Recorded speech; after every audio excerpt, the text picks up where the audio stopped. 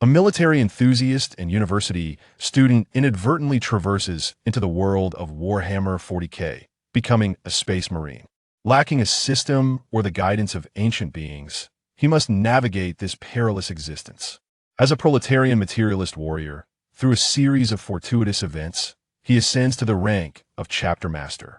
How will he unleash the crimson tide across the galaxy, confronting the greenskins, Necrons, Aeldari, Tyranids, chaos, and alien races, while humanity teeters on the brink of extinction? How will he bring an end to the enemies of mankind? This is the grand saga of Astartes, presented with heartfelt devotion by Yizhi Qing.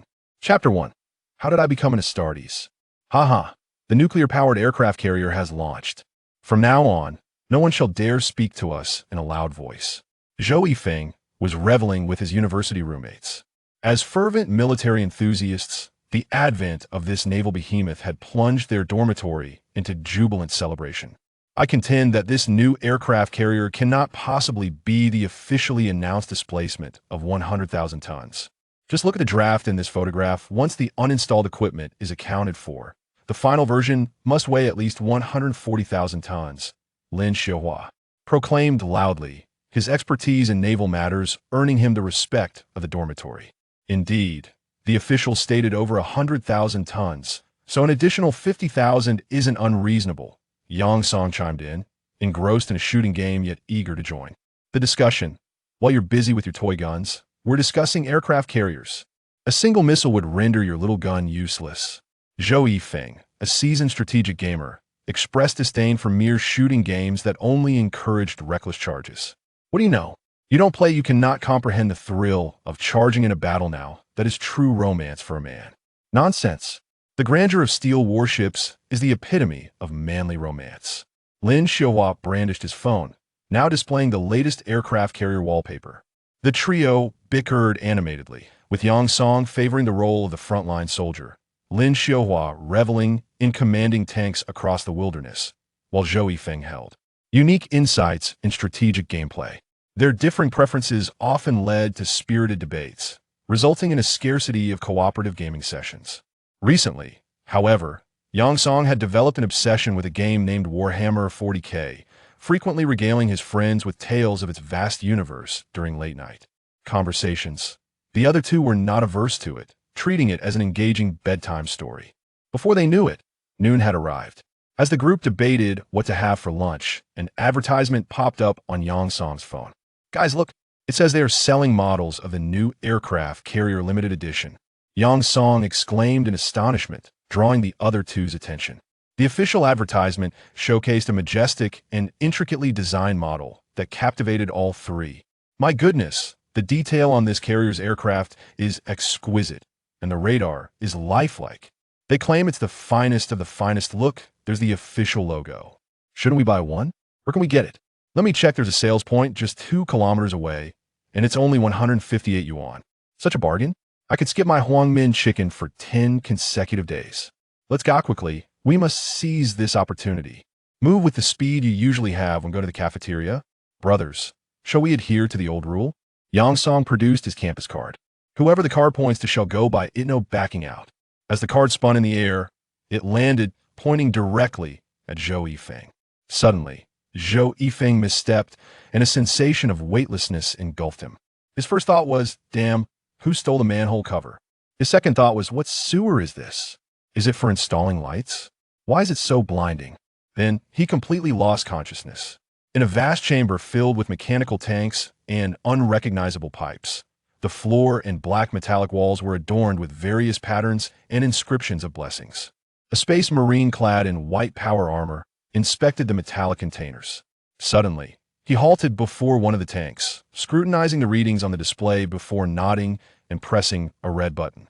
As the sound of water gradually subsided, the mechanical tank slowly opened, and a super soldier, a product of 22 specialized biotechnological modifications known as the Primera Space Marine, tumbled out, crashing heavily onto the ground. Welcome to the chapter, brother. Yizhi Qing groggily opened his eyes, met by the sight of a space marine clad in Mark 7 white power armor. Damn, the Warhammer 40K world. Yizhi Qing was utterly bewildered.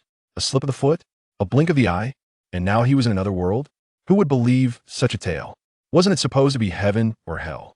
No, this place bore little difference from hell. Zhou Yifeng remained in stunned silence.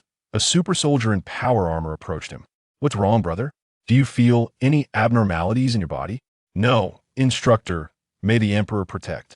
Zhou Yifeng was taken aback, as it seemed the body instinctively uttered the phrase, May the Emperor protect.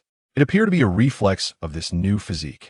Before Zhou Yifeng could ponder further, the voice of the Space Marine boomed like a bell. Do not call me instructor, new brother. I am Chief Apothecary Riskin. Simply refer to me as Apothecary. Understood, Apothecary. Follow the servitor for a physical examination to assess your specific bodily metrics. With that, Apothecary Riskin waved his hand, and the massive mechanical door creaked open, revealing a servitora human who had undergone significant mechanization, enhancing their physique and undergoing brain surgery for thought control, typically a lowly servant to the Astartes. This servitor was so small. No, it was Zhou Yifeng who was so large. He suddenly recalled that Astartes generally stood around 5 meters tall, meaning this servitor was of average stature. Upon opening his eyes, the sight of the oversized machinery designed for Astartes gave Zhou Yifeng the illusion that this was a normal environment. However, he quickly corrected his perception thanks to the comprehensive biological modifications. Astartes experienced immense enhancements in strength, reaction speed, adaptability to environments, resistance, and lifespan. Still unfamiliar with his surroundings, Zhou Yifeng resolved to follow Apothecary Riskin's instructions. He silently vowed to keep his transdimensional journey as his deepest secret. However, upon standing fully upright, he realized he towered over the apothecary, possibly reaching a height of 3 meters if the apothecary stood at 5 meters. To be honest, this white power armor is indeed impressive, Zhou Yifeng mused, his steps unwavering. He approached a massive machine, where he spotted an unusual individual seated behind it. Unlike the servitor, this person was significantly larger, though not quite Astartes-sized. He likely stood around 2 meters tall, and his mechanization was minimal. Apart from a few mechanical voids, there were hardly any visible signs of modification. Esteemed Astartes, this is the diagnostic apparatus. Do you see that silver-gray tubular device? Please lie down on the bed in front of it. Very well, thank you. Zhou Yifeng had already noticed the machine. It was akin to returning to a tank right after emerging from one. Reclining comfortably, Yifeng found himself ensconced within the somewhat short apparatus, which barely accommodated his entire being. The silvery gray device whirred to life, the unsettling crackle of electricity resonating around him. Gradually, the machine enveloped him within a metallic chamber, sealing with an audible click as an emerald glow enveloped Zhou Yifeng, a powerful energy sweeping across his form. Suddenly, his mind was struck as if by a heavy hammer, a torrent of knowledge surging from the void, forcefully flooding his consciousness. It seemed as though he traversed an extensive dream, as if he stood by the banks of history's river, quietly observing the fish within, ceaselessly thrashing about. He witnessed humanity's relentless advancement, discovering the existence of subspace, a realm devoid of time and space. Humanity constructed warships capable of navigating through subspace, expanding relentlessly among the stars as technology flourished, ushering in a golden age. He observed the betrayal of artificial intelligence, igniting a cataclysmic rebellion. Humanity triumphed through great struggle, yet the golden age inevitably began to wane.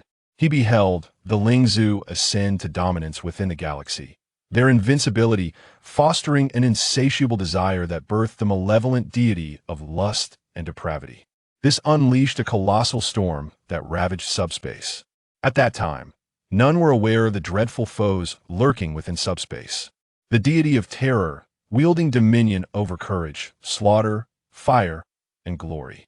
The treacherous god, possessing mastery over wisdom, fate, deceit, and knowledge. The loathsome deity, commanding life, decay, plague, and despair. The fiend of lust, ruling over depravity, desire, art, and indulgence. Alongside other lesser powers, they vied for dominion.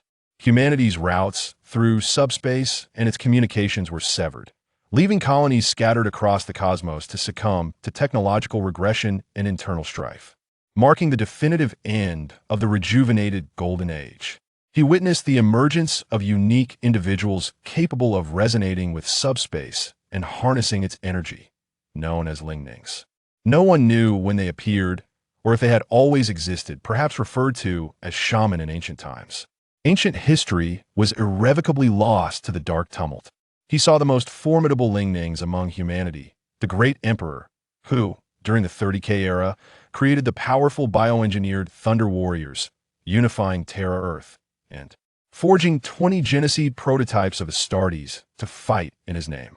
He witnessed the emperor conquer a significant portion of the galaxy, only to be betrayed by his most trusted genocide, Horus, who allied with the four most potent dark gods. Forged from the emotional energies of countless sentient beings across the galaxy. Their power stemmed from the emotions of all sentient life. As long as one creature survived within the galaxy, they remained immortal. They instinctively expanded their dominion over various emotions, corrupting beings of the material realm to become their messengers. The Emperor clashed fiercely with the traitors, ultimately being slain aboard Horus's flagship, leaving him gravely wounded and confined to the Golden Throne, rendered a voiceless, motionless husk. He observed the 13th Legion's Primarch, Guilliman, pen the Astartes Codex, declaring that each Astartes chapter could consist of no more than 1,000 warriors to prevent a repeat of mass betrayal. Subsequently, Guilliman assumed command of Imperial affairs, and while wounded in battle, entered a state of stasis, leaving human governance to humanity.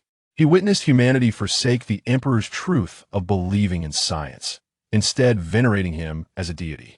The Mechanicum, fearful of repeating past mistakes, shunned innovation in favor of rediscovering lost technologies. Humanity stumbled forth for another 10 millennia.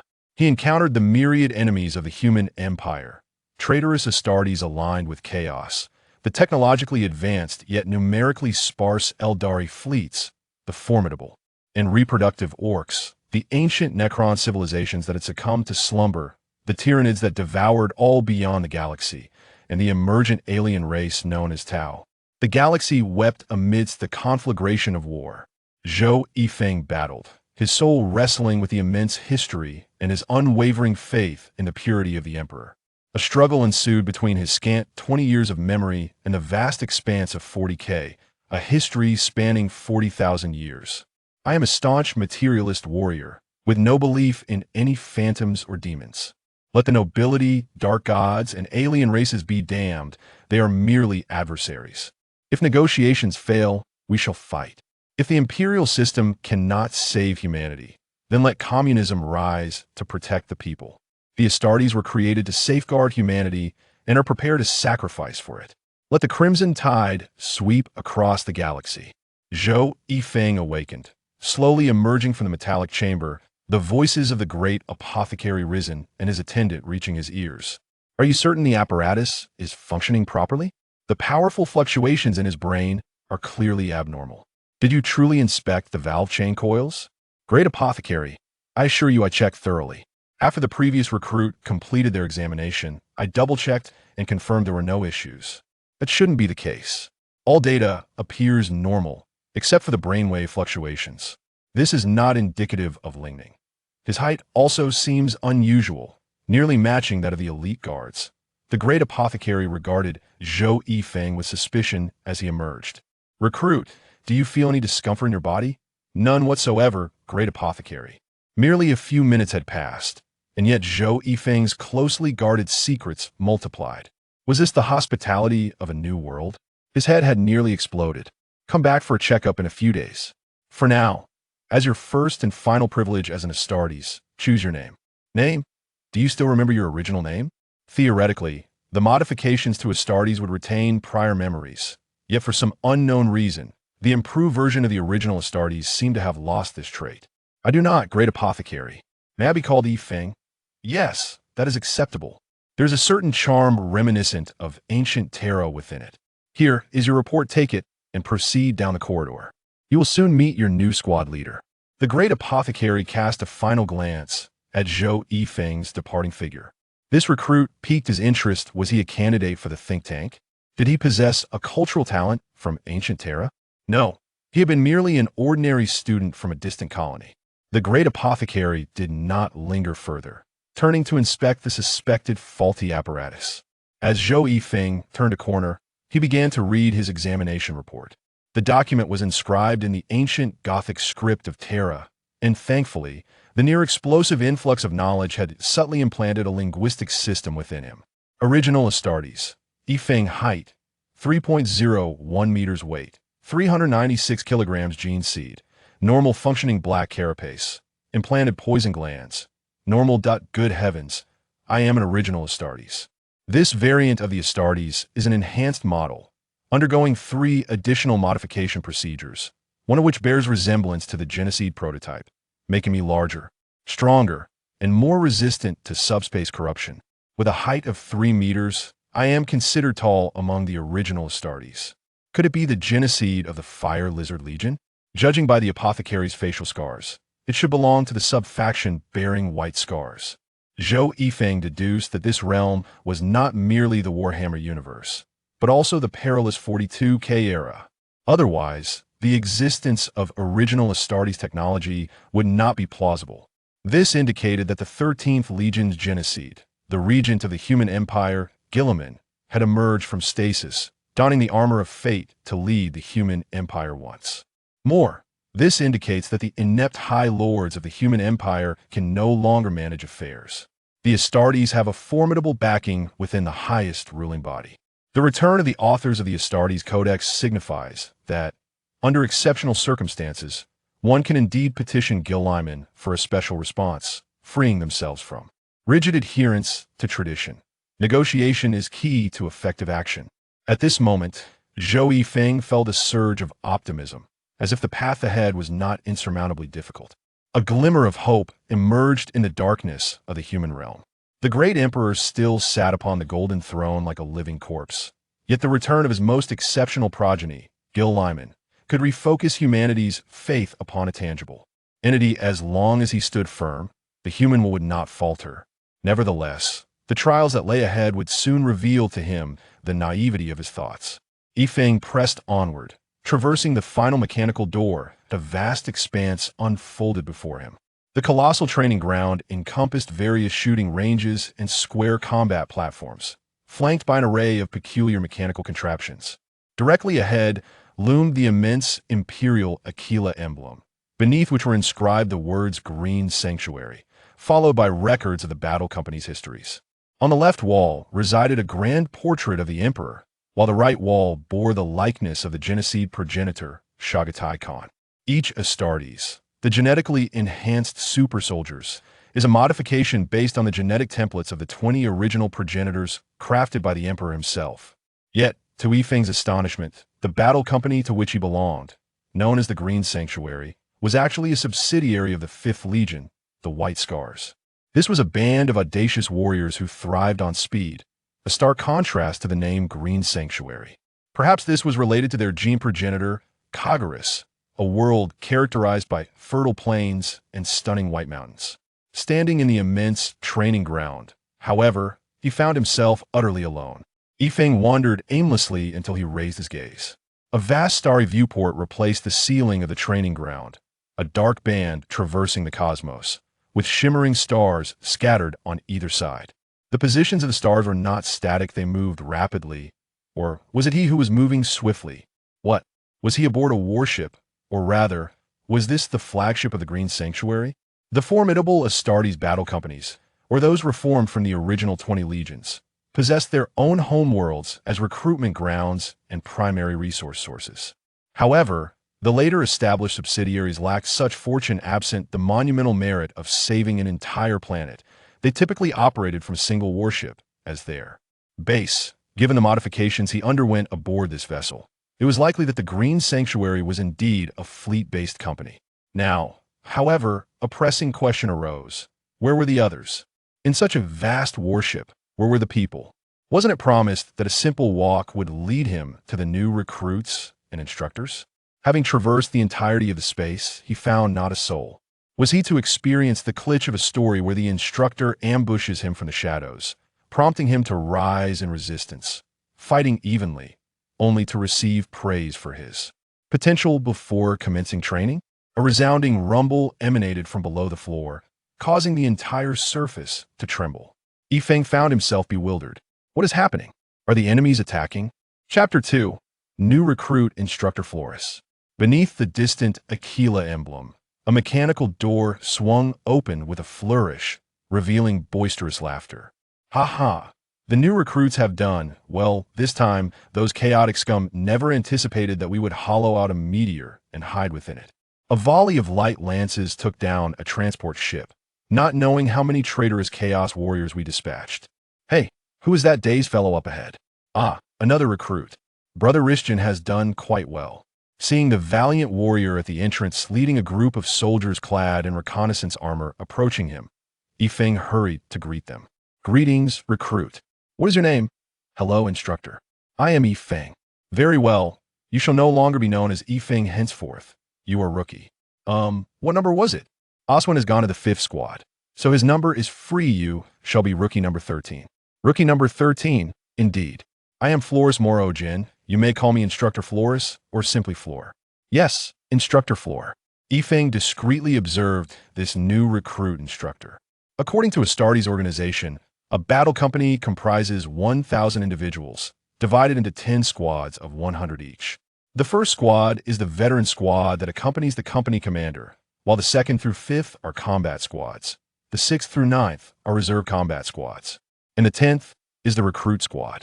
This Flores must be the commander of the 10th squad. The recruit instructor now stood directly before Yifeng, noticeably shorter by about half a meter, clearly not an original Astartes.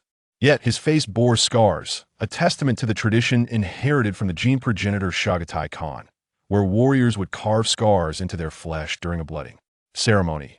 The Green Sanctuary preserved this tradition and would conduct the ritual again upon achieving certain milestones.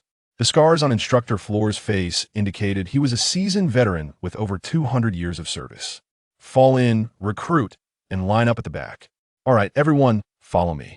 Rookie 9, go file a combat report. The rest, accompany me to review the battle on the sand table. A soldier hastily dashed toward the mechanical door by the shooting range, while the others followed Instructor Floor toward the holographic battlefield projection beneath the Emperor's portrait. Yifeng trailed at the back of the line when suddenly a slightly shorter Astartes ahead turned around, offering Yifeng a friendly smile and murmuring in a hushed tone, "Hey, rookie number 19, welcome to the 10th squad. All right, lads, gather around the holographic table and pay close attention. Relax, we've achieved victory. Number 13, come stand beside me, I'll give you your first lesson." Yifeng stood beside the instructor, feeling somewhat out of place, but fortunately, few soldiers noticed him as they were all fixated on the central instrument. As the holographic projection gradually unfolded, a Chaos Space Marine transport vessel became visible at the center. Judging by the profane symbols adorning the ship, it was likely allied with one of the 4 great gods of the warp, the god of war, Khorne, and might even harbor traitorous space Marines who had defected to chaos. They were preparing to navigate through the asteroid belt of the Snarke system.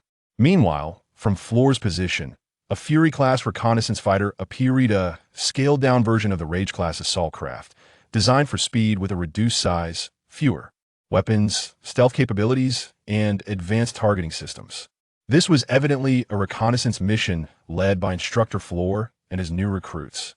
The Fury fighter stealthily concealed itself behind a larger asteroid, from which several soldiers clad in fully enclosed reconnaissance armor emerged, utilizing specialized heavy weaponry to hollow out the asteroid, subsequently hiding the fighter within. After a brief propulsion from the asteroid, the fighter powered down most of its systems and glided toward the enemy transport vessel solely on inertia. The enemy failed to respond, likely mistaking it for an ordinary asteroid. As they approached a certain distance, the Fury fighter accurately marked the enemy. Subsequently, a squadron of Thunderhawk bombers and Rage-class assault ships obliterated the entire enemy vessel, reducing it to space debris. This was a remarkably successful reconnaissance mission, at least in the eyes of the new recruits. All right, this concludes the combat operation. Participants, please share your thoughts. Instructor Floor, I believe this was a successful battle. We destroyed the enemy fleet without sustaining any casualties. Instructor, While we reduced those chaos foes to mere fragments, we similarly received no supplies. From a logistics perspective, we expended considerable munitions without any resupply. On the 27th, mind your thoughts. The ammunition produced by the Empire is inherently intended to be directed at the enemies. It is an honor for us to launch them. Before the soldier could finish his sentence, another soldier began to counter his argument. You should convey those words to the battle group's priest. Only when you are out of ammunition will you comprehend the gravity of the situation. Without ammunition, I still possess my chainsaw sword, and I have enough. Cease this futile debate. Share your perspective. Rookie 13. Feel free to speak. This is a space for open dialogue. You and I are brothers.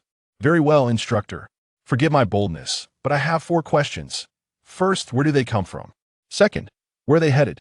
Third, is this a cargo transport or a pickup? Finally, where are their escorts? Clearly, when the observer Yifeng posed these inquiries, many recruits were momentarily taken aback. Instructor Falu had evidently recognized this issue earlier. He surveyed the room and remarked, Rookie 13 speaks wisely. As scouts, it is not sufficient to merely gather data about the enemy's ships. Understanding their strategic intentions is fundamental. Yet, you have all been intoxicated by victory. Instructor Fulu's voice resonated thunderously, causing each recruit to instinctively avert their gaze from his penetrating eyes. All of you must remember this lesson well. Should a similar situation arise again, be prepared to remain in the rookie company until death. Now, do not rush to express your opinions. Allow me to analyze the situation. From the fragments of the enemy's destroyed transport ship, it appears to be an empty vessel, most likely on a cargo mission. They lack escorts, which may suggest they deem this shipment unimportant, or perhaps they aim to minimize fleet size for stealthy maneuvers. I tend to support the latter theory, of course. There exists a third possibility that they encountered an enemy, and their escort was diverted to distract the foe. However, based on the debris from the enemy ship's explosion, this should be an empty vessel. An empty ship is typically swift and can often evade pursuers through sheer speed, making this speculation less likely. The enemy's trajectory leads towards the third terrestrial planet within the star system, which is devoid of life.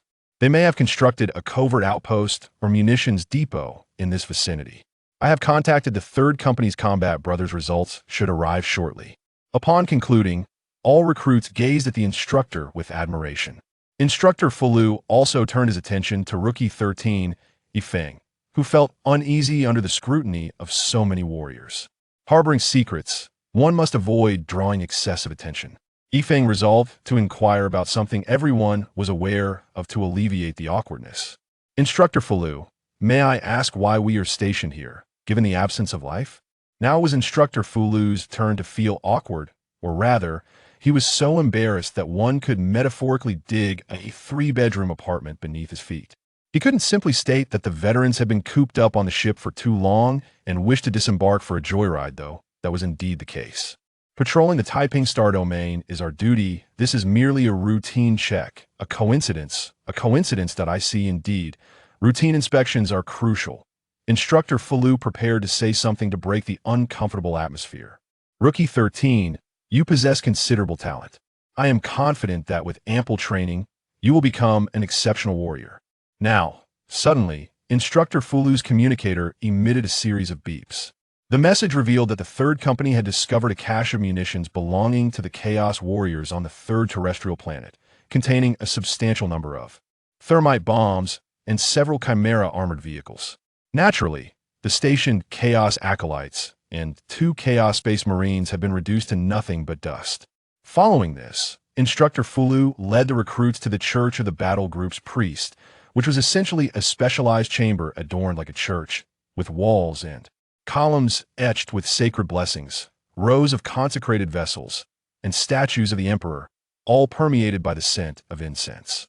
The primary role of the battle group's priest is to assist the combat brothers in maintaining their integrity, safeguarding them against the insidious encroachments of the warp on their minds. However, this mission was led by the seasoned veteran Fulu, accompanied by newly minted Primera Space Marine recruits. The specially implanted organs granted them significantly enhanced resistance to the warp compared to ordinary Astartes. Thus, the priest prioritized purifying the crew members, placing the recruits in the second tier. May the Emperor bless you, and Cyrus, the Wind Whisperer. The White Scars often refer to the priest as the Wind Whisperer, but for the sake of collaboration with other battle groups, we shall refer to him simply as the priest. The Emperor watches over you as well. In truth, everyone was quite pleased with Rookie 13's arrival, as his presence typically resulted in a misfortunate soul emerging after pairings were made.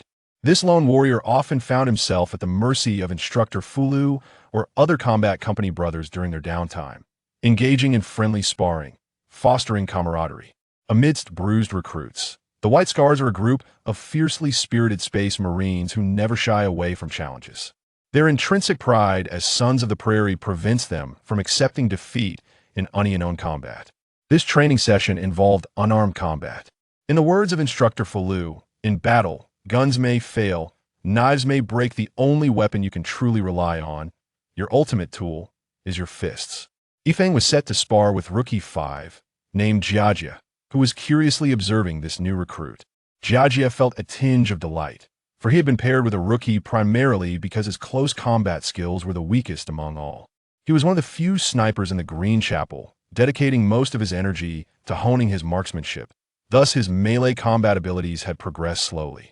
In previous sparring sessions, he often found himself on the receiving end of a beating, but today he would finally escape that fate. Then Rookie 13, shall we begin? Senior, I am ready. Addressing him as senior brought a sense of satisfaction to Jiajia, yet he would not show mercy. Being perceived as lenient by the instructor could lead to severe penalties. Jiajia launched the first strike, his fist a veritable sandbegurtling towards Yifeng's face. Although both possessed extraordinary reflexes and strength, Yifeng was still a novice. Instinctively, one arm shielded his face, successfully blocking the blow but simultaneously obstructing his line of sight. With a resounding thud, Yifeng failed to notice Jiajia's other fist, which landed squarely against his midsection. The impact caused Yifeng to grimace in pain, his right leg buckling into a half-kneel. Instructor Fulu's voice boomed from afar. Rookie 13, there's an open target on the opponent's chest. Why do you not retaliate? Upon hearing this, Yifeng's mind raced. Military enthusiasts often indulge in combat videos, though they seldom practice. Thanks to the Primaris Astartes' formidable physical capabilities, Yifeng was able to move fluidly. Countless ANC instructor Fu Luo epitomizes the mentality of a typical Bai Ba Zi disciple. The warrior, imbued with the essence of this genetic seed, possesses a battle awareness, ingrained in his very bones. Follow your instincts and battle your talents are commendable. Continue your training. Within the vast expanse of the galaxy, countless extraterrestrial beings exhibit unique forms, and the chaos of corruption renders them increasingly elusive. The adversaries of interstellar warriors are not solely humanoid, making it impractical to train extensively in specialized combat techniques against every conceivable enemy type. The Green Sanctuary Battle Brotherhood places greater emphasis on the cultivation of battle consciousness and the adeptness of combat maneuvers. 2 hours later, Yifeng, sporting two panda eyes, concluded his training, standing at the rear of the formation with an array of bruises, blue and purple. Jiajia also bore the brunt of the training, secretly lamenting the boy's unexpectedly vicious techniques. Although outwardly appearing unscathed, he was suffering from internal injuries, leaving him with a considerable discomfort in his abdomen. Fortunately, thanks to the rapid regenerative abilities of the Astartes, his minor injuries would heal in the time it takes to consume a meal. Well done today. Your martial skills have shown some improvement. Go and have your meal, and remember my guidance. Should the same mistakes persist tomorrow, I shall personally instruct you. A shiver ran through everyone except Yifeng. All right, you're dismissed. Go eat. Though the Astartes could rely on the self-sustaining capabilities of their power armor to endure for 2 weeks without food or rest, they still required nourishment under normal circumstances and in substantial quantities. Moreover, the new recruits were unable to don their power armor. New soldiers had black shells implanted to enhance their control over the armor, a process that required considerable time to mature, and until then, mastering the power armor was exceedingly difficult. Furthermore, wearing the power armor symbolized their formal enlistment. The recruits dispersed in small groups, and the initially friendly rookie, No. 19, Uka, approached Yifeng. Hello, new brother, how did training feel? Hello, I feel my strength is increasing. Or perhaps it's merely an illusion. Haha. All new recruits feel this way. Come, they'll take you to the mess hall. Jia joined them. As the Green Sanctuary also revered strength and brotherhood, it was customary for them to forge friendships through combat. Later, while queuing for food, Yifeng pondered what to say, marveling at the crowding that necessitated even these super soldiers to wait for their meals. During the wait, Yifeng learned from Jia and Uka that they were situated at the periphery of the Empire's peaceful star domain. To Yifeng's surprise, this was not Abaddon's the enemy 13th expedition, but rather the 14th. The four major ruinous powers of the warp, in conjunction with Abaddon, unleashed a torrent of chaotic energy surging forth from the Eye of Terror, sweeping across the galaxy. From the Empire's standard maps, a rift in the warp stretched from the northwest corner to the eastern center. The warp energy severed communications, and without the guidance of the Emperor's beacon located on Terra, even the finest warships dared not traverse this vast chasm. Thus, half of the territories above the Grand Map remained disconnected from the central human capital, Terra. The Green Sanctuary was located in the western region, where 99% of its territory lay beneath the rift. Unfortunately, they had been assigned the task of quelling rebellions in distant worlds, leading them to the northwestern corner, where they successfully arrived at the mere one of the peaceful star domain, situated on the other side of the rift. This area was home to a single Imperial fist battle company, the Storm of Will, which had suffered heavy losses and was recuperating, and a steel hand battle company, the Shadow. Poison Blade, which had inadvertently stumbled upon this location during a penitent crusade. A penitent crusade is a century-long expedition undertaken by a battle company to demonstrate their loyalty to the Empire after suspicions of disloyalty arise, with no Imperial resupply throughout. This region contained one Imperial Forge world and 5 loyal colonial planets. Originally, a single incomplete battle company was stationed here, but now 3 incomplete Astartes companies held the fort. Due to their location within the peaceful star domain to the west of the map, the administrative authority from the mists of stars to the north had no jurisdiction over them. The 5 colonial planets established a temporary second council of the peaceful star domain to manage local affairs, leading to revelry and merriment. Music and dance abounded. 3 battle companies, when rounded up, equaled the defensive strength of humanity's homeworld, Terra, veritable fortress indeed. However, another piece of information left Yifeng bewildered. There were no other warships available, with only a single strike cruiser remaining in the entire company. Typically, a standard battle company possesses 34 assault landers and 34 strike cruisers. While it is common for war to deplete naval forces, their current situation seemed rather dire. Uka shrugged, lamenting that the sons of the Khan of the Chagorian were perpetually engaged in battles at the galaxy's outermost dark regions. Yifeng, absorbing this information, felt a mix of fear and reassurance. As long as this remote corner went unnoticed, their small fleet would remain secure. But should anyone take notice, not even 3 battered battle companies could withstand the onslaught. Now, all they could do was pray to "Do not see me, do not see me, do not see me." Chapter 3, the happiest race in the entire galaxy, has arrived. A decade has swiftly passed. During these years, the Green Sanctuary where Yifeng resides has been conducting guerrilla operations among the stars, referring to it as hunting. The newly recruited soldiers, including Yifeng, primarily engage in reconnaissance missions, occasionally pursuing fleeing enemies. For the members of the Bakan race, nothing is more paramount than speed. Whether soaring in space fighters, racing through the atmosphere in land speeders, or navigating tactical motorcycles on the ground, the warriors of the Green Sanctuary effortlessly command any swift vehicle. After 10 years of rigorous training, Yifeng has mastered all fundamental tactics and weaponry, qualifying as an interstellar warrior. The acquisition of the crucial genetic seeds predominantly relies on the interstellar warriors, as the first genetic seed, located at the base of the neck, matures in the 5th year, easily extracted by the apothecary through surgery. In the 10th year, the second genetic seed matures, but it is situated within the warrior's chest cavity, making extraction perilous. Retaining it within the body allows for the continuous release of special biotin, further enhancing the strength of the Astartes. Typically, this seed is harvested only after the Astartes has perished in battle. However, the Primaris Astartes have resolved this issue. The newly implanted gene seed gradually disperses biotin, ensuring that even if both seeds are removed, it will not significantly hinder subsequent enhancement. Moreover, the formidable physique of the Primaris Astartes minimizes the likelihood of death during surgery. Another trait of the genetic seed is the inheritance of combat experience from the previous warrior. Yet, this is supplanted by the enhanced learning capacity brought forth by the Primaris' newly acquired multifaceted thinking ability. While the genetic seed traditionally imparts the previous warrior's experience over decades, Primaris Astartes can assimilate this knowledge in a much shorter time frame. After a complete recovery following surgery, Yifeng is poised to undertake the final rite of becoming an Astartes by donning his power armor. This ceremony is of utmost importance to interstellar warriors, signifying universal acknowledgement of his status as a qualified Astartes. In the words of Instructor Flores, although the chapter master mandates a minimum of 10 years of training for each Primaris Astartes, Yifeng is the first in nearly a century to achieve perfection at this milestone. The duration of training for new recruits varies across different chapters, reflecting the intensity of warfare in their respective regions.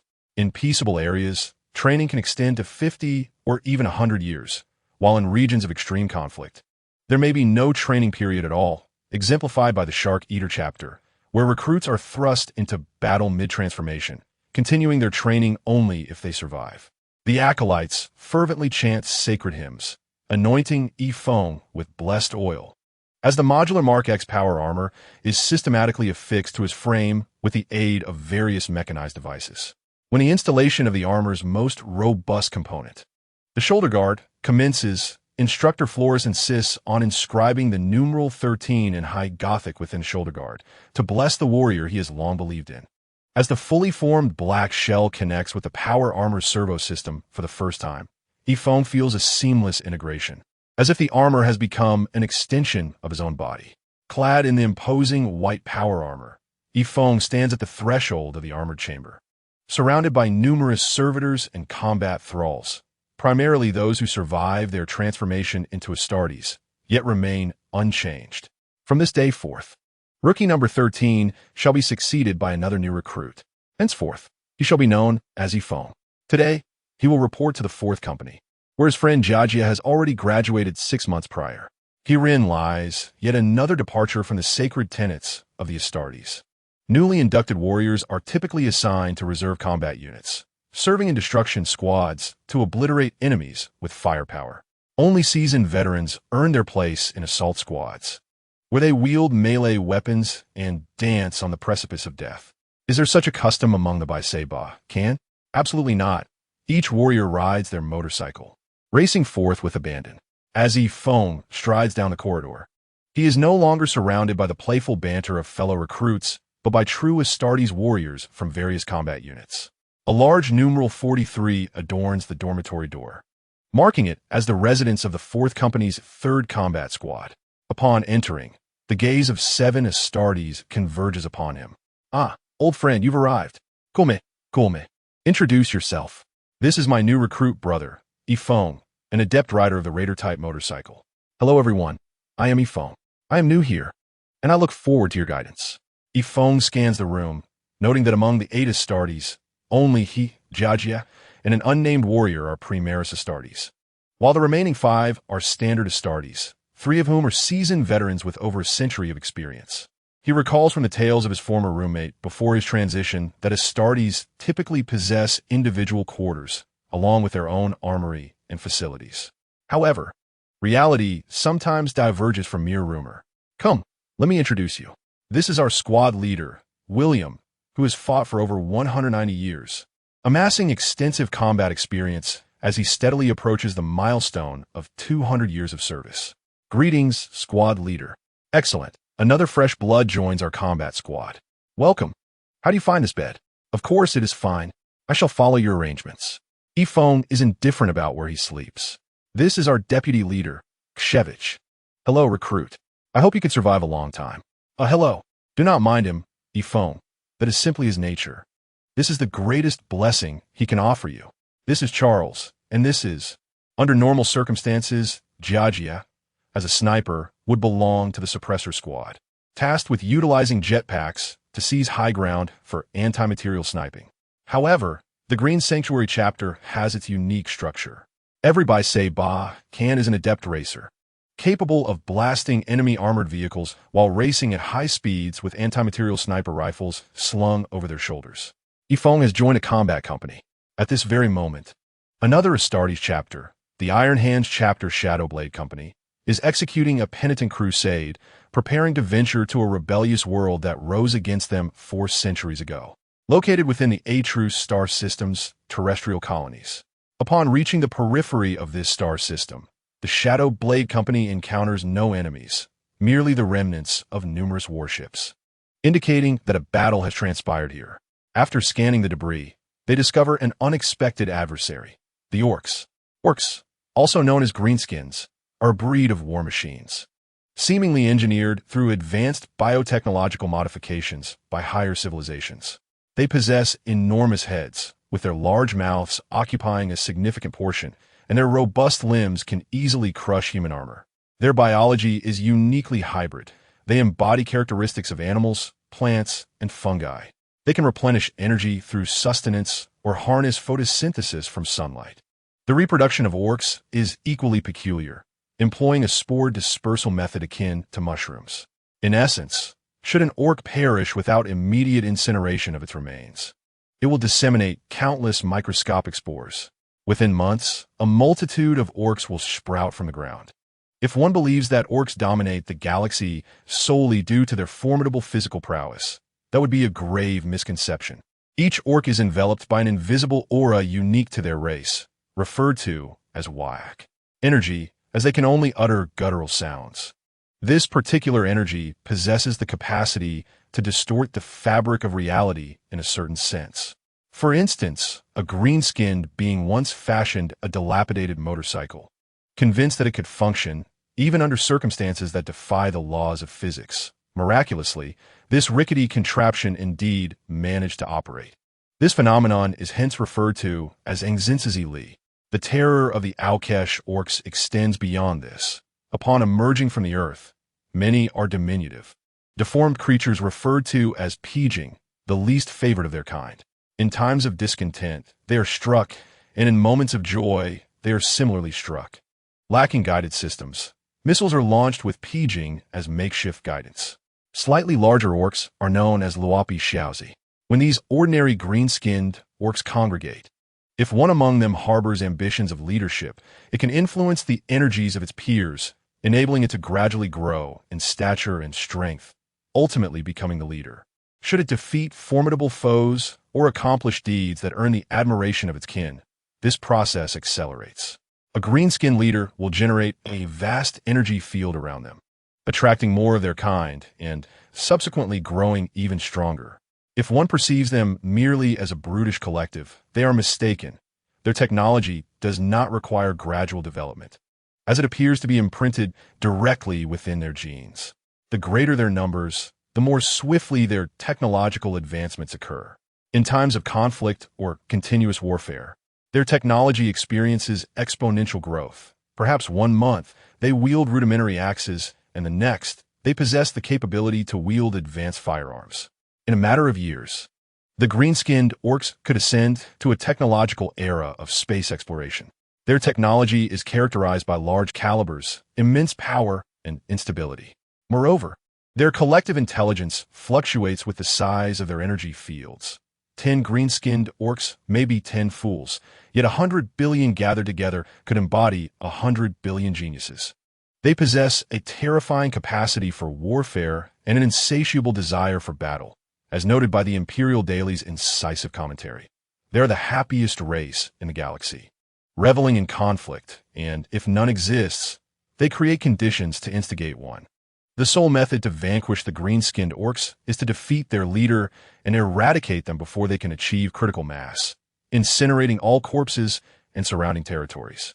The Imperial response typically involves swiftly addressing minor incursions of green-skinned orks with Imperial Astartes, Navy, and Astra Militarum forces.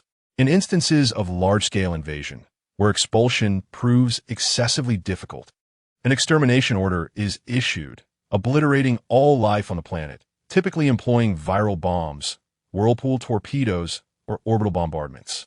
However, It is generally unnecessary to deploy a whirlpool torpedo capable of annihilating an entire planet. A viral bomb suffices, allowing for the eventual restoration of the ecosystem, albeit over an extended period. Clearly, for the Shadow Venom Blades, a battle group that has endured over 80 years of penitential expeditions with scant supplies and only 300 personnel remaining. Addressing a planet teeming with green-skinned orcs is exceedingly daunting. Even the fuel for incinerating corpses is lacking, prompting an immediate decision to seek assistance from other Astartes chapters. The strike cruiser Blessed Forest is equipped with 3 light spear devices for long-range assaults and arrays of macro cannons on either side to obliterate any enemy vessels daring to approach. Comparatively, the number of macro cannons is relatively low due to prior damage sustained during repairs, resulting in the removal of 4 severely damaged cannons and the installation of 8 torpedo launchers. Notably, this vessel has been augmented with 2 small hangars at the rear, capable of deploying fighter and bomber squadrons. The airdrop module, as is well known, is adept at executing decapitation strikes against enemy vessels or planets. The Blessed Forest activated its Geller field, specifically designed to prevent incursions by subspace demons during hyperspace travel. The subspace engines commenced operations at full capacity, as the battle group commander understood the characteristics of the green-skinned orcs. Arriving even a minute earlier at the battlefield could mean fewer casualties in managing this crisis. From Commander Dyke's perspective, as a subsidiary of the White Scars, guerrilla tactics are their forte, particularly in countering foes like the Chaos Space Marines, who suffer significant declines in combat effectiveness when their supply lines are severed. Conversely, the green-skinned orcs, lacking supply lines and relying on scavenging for weaponry, can continue to fight through photosynthesis, becoming even more frenzied when deprived of their cherished mushrooms. In such a defensive engagement, the Imperial Fists and their subchapters excel, while direct assaults are best suited for the Premier Space Marines and their respective factions. Connect me to the Tech Sergeant Communications channel. How much Promethium fuel do we have left? Is the status of the Indomitable optimal? How many heavy artillery pieces remain operational? Commander, we have 3,000 tons of Promethium fuel available. The Indomitable is in good condition, and including the servitor tanks, we possess a total of 128 artillery pieces. The Tech Sergeant's voice, tinged with an electronic resonance, was distinctly recognizable. Though we have but a single capital ship, our armaments are quite ample. This is one of the reasons for the shared sleeping quarters. Storing the Indomitable and a large cache of weaponry necessitates considerable space. We will reach our destination in 31 hours. I hope it will not be too late. The commander pondered, resolving to rally the troops to boost morale. Though he hesitated to admit it, this battle might very well be the last time he sees many of his fighting brothers. Meanwhile, upon receiving the news, the combat squad leader, William, gathered his entire team and proceeded to the armory. Leader, are you certain we need to take all this? Absolutely. Take as much as you can carry. If it fits in the airdrop module, pack it all in. The speaker, JG, was now encumbered with weapons and ammunition, resembling a tightly wrapped dumpling. As a sniper, in addition to carrying a specialized high-powered laser rifle, he bore a plasma gun, a shoulder-mounted capacitor cannon, and a belt of thermite grenades. With 3 rows of hand grenades hanging from his chest and explosive pistols and tactical daggers strapped to his thighs, along with several loops of ammunition for explosive pistols around his calves. In the midst of this, the seasoned Astartes veteran wrapped additional loops of explosive ammunition around JG's arms. Leader, if any of these munitions detonate, I might be obliterated into dust. What is there to fear? With green-skinned orcs, hitting you with their weapons is sheer luck. As long as the Shadow Venom Blades can hold them off and continue to eliminate their leaders, their insufficient numbers will prevent them from developing technology capable of penetrating your power armor. When engaging, just expose your armor a little. Direct your other weapons towards the denser clusters of enemies, and remember to target the largest green-skinned orc, aside from the 3 newly initiated Premier Space Marines. The remaining 5 had all faced the green-skinned orcs before, particularly squad leader William, who had gleaned one key lesson from numerous encounters when engaging them in direct combat. One should carry ample weaponry and focus fire on the areas with the greatest concentration of orcs and their larger kin. At this moment, Ifong was not in a much better situation. After strapping on his nuclear-powered backpack, he added a large plutonium fuel tank, affixed a jet nozzle to his left arm, and held in his right hand a double-barreled explosive gun crafted by William. This was merely two explosive guns bound together with leather strips. Employing welding techniques would likely lead the technical sergeant and those superstitious members of the mechanical cult to brand one as a heretic. His chest was adorned with explosive gun ammunition, while his waist was similarly equipped with a belt of thermite bombs. Chainsaw swords and landmines were strapped to his legs. Yifeng refrained from voicing his thoughts. After the soul infusion, he had become acutely aware of the terrifying and seemingly endless numbers of the green-skinned foes. Most Astartes warriors met their demise in close combat due to running out of ammunition. Hence, it was entirely reasonable for the squad leader to bring along extra ammunition. But why, he pondered, did the leader have to hang 2 loops of detonators on his helmet? Did he think resupply would be so simple? The green-skinned adversaries, for all their other weaknesses, possessed formidable anti-aircraft weaponry that made resupply ships exceedingly difficult to land. Yifeng understood this, but he could not comprehend the rationale behind attaching detonators to his head. Are you foolish? Bind the detonators with anything that can explode, and they become makeshift bombs. If you attach them to the explosive gun ammunition, doesn't that essentially turn them into hand grenades? Yifeng found himself at a loss, uncertain whether to commend the squad leader's rich experience or to admire his unconventional thinking. William, the squad leader, was busy affixing grenade racks to his explosive gun when he suddenly perked up, turning to look at the doorway. What is it, squad leader lord? Jia turned around, startled. Your hearing hasn't deteriorated, William. Haha. As always, William, with that setup of yours, it seems you're gearing up to unleash the Eye of Fear against Chaos Space Marines. I need not make such a grand display.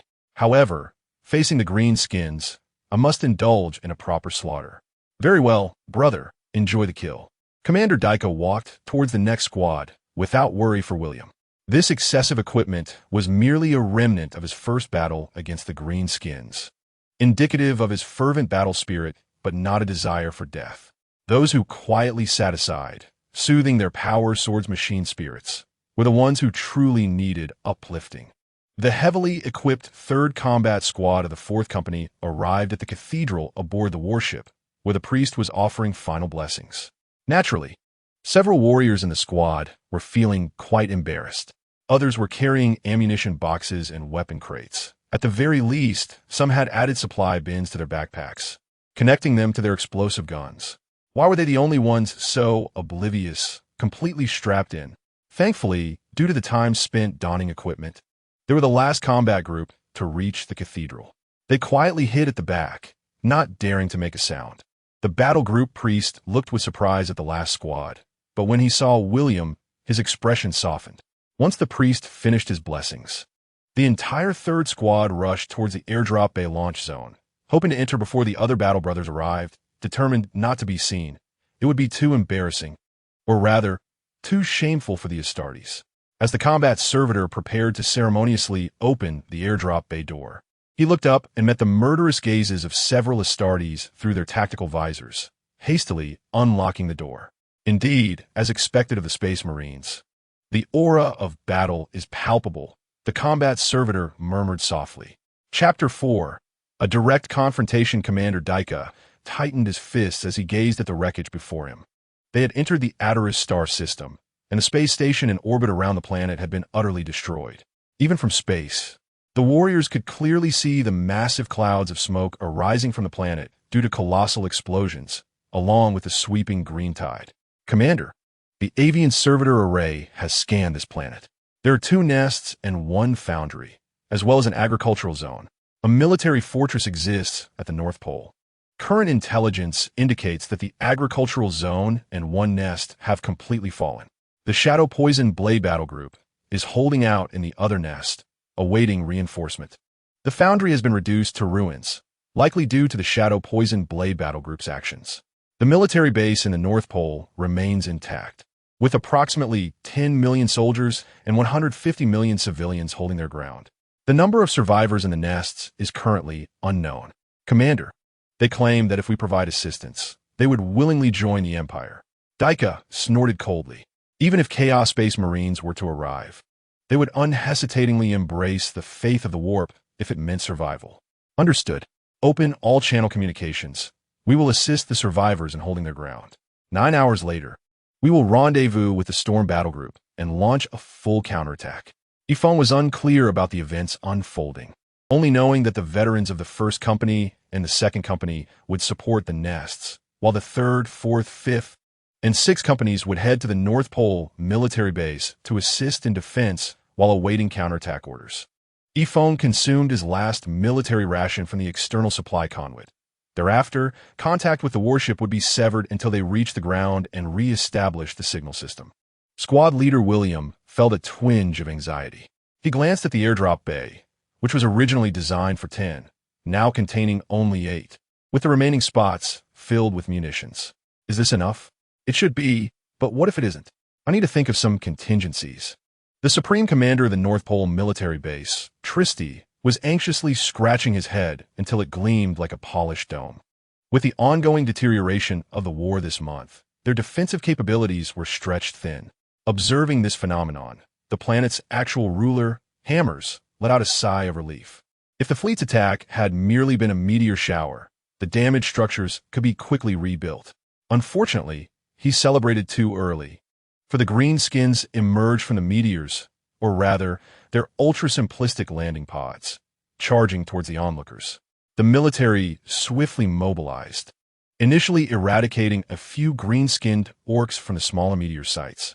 Although they resisted fiercely, the local soldiers found that the greenskins' technological level was slightly inferior to theirs, barely having entered the space age. Thanks to the overwhelming numbers of the initial human forces, soon only 2 nearby large meteor sites remained unscathed. This large crater seemed peculiar, with a mushroom cloud lingering above it, and dust swirling within, obscuring visibility. However, initially, no one paid much heed. President Hammers ordered the military to cordon off the large meteor crater, mobilizing 18 million troops nationwide to eliminate the enemy. Yet, during the month spent gathering forces, there was no sign of activity from the crater. The foolish rulers even proclaimed to the public that the enemy had been thoroughly frightened and would no longer dare to act recklessly. Thus, after a month of legal procedures, the son of the Speaker of the Upper House, Melty, successfully replaced Commander Tristy to lead the 18 million troops. With a single command, a full-scale assault was initiated. What direction should we attack? Just pile 18 million on top of them. We have no attack direction. Full assault. The first soldier to reach the large meteor will be granted the rank of Major General. And so, a throng of soldiers marched towards the crater. How do we attack? No idea. What position should we reach by what time? No idea. So what do we do? Advance. Each battalion lacked coordination, and upon hearing that the first to arrive would receive a general's rank, they all steeled their resolve to march forward, until the fastest mechanized light brigade, the 18th, encountered a mountain. Commander, was there ever a mountain here? I don't know. The map shows this as a plain. Could it be a large meteor? Major General rank. You know, use your brain. Can a meteor look like this? Our enemy has yet to appear. Be cautious. The earth-shattering war cries echoed throughout the heavens and earth, even reaching Melty, who was sipping tea 80 kilometers away. "Was that noise, Aid?" Melty exclaimed in panic, for he had indeed heard that battle cry before, emanating from other meteor sites. "Do not be concerned, Commander. There is nothing that can withstand the assault of 18 million troops. To some extent, this indeed offers a glimmer of hope for the army.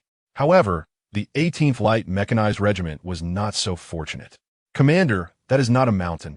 That is the enemy."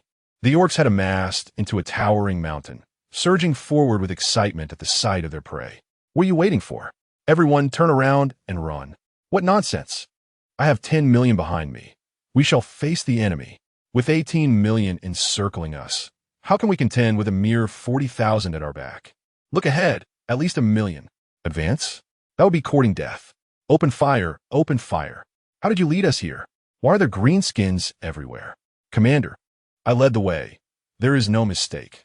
The path ahead is the one we took to arrive here." The guard's small pistol continued to fire.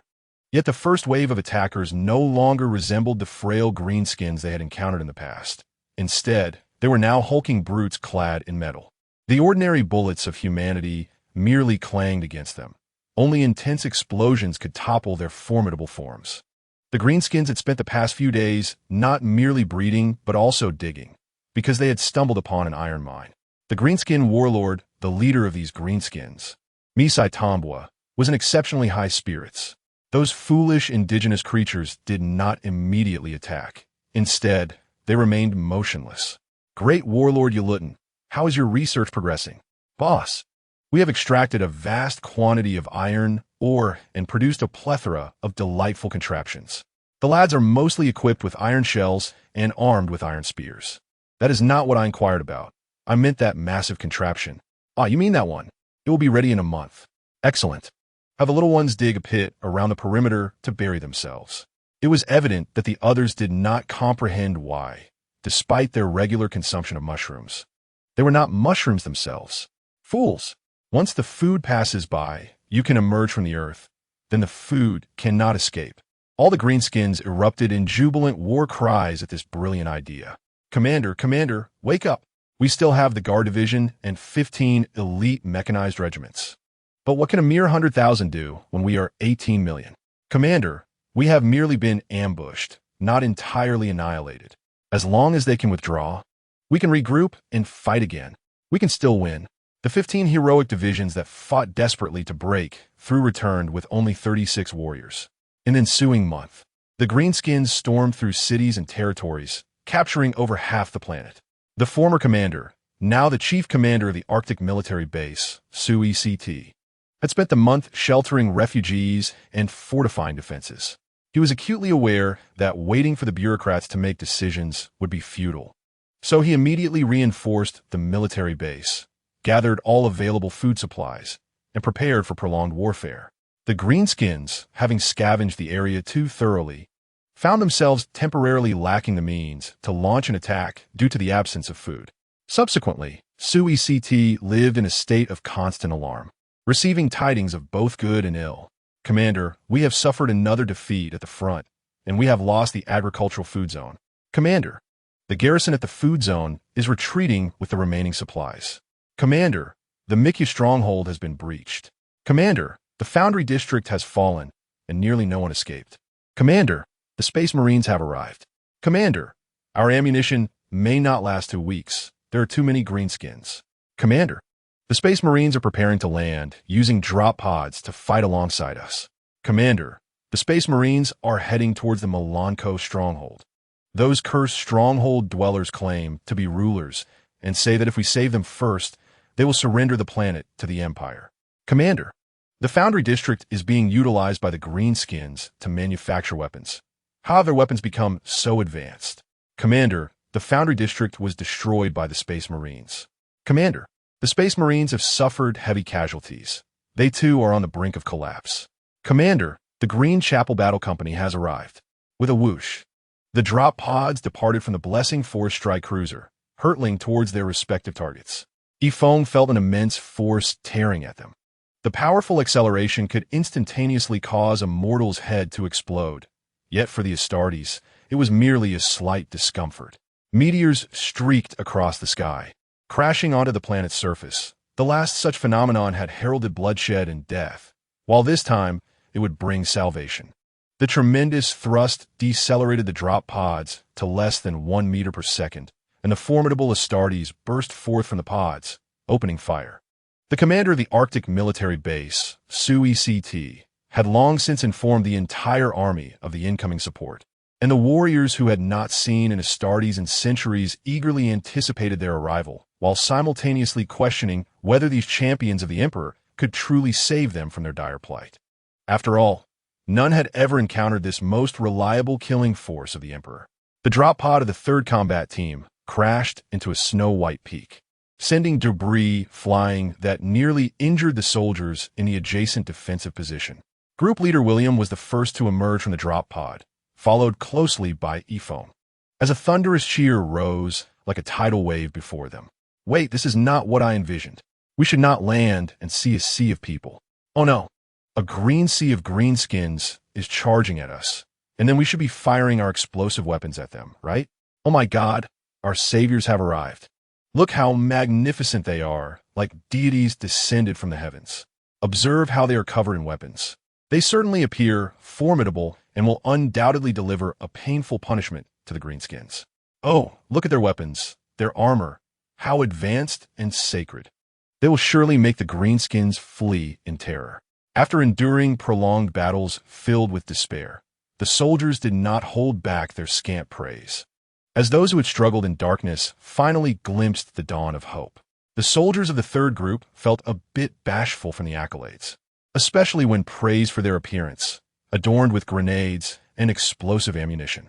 Group leader William promptly responded, instructing Vice Leader Keshevich to lead them in establishing a defensive position, to hold for 9 hours while awaiting a counterattack. The Arctic fortress was not merely a lengthy wall encircling a city, a construction that was time-consuming, laborious, and of little use, but rather a military stronghold integrated with the entire Arctic mountain range, connecting walls to cliffs and creating tunnels and firing ports within the mountains. Utilizing the cliffs and steep terrain shortened the defensive line while providing a refuge from orbital bombardment and other powerful strikes.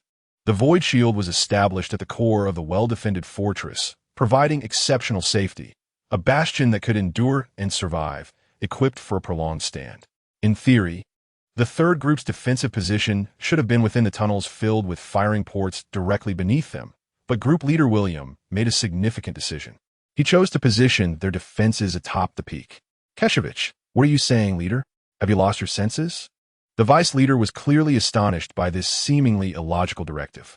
We are warriors of the Green Chapel aboard the ship, the army of the Khan, but here, on this planet unilluminated by the Emperor's light, we are the representatives of the Emperor. Establish the position at the highest point, soldiers. Let the troops see that we are fighting, that we are slaying greenskins. Let all within the fortress witness that their hope lies here, upon this peak, where we bravely vanquish the enemy. A surge of fervent blood welled within the hearts of all the combat team members. All members of the third group sprang into action, as the formidable chainsaw axes swiftly carved out numerous shelters within the mountainside. The Astartes dismounted their equipment and secured it in suitable positions. The first to engage in combat was the sniper, Yizhi, who dashed towards the highest peak and commenced eliminating the larger greenskins with his specially crafted sniper rifle. Among the White Scar warriors, few could restrain themselves from fleeing once hostilities commenced. The sole vulnerability of the greenskins lay in the fact that when their larger brethren were slain, the ordinary greenskins, drawn to their powerful energy, would quickly lose their will to fight and disperse until they found a new leader or transformed into one themselves, a phenomenon colloquially known as the boss is dead. Run. Thus, when Yizhi effectively sniped the larger greenskin, the surrounding greenskin ranks swiftly descended into chaos. As the weary warriors and the populace who had knelt in prayer for days witnessed the arrival of the Astartes and their swift rout of the enemy, a thunderous cheer erupted from the rear, intermingled with cries of the divine has come to save us. Thank the heavens for their mercy. Long live the divine. It was perplexing. They were the ones rescuing them, yet they expressed gratitude to the divine. Yizhi began to feel incensed. If they were to be so thankful to their divine, perhaps they should just leave it to them. The squad leader promptly quelled Yizhi's improper thoughts. They were merely pitiful souls devoid of faith. Why could not their divine be the emperor? They simply required guidance, and, after the battle, the state religion, which venerates the emperor as a deity, would lead them. Yifeng remained silent beside them, pondering whether humanity should truly wait for the emperor's salvation. Why could they not take up arms and fight for themselves? If the emperor's protection was assured, then what was the purpose of the Starborn Legion and the Planetary Defense Forces? Chapter 5. The warlord, the Astartes' explosive guns continued to fire relentlessly, despite the distance. The skilled space marines, standing upon the cliffs, accurately eliminated the advancing greenskins. It seemed the greenskins gradually retreated, realizing their current foes were unlike any they had faced before. After days of conflict, the Arctic military base finally welcomed a semblance of tranquility. Squad leader William's face, concealed beneath the visor of his powered armor, bore an ominous scowl. The orderly engagement against the greenskins was far from normal. It was likely that a greenskin warlord commanded from behind, exhibiting considerable cunning. William swiftly reported his findings to the battle group commander, noting that the only way to resolve this conflict was to devise a means to eliminate the greenskin warlord. Squad leader, the commanding officer of this military stronghold, Tristi, wishes to convene a military meeting with the leaders of the various squads to discuss our strategic plans moving forward. What of the deputy leader, Keshevik? You shall go in his stead. Yifeng was unaccustomed to the deputy leader's manner of blessing, as though mourning the deceased.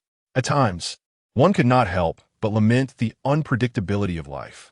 Had the storm wardens arrived first, holding a stronghold would have been second nature to them.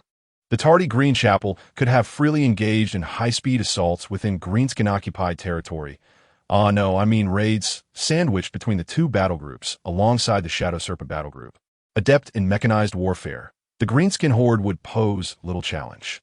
Yet now, to expect these men, who thrived on speed and excitement, to hunker down behind stones and hold their positions was not impossible, but rather uncomfortable like a persistent itch.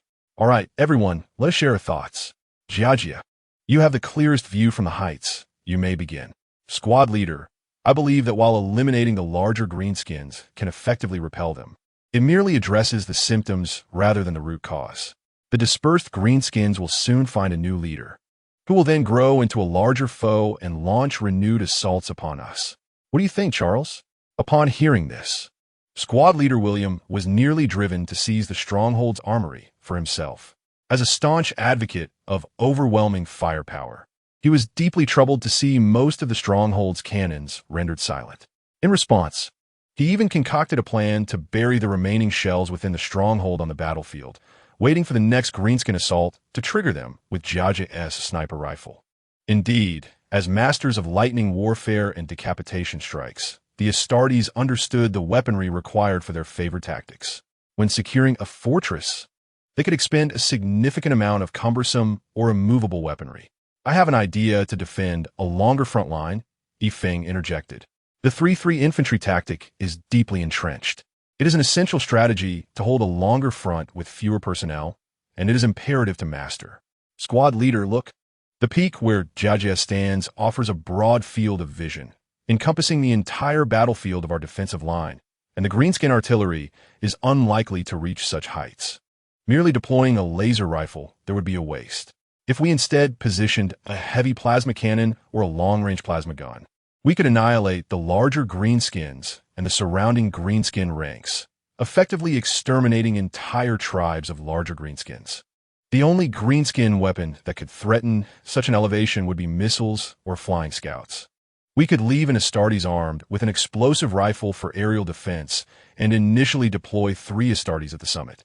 The Battle Brothers gazed at Yifeng in astonishment. This strategy was remarkably sound and could efficiently eradicate the greenskin forces. Yifeng's debut in the third group showcased his extraordinary talents. Yifeng continued to outline his plan. Observe. To the right, there is a promontory that can strike beneath the city walls. This is a rare position that our mountain group cannot cover. I recommend deploying an Astartes with concentrated heavy firepower there. As he spoke, Yifeng gestured toward a taciturn Astartes, who bore a twin explosive rifle salvage from a Wraith Titan. The Wraith Titan was a colossal war machine, often the size of 5 or 6 Astartes combined. The pilot of the Wraith Titan was a formidable Astartes who had suffered irreparable bodily harm, destined to merge with the Wraith Titan until death.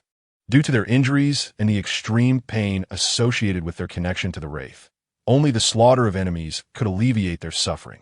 The Wraith Titan was an unmitigated killing machine, equipped with an array of weaponry, including long-range twin explosive rifles, heavy flammers, plasma guns, gravity weapons, and various melee weapons such as fearsome spears and siege claws.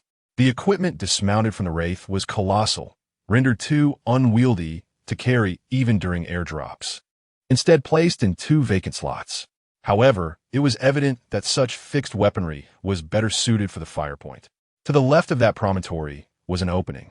We could enlarge it and have Jiajia stationed within, allowing for multiple firing ports to be connected internally. In summary, dig deep and prepare for a tough battle. Above these 2 fire points, an observation or resupply point could be established 10 meters higher to ensure thorough coverage. This would create a triangular fire position. As for the other 2, I believe they should descend to the top of the city walls, On one hand, they could use grenades to eliminate enemies. And on the other, I observed earlier that several greenskins had climbed the walls, inflicting heavy casualties on the human defenders. It would be more suitable for the Astartes to handle the greenskins that had breached the walls in close combat. Even the experienced squad leader William had to concede that this was a feasible and excellent plan. I agree to adopt Yifeng's proposal. I concur. So do I. Ultimately, the sniper position was rightfully entrusted to Jiajia, while Yifeng was tasked with guarding the observation point established above Jiajia. The taciturn warrior proceeded to set up the twin explosive rifle at the promontory, while the deputy leader led the other two veterans to the higher peak. In the face of the squad leader's resolute insistence, the leader descended to the city walls with the third original Astartes, ostensibly to train the new recruits in close combat skills. Mizitangboer patrolled the iron or base, and with a sudden squelch, a hapless Peijing was crushed beneath the foot of this towering green-skinned warlord. His mood was markedly foul, having already squashed 6 of the wretched creatures that very morning. What had initially been a seamless offensive became increasingly arduous due to the vexatious interstellar canned goods. At the outset, Mizitangboer had harnessed the resources of the iron mine to forge rudimentary weapons and armor, leading his legion to decimate numerous human forces and swiftly seize the agricultural zone. This was primarily facilitated by the strategic deployment of tactical smoke, which, for an entire month, shrouded the vicinity of the vast impact crater, resulting in the green-skinned horde being deprived of sustenance and photosynthetic energy, reducing them to a ravenous state where they devoured every blade of grass in sight. Once the agricultural area was captured, the greenskins replenished their food supply and their morale soared, preparing to launch an assault on the nest world. However, Mizitangboer quickly discerned that this nest would not yield easily. Should reinforcements arrive from another nest, his forces would find themselves in dire straits. Thus, he sought the counsel of his deities, Gao Gu and Mao Gu. Indeed, the greenskins possessed their own pantheon, with Gao Gu embodying cruelty and cunning, while Mao Gu was both sly and vicious. For instance, Mao Gu would stealthily deliver a surprise blow before unleashing a torrent of strikes, whereas Gao Gu would first unleash a flurry of blows, only to deliver a crushing blow as one regained their footing. The potent psychic energy surged towards the heavens. In the following morning, Mizitangboer proclaimed that he had received divine inspiration from Gao Gu and Mao Gu. He commanded his forces to launch a grand assault from the eastern front, while instructing the smaller greenskins to infiltrate through the sewage conduits. The intricate network of pipes and various defensive contraptions became utterly meaningless in the face of their overwhelming numbers. However, had fate not intervened, the small greenskins would have emerged from the sewage pipes to be met by the fierce artillery fire of the garrison stationed atop the sewage purification pool, as the Nest Council issued orders to defend all external passages at any cost. Alas, misfortune did strike as the small greenskins encountered an obstruction net, rendering them immobile. They languished there for what felt like an eternity to the perpetually combative greenskins, until a diminutive technician, armed with a homemade bomb, arrived at the scene. Before the wide-eyed greenskins, he detonated the net, obliterating it. The explosion not only sent several unsteady greenskins flying, but also cracked the overhead pipe walls. In an instant, the technician garnered a multitude of admirers among the greenskins, his surrounding energy field expanding exponentially. The technician became the mighty De Ji Lao. As his physique swelled, the greenskins successfully pried open the fissured steel plate above with a thunderous roar. Can you envision the chaos outside, as shells and grenades rained down, while the lowest-ranking workers within the nest toiled tirelessly for 17-hour shifts to produce weaponry? Can you imagine a few exhausted workers huddled in a corner, enjoying a quick meal, when suddenly the ground trembled and the floor cracked? Can you fathom the terror of a group preparing to sabotage a boiler only to find a massive greenskin head emerging beneath them? The De Ji Lao led the greenskins forth from the tunnel, swiftly dispatching the surrounding foes. Amidst the fervent admiration of his fellow greenskins, he even earned the moniker Pao Jia, Bomb Blast, a name that, while not particularly melodic, perfectly encapsulated his essence. It is worthy of note that those greenskins who possess names are indeed rare, and from that moment onward, he would rise to prominence. When the human forces finally arrived, The factory was a scene of carnage, with soldiers wielding laser rifles cautiously scouring the area.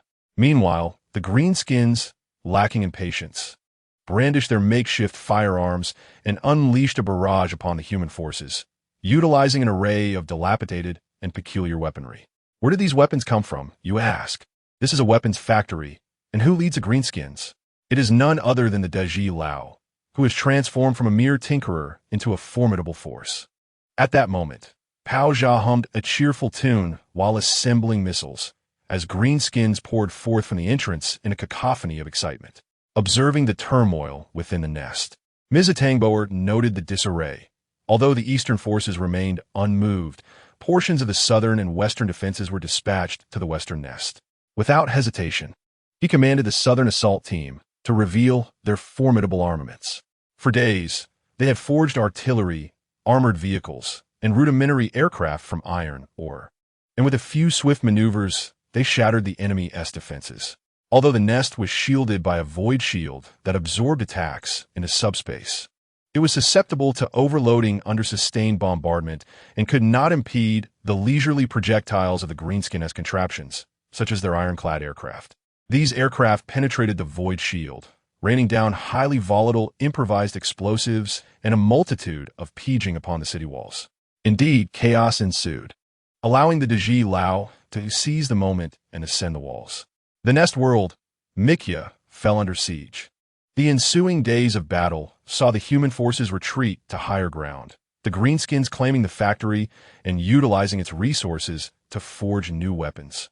Continuing the cycle of creation and destruction, Pao Jia reveled in his creations, having successfully constructed several slaughter cans, which, despite their appearance as oversized metal containers with mechanical arms, could be piloted by a few paging to unleash a torrent of rockets and wield fearsome chainsaws upon the battlefield.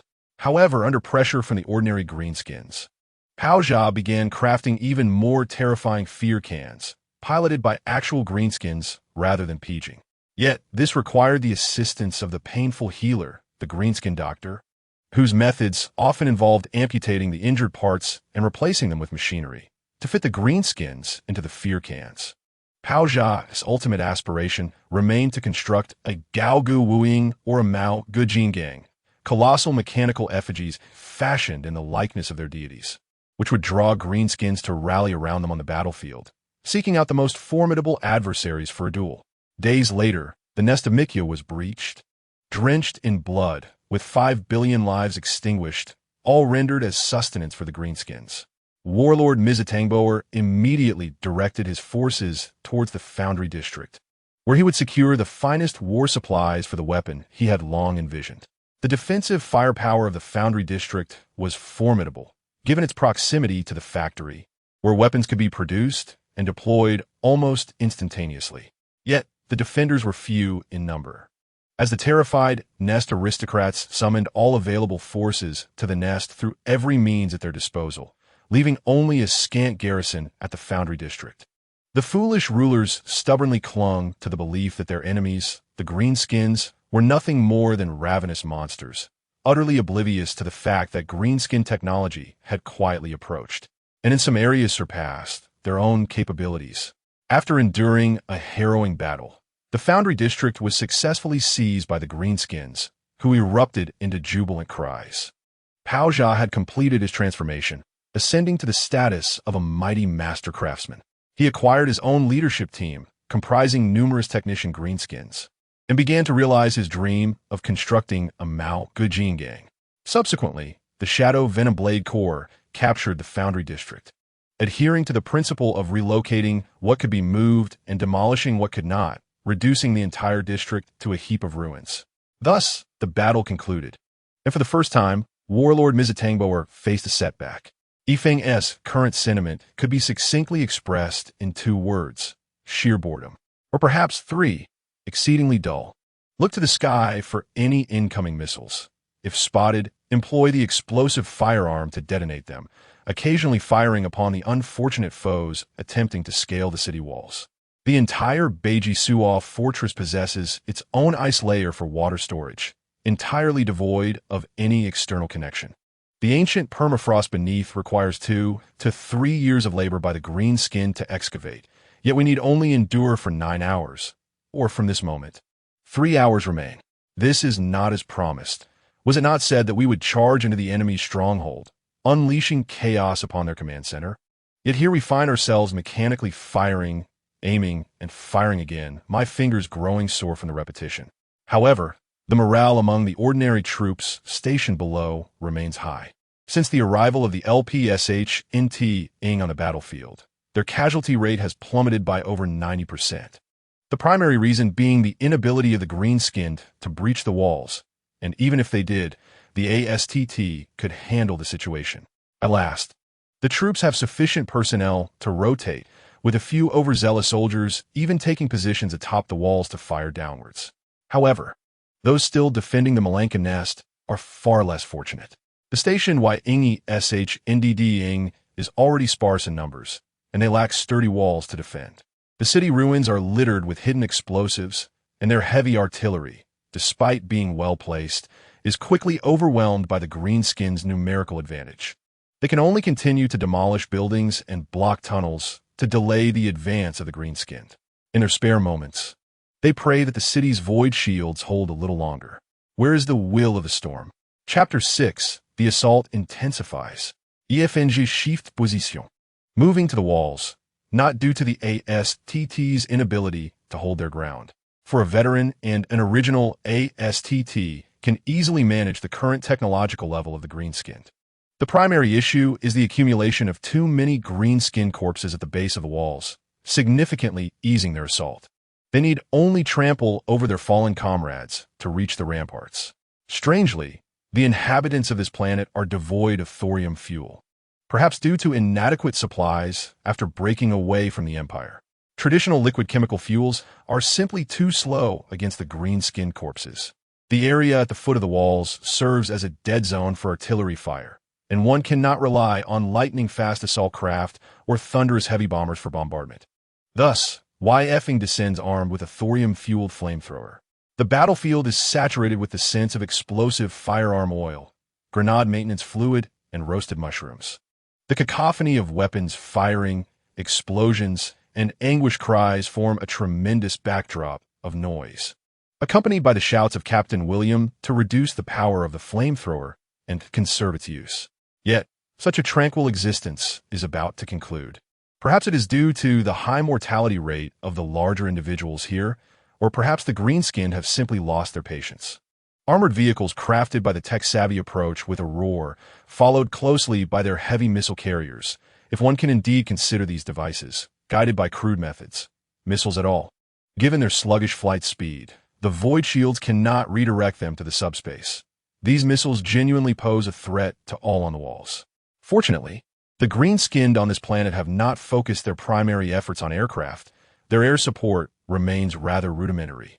Among the green-skinned, there exists a peculiar faction, fervently desiring to conquer the skies. Most of these are the tech-savvy, dedicating all their energy to crafting flying machines, willing to test them even without landing gear. In the later stages of green-skin development, these foes will become fearsome killers, capable of challenging even the Empire's diverse atmospheric craft. They are STT, adhering to their cherished tradition of welcoming friends from afar while exterminating foes, promptly calls for air support upon receiving the greenskins' armored gifts. Lightning-fast assault craft and thunderous heavy bombers swiftly dismantle the aerial blockade of flying green-skinned and makeshift metal aircraft, unleashing assaults on the green-skinned ground forces. However, once the initial wave of bombardment concludes, for armored vehicles activate their energy shields, which can withstand any form of attack, though they possess their own instability. Suddenly, one armored vehicle ignites spontaneously, disintegrating rapidly into a heap of scrap metal, with a green-skinned inside scattering in every direction. At this moment, the seasoned William detects the abnormality. YFing. Immediately discard the thorium flamethrower and retrieve the chainsaw sword. The enemy is upon us. The remaining 3 armored vehicles accelerate directly towards the walls, resulting in a tremendous explosion that sends debris soaring into the sky, including the fearsome armored canister that had remained concealed within the vehicle. The blood-soaked canister crashes heavily against the walls under the protection of the invincible shield, sending shards of stone raining down upon several human soldiers. Before the debris even settles, the fearsome canister commences its slaughter, its mechanical arms equipped with chainsaw axes and cutting blades swiftly dispatching all nearby human soldiers. While the rocket launcher upon its back roars to life, launching projectiles in every direction. Aiming? Such a concept is irrelevant, with green skin manufacturing and esoteric guidance. Even if one were to aim, they would miss. Rather, a blanket of fire is the preferred tactic. Die, abomination! The captain charges forth. 3 ASTT on the walls find their targets without need for division. Yizhi unceremoniously grants the nearest fearsome canister a full magazine of explosives, destabilizing its position. Even within the confines of the canister, the surrounding populace can easily hear its battle roar. Monstrous beast, come to claim your doom. Is it not merely a contest of who can shout the loudest? The ASTT possess amplifiers. Other human soldiers only hear a series of battle cries and instinctively turn toward the loudest source, vaguely seeing two similarly towering metallic canisters clashing with their weapons. The fearsome canister opposite Yizhi is equipped with 5 mechanical arms. Aside from one designed for grasping, the other 4 are outfitted with a chainsaw axe, a siege drill, and 2 cutting blades. Yizhi adjusts his angle, fully aware of his advantage. The enemy's chainsaw axe strikes his armored shoulder but glances off harmlessly, while a cutting blade leaves a sparking gash upon his armor. Seizing the opportunity, Yizhi swings his chainsaw sword, severing the enemy's siege drill, the sole weapon capable of swiftly breaching ASTT armor, which he deems a priority. With a successful strike, Yizhi does not halt his charge but instead passes by the fearsome canister, deftly attaching a hefty explosive device to its rocket launcher. Who set such a long detonation timer on this thermite bomb? Everyone watches as the 2 canisters chase each other, the white canister evidently gaining ground, while the pursuing canister brandishes multiple mechanical arms. Suddenly, a massive explosion occurs, transforming the scene into a spectacular display of fireworks. Cheers of gratitude towards the divine erupt from the human ranks, with some even arguing whether this was divine protection or punishment upon the enemy. Yizhi continues his charge, heading straight for the fearsome canister engaged in combat with another ASTT. This particular canister clearly suffers from a lack of firepower, featuring only 3 mechanical arms. Aside from one grasping claw, the other 2 are equipped with dual heavy machine guns. The relentless barrage seems unending, inflicting significant casualties among the surrounding troops from stray bullets. The original Primaris Space Marine, engaged in combat, was maneuvering around the fearsome armored foe to evade its heavy firepower, relentlessly firing his explosive bolt rifle in search of vulnerabilities. Yifeng had just sustained some damage to his left shoulder guard. This time, he lowered his body and faced the enemy with his right shoulder, gripping his sword tightly as he charged forward with all his might. Upon noticing Yifeng, the green-skinned gunner erupted with excitement, unleashing a torrent of fire, his roars expressing the joy of finally encountering a foe willing to engage him in direct combat. Unfortunately for him, by the time he caught sight of Yifeng, the latter was already in full sprint, suffering only a few glancing hits for bullets. The full-powered chain's word pierced deeply into the dark red metal canister, and another Astartes seized the opportunity to bring his power axe down upon the creature's forehead, the tremendous force driving through to connect with the breach made by Yifeng's chain word, cleaving the canister in 2. To deal with close combat specialists, one must adeptly utilize weapons. Against ranged attackers, one should aim for close-quarters assaults. The formidable and resilient shoulder armor of the Astartes, along with the chain word, served as their most effective weapons, aside from calling for long-range fire support. With the enemy dispatched cleanly, Captain William had no concerns, for the fearsome armored foe he faced lay on the ground, releasing oil in a sputtering manner. The trio resumed their fire suppression against the green-skinned foes below the city walls, despite the recent lapse in firepower. Although the massive brute had been eliminated by the mountain squad, numerous ordinary greenskins had already rushed to the base of the walls. The 2 Primaris Space Marines seized several crates of grenades just delivered by the human forces, hurling them downwards without hesitation, as if they were free. Indeed, they were free, much to William's delight. As for William, he gleefully squatted before the recently cleaved green-skin canister, extracting a significant amount of ammunition from its destroyed twin-linked heavy bolters. As he remarked, the unstable large rounds of the greenskins could serve as grenades when affixed with detonators. Why expend resources on melee when firepower could suffice? William held steadfast to his belief: more firepower, more explosions. Of course, Yifeng did not forget the task at hand. Charles shortened the detonation time for the thermite bomb. Just as the grenades were nearly depleted, the swift assault aircraft roared in, not as air support this time, but to shield the transport aircraft's arrival. The fighters unleashed a barrage upon the greenskins, while behind them, 5 plump transport planes arrived at the military stronghold, swiftly unloading their cargo.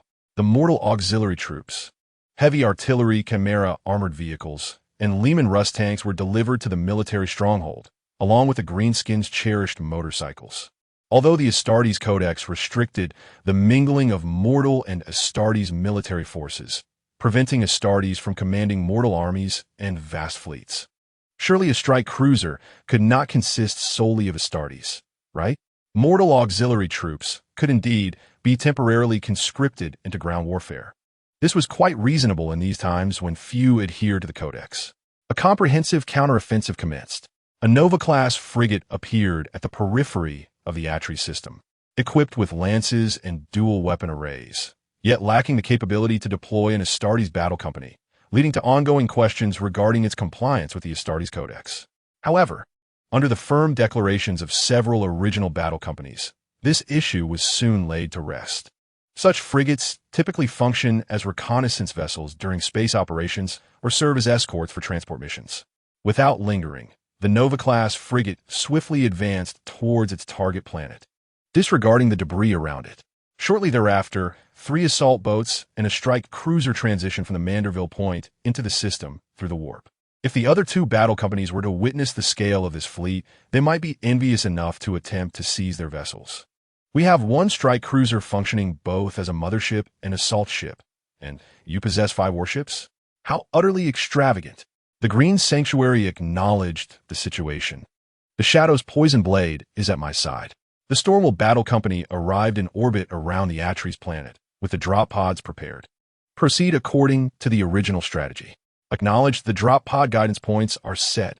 Execute the original plan. The Stormwell Battle Company's leader, Kagazbal, donned a tan tactical Invictor, also known as a Terminator, one size smaller than the Invictor worn by veteran Astartes, with his fists and boots painted in dark green. As a subcompany of the Imperial Fists, their emblem featured a nebula design beneath the fist insignia. Following closely behind him was a full company of veterans, nearly all clad in tactical Invictor armor, having rejuvenated after years of rest. For them, facing the rebellious mortal forces was akin to a slaughter, with minimal casualties expected. The entire Stormwell Battle Company had restored its numbers from around 400 to nearly 700. And while the Imperial decree limited battle companies to no more than 1,000 combat Astartes, the current war situation had devolved into a quagmire, making a company of 700 Astartes quite formidable. Kagazbal gazed upon his company's imposing military might, feeling a surge of ambition.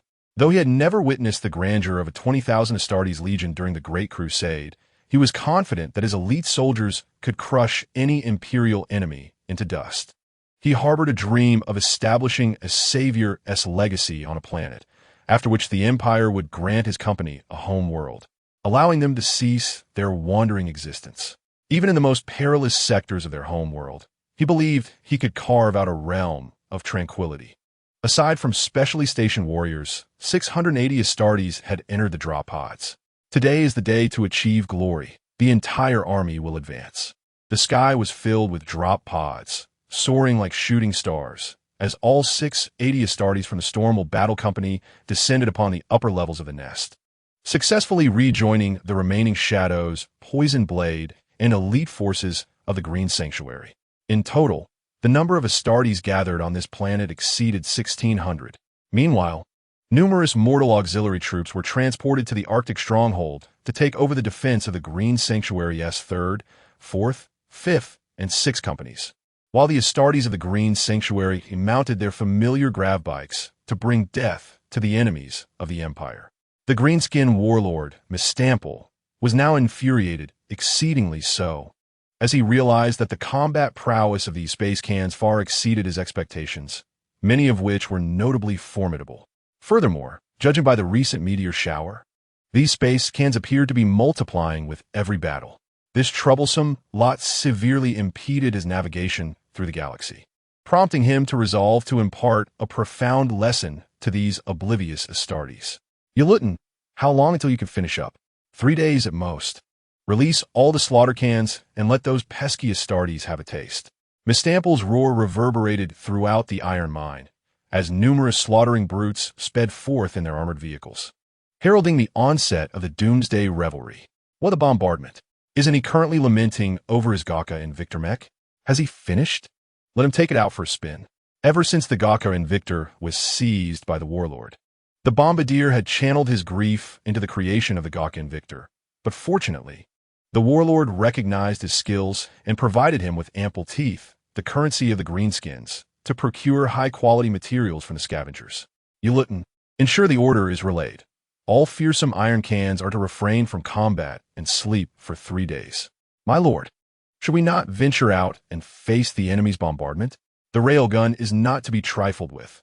If that formidable weapon were to safeguard the fearsome metal canister, the situation would be vastly different.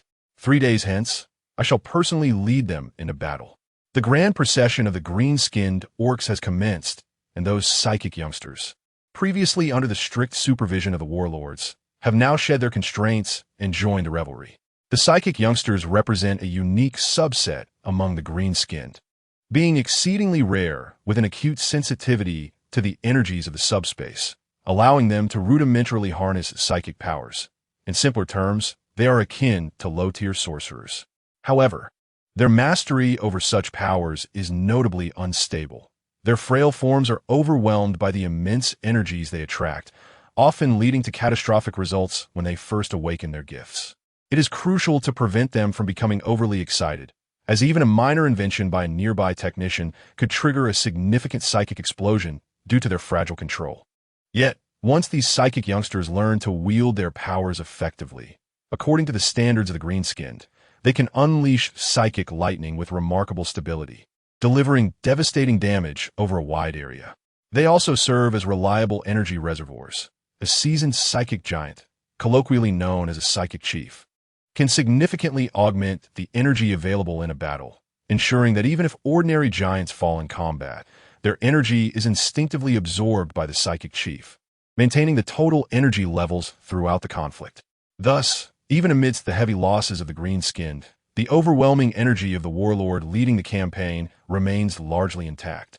Consequently, when psychic lightning erupts among the green-skinned, it often heralds the commencement of a full-scale assault. Miss Tambour has thrown a smoke bomb for the tin cans, all to delay for 3 days, 3 days that will determine the fate of the Space Marines. With this thought, Miss Tambour felt a surge of excitement. The end for you tin cans is nigh. Chapter 7. Pointed needles against wheat ears. The members of the third group of the fourth company mounted their anti-gravity motorcycles. 8 individuals, each on their own vehicle, having customized them to their liking. Yifeng replaced the nozzle of the plutonium-fueled flamethrower with dual nozzles affixed on either side. The reason for not placing at the front was that they rode too swiftly and firing the flamethrower could easily obscure their vision. Yizhi secured his laser gun, opting for explosive rounds before the bike came to a halt, and even pilfered half of Yifeng's twin explosive gun strap.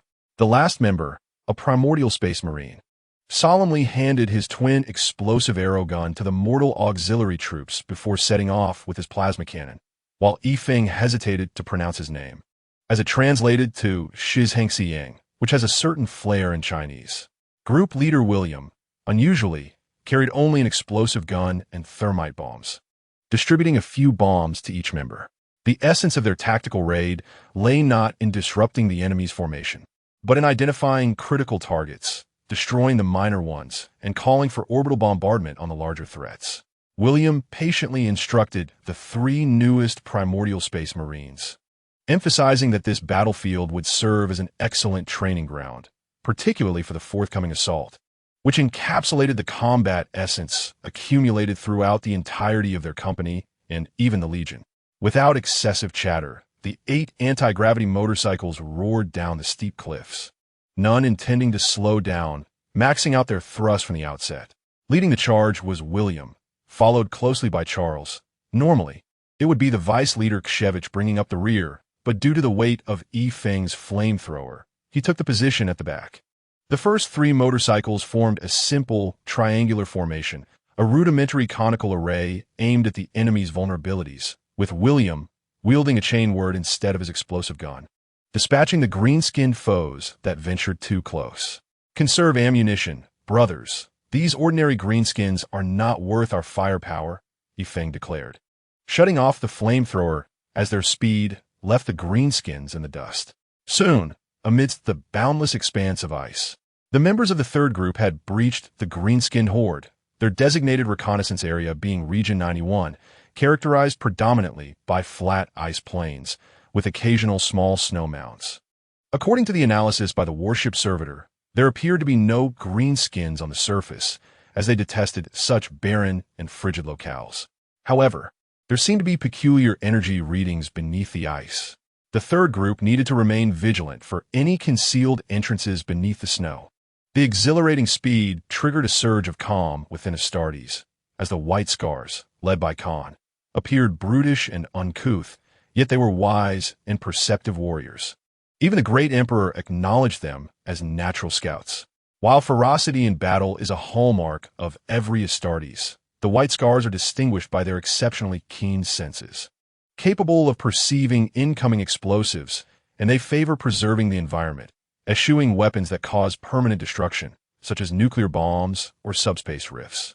This has contributed to their reputation as the children of nature. The Imperial Fists and their successor chapters possess an indomitable will to fight, as unyielding as rock, and they're among the least susceptible to the temptations of the subspace malignancies. Originally tasked with the eternal defense of Terra, they were considered the palace's elite guard. Alas, during the last cataclysmic battle for Terra, nearly the entire Imperial Fist chapter perished, leaving only new Astartes who lacked the cultural heritage and unique rituals of their forebears. The Shadowblade's parent chapter, the Iron Hands, suffers from severe internal divisions, primarily uniting along clan lines, with 10 clans acting in concert. They lack a chapter master, instead governed by a council of the 10 clans, a measure that prevents significant betrayal but exacerbates internal strife. They generally regard flesh as weak and aspire to mechanize themselves, forging strong ties with the Mechanicum, though the differing doctrines of Mechanicum have intensified the schisms within their own chapter. As the chapter most adept in mechanized warfare, they meticulously calculated their resource expenditures during shortages of ammunition and fuel, unable to muster the resolve to initiate a firepower barrage. The first to provide support, the Green Chapel, is also not affluent, with few heavy war machines and a minimal stockpile of equipment designed for city defense. The initial defense of Hive Primus was exceedingly challenging. Now, the great benefactor has arrived, the Stormlord bringing with him dozens of blade tanks and Leman Russ tanks, ready to unleash mechanical prowess and ample ammunition after a staggering 87 years of dormancy. The son of Ferrus Manus, the progenitor of the Iron Hands, joyfully directed his mortal auxiliaries, as the Shadowblade had previously left them aboard the warship, requiring them to maximize battlefield weapon utilization. That necessity has now passed. The mortal auxiliaries, equally starved for action after 87 years of restraint, displayed remarkable combat prowess from the outset, their precise artillery fire rivaling that of the elite gunners of the Krieg Death Corps, swiftly dismantling the enemy's heavy armor targets. Observing the rapidly advancing front lines, the Stormlord could not help but admire their efficacy, had his own forces operated those weapons. Achieving such a terrifying advance would have required at least 800 Astartes or thrice the number of mortal auxiliaries. Yet here they were, merely remnants of over 200 Astartes and mortal auxiliaries who had not touched artillery for years. At this moment, the commander of the Green-Skin Forces, piloting the freshly minted GOGWWI mech, led a battalion of battle-hungry warriors to the front lines. Upon encountering their adversaries, animosity flared intensely. The Deathstorm assault cannon, wielded in GOGWWI's right hand, unleashed a staggering barrage from its 18 barrels, transforming the foremost LMNLS eraser tank into a mere honeycomb. With a swift motion, the left hand's GOG power claw seized a massive boulder and hurled it toward the Chimera armored vehicle stationed at the rear, turning it into a mere pancake. Observing this audacious display, the Stormable battle group felt insulted. How dare AGOGWWI act so brazenly? Without hesitation, they immediately called for orbital bombardment.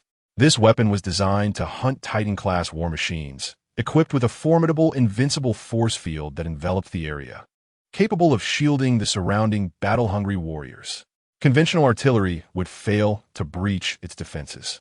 A torrent of steel rapidly concentrated its firepower, relentlessly bombarding the ground before GOGWWI, creating a vast and profound trench, followed by the deployment of smoke grenades as they executed a strategic withdrawal. All Astartes and infantry units retreated behind the tanks, which had activated their reinforced anchors, typically used to enhance targeting accuracy during precision strikes, now repurposed to shield against the impending shockwave of the imminent explosion. The Greenskins paid little heed to the enemy's efforts. They craved a thorough confrontation. However, the pilots of the battle mechs, timid and cowardly, despite being ensconced in their armored shells, clung to their old habits, preferring to provide fire support from a safe distance. They did not recklessly charge forward, instead trailing behind GOGWWI, accustomed to the protective barrier of the larger mech. The ordinary greenskins, unburdened by caution, leaped into the trench, disregarding the smoke grenades, eager for the fray. The greenskins were the merriest race in the galaxy. For them, combat was the greatest joy. A colossal lance, akin to the Emperor's retributive sword, descended like a celestial judgment, casting a pall over the battlefield, followed by the thunderous roar of artillery and strategic bombardments, sending enormous shells soaring thousands of meters into the sky. The final act was a luminous lance attack, with 3 assault transports and 3 strike cruisers overhead. GOGWW, I faced a dire situation. The good news was that the advancing greenskins, along with their accompanying minions, had been reduced to mere fertilizer. The bad news was that GOGWW, I still stood, albeit buried in the earth. The good news was that the pilots within the battle match were terrified and fled in disarray. The bad news was that the fleet's orbital strikes required recharging and could not be initiated in the short term. The good news was that GOGWWI's force field had been compromised and was emitting thick plumes of black smoke. The bad news was that the intensity of the orbital bombardment had resulted in significant collateral damage to their own ranks. With the situation balanced, the odds stood at 50-50. The outcome was a matter of life and death. Victory was inevitable. Exterminate the xenos. May the Emperor triumph. KGSBI. The commander of the Storm of Will issued the charge order. The Astartes warriors, fueled by wrath, surged toward the enemy, vowing to deliver the Emperor's retribution. The Shadow Poison Blades swiftly directed the LMNLS and Poison Blade tanks to join the fray, initiating a rapid-fire barrage. The skies rained down artillery fire, buying precious time for the Astartes to advance. Despite GOGWWI's robust defenses, the forceful projectiles still impeded its targeting capabilities, causing the 18-barrel Deathstorm assault cannon to fire erratically as the mech swayed. Leading the charge was the Iron Cavalry Tactical WWI Terminator, the most defensively adept model equipped by the battle group. Clad in the most resilient Terminator armor, these seasoned veterans could withstand several volleys from the Deathstorm assault cannon, especially as it struggled to aim. At distances of 100 meters, 75 meters, 50 meters, and 25 meters, the artillery ceased, and both sides prepared for close combat. GOGWWI raised its GOG power claw, while the foremost Astartes warriors transitioned from the Iron Cavalry Terminators to the Ranger Terminators. The Ranger model, originally a Mark 8 power armor, was one of the few capable of integrating shield modules into its towering shoulder pads. However, due to its cost, it was later supplanted by the more advanced Mark 10 power armor. Nevertheless, certain mechanical cults believed in retrofitting it for use as a low-tier Terminator. At this moment, the Astartes stationed in the second row discreetly placed their hands on the thermite bombs at their waists. There was a tacit understanding among them to refrain from unnecessary fire. GOG Power Claw descended with a thundering crash, crushing a Terminator warrior beyond recognition, and with a casual sweep, sent another Ranger Terminator flying. The Astartes retaliated swiftly, utilizing thermite cutters to carve an opening in the armor, and 2 thermite bombs were hurled into the breach. Commander KGSB effortlessly dispatched several greenskin technicians attempting to escape the gap. As the thermite bombs detonated, the breach widened sufficiently for the Terminator warriors to enter. The commander led the charge, wielding his chainsword with a swift grace, clearing a path for his comrades. 9 veteran Terminators surged into the towering 16-meter mech, while the remaining warriors concentrated their fire to incapacitate the Hellstorm assault cannon. Their objective was to behead the largest greenskin leader, thus ending the conflict. Even as the Astartes breached the mech, GOG Power Claw continued its relentless assault, using its prodigious strength to crush an Astartes and swatting away several others attempting to advance through the breach. Inside the mech, the Astartes faced an onslaught of diminutive greenskins and technicians emerging from every direction, most of whom were unarmed, armed only with wrenches and hammers, mere lambs awaiting slaughter. A handful of technician warriors brandished makeshift pistols, but these could scarcely leave a mark on the Terminator armor. Cowards, reveal yourselves and face me in battle. No greenskin warlord would refuse a duel with the mightiest of the region. This was the sentiment of Commander KGSBI as he provocatively issued his challenge. However, seated within the mech was Piaz, who merely considered himself a technician wielding a small hammer, not the leader of the greenskins. As the most self-preserving of the greenskin professions, the big technician might not wield the most powerful equipment, but it was undoubtedly the most stable and secure. Piaz pressed a large yellow button, causing the entire mech to emit a series of beeping sounds. For the Astartes entangled in the mech's wiring, this did not raise their suspicions. The Astartes fell victim to a cognitive bias, subconsciously assuming that the colossal mech they faced was piloted by the leader of the greenskin invasion. Piaz opened the cover of the dashboard and pressed the largest, reddest button. With a resounding bang, GOGWWI's head was propelled into the air. The Astartes, who had been focused on dismantling the power claw, stared in astonishment at the flying head. Where had this sudden ferocity in the commander come from? Only the technical sergeant sensed the impending danger and shouted, "Run!" There was no time to react. The technical sergeant, clad in iron cavalry Terminator armor, swiftly pulled the battle group's apothecary to safety just as a cataclysmic explosion erupted, forming a massive mushroom cloud visible even from space. The captains of the 3 assault transports, stationed in orbit and preparing for the next bombardment, urgently contacted their commander. The energy core of the GOGWWI mech was obliterated by a preordained explosive, resulting in a tremendous detonation that sent all its green skin components, as well as its interstellar cans, flying into the void.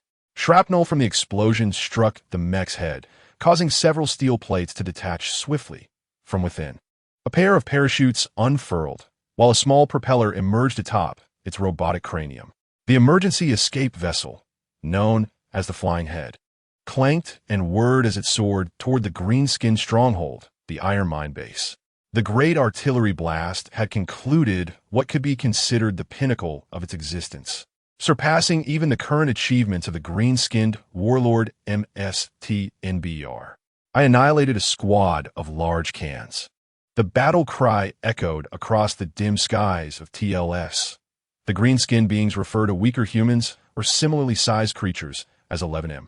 Amidst the ruins, the approaching interstellar warriors commenced their excavation efforts, uncovering the severed limbs of Ranger-class Terminators along the way. Although the Mark 8 powered armor, enhanced with heavy armor, was both economical and agile, its protective capabilities were rather specialized. The search and rescue operations extended well beyond the immediate vicinity of the GOGWWI, as even the nearby Astartes were violently hurled away by the shockwave. The Shadow Venom Blade Battle Group, providing artillery support from behind, swiftly joined the fray. Their semi-mechanical forms adept at clearing the debris strewn across the ground. Over here, shouted a warrior of the storm will, beckoning the arriving combat brothers. The comms channel in his battle helmet buzzed incessantly, prompting him to remove it and shout loudly. An Astartes clad in Iron Rider, Terminator armor, was unearthed, gravely wounded and unconscious. He was the last of the Terminator warriors to enter. Even such a formidable veteran had succumbed to unconsciousness. The great apothecary and several apprentice apothecaries promptly set about administering treatment. The excavation proceeded rapidly, with the Astartes who had been ejected from the explosion gradually regrouping. Thanks to their augmentation technology, they possessed a remarkable ability to heal swiftly, allowing them to recover from minor injuries. After a brief respite, they rejoined the search efforts, for their squad leader remained unaccounted for.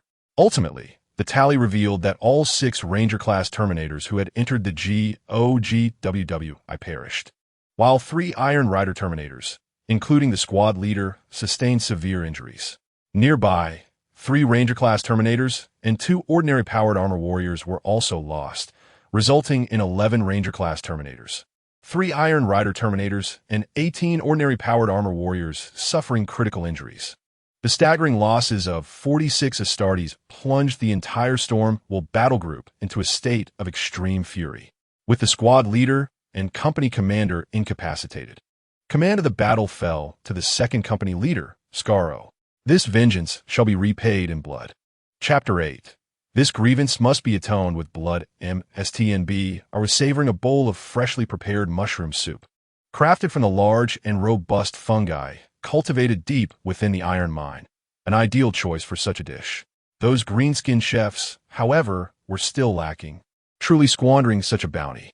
Suddenly, with a thunderous crash, a massive metallic head plummeted from the sky into the courtyard of the mine. The dazed and disoriented BOZH managed to crawl out from the wreckage. The onlooking green-skinned beings rushed out, mistaking it for an enemy assault, charging toward BOZH with cries of alarm. In the council hall, MSTNB are observed the disheveled BOZH, now bound tightly and discarded upon the ground. Did you truly annihilate a horde of large cans? Absolutely. The leading can boss was among them. I distinctly witnessed him and 8 other behemoth cans entering my GOGWWI before it detonated. I suspect they perished completely, as there were dozens of cans surrounding the site. At least half of them must have met their end. MSTNB are aware of the explosion's magnitude, could see the mushroom cloud rising several dozen kilometers high even through the enhanced vision provided by the iron mine. He pondered, even with his robust physique. Survival amidst such a catastrophic detonation would be impossible. Well done.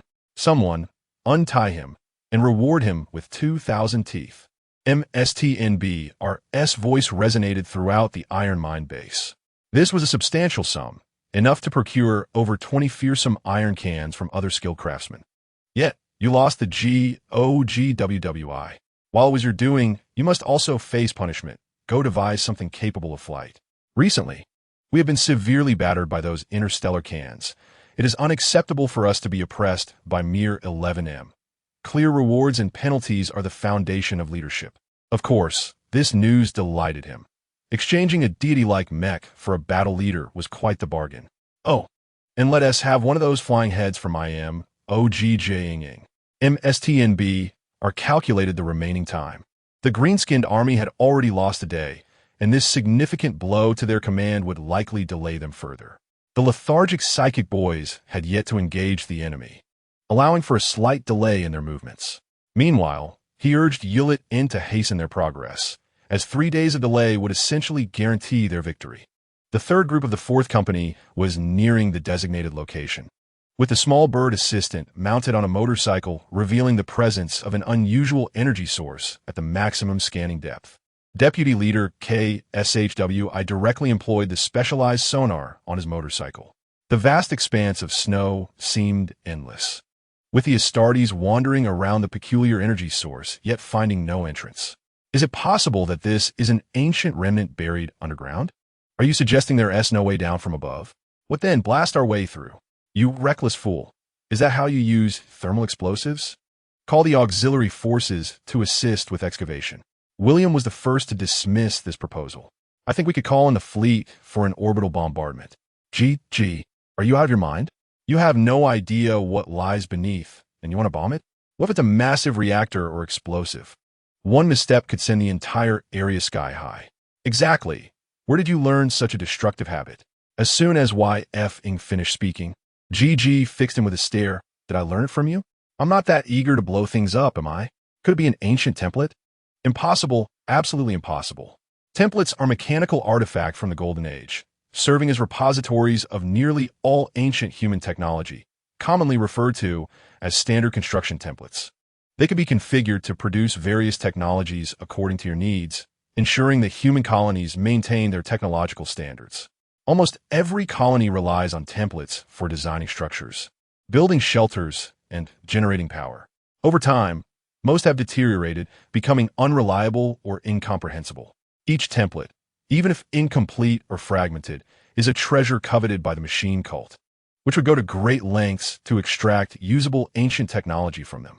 Do you think the inhabitants of this planet are fools? Haven T, they scan their own world? Templates emit a stable signal, and it's likely that this particular signal has only recently begun to broadcast. Could it be that the tomb of the space Necrons was awakened by some disturbance? Just as the discussion intensified, an abrupt voice broke through. Can you hear me? Third group, do you copy? An unstable call crackled through the Astartes communications channel. Third group receives. Repeat. Third group receives. Please respond. Third group, assemble at Area 58. Quickly proceed to Pit 21.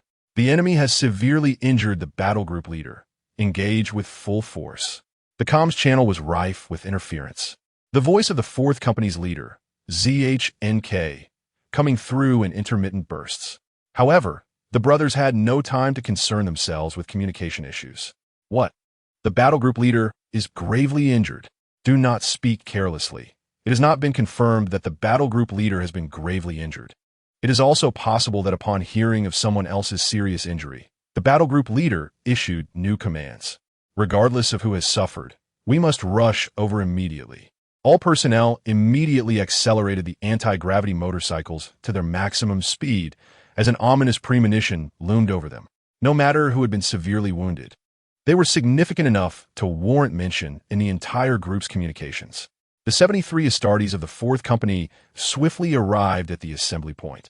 By the time William and his team arrived, the other Astartes had already established a defensive position on the spot. Captain Jonko, we have arrived. Communications were recently disrupted by an unknown interference. What is the situation now? William inquired. The Stormable battle group's leader has fallen into a trap and has sustained severe injuries. Many veterans from the 1st Company are either gravely wounded or dead. Silence fell over the 3rd Squad. The preceding progress of the war had been too smooth, leaving everyone unprepared for such calamities. The battle group leader of the Yika has instructed us to remain vigilant and rendezvous with the main forces in Area 21, where the green-skinned warlords initially arrived and established their stronghold. Now, I order that anywhere more than 15 Astartes assemble. The first warrior to reach the assembly point must immediately establish a defensive position in places where over 30 Astartes gather. The first warrior to arrive must ensure that the constructed defensive position includes bomb shelters. Everyone, listen to me. From now on, we fortify our strongholds and prepare for an arduous battle. But, Captain, our advantage lies in our numbers and superior equipment. The 7 warships above have commenced relentless orbital bombardment of the iron ore fields. If 1,600 Astartes cannot overcome a green-skinned invasion led by a war boss equipped with advanced technology, then we might as well embark on a penitent expedition. 73 motorcycles surged forth, heading directly for Area 21. Along the way, they raided several green-skinned foundries and mushroom farms, swift as the wind and fierce as fire, embodying a perfect execution of their assault tactics. Ifon learned solid combat skills through real-world experience. Meanwhile, the Stormable battle group and the Shadow Poison Blade battle group advanced rapidly, tearing through any green-skinned forces, be they Killikins, Psykers, or any other bizarre armored creations. With the wrath of the Astartes, the Emperor's retribution has arrived for the hiding rats of the iron ore fields. The veteran forces led by the green-skinned warlord, the Yizhi, swiftly raided numerous critical supply points of the greenskins, including the residences of the psychers and the workshops of the tech boys, as well as their makeshift airfields. A great number of mortals and mobilized troops from the Arctic fortress, armed with promethium-fueled flamethrowers, were set to avenge their fallen comrades. All Astartes were closing in on the iron or base, surrounding it from three sides, vowing to turn their enemies to dust. Master Mistambul, the grand weapon is ready. Good. Ultan, you have done exceptionally well. The green-skinned warlord Mistambul found himself in a dire situation. The unceasing orbital bombardment left the entire base trembling. 3 of the invulnerable fortifications had been incinerated, and had it not been for the 5 spare ones constructed by the artillery, they would have been reduced to ashes long before now. The green-skinned underlings were already restless. To them, the sound of cannon fire was the sweetest music. Yet, surrounded by the force field-enveloped spherical space, all matter had turned to ash. From a distance, the entire base appeared as if a watermelon had been skewered on a chopstick, with a meager rock supporting the immense spherical structure. That chopstick would soon be shattered under the bombardment, causing the base to descend further, only to have another chopstick emerge to take its place. No matter how audacious the greenskins were, they dared not brave such artillery. Mistambul descended to the lower levels of the base, accompanied by Ultan. Under the warlord's command, the construction of a colossal killing machine had commenced upon their arrival at the Iron Ore site. It was the culmination of his life's work, finally reaching the moment of acceptance. On the other side, the artillery had garnered immense admiration from the tech boys. Overwhelming energy surged forth, and various growth hormones within the artillery surged wildly. By the time he finished recounting his heroic deeds, his stature had noticeably increased. After equipping his backup flying device onto Mount Yizhi, he required more hands to realize another grand vision. When he first arrived on this planet, he had been merely a tech boy, repairing the weapons of ordinary greenskins in his humble abode. Born aboard a green-skinned spaceship, he existed within an internally hollowed asteroid, which they had stocked with many meteorites, using the hollowed interior as a landing pod. It was common for tech boys to be recruited to the front of the asteroid to construct landing pods, and due to the lucrative rewards, everyone vied for the opportunity. Artillery had seldom had the chance to earn such wealth. At that time, he thought how marvelous it would be to independently create his own meteorite drop pod. Later, under the command of the grand tech boss Ulu Tan, he and a few impoverished friends boarded a drop pod and descended to the surface with the main force. Watching as several greenskins sitting on the outskirts were crushed into meat paste, he thought how beneficial a deceleration system would be. Eventually, he developed a fondness for explosives. In truth, all greenskins adored anything that could create large explosions, but he particularly relished the act of fabrication. Each time he completed a grand explosive device, he felt an immense sense of accomplishment. Until that fateful day when he obliterated a sewer grate, his life as a greenskin underwent a transformative change. Then he encountered the Empire's lightning-fast assault craft and thunderous heavy bombers. These beautiful aircraft carved graceful arcs through the sky, unleashing ferocious firepower. An artillery longed to build one of his own. Now, he possessed the experience of constructing flying devices and aimed to synthesize all the techniques he had mastered to create the ultimate flying machine. With the Grand Warlord Mistambul's approval, he could boldly assemble a team to build his vision, but whether or not Mistambul would ultimately utilize it remained his choice. Unbeknownst to him, the energy surrounding artillery had grown immense, enough to spark a massive greenskin frenzy. Even he had not realized that he no longer viewed the warlord's commands as absolute orders. War is brutal. In a greenskin extermination campaign that gathered 1,600 Astartes, nearly 100 had already fallen, a grievous loss indeed. Each of the Emperor's angels of death represented vast resources of the human empire, and no one wished to exacerbate such losses. The Astartes had surrounded the Iron Ore base, and the servitors aboard the warships spared no effort in scanning the planet 3 times, confirming that the largest force field was located here, or rather, that the green-skinned warlord was here. They aimed to accomplish their mission in one fell swoop, avenging blood with blood. In this desolate battlefield, the spherical base at the center of a deep pit stood out prominently. The gene-bred sons of the Imperial Fist would redefine the meaning of the Legion's name with their hands. They were the Empire's most potent fist, now poised to strike against its most despised foes. The green-skinned warlord Yizhi stood atop a large rock, his spirit steeled, roaring at the enemies before him. You pathetic greenskins, merely cowering in your nests. Your ancestors were slaughtered by our gene-father at Urano. And the head of that useless green-skinned warlord Ulrich still hangs in our history museum.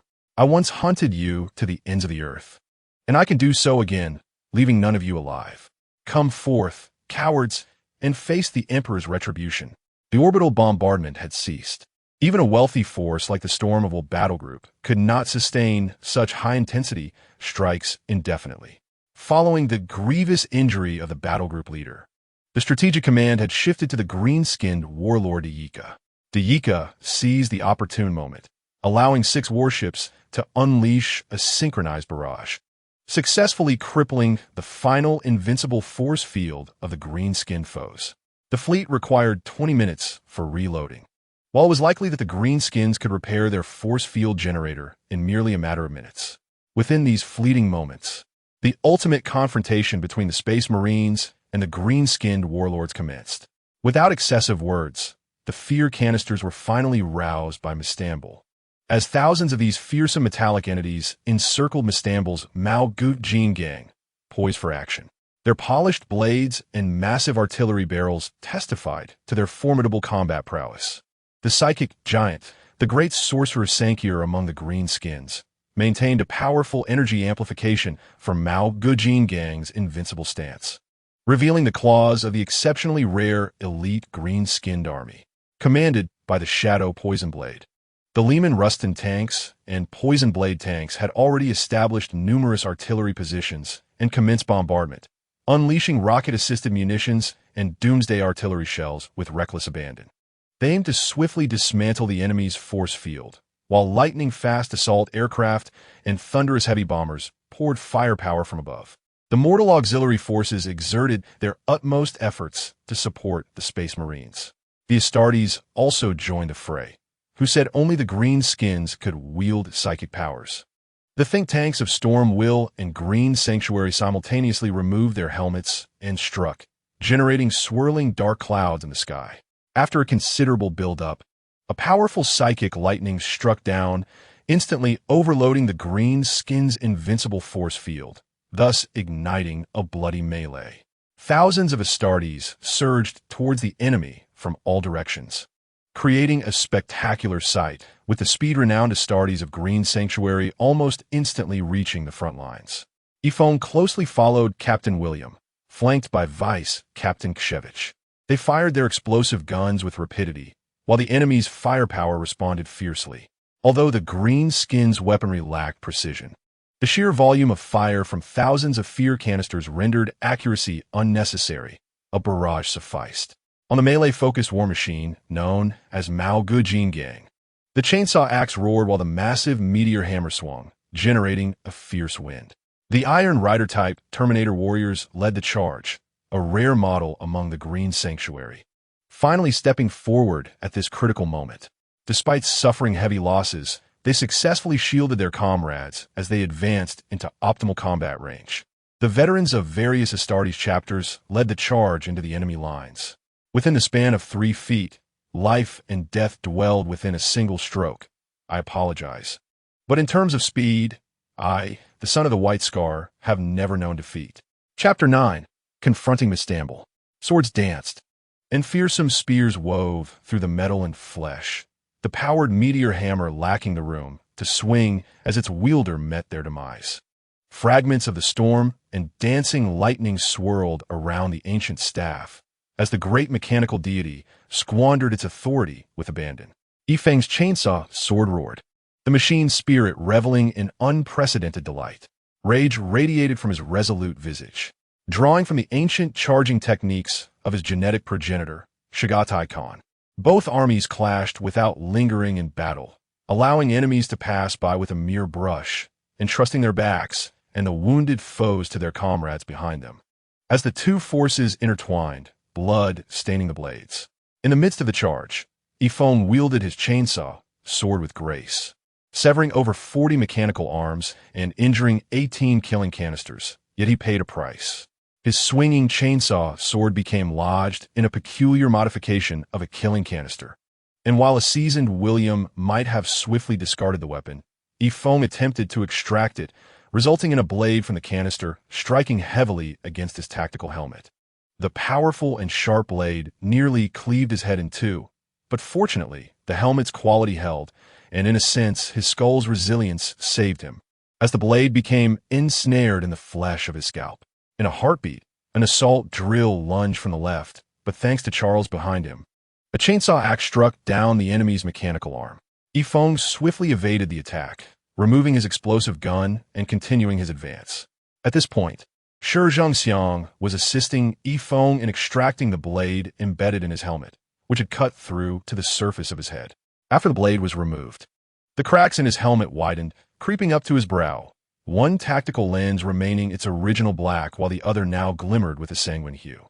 His left shoulder guard bore numerous gashes, while the right was riddled with deep bullet holes. After losing his chainsaw sword, Yifeng pressed forward with his explosive gun, firing at the killing canisters while charging ahead. It must be said that even among the Astartes, that recent bout of combat was remarkably valiant. The battle group leader Yika would surely commend, acknowledging that this young man bore the potential of a squad leader. Despite this injury being a consequence of Yifeng's inexperience, it must be noted that from the perspective of the battle-hardened warriors around him, his current appearance was quite striking. The charge of Yifeng's Green Sanctuary squad directly pierced through the enemy's lines, reaching the other side. "Young man, keep going." A member of the Shadow Poison Blade battle group tossed his dark golden chainsaw sword to Yifeng. "A fine sword deserves a hero. Young man, you have the potential to become the champion of the battle group. I have faith in you. I am Ephraim. I am Yifeng.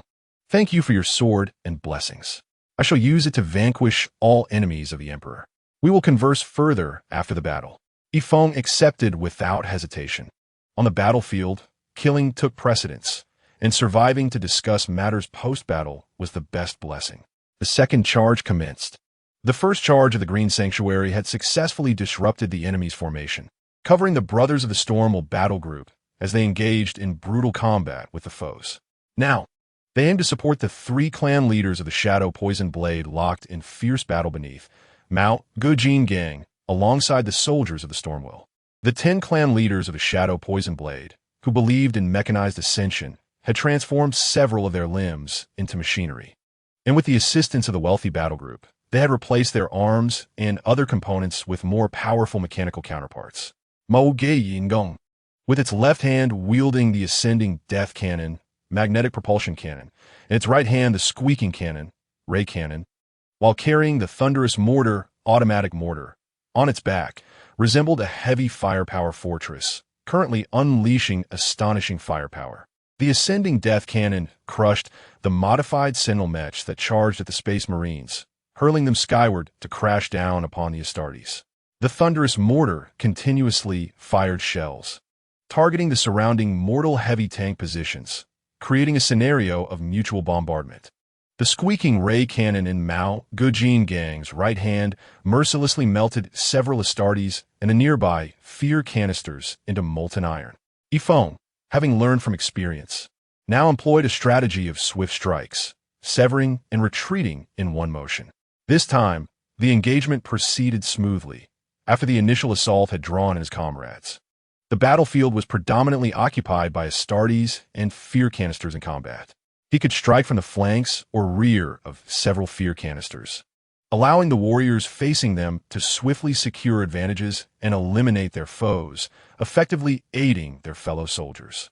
The Astartes who triumphed in their clashes would then engage in other battles, creating a chain reaction. The clan leaders of the Shadow Poison Blade equipped their nuclear-powered backpacks with plutonium fuel flamethrowers, utilizing small siege drill attachments on their mechanical arms to breach Mao Gujin Gang's mechanical shell. Then, they would thrust the flamethrower upward and unleash flames, saying, "You enjoy self-detonation, do you? I won't be going in. Either you come out, or you will become a charred mushroom." After the Astartes swiftly dispatched the enemy's killing canisters, most began to vacate the battlefield, while the two think tanks, or rather the grandmasters of the think tanks, stood ready to teleport the nearby warriors using psychic energy from the subspace. The Astartes would never stumble in the same place twice. Yizhi Qing initially attempted to trample the surrounding ants, but after several clan leaders deftly evaded him and his internal transmission system was completely melted, he transformed into a mere stationary target. Yes, I understand, exclaimed the commander of the Yizhi battle group over the communication channel. All personnel not engaged in combat, retreat as swiftly as possible. The green-skinned warlord Mi-Si Tan Bo Air sensed something amiss. Despite the fierce assault from the shrimp-like creatures beneath his feet, those around him began to withdraw.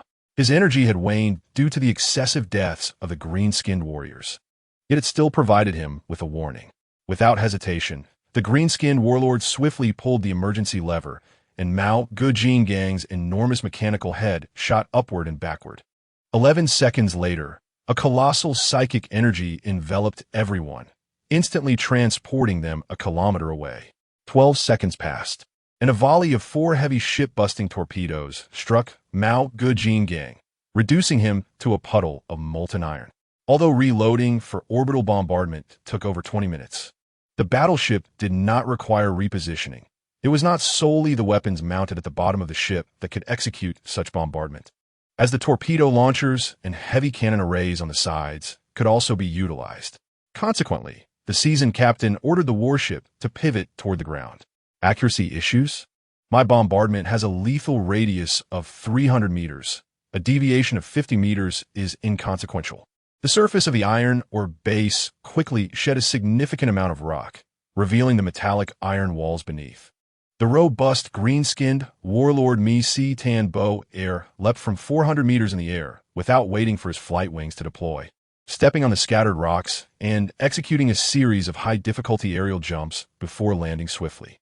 Even someone as strong as he was not exempt from suffering a broken leg. Yet he pressed on through the agony of shattered bones and crawled into the subterranean space of the iron or base.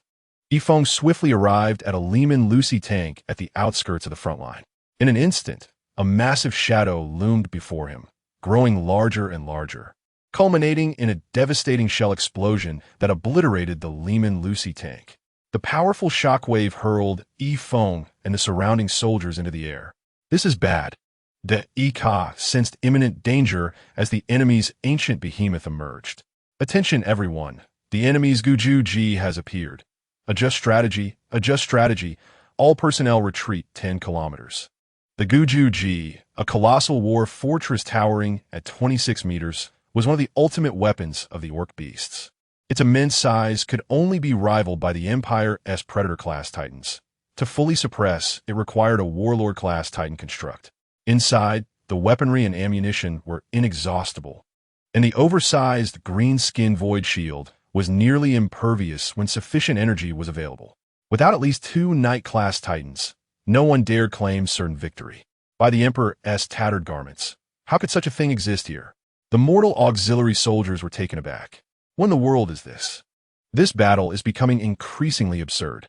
The commander of the Yizhi did not need to deliberate further and directly summoned the 2 chief scholars. Can you perform another psychic teleportation? How many people can you transport?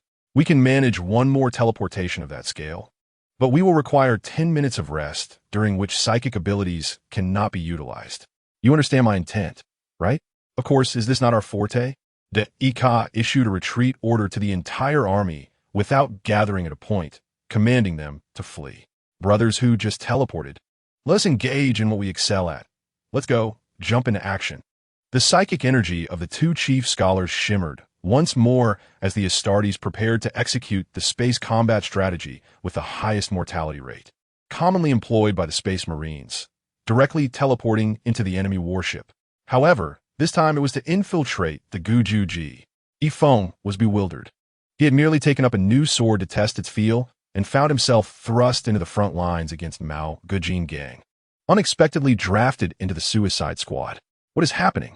Moreover, even though subspace teleportation was challenging for warship-grade teleporters to execute accurately under the interference of psychic levels, soldiers could easily end up stuck within walls. Relying on 2 chief scholars? Was that reliable? Forget it, I'd better crouch down. There likely aren't any passageways taller than 3 meters inside the Gujuji. With a flash of psychic energy, 13 warriors directly materialized within the Gujuji. Listen up, Mission 1. Protect the 2 chief scholars for 10 minutes. Mission 2. Disable their invulnerability field. Mission 3. Eliminate the green-skinned warlord, though it is not mandatory.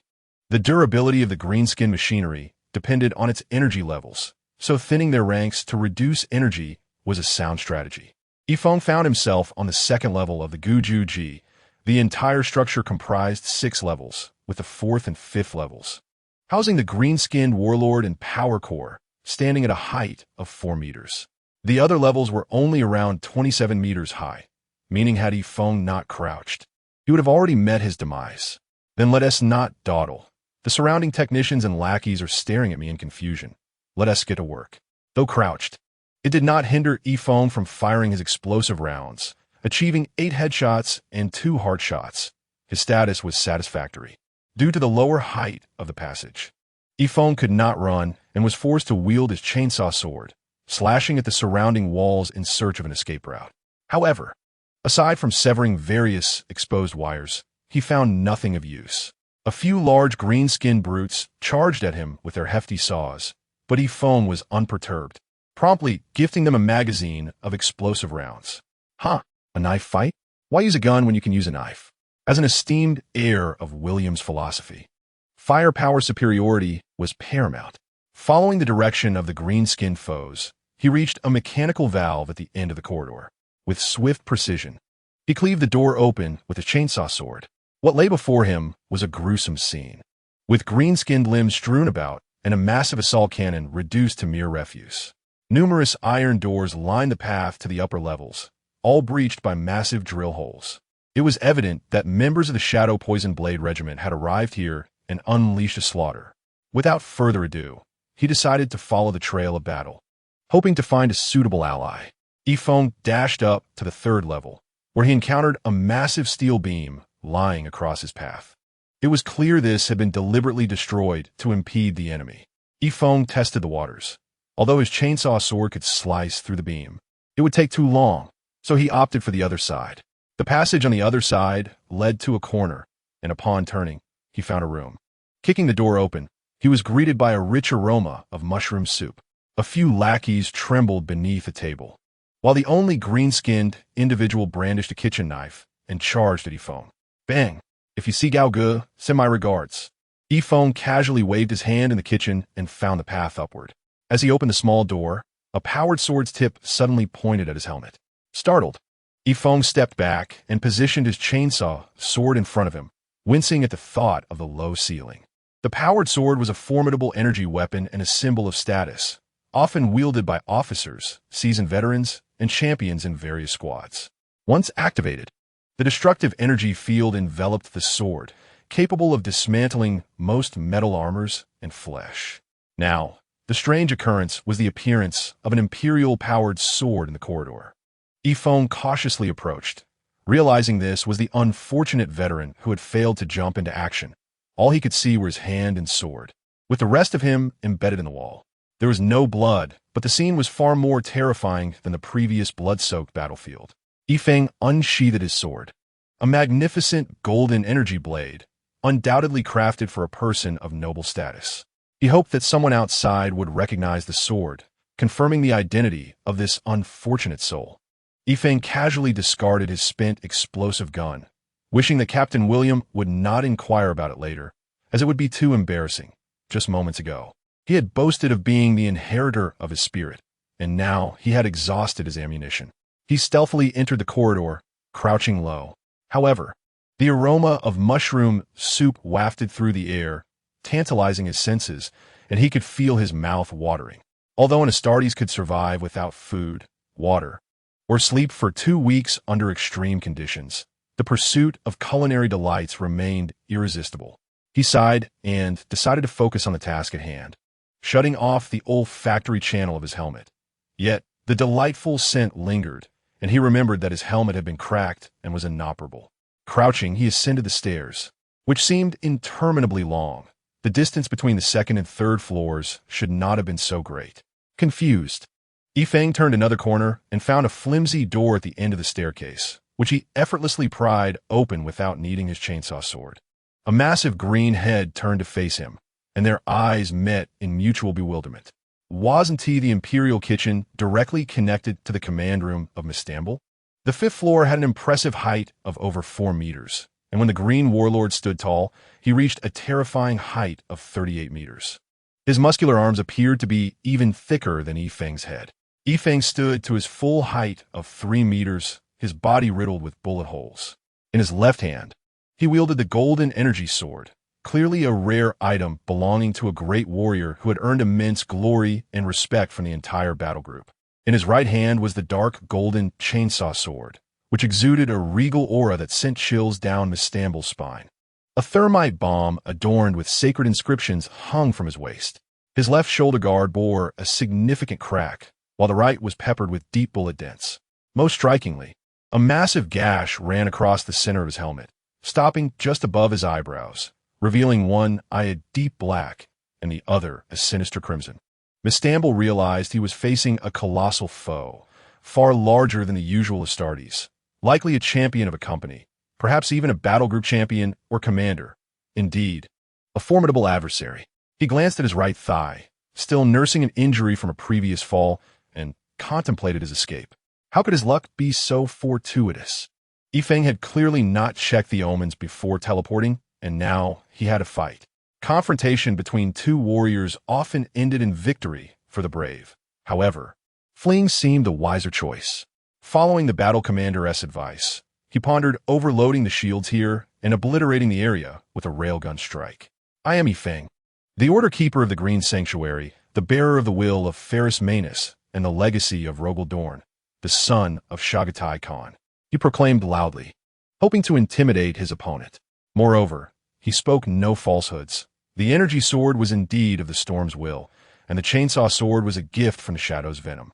As a true Astartes of the Green Sanctuary, was it not merely a slight embellishment?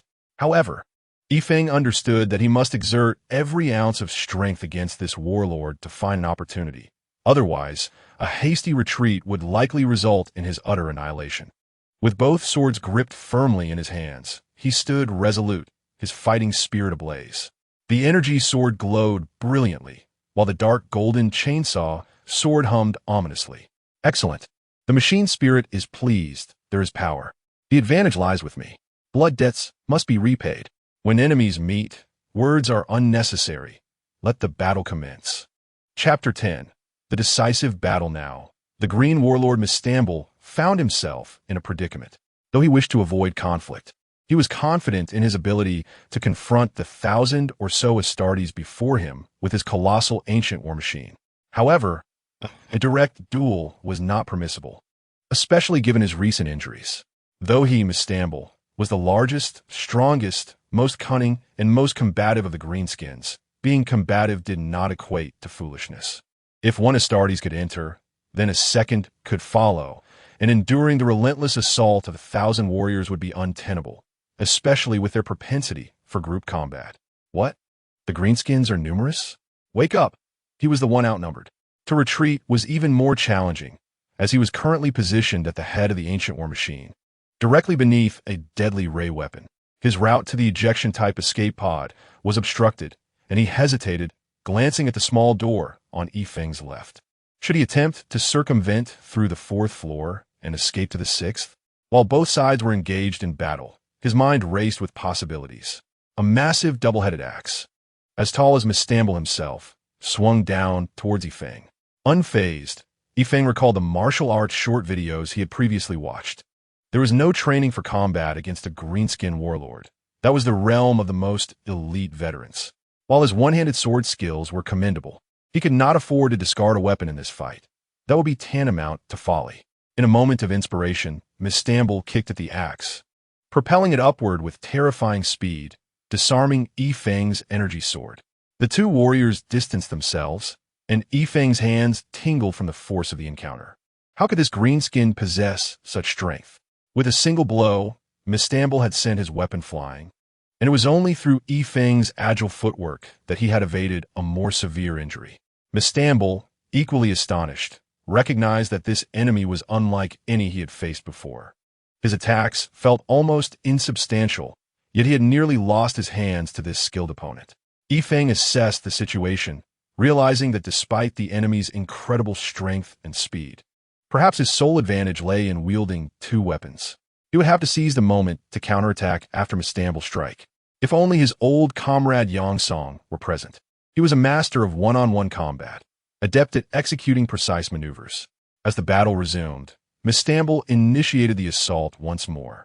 This time, the axe altered its trajectory, slicing diagonally toward Yifeng.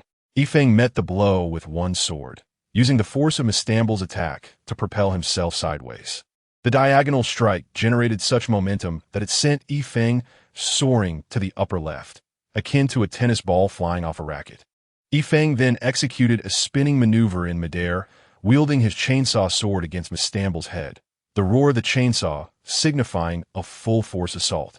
Mistamble sensed an overwhelming intent to kill approaching, and he ducked just in time to avoid the deadly strike.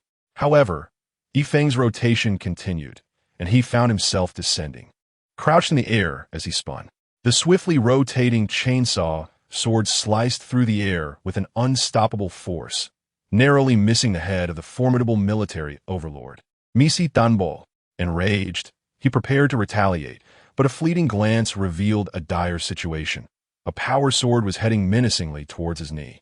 Unfortunately, having just crouched down, he found himself momentarily immobilized and unable to spring back to his feet. This cunning adversary, it seemed, had feigned an attack on his head while aiming for his legs instead. Truly devious. Seeing this, Yifeng gasped. The sight was blinding. But wait, what a fortunate opportunity. He deftly retrieved a thermite bomb and hurled it beneath the green-skinned warlord's axe. This sudden act sent Misai Tanbol into a panic, transforming his dance of steel into a desperate leap away from the impending explosion. Although the thermite bomb was powerful, its explosion radius was limited. It failed to strike the warlord directly, but it melted a significant hole in the floor, causing the upper portion of his axe to turn into molten iron. Now, the once towering 36-meter axe had lost 16 meters of its blade, leaving only 20 meters behind, and the remaining sharp edge was reduced to a mere 0.9 meters. Misai Tambol was drenched in cold sweat. This challenger possessed extraordinary combat skills. His own attacks felt as ineffective as striking cotton, while the enemy's strikes were deceptively lethal. Moreover, his weapon was now partially damaged. He realized he needed a strategy to escape. Glancing at the gaping hole in the floor created by the thermite bomb, an idea struck him. He would unleash a full frontal assault, discarding his axe to create a distraction, and while he occupied Yifeng, he would leap through the hole to the fourth floor and navigate past the ancient power core, making his way to the escape pod on the sixth floor. A brilliant plan indeed. Meanwhile, Yifeng was truly panting. The green-skinned brute possessed immense strength, wielding the massive axe with ease.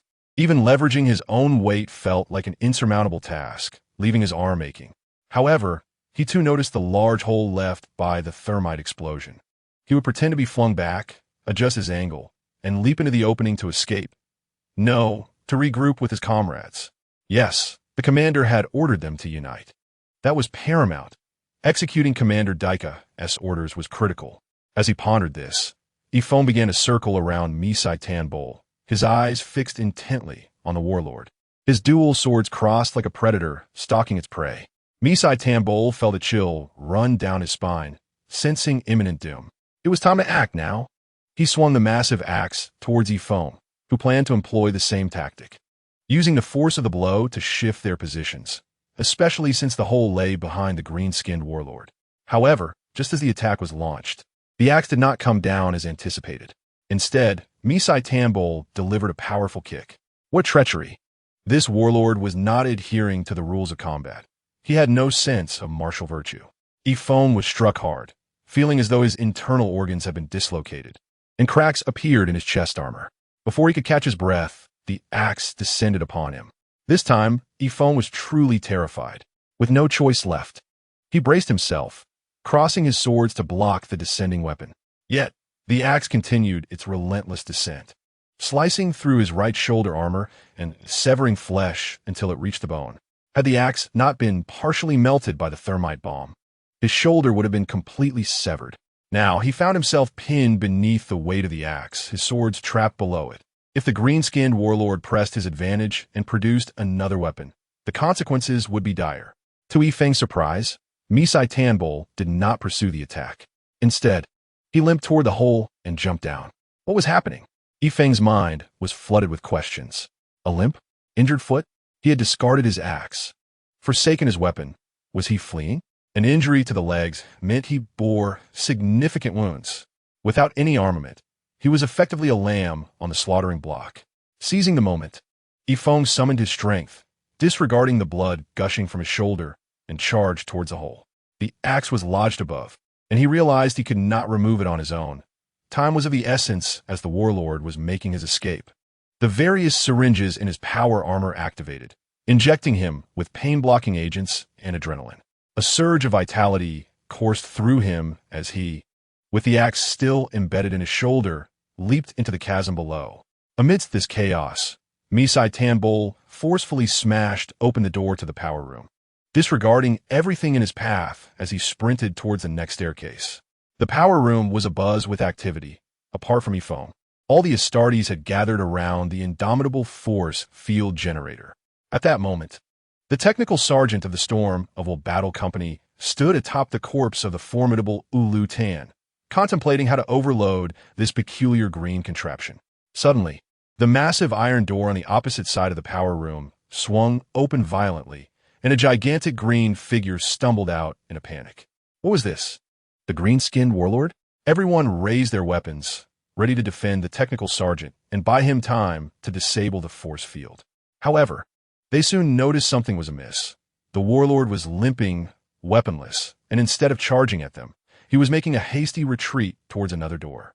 The warlord's sole focus was the iron door ahead. To him, crossing that threshold meant survival.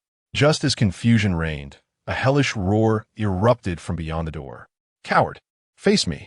A towering space marine clad in ordinary green power armor burst forth, wielding a radiant golden power sword in his left hand and a dark, gleaming chainsaw sword of the Shadow Poison Blade clan in his right, its growl resonating ominously. His helmet bore a massive crack, one eye gleaming a sinister blood red, making him appear utterly terrifying. His left shoulder armor was marred with numerous cuts and bullet marks, and his chest plate was on the verge of shattering, riddled with deep fissures.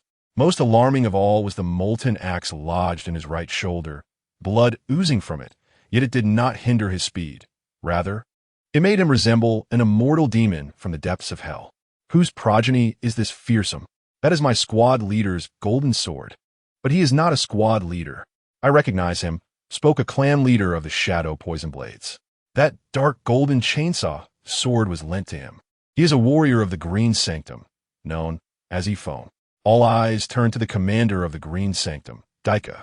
He too was taken aback, pondering when his faction had acquired such a formidable warrior.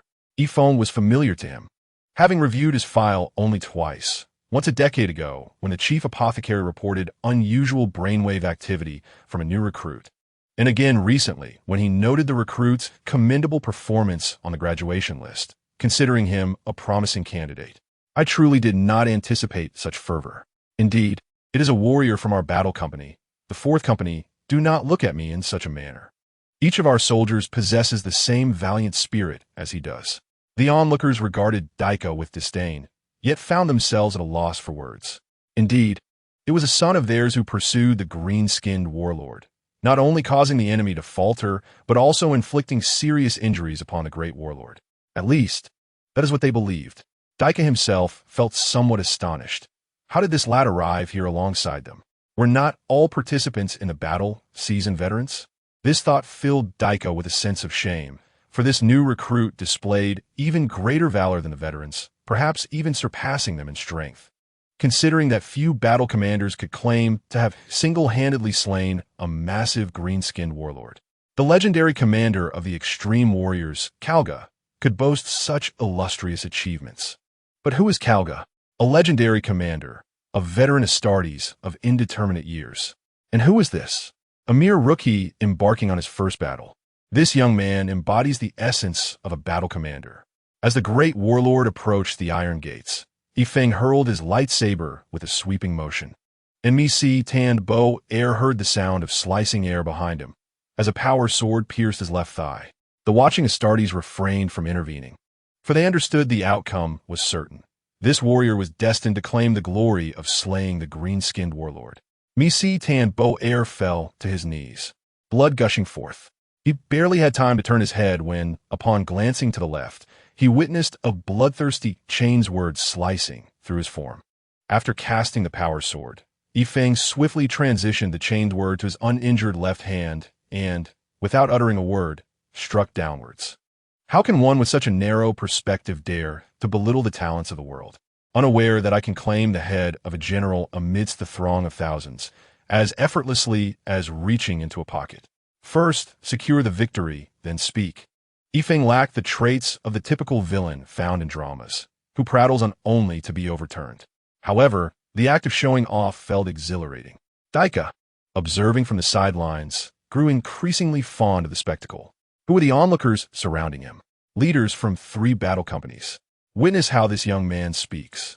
So commanding yet refined. Should anyone dare to equate the sons of the White Scar with the deranged followers of the Devourer, I shall unleash Yifeng upon them. The green-skinned warlord mustered all his strength to bellow, Starship Demon, before departing to meet his fate. Yifeng hung Yizhi Qing as head at his waist and turned to retrieve the golden power sword, only to find himself facing the gathered audience. Good morning, everyone. Chapter 11. Unraveling the mysterious energy. Signal. Yifeng now wished to dig a hole and hide, overwhelmed by the multitude of onlookers who remained silent, adding to his embarrassment. At this moment, the technical sergeant had overloaded the invincible force field, once the massive force field produced by Yizhi Qing dissipated. The energy of the force field was significantly weakened, nearing self-collapse. A slight exertion would cause it to falter.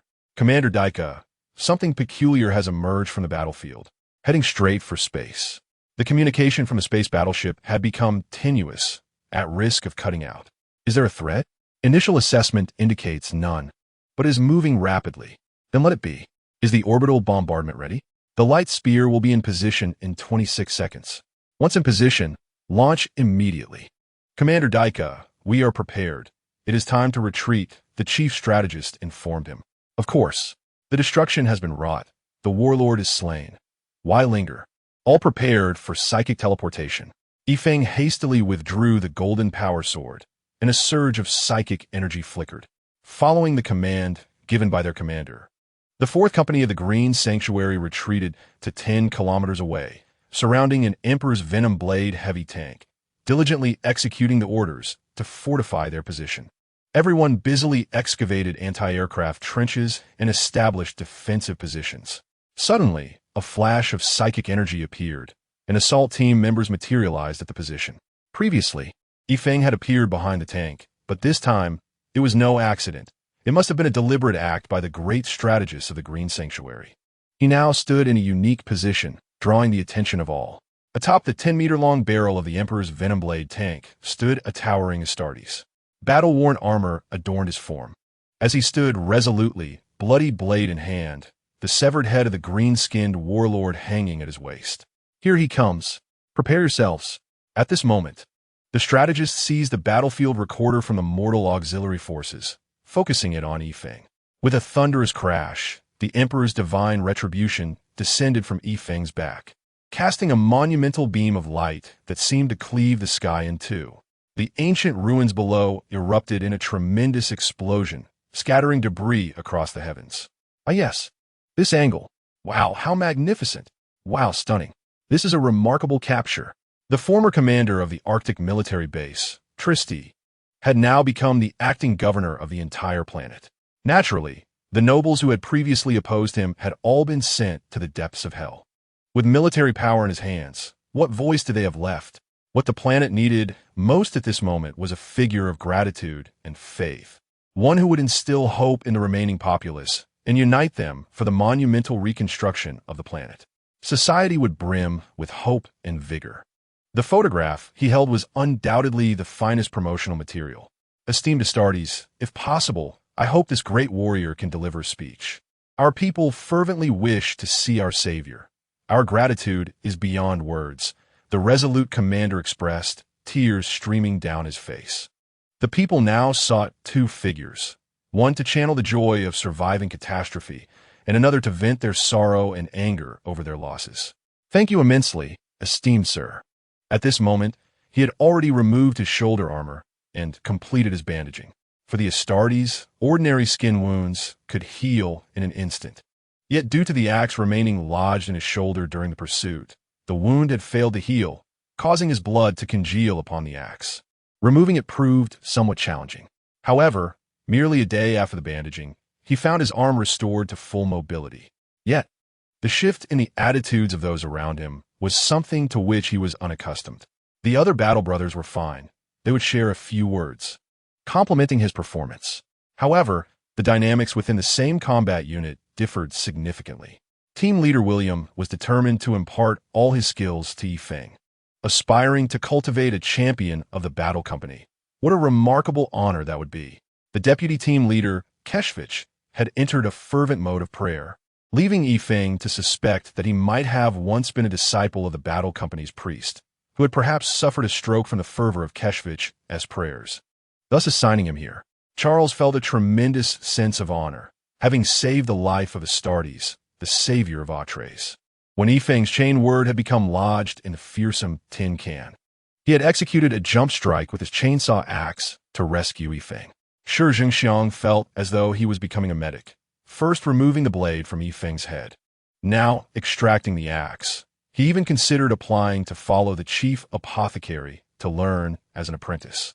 Jiajie spent his days studying Yifeng, suspecting that perhaps the strange, fearsome tin can beside Maovijin gang had caused Yifeng's head to be damaged.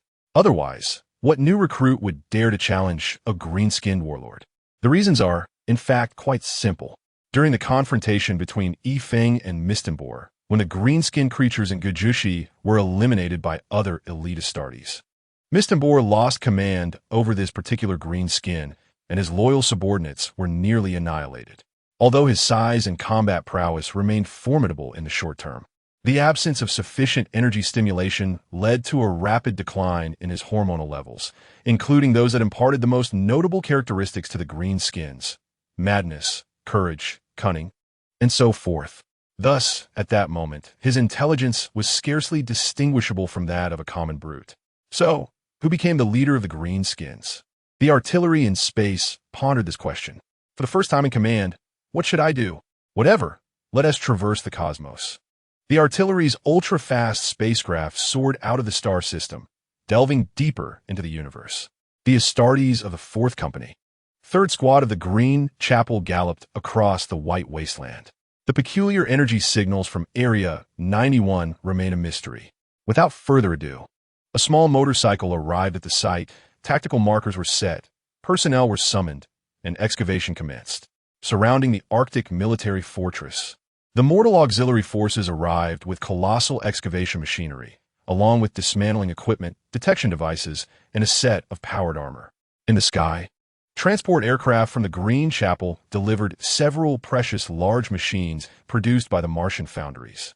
Ancient apparatuses that seemed to have grown ever more powerful over millennia of blessings and engravings. An officer from the mortal auxiliary forces, accompanied by a squad of soldiers, approached Yifeng with a massive iron box. Honorable Astartes, we are here under the command of Battle Group Leader Daika to deliver the replacement equipment for the powered armor. If it is convenient for you, we can proceed with the replacement ceremony for the damaged parts. Generally, powered armor would be equipped in designated armor bays aboard warships. However, if only a few components needed replacement, it was not necessary to follow such formalities. The Mark X powered armor utilized a modular design, allowing for straightforward substitutions. Yifeng entered the black metallic container with them, which housed a makeshift armor bay, flanked by 4 boxes containing components. After replacing the shoulder guards and helmet, the shattered chest plate was not exchanged, but instead reinforced with a front component from the Iron Knight type Terminator armor, fully covering the chest plate and forming a second layer of enhanced armor. While Yifeng underwent this armor adjustment, a substantial pit had already been excavated ahead, perfect for cooling down our large machinery. Thanks to the efforts of the team, The excavation progressed swiftly. However, an alarming sound emanated from the depths of the pit, prompting everyone to scatter. Upon inspecting the warning detector, Yifeng noted the alarming radiation levels. What to do now? The mortals could not address this situation immediately, for the fully equipped soldiers capable of withstanding nuclear radiation were still engaged in dealing with the green skins ravaged lands using plutonium fuel flamethrowers.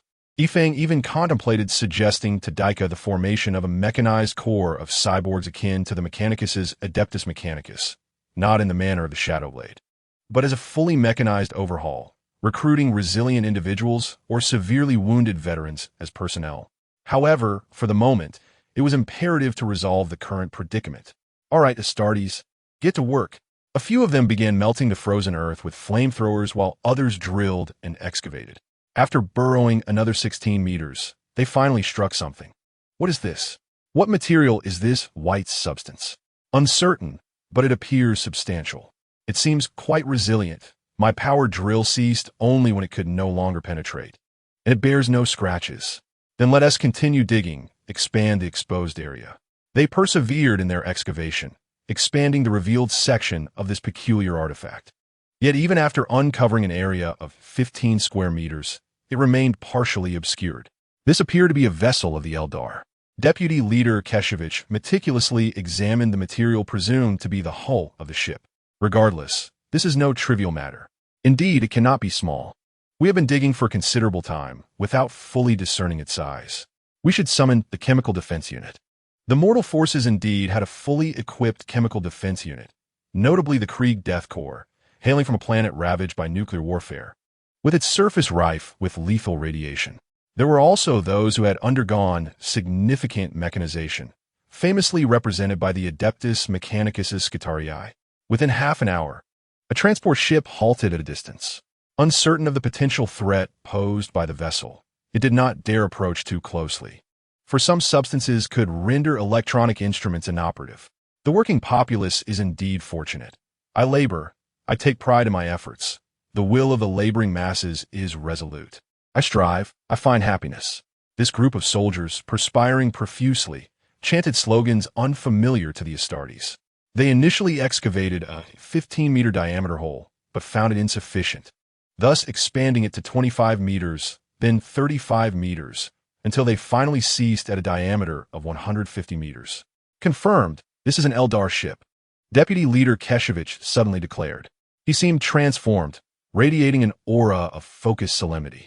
Keshevich was our squad's Aeldari expert. We must trust his judgment, William stated. Keshevich, do you believe our thermite bombs can breach this vessel?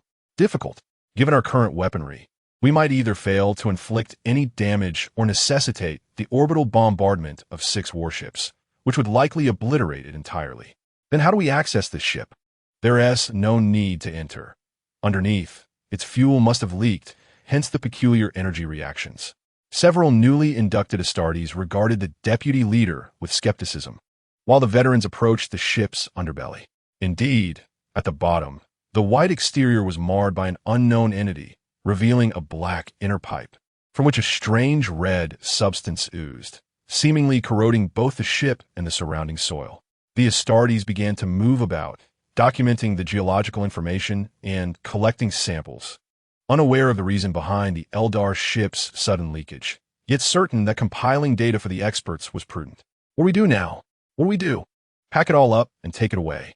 Once it was reported as an Aeldari vessel, the entire retrieval process accelerated significantly. If manpower was needed, it was abundant. If machinery was required, it was available. Large transport ships directly delivered numerous metal containers to thoroughly package the over 140-meter-long ship. Like a Russian nesting doll, one box fitted within another, culminating in a diameter of 230 meters, and not even the surrounding soil was spared, given the intense radiation. It all had to be removed. Originally, this task was assigned to a small team from the 3rd Squad, yet now a multitude of individuals bustlingly engaged in the work, their expressions radiating joy greater than that of a festive celebration. Battle Group Leader Daika's foresight surpassed their expectations, according to their reports. This vessel likely experienced a recent fuel leak, raising questions about what could have corroded the Aeldari's warship exterior. Could it be harnessed for our purposes? Could it be fashioned into a weapon against the Aeldari? When had this ship arrived here?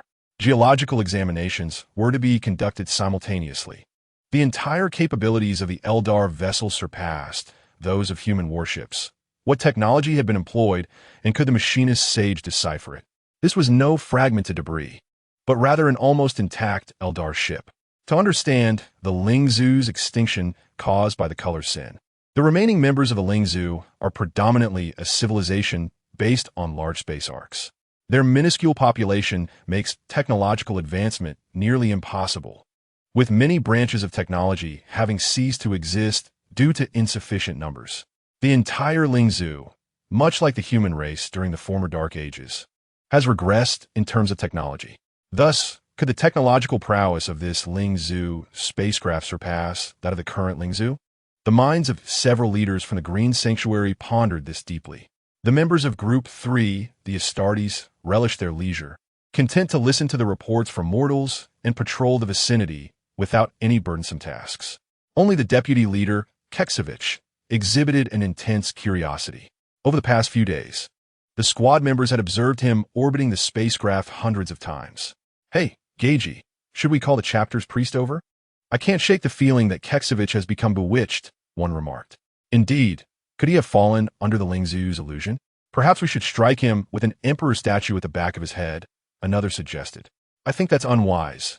What if he ends up like Yifeng, turning into a lone berserker after a blow to the head? With the massive metal container being transported away by a cargo ship, 8 anti-gravity motorcycles sped off toward the north. Chapter 12. The Victory Celebration within the Arctic Base. 2 chapter leaders and several significant figures from various chapters convened for a distribution meeting. No, rather, a special forum on the balanced allocation of loot and military supplies. In this war, my Shadow Venomblade chapter arrived first and suffered the most losses. I demand that all resources acquired by my unit be retained. Do any of you dissent? Come now. Are you using the resources you seized? Are they products of your own production? No. They are supplies lent to you by my Stormwell chapter. As a penitent expedition, your chapter cannot receive any friendly supplies. That is the rule.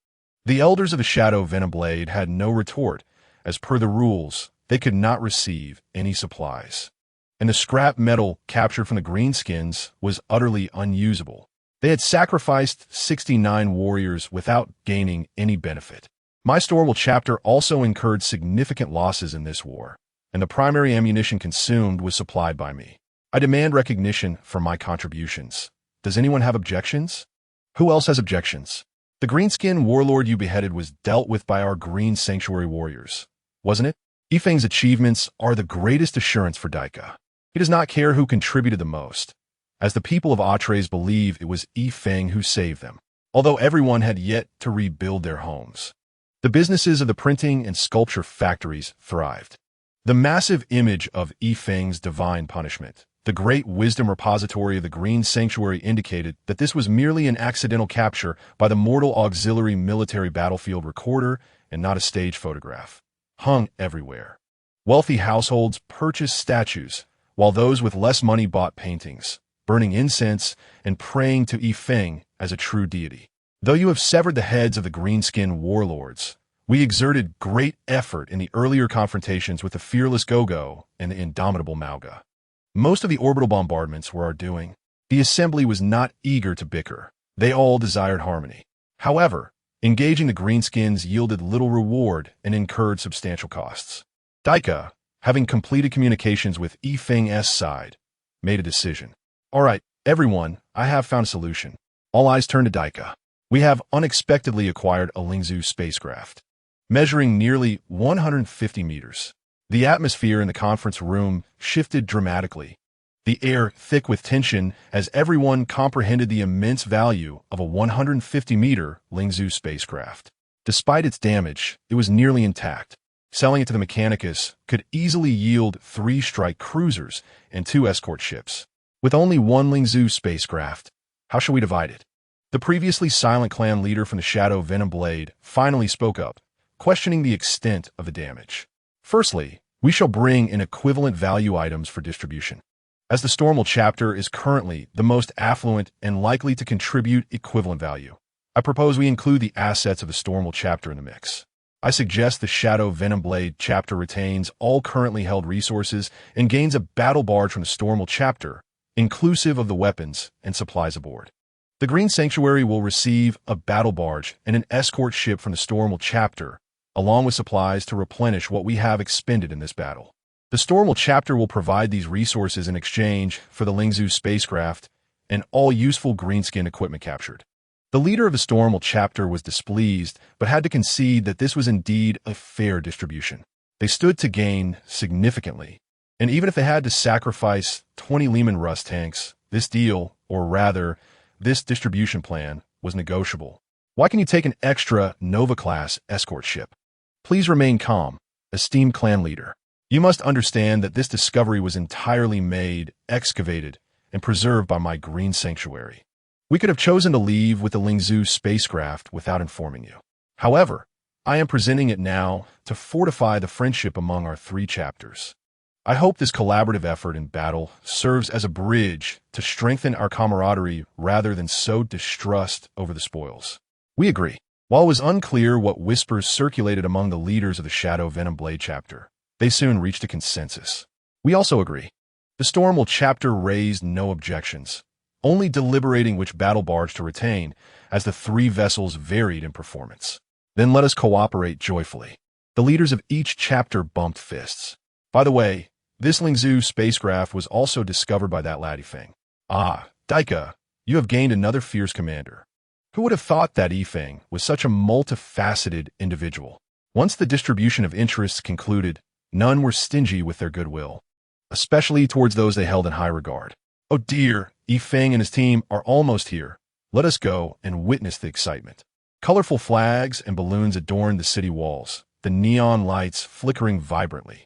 Various platforms, painted in bright hues, displayed a plethora of goods, and the previously battered fortress radiated newfound vitality. Shall we return to our usual spot? I second that. Let us go that way. It seems safer. If Group 3 were to enter the city, they would surely be surrounded by enthusiastic crowds, making it challenging for the chapter leader to navigate through. As they descended from the defensive mountain peaks, they found the area where they had previously dug trenches transformed into a platform. The 8 continued forward, flying over the rooftops of 2 warehouses until they reached the assembly point. Cresties had been bustling with activity, with the Astartes guarding the area, eliminating concerns over defense. Most of the temporarily conscripted soldiers had been dismissed to restore farms and resume food production. All manpower and resources were devoted to societal reconstruction, with all military vehicles repurposed for transporting building materials. Men were employed in factories to reconstruct auxiliary machinery, rebuild homes, and cultivate crops. Cresties pondered initiating the involvement of women in this grand era of construction, as many technical factories commenced operation. However, a problem arose. I work, I earn money, yet I have nowhere to spend it. Food was still scarce, with each person receiving a ration, and no other goods had begun production. They had money, but no commodities to buy. While scavenging outside thrived, they sought food, not currency. To them, money was worthless in the wilderness, unable to protect them or satisfy their hunger. Cresties smacked his forehead. It was indeed a prime opportunity to spread faith. Having just pledged allegiance to the Empire, it was time to make a statement. Consequently, a plethora of portraits and statues were created. A clan leader from the Shadow Poison Blade Warband even entrusted his battlefield recordings to CUST. Numerous indomitable and tenacious combat scenes were extracted, yet regrettably, their fervor paled in comparison to Yifeng. After all, those who had endured the most harrowing of wars possessed formidable willpower, having not succumbed to despair. What the people sought was not mere admiration for the unwavering spirit of the defenders, nor the grim realities of blood-soaked battlefields. They yearned for victory, complete and unequivocal triumph. We desire a grand celebration. The factories producing colorful banners and balloons had opened, and the populace was fervently commemorating their victory. Crusade, recognizing the will of the people, announced, with the consent and assurance of the Astartes, that a colossal festivity would be held on October 27th, establishing it as a Victory Day holiday henceforth. The Yika was making final adjustments regarding the Astartes arrangements for the celebration. The The Space Marines would conduct a grand parade outside the fortress, showcasing their formidable military might, effectively deterring dissenters regarding the allegiance to the imperial rule and simultaneously reinforcing humanity's faith in the Emperor. The Emperor had dispatched troops to rescue you from peril.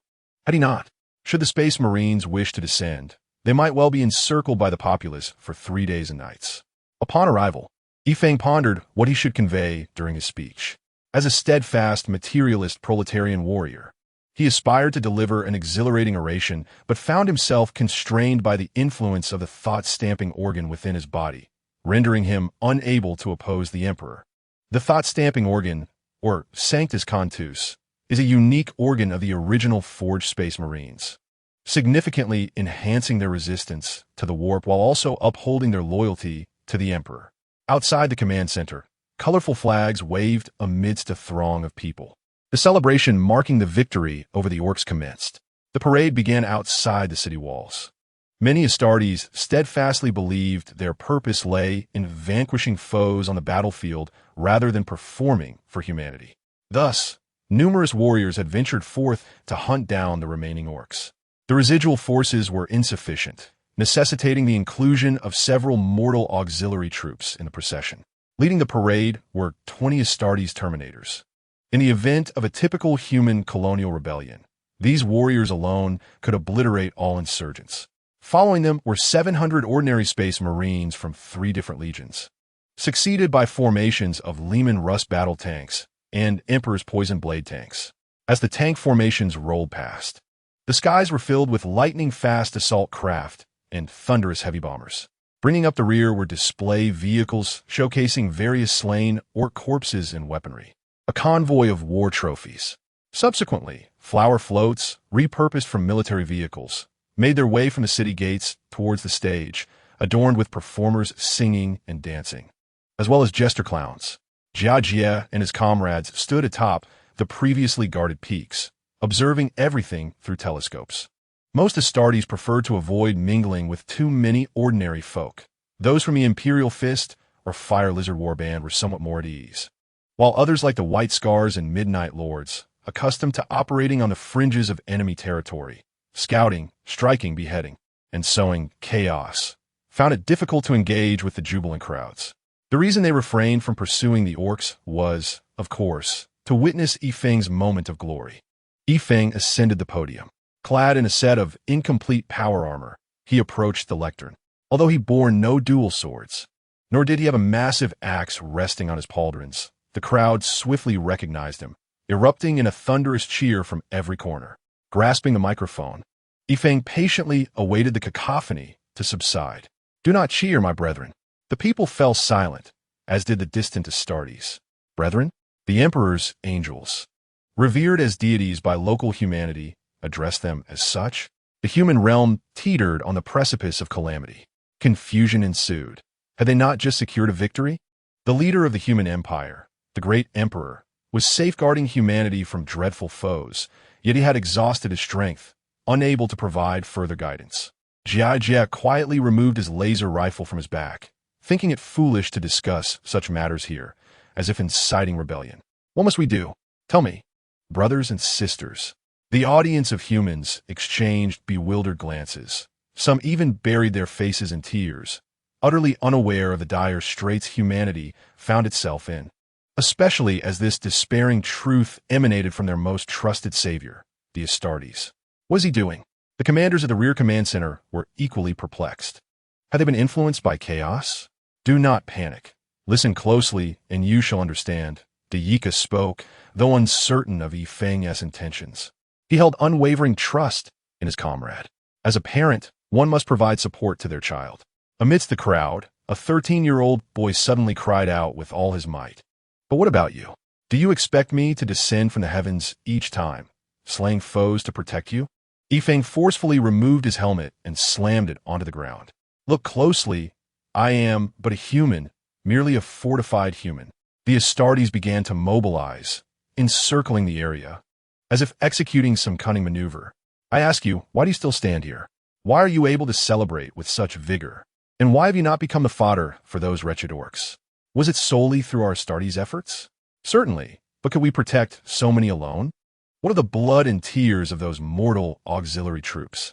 Those ordinary laborers who provided us with resources, sacrificing their own sustenance? Have you forgotten the warriors who fell on the battlefield? Cowards! A tumult erupted within the crowd. We have not forgotten. We are not cowards. The aggrieved audience cried out in defense. The Astartes halted their advance, relieved it was merely a false alarm, but indeed quite frightening. I ask you, how do we secure this victory? We are space marines from other planets, wielding powerful machines from Mars, from Lucius, from Graia, from countless forge worlds across the universe. Our mortal auxiliary troops hail from the mists of the stars, from the storm zones, from the extremist sector, from humanity's realms throughout the cosmos. The collective strength of humanity from across the universe converges into a torrent, obliterating the invading Orks with utter devastation. We do not fight alone.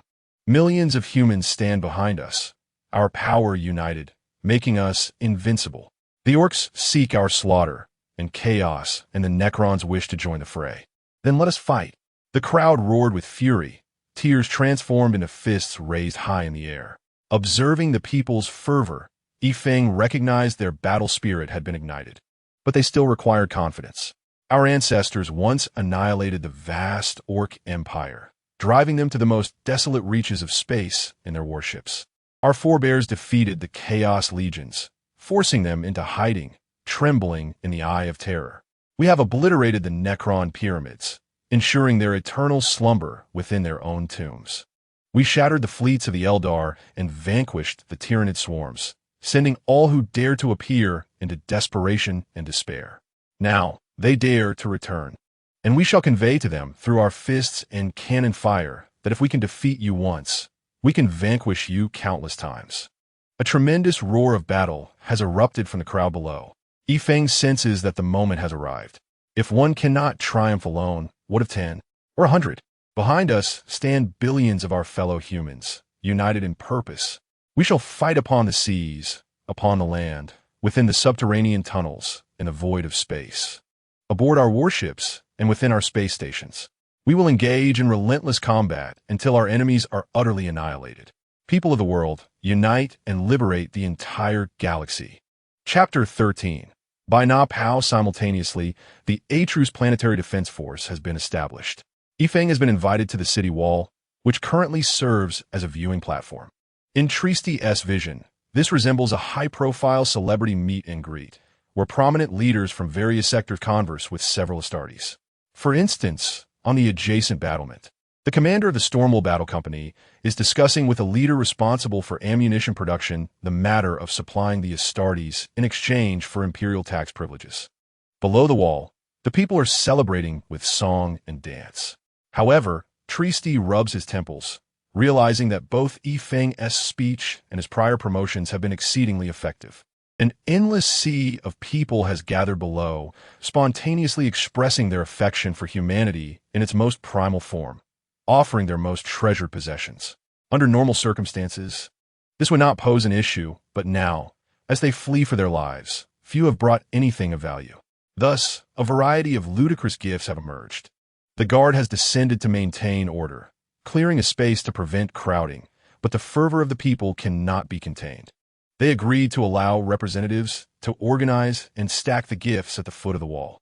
I deeply apologize, esteemed Lord Yifeng, for the profound affection the people harbor for you, which often leads them to act in ways that may seem excessive, for they are mere mortals, far from your strength and reason. Tristi can only rely on his extensive experience in dealing with nobles to communicate with Yifeng. After all, inciting anger in an Astartes could be a terrifying affair. A soldier must earn the love of the people. A military force that does not have the affection of its own populace cannot secure victory. Tristi's aide hastily takes out a notebook, beginning to record Yifeng's speech as the main text of the Yifeng quotations, with other sayings as supplementary material, certain that it will be included in the canon of required readings for primary and secondary education for the next century. Yifeng leaps down from the wall into the cleared area. The guard can hardly restrain the enthusiastic crowd, as even they desire an autograph. Please, representatives of the people, step forward. A soldier from the guard trembles as he approaches to call forth the gift representative, mentally exclaiming, "My idol is speaking to me." Before long, a modestly dressed woman hurriedly approaches, attempting to kneel. "Stand up, madam. I have just stated that the unity of humanity does not require others to kneel in submission." The aide on the wall's eyes light up, busily jotting down notes. The woman, overwhelmed with emotion, finds herself at a loss for words. Yifeng's words nearly drew forth the long single Yifeng himself. The gifts represent the heartfelt intentions of the people, and Yifeng understands that accepting them might lead to complications. It is crucial not to foster the impression that the Astartes consider themselves superior and disdainful of the common populace. Gazing upon the immense pile of gifts, Yifeng notes that while gold watches and silver jewelry are relatively normal, a white shirt might be the most respectable item from an employee of the Zhongqiao. A floral handkerchief seems lovely, possibly from a wealthy matron of the Shangqiao. Yet, there's also a shoelace, perhaps a token from a poor soul from the Xiaqiao, offering their most presentable possession. Suddenly inspired, Yifeng turns to the woman and says, "Please, I would like to request your assistance with a personal matter." After the ceremony concludes, the Shadow Blade Battle Company departs first, their penitential expedition set to continue as they prepare to face the next Imperial adversary. The Stormwell Battle Company, having transferred a substantial amount of promethium fuel to the Green Sanctuary, also departs. They must hastily proceed to the Foundry world for trade, as their fleet is currently insufficient. Should the Aeldari attack to seize their vessels, they might not prevail. Swiftly liquidating assets is paramount. As for the exact exchange rate, the Green Sanctuary has, with cleverness, deceived the Shadowblade, those who have yet to encounter a genuine ship. Only he and Daika are fully aware of the true value of this nearly pristine Eldar ancient vessel, supplemented by at least 5 battle barges, with no upper limit on its worth.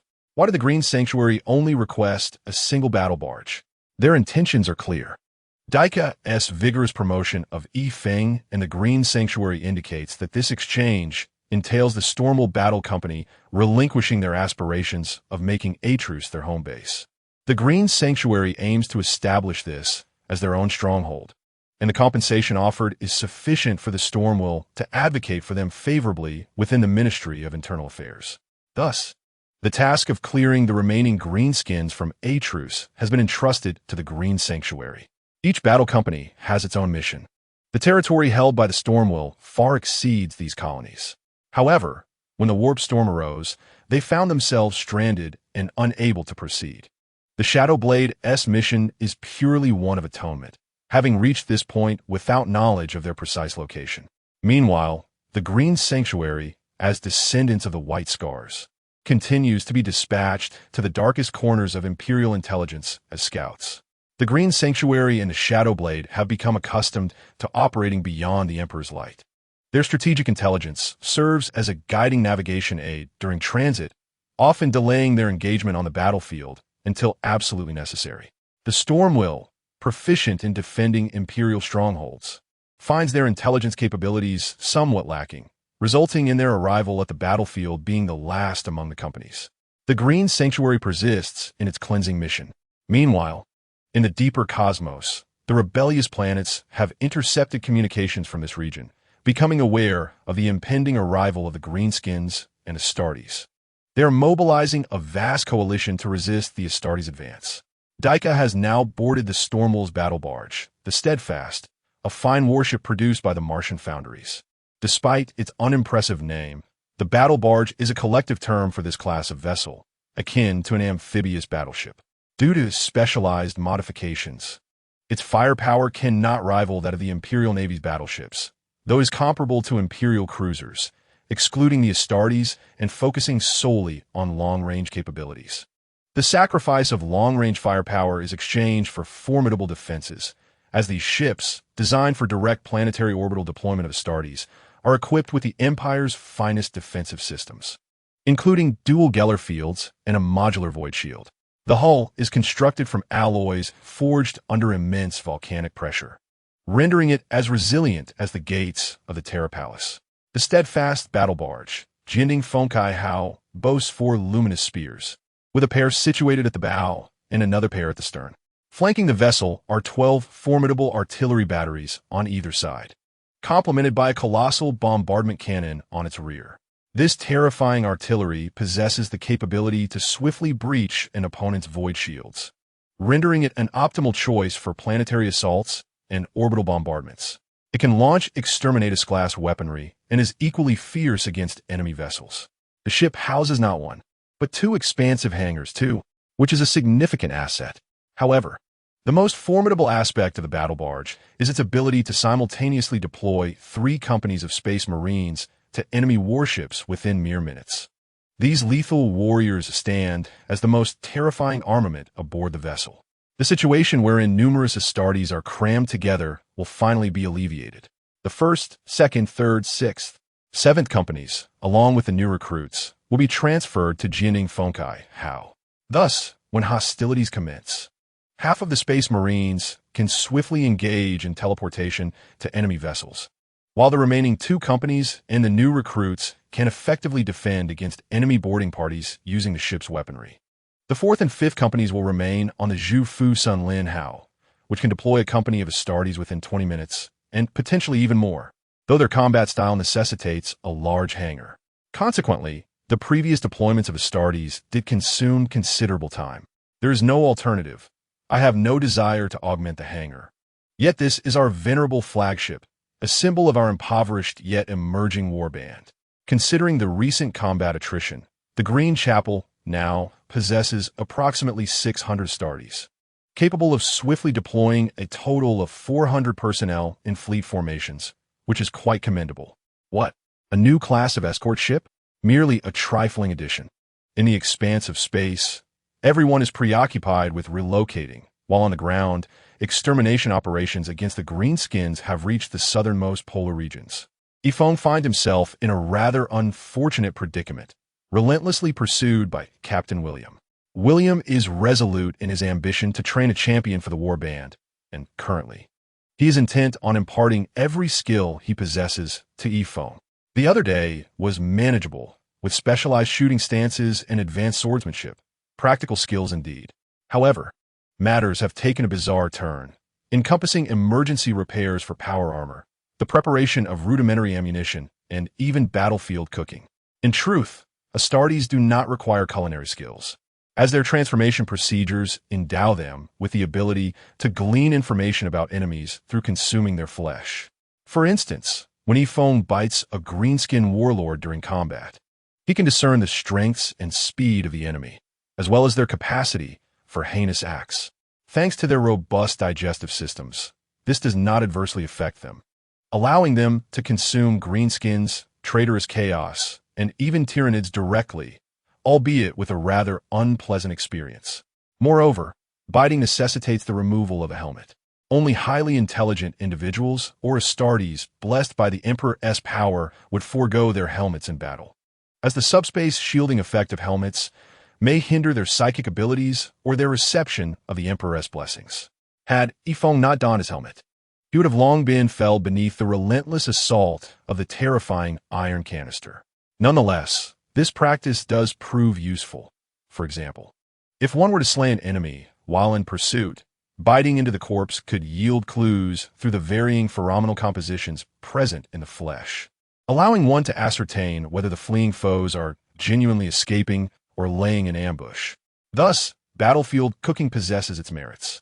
Yifeng, invigorated by his ancestral culinary heritage, mused that while he hails from a 5,000-year tradition, they are merely 4,000 years behind.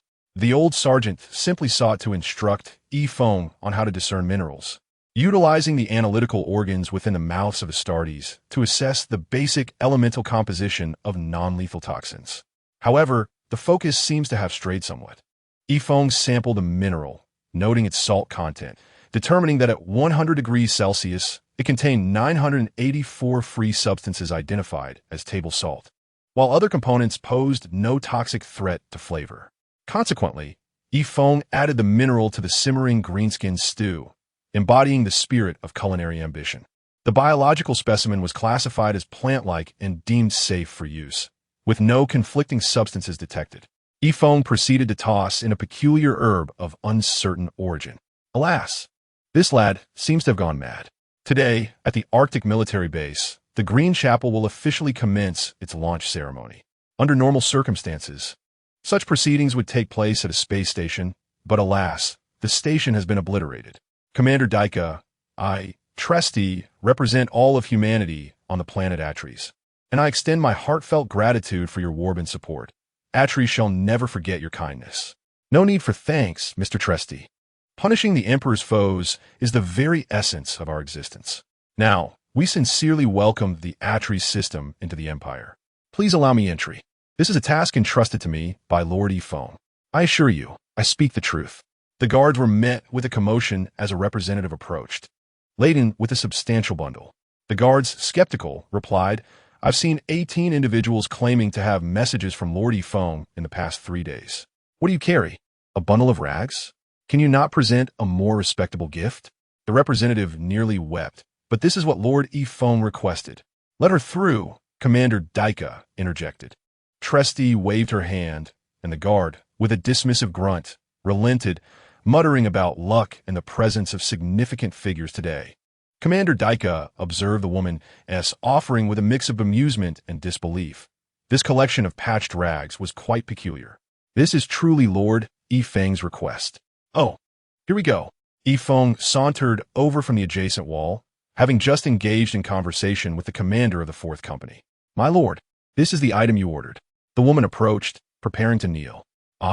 She abruptly halted her descent, raising her hands above her head in a deep bow, presenting the bundle with reverence. Ifong accepted the package and unveiled its contents, a robe, which could only be worn as a cloak over his armor. At that moment, Jiaji appeared from the side. Hey, Ifong, did you steal a bedsheet from some underling? The woman maintained her bow, her expression hidden from view. Tresti's aide had already produced his notebook, having discerned a pattern. Ifong's conversations, while often absurd, were consistently insightful when humans were present or involved. What do you mean a torn bedsheet? 2 months ago, the valiant people of Atres fought valiantly against the greenskins while clad in these tattered garments. Now, they generously offer their remaining dignity as a gift to me. What does this symbolize? It symbolizes that we are an army embraced by the people, a testament to the love and trust they have for us. Ifong draped the robe around himself, a patchwork of various fabrics, white shirts, handkerchiefs, tailored suit sleeves, and hats, all stitched together with shoe laces and belts. Clad in the robe of the people's will, we shall fight for the people, for all humanity, and for the liberation of the entire galaxy. The will of the people shall guide our path. Should I fall in battle, please wrap my corpse in this robe. Long live the people. On the 14th of December, 42502 of the Imperial calendar, the Green Chapel warband departed from the world of Atres. By the 26th of December, the Ifeng sayings was published, swiftly gaining popularity across the globe. Within the turbulent expanse of the subspace, a powerful red energy coalesced, materializing into the form of the patchwork robe. On the 9th of July, 42503 of the Imperial calendar, a monumental statue of the divine Ifeng was erected upon the peaks of the Arctic fortress where he had once fought. On December 10th, within the depths of the last war's chasm, a spiraling museum was completed, accessible via a spiral staircase leading directly to its base, surrounded by the remnants of green-skinned relics, the remains of fallen warriors, and the valiant imagery of mortal combat. At the pit's bottom stood a colossal monument, with its foundation featuring a statue of the green-skinned warlord Mistenpal, kneeling with all fours on the ground. Flanking the monument were the names of the Astartes who perished in battle and the designations of the mortal regiments that were annihilated during the war. The rear of the monument bore the names of all surviving Astartes and the designations of the mortal forces that participated in the conflict. The front inscription read, "In everlasting remembrance of the Astartes warriors who sacrificed their lives in the war against the orc beasts of Atres. Immortal are the Astartes and mortal auxiliaries who perished in support of Atres. Immortal are all those who contributed their blood and sweat for the sake of Atres." Chapter 14. The tasked meat grinder Dika was actively training the warriors to swiftly acclimate to the combat methods of the firm resolve. Simultaneously, he sought to cultivate good relations with the mortal crew aboard the ship, who had recently been plucked from the Storm-Aswell battle group and felt akin to castaway children, deeply disheartened. Consequently, Tactical drills, speeches, and reorganizations were conducted repeatedly, driving the veteran overseers to the brink of mental collapse. Dika himself delivered 3 grand speeches, and even the escort ship, in a bid to bolster morale, pledged that they would never treat the mortals as expendable fodder, assigning 10 Astartes to remain stationed there. "Let us practice on a rebellious planet," he declared. Dika opened the grand map provided by the Empire prior to the emergence of the subspace storm, revealing approximately 7 rebellious colonial planets and 2 insurrectionist forge worlds. After careful consideration, he decided to prioritize the nearby task system. The task system, comprising 6 planets, featured Task 2, a harsh and inhospitable world with a permanent population of only 800 million. Due to its proximity to their star, it endured perennial temperatures of 40 degrees Celsius, enveloped in a tropical rainforest climate, concealing terrifying creatures. Should the Catachan Star Legion arrive, they would undoubtedly treat this place as a second home. Due to the extreme climate and its distance from the Empire's core, the inhabitants had revolted 2 millennia ago, with the Empire showing no interest in governing them thereafter. The scant taxes they could offer were hardly worth the cost of taxed ship's fuel. Though there were minerals, the extraction was prohibitively difficult and unprofitable. When Task 2 was still loyal to the Empire, its tribute consisted merely of peculiar beast bones and pelts. The tithe was the standard tax of the Empire's ordinary colonies, requiring the submission of 1/10 of all resources, be it minerals, crops, or new recruits for planetary defense forces. As long as the planetary governor submitted the tithe, he could manage the planet in any manner he deemed fit. Originally, there was also a Task 3 colony, but for unknown reasons, it was subjected to an extermination order. And thereafter, the Empire never returned to this financially draining system to collect taxes. At that moment, 7 heavy cruisers and over 100 escort ships had gathered near the outer rim of Task V. These vessels were primarily constructed by the 2 rebellious forge worlds. It wasn't that they lacked the capability to produce battleships or additional warships, but rather that each of these colonial planets could find sufficient materials only to see other worlds intervene whenever one attempted to construct a second cruiser, striving to maintain a balance of military power in the vicinity. Would they truly come here? This place is far too impoverished. I believe the likelihood of them raiding our home is much higher. You truly misunderstand the Empire. Their military department does not care whether a place is rich or poor. As long as they see territory not belonging to them, they will dispatch forces to conquer it. Moreover, following the principle of proximity, they would likely make this their first target. Did they not previously conquer it due to its poverty, thus placing it under the jurisdiction of the Ministry of Internal Affairs? The ministry grapples with financial issues. The logic of the Empire is remarkably clear. Due to the anchoring effect of the planets, most fleet journeys through subspace concluded at the system's periphery. Unless unforeseen circumstances arose, the enemy fleet was expected to appear at the outskirts of Task 6.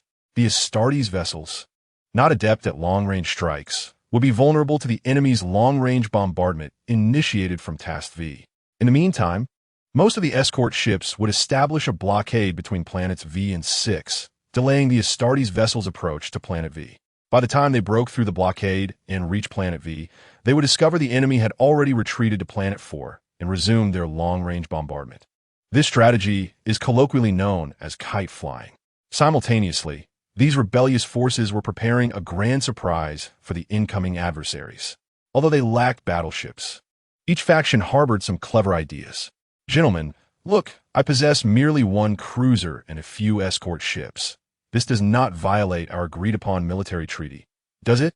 What? 3 groups of ultra-long-range lance arrays? Weapons of a battleship? Surely, you jest.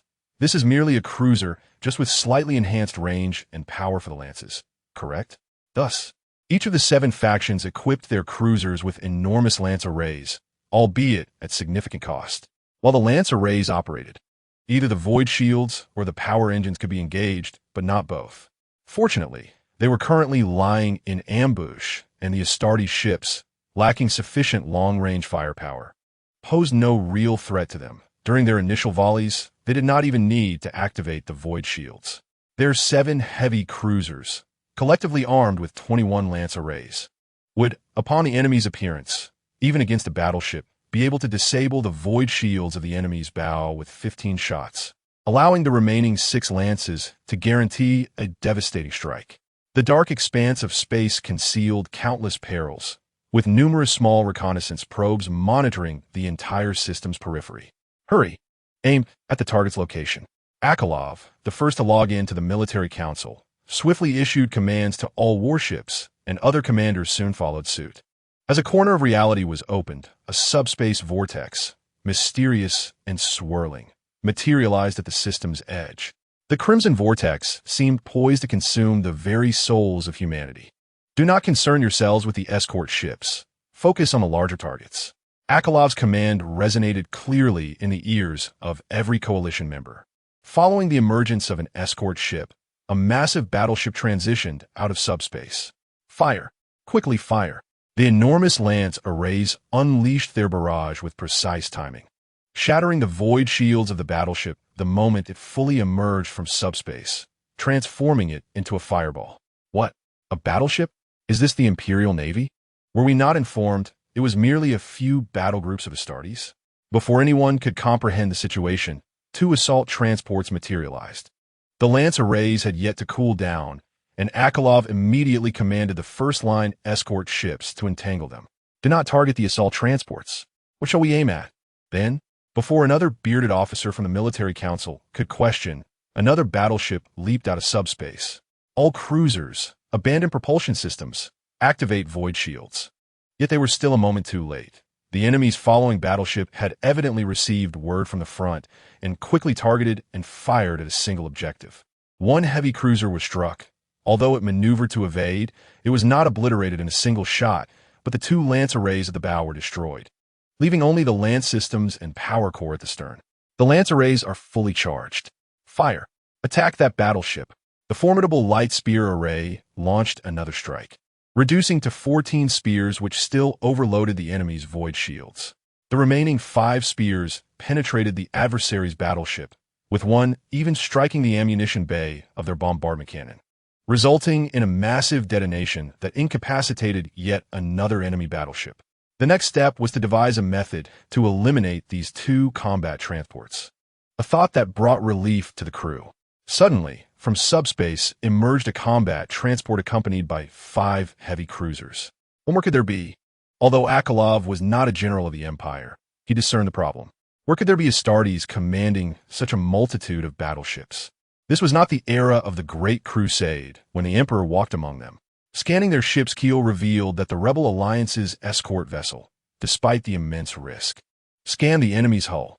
It was not an Imperial vessel. There was no keel information, resembling that of Chaos. Chaos had never ventured into these desolate mountains. Where had it materialized from? Regardless of its origin, as long as it did not continue to appear, anything was acceptable. After yet another of their cruisers sustained heavy damage, Akalov ordered retreat and swiftly commanded the fleet to execute a concentrated volley, shattering one of the cruisers. All battleships ceased charging their light spears, redirecting all energy to the void shields and propulsion systems, advancing toward Tace 4. What?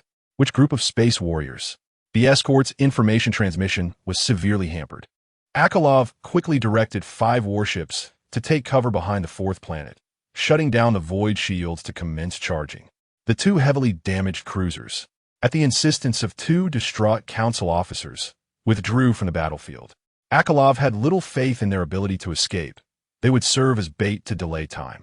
The enemy still had 3 combat transports and 4 heavy cruisers. He had at most 2 more opportunities for concentrated fire before the escorts would be utterly decimated. His 5 cruisers faced the daunting task of dealing with 3 enemy combat transports and 2 heavy cruisers, and the odds of victory appeared bleak. The light spear charging completed, they moved toward the direction of 38318097 to attack the first heavy cruiser that appeared, then redirected energy to propulsion and void shields, retreating behind Planet 3. 2 severely damaged battleships were eliminated as they came under concentrated fire from the enemy. The 2 officers who had lost their cruisers hurled the most venomous insults at Akalov, even wishing for the Chaos fleet to annihilate them all. Akalov promptly revoked their speaking privileges. The strategy unfolded as planned by Akalov, with one enemy cruiser obliterated. Yet they lost one of their own cruisers to an attack that incapacitated its void shields during the retreat. Fortunately, several escorts shielded them from further fire, or they would not have made it to Planet 3. Meanwhile, 30 escort ships were retreating toward their direction, their morale shattered, the reports indicating a withdrawal that was, in reality, a rout. The 5 heavy cruisers prepared their light spears, faces etched with deep concern. The Empire might accept the surrender, but chaos would never allow it. They could only place their hopes in the miraculous capabilities of the great commander Akalov. The fleet slowly advanced toward the desolate Planet 3, adhering to the old strategy of concentrating fire on the first heavy cruiser they sighted. 3 combat transports were now very close. Having breached the defensive array of the Ancient Tastes 3 positioned on the 4th planet, leading to the first enemy ship sighted by the rebel squadron being a combat transport. Steady, do not panic. An enemy heavy cruiser appeared, pursuing one of their escort vessels. Open fire. The enemy still possessed 3 combat transports and 2 heavy cruisers. They had destroyed 3 heavy cruisers and 2 battleships at the cost of their own 2 heavy cruisers and 89 escorts. This outcome was already quite favorable, yet the number of enemy warships was overwhelming. Just as the fleet instinctively prepared to retreat to Planet 2, Akalov ordered them to halt. All combat units were to land on the desolate Planet 3, and after launching the light spear, the battleships activated their void shields and propulsion systems. Land? Everyone looked at Akalov. They would rather see the wasteland of Planet 3 plowed once more than allow the flames of war to reach Planet 2. However, their fleet targeted a combat transport, launching light spears before engaging in a close-quarters exchange with the transport, then crashing into it. Voices raised in opposition, declaring it a suicidal endeavor. They could no longer hope to win this war, but they still had the chance to bring about the enemy's destruction. On what grounds? All the ships of our 7 families are here. Do you expect our planet's air defense systems to obliterate the combat transports? I oppose this, vehemently oppose. We cannot, but the Empire can. Everyone fell silent. Indeed, intelligence suggested that the Imperial fleet should be quite close. Yet, aiding them, even if the Empire triumphed, would still see them executed as traitors. Within the 7 Families War Council, there were supporters of Akalov's plan. Gentlemen, if we remain in space, we are doomed without question. Our only chance of survival lies in entering Planet 3. Let us proceed. Landing crafts and supplies continuously descended on a Planet 3, and all fleet personnel dismantled every removable shipboard defense weapon to take with them. Commander Akalov, will you not leave? I shall remain aboard the warship, sending detailed reports to the Imperial Army based on the final battle situation. The more detailed my report, the higher the Empire's chances of victory. General Akalov, such matters can be handled by the communication officer. You need not concern yourself. My decision is made, and the adjutant knocked Akalov unconscious with the butt of his weapon. Take the commanding officer to Planet 3. He is needed to oversee the ground defenses. The adjutant understood Akalov's intentions all too well. Such a stubborn classical military man always yearned to go down with the ship, believing it to be the highest honor. This outdated mindset, inherited from ancient Terra, was baffling as to why it had persisted through the millennia. He failed to consider how long their ground forces could endure without him. The enemy's combat transports appeared, and the last 4 heavy cruisers of the rebel fleet charged forward. One enemy combat transport hesitated, remaining at a distance under the protection of 2 heavy Chaos cruisers. The void shields of the 2 combat transports were breached, yet they showcased formidable close-quarters capabilities, with a single shot from their massive bombardment cannon overloading the rebel cruiser's void shields. A single volley from 12 macro cannons could render a heavy cruiser combat ineffective. However, when the Chaos Space Marines stormed the cruiser, they were met with confusion. There were no enemies, no resistance, no weapons, not even lights. The chains word blessed by the Chaos gods roared, yet it knew not where to strike. All energy directly overloaded the void shields, and the power plants became blocked by excess energy, leading to a rapid temperature rise. The 2 uncrippled heavy cruisers collided with the combat transport, resulting in a cataclysmic detonation. The 2 combat transports facing the rebel fleet were instantly incinerated. with all 12 macro cannons rendered inoperative or obliterated and lost to the void. The explosion of the void shields briefly created chaos within subspace. Although the rift was quickly sealed by the anchoring effect of Planet 3, numerous items from the combat transports were drawn into subspace. Other weapons aboard the combat transports also suffered damage, and one bombardment cannon was even blown away. With the self-detonation of the 4 rebel cruisers, the last heavy cruiser could not escape its fate. Unlike the others, it did not fire a single macro cannon, as all its ammunition had been relocated to Planet 3. The entire vessel was in a state of near emptiness. Akalov's adjutant stood on the bridge of the last cruiser, penning a star communique to the Imperial fleet in the subspace. The Chaos fleet had attacked the Taste star system.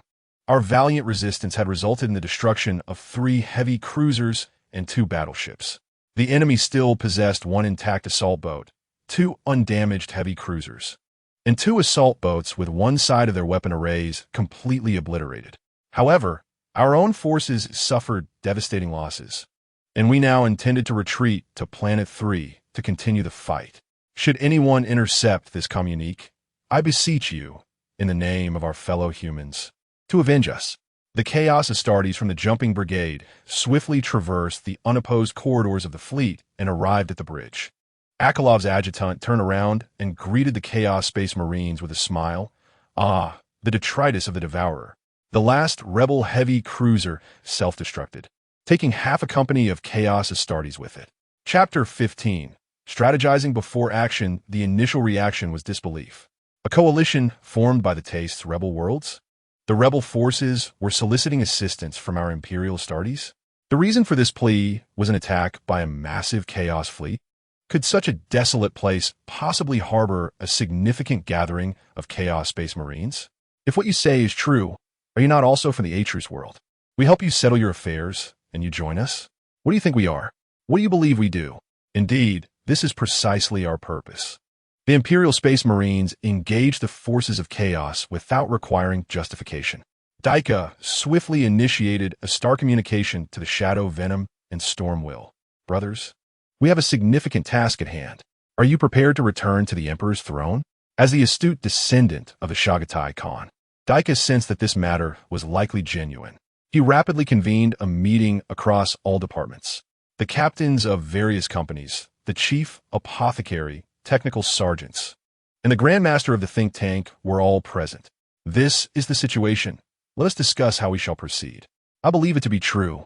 I can sense a considerable threat approaching our battle group from subspace, spoke the grandmaster of the think tank, whose precognitive abilities lent credence to the authenticity of the interstellar communication. Intriguing, indeed. The more I listen, the more absurd it seems. Yet the more I believe it to be true. The captain of the 6th Company, a renowned berserker of the battle group, was eager for action. I think it prudent for us to maintain a safe distance and conduct reconnaissance. Indeed, let the escort ships go first.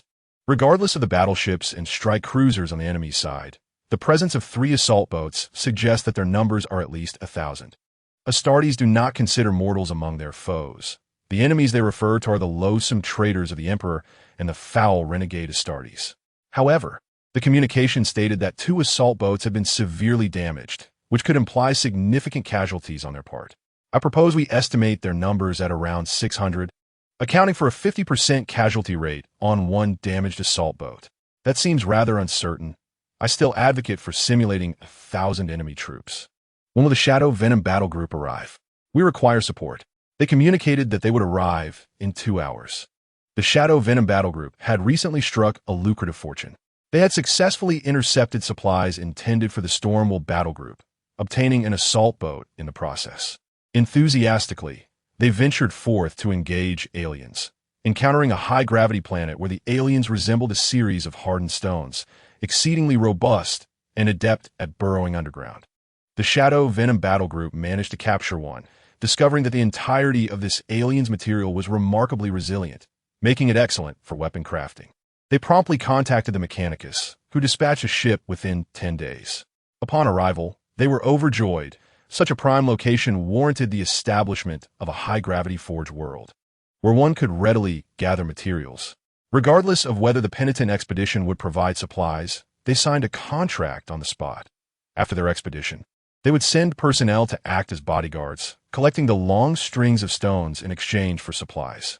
Thus, the Shadow Venom battle group's confidence surged with a substantial cache of ammunition. Although only about 200 Astartes remained, they were the progeny of the Iron Hand. With sufficient ammunition, even the Eye of Terror would tremble before them.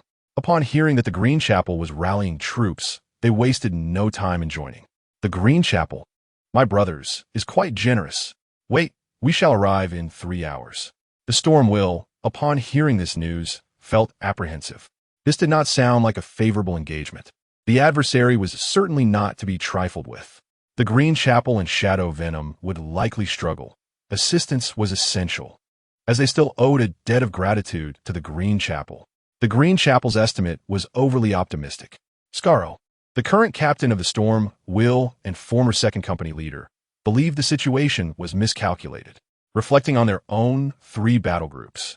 Equipped with 3 assault boats and several strike cruisers, they had previously numbered 1,600 before engaging the Greenskins. This is untenable. We must gather more troops.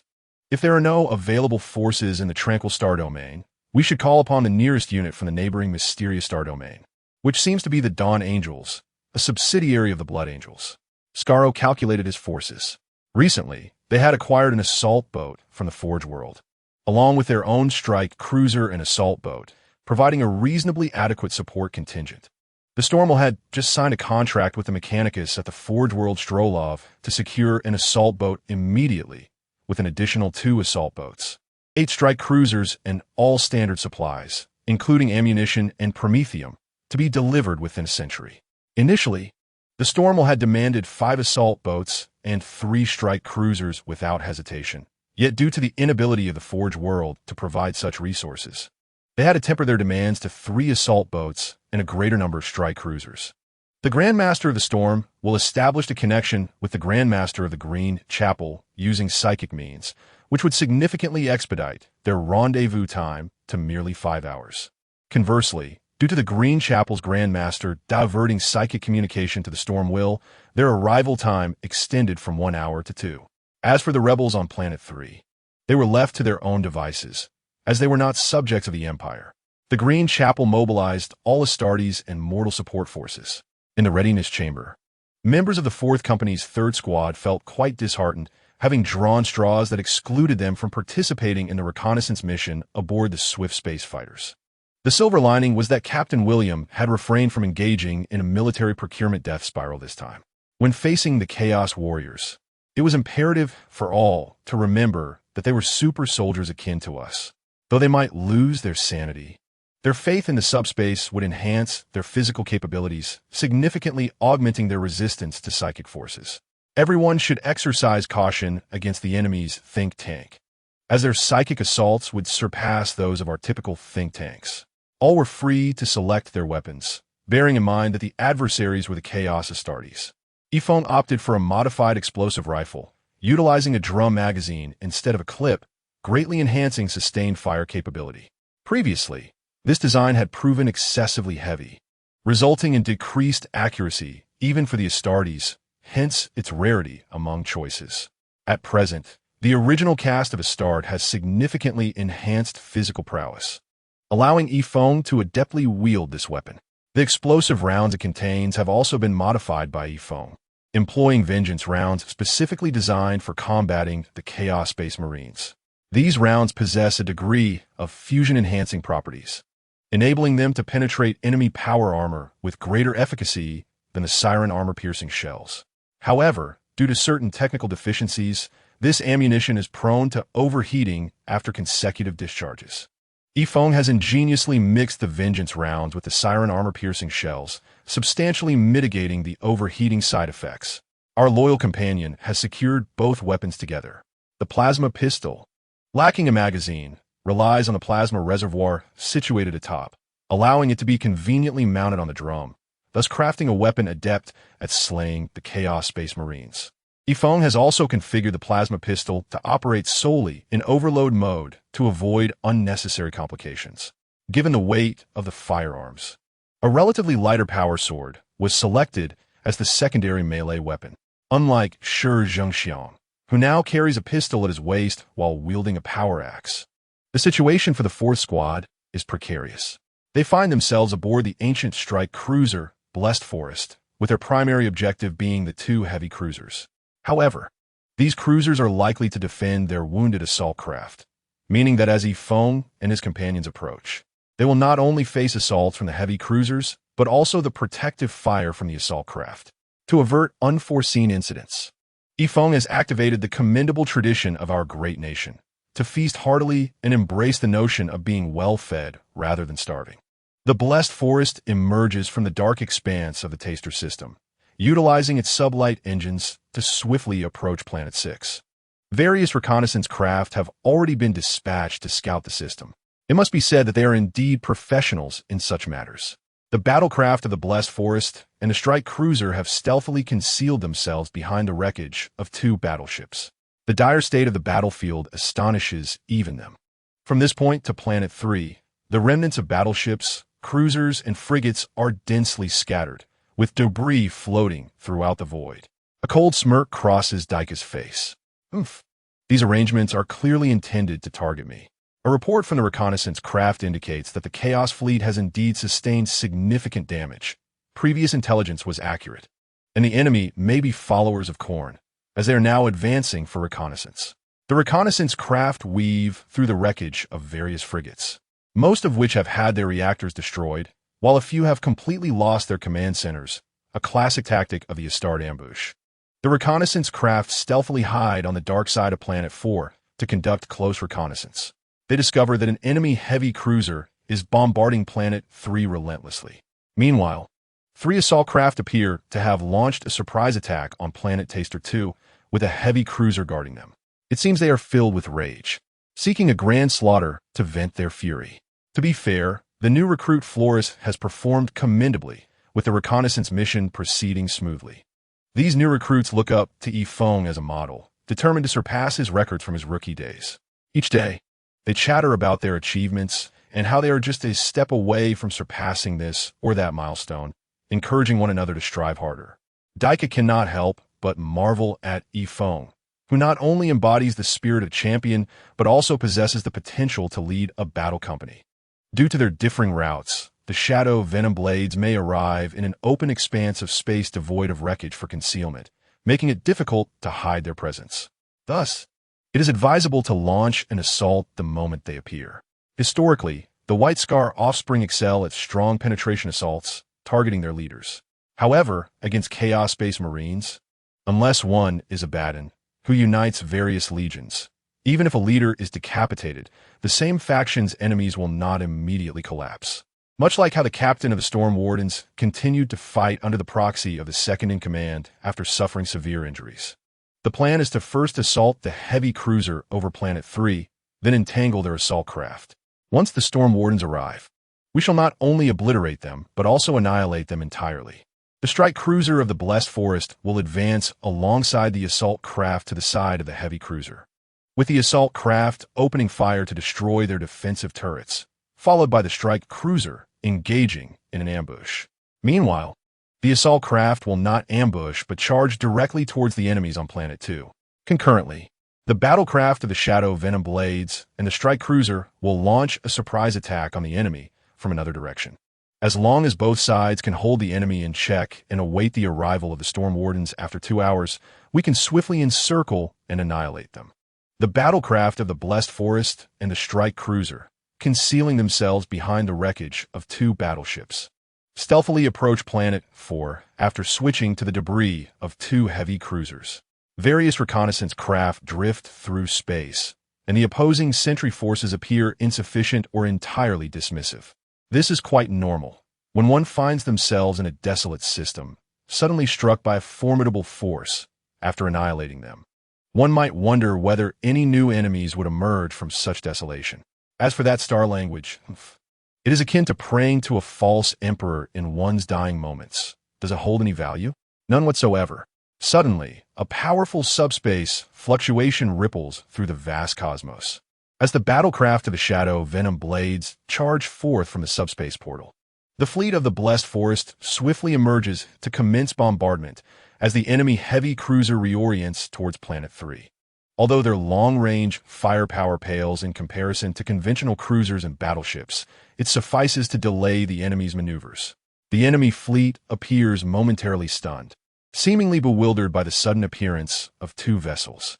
The enemy commander reacts swiftly, directing all fleets on Planet 2 to assault the Shadow Venom Blades.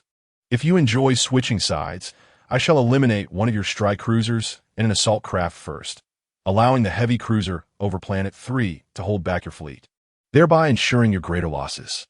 However, the bombardment from the battlecraft of the Blessed Forest overwhelms the enemy's void shields, and after a barrage from the heavy artillery array, they swiftly maneuver past the enemy vessels, heading towards Planet 2. They plan to flank the enemy alongside the Shadow Venom Blades, engaging in a tactical retreat in advance, controlling the distance to avoid ambush range while awaiting the arrival of the Storm Wardens. At this moment, Yifeng enters the assault pod, a manned capsule designed for strikes. Equipped with formidable heat melters capable of penetrating enemy ship hulls instantaneously. The assault pod accommodates 10 individuals, with 2 combat brothers from the 3rd Squad joining this team, leaving no vacancies. A slight mechanical whirring signals the departure of the Astartes from the Blessed Forest. After a brief glide, the assault pod accelerates. The enemy's remaining point defense cannons struggle to impede their progress, only to be swiftly obliterated by Star Eagle-class bombers. The powerful heat melters breach the enemy vessel's hull, successfully delivering lethal gas to the banquet of carnage. Chapter 16. The brutal Battle William, as always, is the first to burst forth from the assault pod, unleashing a torrent of fire from his explosive rounds that clears the surrounding Khorne worshippers. Khorne, one of the 4 great chaos gods of the warp, thrives on warfare and chaos, drawing strength from the manifestations of conflict, slaughter, fear, and turmoil in the material realm. Those who worship him are invariably brutal and bloodthirsty. His ultimate aspiration is to transform the entire galaxy into a realm of ceaseless warfare and chaos. His dominion will extend across the cosmos. And the other 3 malevolent deities of disorder, particularly Senya, the embodiment of hedonism and lust for power, will find their strength significantly diminished. Kongyue shall become the singular god of the subspace. Those wretched devotees are tormented by the whispers of the subspace, completely losing their sanity.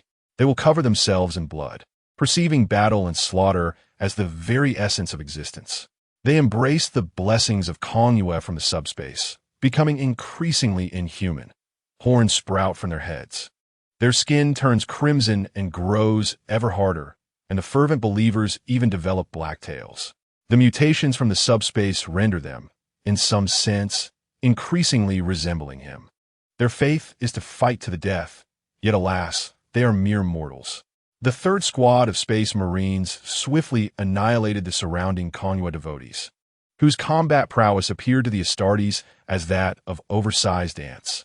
Advanced Zelalogidas, a warrior from the 5th Company who joined the 3rd Squad, carried a portable servitor. Even machines cannot be trusted when tainted by the subspace. It can cause them to sprout flesh, and demons lurk within the food. The Space Marines must remain ever vigilant. Moving forward to the end, they found a staircase. They charged upwards. The Kongyue devotees, emerging from unknown origins, could not halt the march of the Astartes. Despite wielding an array of weapons, some capable of threatening the Astartes with plasma and meltaguns, their movements were too sluggish in the eyes of the Astartes, particularly the son of Khan Shagatai, known for his keen perception. Those blood-smeared devotees met their master amidst blood and flames. The 10-man squad rapidly shattered the guards at the foot of the staircase and kicked open the door to the stairwell. At this moment, William was riddled with pockmarks from bullets. Had he lingered even a second longer, his power armor might have been reduced to a honeycomb. The simplified version of the god of fire's quad assault cannon. Smoke grenade. The smoke rapidly billowed in the stairwell. Yifeng quickly switched his tactical scope to beam mode. The gunfire in the stairwell ceased, and Yifeng seized the opportunity to slip inside, unleashing an overloaded shot from his plasma pistol that instantly obliterated the autocannon.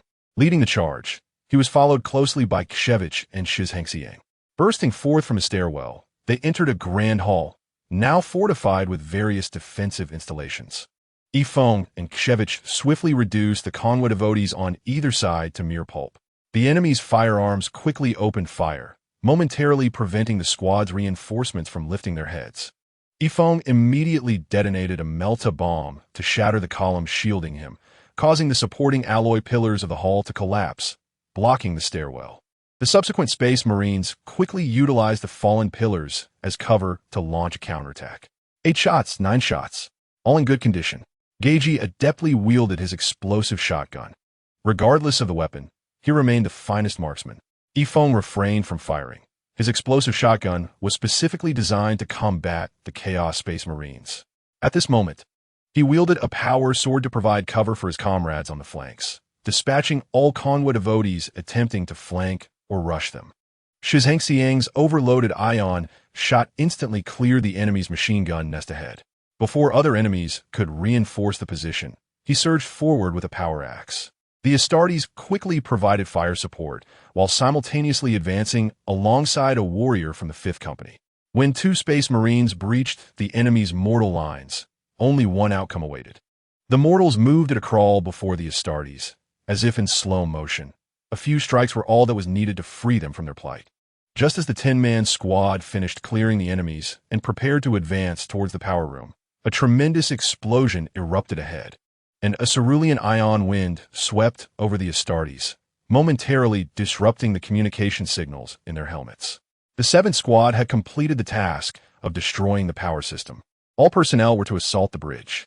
The voice of 4th Company Commander Ku rang in each helmet amidst the fierce sounds of battle and static. High-density alloy door. Using melta bombs, the Astartes in the center of the squad quickly advanced to plant the explosives.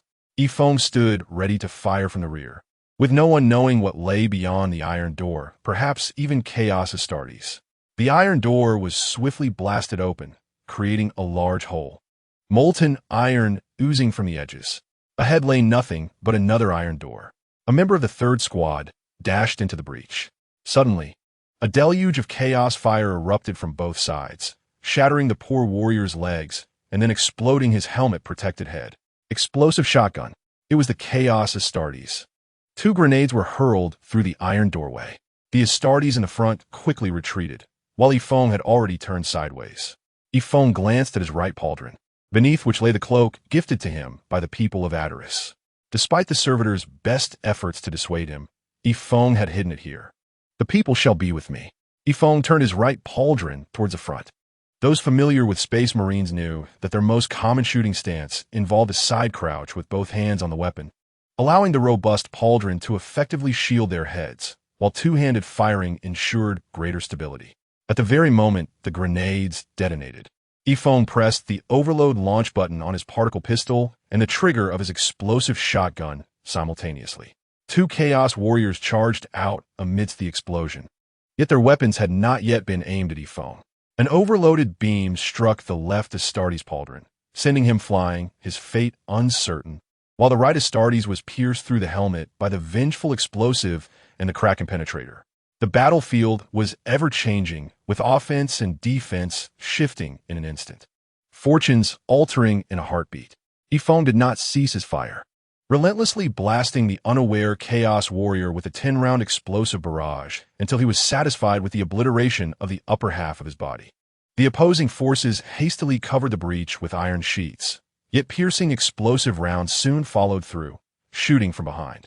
The Astartes who had retreated quickly retaliated, and Yifeng continued to shoot while retreating. Since they could not see the enemy, blind fire would suffice.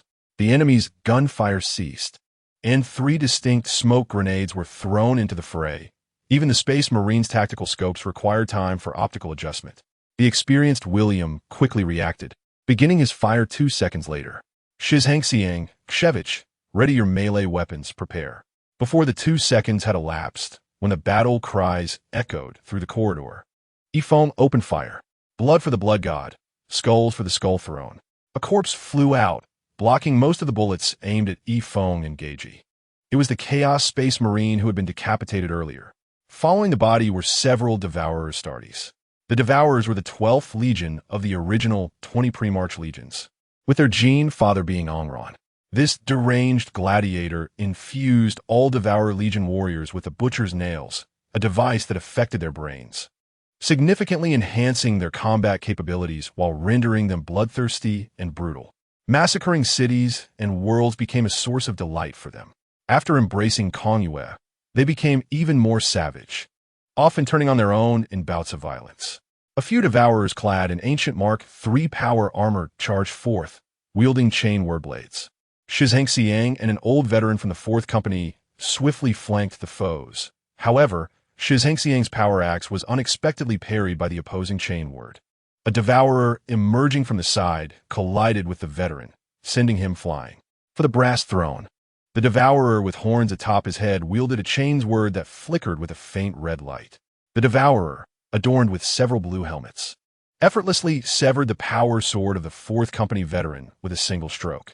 His second strike plunged directly into the veteran's chest.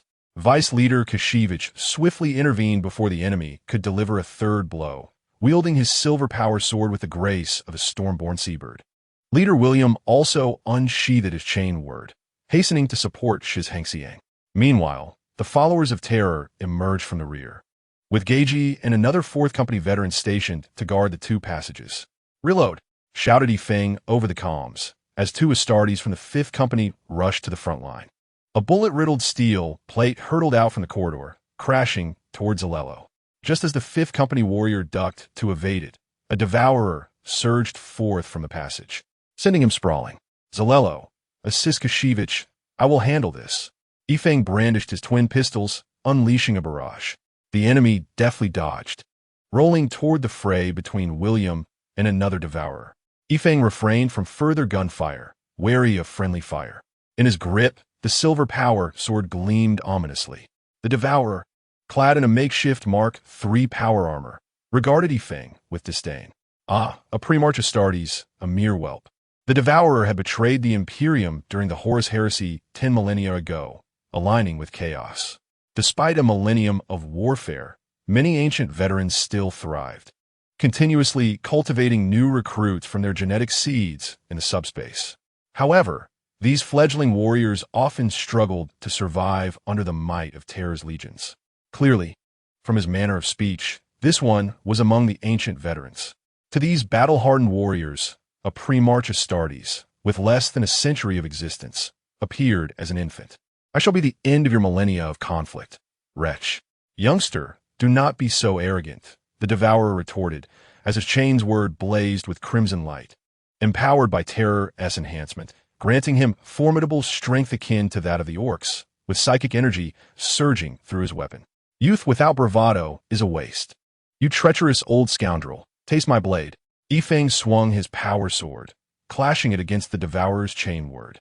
The strength of the pre-March Astartes far exceeded that of a typical space marine, momentarily matching the Devourer fortified by Terror's might. Yifeng lifted a leg to kick, forcing the Devourer to block with his other hand. However, Yifeng's height granted him an advantage, sending the enemy sprawling with a powerful kick. Seizing the moment, Yifeng advanced aggressively, executing a technique reminiscent of a dragon emerging from water. The Devourer, unwilling to engage, hastily retreated, prompting Yifeng to deliver another strike, akin to a swallow skimming the water, forcing the Devourer back once more. Observing the retreat, Yifeng taunted, retreating. The shame of the Devourer, a cowardly follower of Terror. He shouted the name of his technique. Relishing the moment, the Devourer, startled, rolled away in alarm. "What manner of combat is this?" Yifeng mused, reflecting on his university days, regretting his choice of courses. If only he had not overslept on selection day, he would not have ended up in a Tai Chi sword class instead of basketball. He had diligently practiced Tai Chi. After all, just as Yifeng prepared to review the Chun-style Tai Chi sword forms against the Devourer, Kashivich and Zalello found themselves in a fierce struggle. Despite Kashivich's exquisite swordsmanship and Zalello's extensive battle experience, the overwhelming force of their opponent made close combat impossible. Kashivich suspected the enemy might be a squad leader or even a champion from ancient times. In this ancient legion, a squad consisted of 1,000 warriors, unlike the modern imperial structure of 100 Astartes per squad. Even seasoned veterans like them found no advantage against these ancient traitor legionnaires. Zalello had attempted repeatedly to sever the enemy's head, only to be thwarted by its massive horns. Finally, Kashivich seized an opportunity, delivering a leap strike that cleaved off one of the enemy's horns. Enraged, the remaining horned foe charged recklessly at Kashivich, intent on impaling him. A blast from an explosive round shattered the Devourer's left knee, revealing the advantage of wearing Mark 8 power armor, unlike the antiquated Mark 3, which lacked knee protection. Zalello swiftly struck, yet even with a shattered leg, the follower of terror unleashed relentless combat fervor. The chain word, imbued with scarlet psychic energy, countered, cleaving Zalello's power sword and severing his pinky.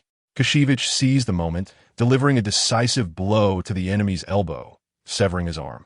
The severely injured Devourer still sought to strike at Kashivich's head, but another explosive round silenced his iron fist, reducing flesh and bone to ruin.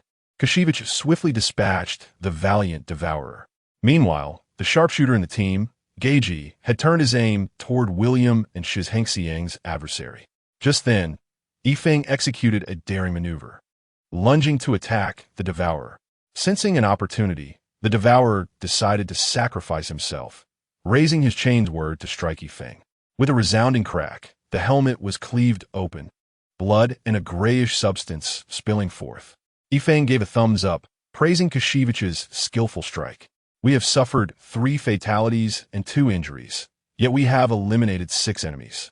Shizhengxiang, Zalello, Charles, guard this position and repel the incoming followers of terror. Zalello handed his portable communicator to Kashivich as they prepared to establish a makeshift stronghold, buying time for others to seize the command chamber of the heavy cruiser. If all went well, beyond the corridor lay a grand staircase leading directly to the command chamber. Chapter 17. A melting pot. The combat transport of the Shadow Venomblade stood at the forefront, waiting for the energy lance to charge. Once ready, it would reveal itself and fire upon the opposing heavy cruiser, then retreat behind the transport's sturdy defenses. The transport's robust protection instilled a sense of security among the crew. Ah, is this the allure of the combat transport? The allure of wealth? The clan leader of the Shadow Venomblade, who brokered the deal, felt an overwhelming sense of confidence, as if victory were assured. The heavy cruiser faced a dilemma. It needed to protect the intact combat transport, yet could not afford to retreat recklessly. Remaining in place meant enduring attacks, and if the damaged transport advanced, the green-clad battleships behind would unleash their firepower. The commander of the heavy cruiser was equally perplexed. Despite transporting such vital cargo and receiving supplies from Taste 2, why was there no retreat? Given the situation, wouldn't they be better off retreating to the periphery of the system, allowing them to slip into subspace? Once in subspace, could Imperial vessels hope to match the Chaos Fleet? With the assistance of the Dark Gods, they could not simply remain to absorb punishment. After an hour of relentless bombardment, the heavy cruiser could no longer withstand the onslaught. Its macro cannon arrays and energy lances had sustained significant damage, and the void shields required emergency repairs 4 times, each overload resulting in the loss of numerous crew members. What is the purpose of enduring this bombardment? The subspace fluctuations from the vast void behind the Shadow Venomblade revealed their answer. Daika, they have reinforcements. What should we do? At this moment, a battle barge and 2 strike cruisers leapt forth from the void, targeting the warship known as an Indu. The battlefield's dynamics shifted dramatically, as the fleet of an Indu found itself caught in a pincer movement from the enemy, forcing them into a guerrilla warfare situation. The Ika. How long until Feng Bao Yizhi's warband arrives? 47 minutes. They will be here shortly. Hold on, brothers. These tortoises are bound to be slower than others. Come on, brothers, let's investigate what these fellows are up to.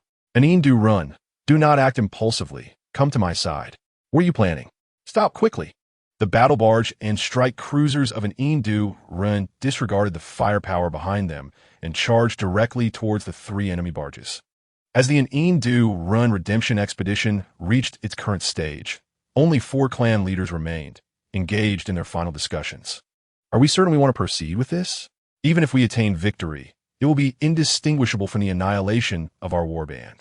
Do you have a better plan in this situation of being attacked from both sides? The ships of the Green Sanctuary lacked the capability to breach the enemy's 3 battle barges and support us. Indeed, even 47 minutes may be too long. We might not last 27 minutes before being bombarded into submission. Must we resort to such extreme measures? Instead of waiting to be rescued by their support fleet, we could jump onto the warship they have been guarding to uncover what lies within and perhaps thwart the grand designs of chaos. We are finally going to meet the Emperor. The Ika was on the verge of grinding his teeth. Are we really initiating a suicide attack? Surely, it has not come to that. The battle barge of the Green Sanctuary also disregarded the enemy firepower as it charged towards the opposing battle barge. Does an Indu Rin intend to jump with over 200 Astartes onto a battle barge? Is that not a death wish? The Green Sanctuary was compelled to ready 300 Astartes to simultaneously jump onto the enemy ship. 5 of the most formidable close combat warships in the galaxy prepared for brutal melee. Ifone and 3 comrades blasted through 3 massive iron doors with thermite explosives, breaching into a corridor strewn with the wreckage of various machines and dismembered limbs. The bulkheads were adorned with grotesque, blasphemous symbols, and in the center, a ritual for blood sacrifice had been attempted but was now desecrated. Clearly, other battle brothers had already breached this area and pressed onward to the final zone. Let's proceed. The sounds of clashing weapons and detonations echoed ahead. The 4 swiftly passed through the doorway, only to be met with a horrific scene. At least 30 Chaos Astartes and over 20 original warriors of the Green Sanctuary lay slain on the ground. The last 5 Chaos Astartes had exhausted their ammunition and were charging forward with their crimson-chained words towards the son of Chagatai Khan. The warriors of the Green Sanctuary refrained from engaging, instead maneuvering with their explosive guns under the command of their squad leader, Zhang Ku, seeking opportunities. Few warriors of the Green Sanctuary succumbed to the explosive gunfire. These exceptionally gifted fighters could almost perceive the projectiles fired by the explosive guns. Unless caught off guard or facing unavoidable barges, few would fall victim to headshots. The fallen warriors were predominantly victims of chained word strikes. Ifone and his companions swiftly joined the fray, with Jiajie and Ifone firing first. The powerful ion pistols struck one of the Devourers in the thigh, causing him to lose his balance, only to be engulfed moments later by an array of explosive projectiles from the Green Sanctuary. At that moment, one Devourer had successfully closed in on a veteran of the 4th Company, his formidable chainsword piercing through the veteran's shoulder armor but becoming lodged. In an instant, William and Keshwevich rushed forward, each severing the Devourer's arms. Yet, the Devourer was undeterred, raising his mutated foot, now resembling a dragon's claw, corrupted by the warp.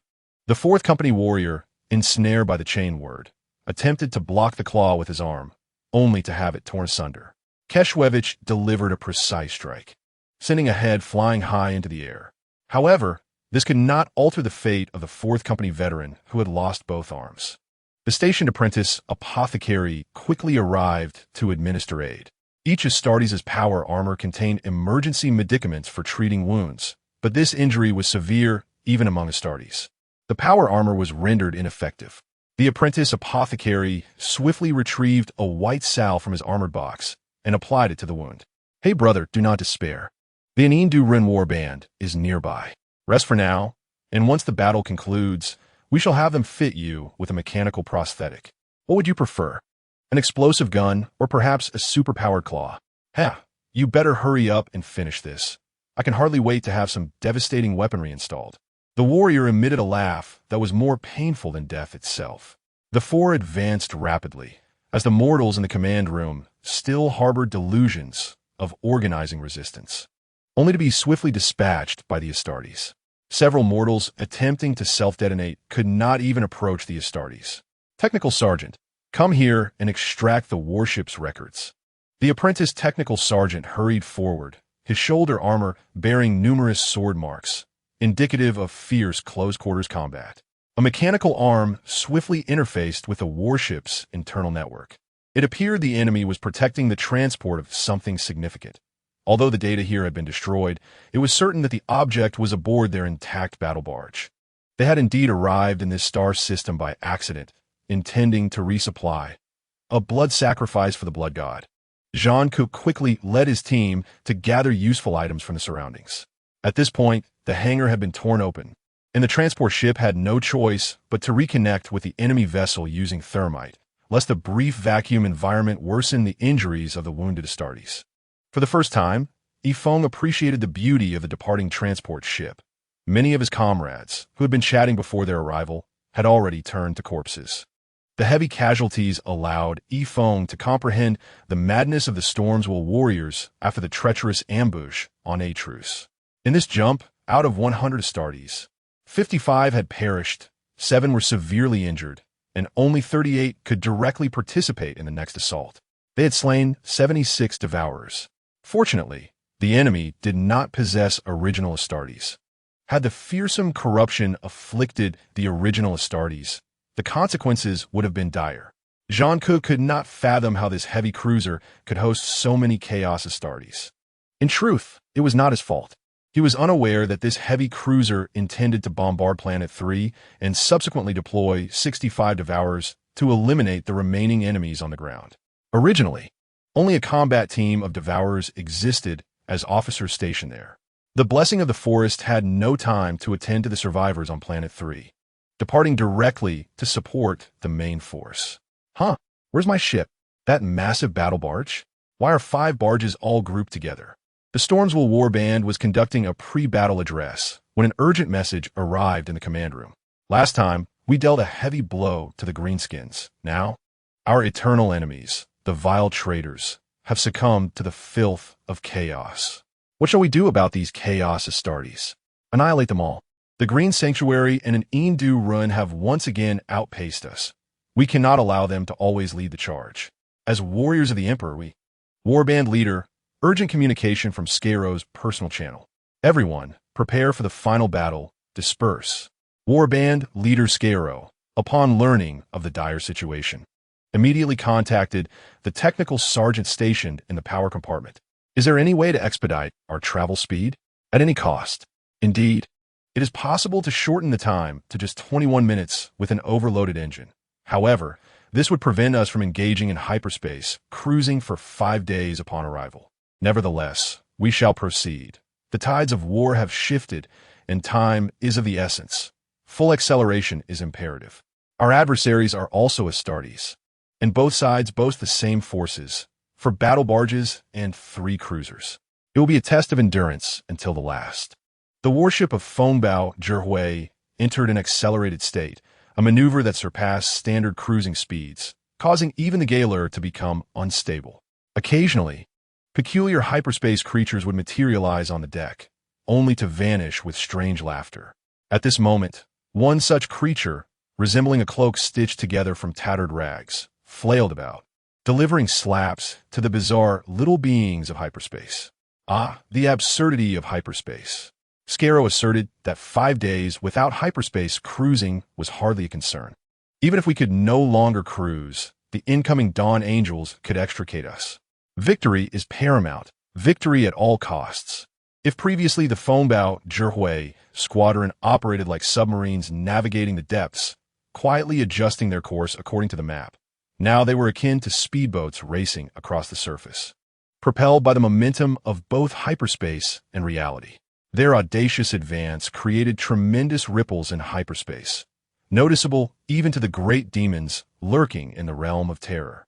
As the sons of the Imperium leapt from hyperspace, they were met with a relentless barrage of cannon fire and beams of light. Did they underestimate us with a mere battle barge and a strike cruiser? All fleets charge forth and annihilate them. The 2 battle barges maintained their frenetic speed, barreling forward, closely followed by the strike cruiser. After the 5 battle barges became entangled, the chaotic support fleet attempted to join the fray. Yet they too heard the whispers of hyperspace.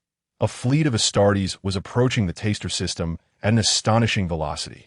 The chaotic support fleet dispatched only 1 strike cruiser into the melee, while the remainder lay in ambush, ready to pounce on the oblivious Astartes. At this juncture, the Green Sanctuary and Shadow Venom were no longer able to concern themselves with such matters. Daika, accompanied by the veteran squad and Shadow Venom, boarded an intact Astartes battle barge, where over 500 Imperial Astartes and 400 Devourers clashed violently. They received communication from Jean Cook. indicating that something of great significance was hidden here. Even if they could not seize it, it must be destroyed. The other two damaged battle barges quickly organized reinforcements and prepared to assist their comrades, while simultaneously coordinating a counter-ambush against Shadow Venom's battle barge. Upon witnessing this scene, the Green Sanctuary dispatched another squad to support the injured battle barge. Meanwhile, the Blessing Forest engaged the enemy support fleet's strike cruiser, which had come to reinforce the main battlefield. The entire battleground devolved into chaos. The battlefield was primarily divided into three segments. The main arena, where 5 battle barges and a heavy cruiser were locked in combat. A secondary battlefield where 2 battle barges and a strike cruiser from Fongbao, Zhihui, engaged the enemy support fleet. And finally, the Blessing Forest and the enemy support fleet, which were converging to assist the main battlefield.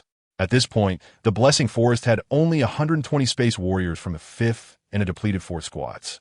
Nevertheless, they managed to allocate 70 assault troops for assistance. Due to the recent heavy casualties from their previous ambush, they now prepared to defend the Blessing Forest. The confrontation between the strike cruisers was devoid of elaborate artillery displays or strategic maneuvers. Both sides engaged in close-quarters combat, launching direct assaults with their weapon arrays. Whichever side could eliminate all opposing Astartes would emerge victorious. The enemy's assault pods penetrated deeply into the Blessing Forest. As unscathed Astartes, Yifeng, William, Keshevich, Charles, and Yizhi formed a mobile unit, swiftly heading to the battlefield, navigating through the massive breaches created by the enemy's heavy artillery.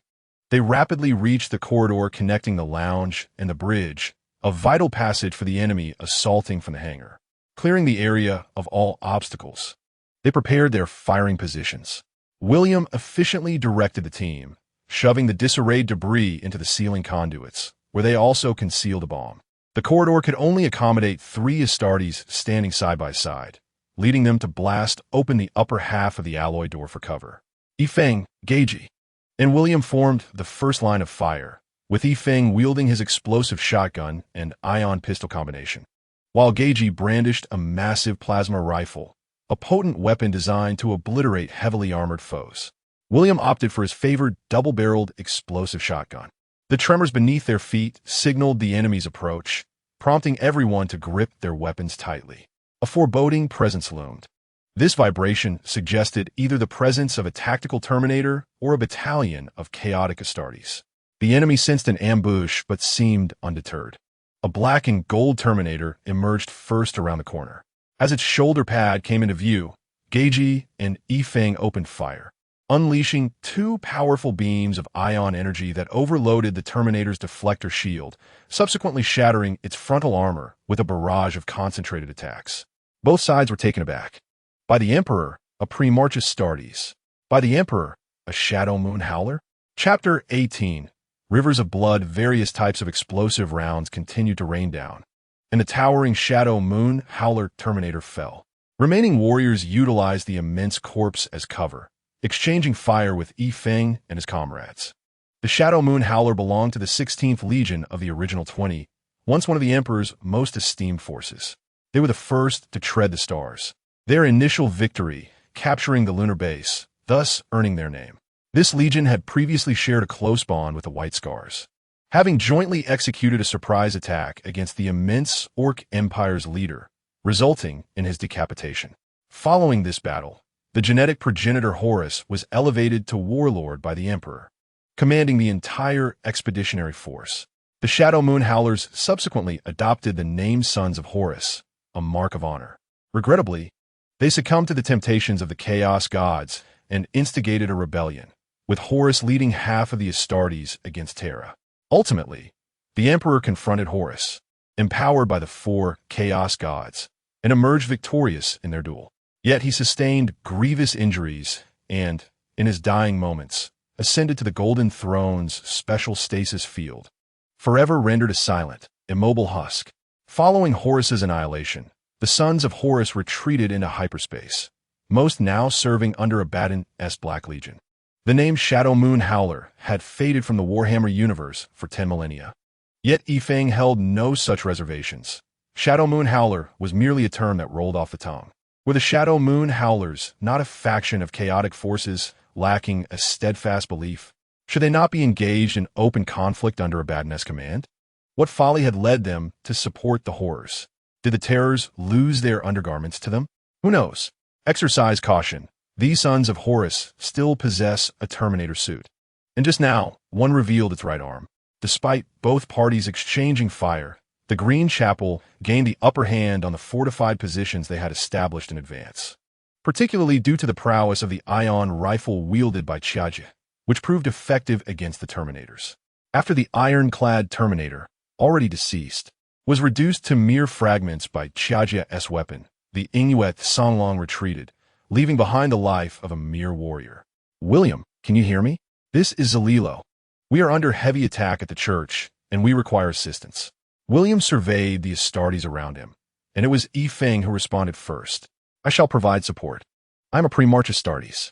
If assistance is to be rendered, it must be by a pre-march Astartes to ensure efficacy and prevent our front line from collapsing. Yifeng took the terror spear from Chiajia, stowed the ion pistol at his waist, and gathered several thermite bombs before setting off.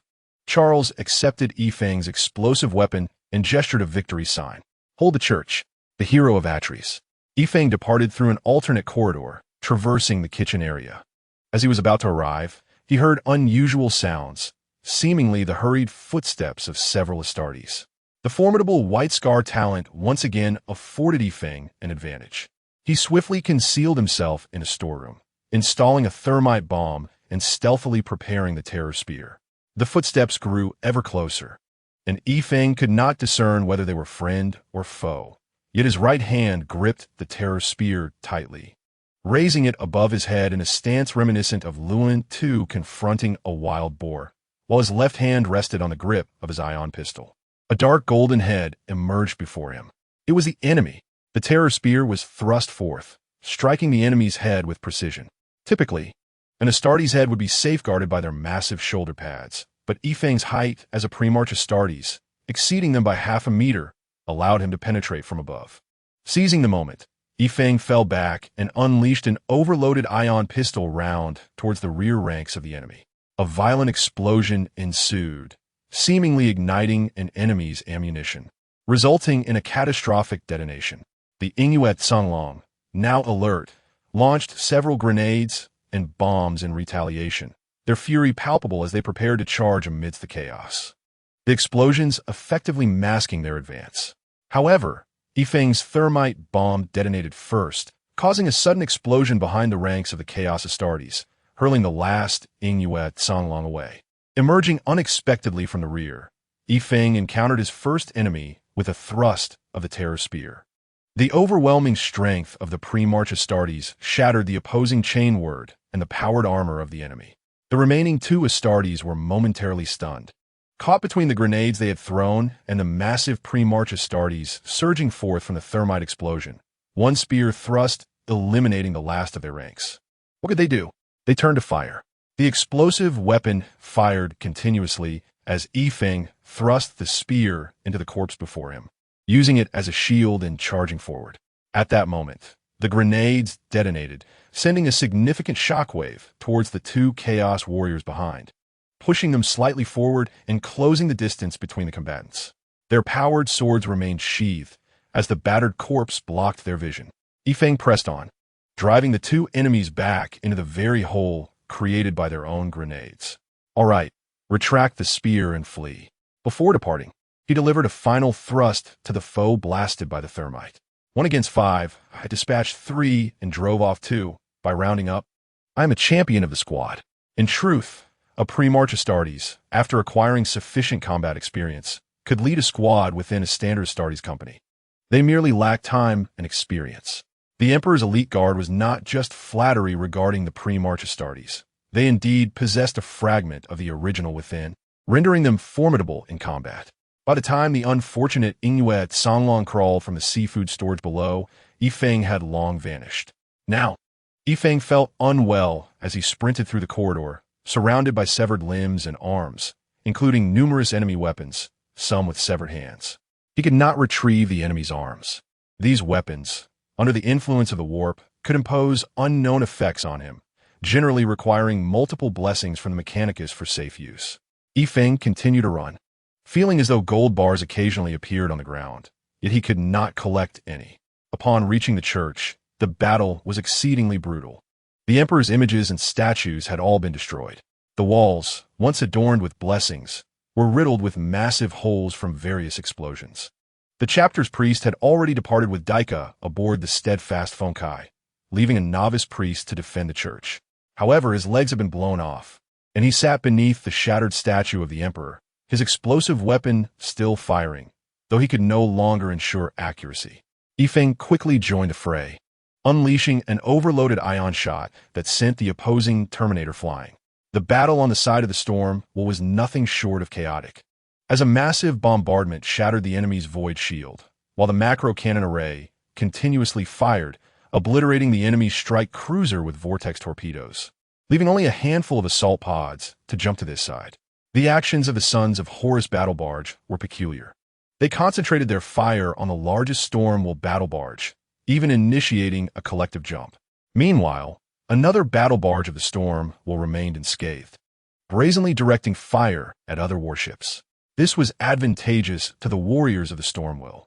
While we may not excel in skirmishing, when it comes to defending against enemy jumps, there is no one better than us. Yet, the Sons of Horus seemed to pour all their strength into the battle barge that had jumped here, with Skaro leading the veterans of the First Company, originally intending to jump, now participating in the defense of the battle barge. Wait, those Chaos forces wouldn't be planning. No good evade. Generally, battle barges are particularly precious vessels. No faction wishes to relinquish them easily unless they are assured of capturing new ones. Sons of Horus, you will pay the price. It was not the chapter master Skaro who fought the hardest, but rather the newly unfrozen valiant warrior, the former chapter master Kagishbel. Here, the Valiant was not merely a tactical dreadnought, but a true colossal killing machine. From the outside, it resembled a vast mechanical box, measuring 38 meters in width and 4 meters in height, equipped with the sturdiest shields and the most terrifying individual-grade weaponry, typically piloted by severely wounded figures of importance within the chapter. This mechanical piloting required the majority of the pilot's flesh to be destroyed, with neural connection points entirely converted to link with the Valiant, granting the pilot complete control while subjecting them to constant suffering. Only through relentless slaughter could the pilot alleviate their pain. In times of peace, the Valiant would either be frozen or enter a stasis state to prolong the pilot's life and mitigate their suffering until the enemy approached. At this critical juncture, all Valiants of the Storm were awakened, with 11 colossal machines stationed at various points of the battle barge, their devastating firepower instantaneously shredding even the enemy's Terminator warriors. Among the 5 Valiants of the Green Chapel, were already engaged in combat aboard the battle barge, while the last remained on the strike cruiser under the command of the previous chapter master, Morkin. Daika had left him there to ensure that, should anything happen to him or the battle barge, someone could step up to lead the chapter temporarily. Now, Mo Urgigen has emerged. This colossal machine finds it exceedingly challenging to leap aboard enemy warships via assault pods. Absent a grand think tank or specialized machinery for subspace transportation aboard the warships, they typically remain confined to their vessels or transported by cargo ships. Stumbling yet unshakable, Mo Urgigen unleashes a barrage from its 6-linked Hurricane explosive guns and melta-guns.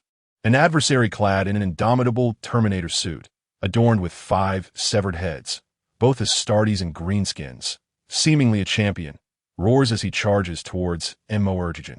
Upon my return, I shall slay the false emperor. Mo Urgigen scoffs. 2 seconds. If you can endure 2 seconds, I shall write my name backward. The overwhelming firepower obliterates the enemy along with the ship's bulkhead behind them. Without heavily armored tanks shielding the front, do you dare to prattle before me? Yifeng successfully ambushes a Terminator, reveling in the thrill of the moment.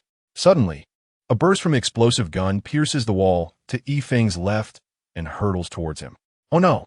Yifeng endures 3 explosive blasts, his left shoulder armor shattered, and his spear of terror broken. Quickly, he crouches down, retrieves his plasma pistol, which is still in overload, and decides against taking that risk. He pulls out a melta-bomb, intending to hurl it. Hey, white armor, isn't that my home S invincible? Ha ha ha. Sorry, kid, couldn't contain the firepower. Why are you so large? Large? Do you even realize how big you are? Imperial Guard experiment. Old Invincible wishes to ask why Yifeng is taller than a normal original cast, but Yifeng assumes he has never seen an original cast before. Good lad. I have faith in you. I understood, but why is my seniority suddenly dropping? With the support of 2 comrades, they swiftly clear the enemies before the cathedral. Kid, there are no enemies left. How boring. At this moment, Yifeng is scavenging for his own weapons on the battlefield. Hey, this power sword is still usable. And there's a melt-a-bomb over there. Hey kid, did you hear me? I'm talking to you. What do you want, old man? Old man? Call me former battle group leader MO. Well, let us stick to calling you old man. Yifeng almost found himself elevated to peer status. Though everyone in the group refers to each other as brothers, this one shall remain an old man. Go, draw some enemies for me to slay. What are you talking about? These are Chaos Space Marines, not greenskins. I'm already slow on the trigger, fearing for my life, and you want me to lure some in? The old man is speechless. He cranks the loudspeaker in Invincible to maximum volume. For the Emperor, you vile traitors, prepare to meet your doom. The deafening voice startles the priest, who is currently bandaging his legs. The sound of footsteps echoes from all directions. Several Terminators from the Shadow Moon, Songlong, charge forth. Slay the false Emperor. The formidable firepower rends apart all enemies bold enough to show themselves. Yifeng is at a loss for words. The old monster is quite adept at drawing aggro. While tossing melt-a-bombs, he quips, hiding behind cover. If I toss a grenade, will you run? What? The Shadow Moon, Songlong's attack? Yifeng stands behind Invincible, occasionally firing his plasma pistol forward. This Invincible is more reliable than the Emperor's Toxic Blade super heavy tank. What is there to fear? A battered assault craft emerges from the outer edges of the star system. A disgrace, an absolute disgrace. The current battle group leader of Storm of Resolve, Skaro, pounds the table to splinters. Despite outnumbering the enemy, they lost 2 ships in a 1-for-1 exchange. Their strike cruiser narrowly avoided the self-detonation of the enemy, but the opposing think tank directly transported 6 Invincibles and 100 Chaos Astartes onto the strike cruiser, prompting Skaro to order all Astartes on the cruisers to board fighters and drop pods. The warship self-destructed. This was the most decisive and costly decision in the history of Storm of Resolve. Primarily spurred by the prior actions of Shadow Moon Songlong, Skaro was driven to desperation. Is it merely a matter of being ruthless? Come on. The impulsive youth, former battle group leader Kagasper, watches as the old warship he commanded for so many years, along with the deaths of numerous enemies, slips away. His emotions are complex. To put it simply, he is currently berating Skaro. Yifeng and his comrades have secured the blessing of the forest, but the forces attempting to leap aboard the enemy warship seem to have failed. Everyone is too occupied to concern themselves with anything else, fortifying defenses in preparation for a second wave of boarding. However, the enemy warship appears to have lost its will to fight and is rapidly retreating. Then, a colossal bombardment cannon obliterates the strike cruiser, devoid of void shields, into nothingness. Your scrap metal cannot shield your filthy flesh, die scum. Kagasper's roar reverberates throughout the communication channels. Rally, rally. Yifeng stands at the corridor's mouth, surrounded by severed limbs. Fragments of melted guns and shattered ion guns lying mournfully on the ground, blood flowing throughout the corridor.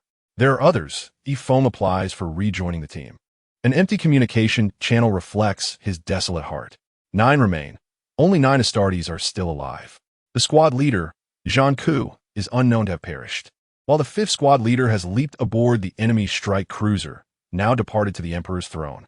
Mo Urgijin, aboard Invincible, breaks the silence. Is the tech sergeant still alive? I am a trainee tech sergeant, replies a warrior who has lost a leg. Mo Urgijin casually points to a seemingly uninjured soldier. Go carry him. Check the power furnace and void shields. See if the ship can still function. On the immense bridge, everyone watches as the battlecraft of Storm of Resolve passes overhead, plunging into the main battlefield. Report, it's still operational. There is also a warrior who has lost both legs and has fainted. A medic, come quickly. The trainee medic, currently scurrying around collecting gene seeds, upon hearing this news, rushes frantically towards the power room. Former battle group leader Mo Urgijin watches the departing battlecraft. The Blessing of the Forest heads towards the main battlefield. All Astartes aboard the Blessing of the Forest vote unanimously to rename the strike cruiser to Vengeance S. Divine Blade. The machine's spirit rejoices. Chapter 19. The sword points to the core. The tactic of assaulting the core is an innate talent etched into the genes of the sons of the White Scars. Where's the core? Wherever there are numerous guardians is the core.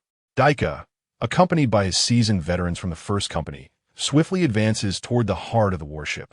Guided by his seasoned experience and keen battlefield instincts, with two Invincibles following closely behind. The other two Invincibles lead a company of soldiers to search for the Shadow Poison Blade battle group. Strangely, the Devourer remains silent, steadfastly holding its position. When a Shadow Poison Blade leaps in, the other Assault Craft's Chaos Space Marines also jump in to provide support, trapping the unfortunate sons of Ferrus Manus in a deadly embrace.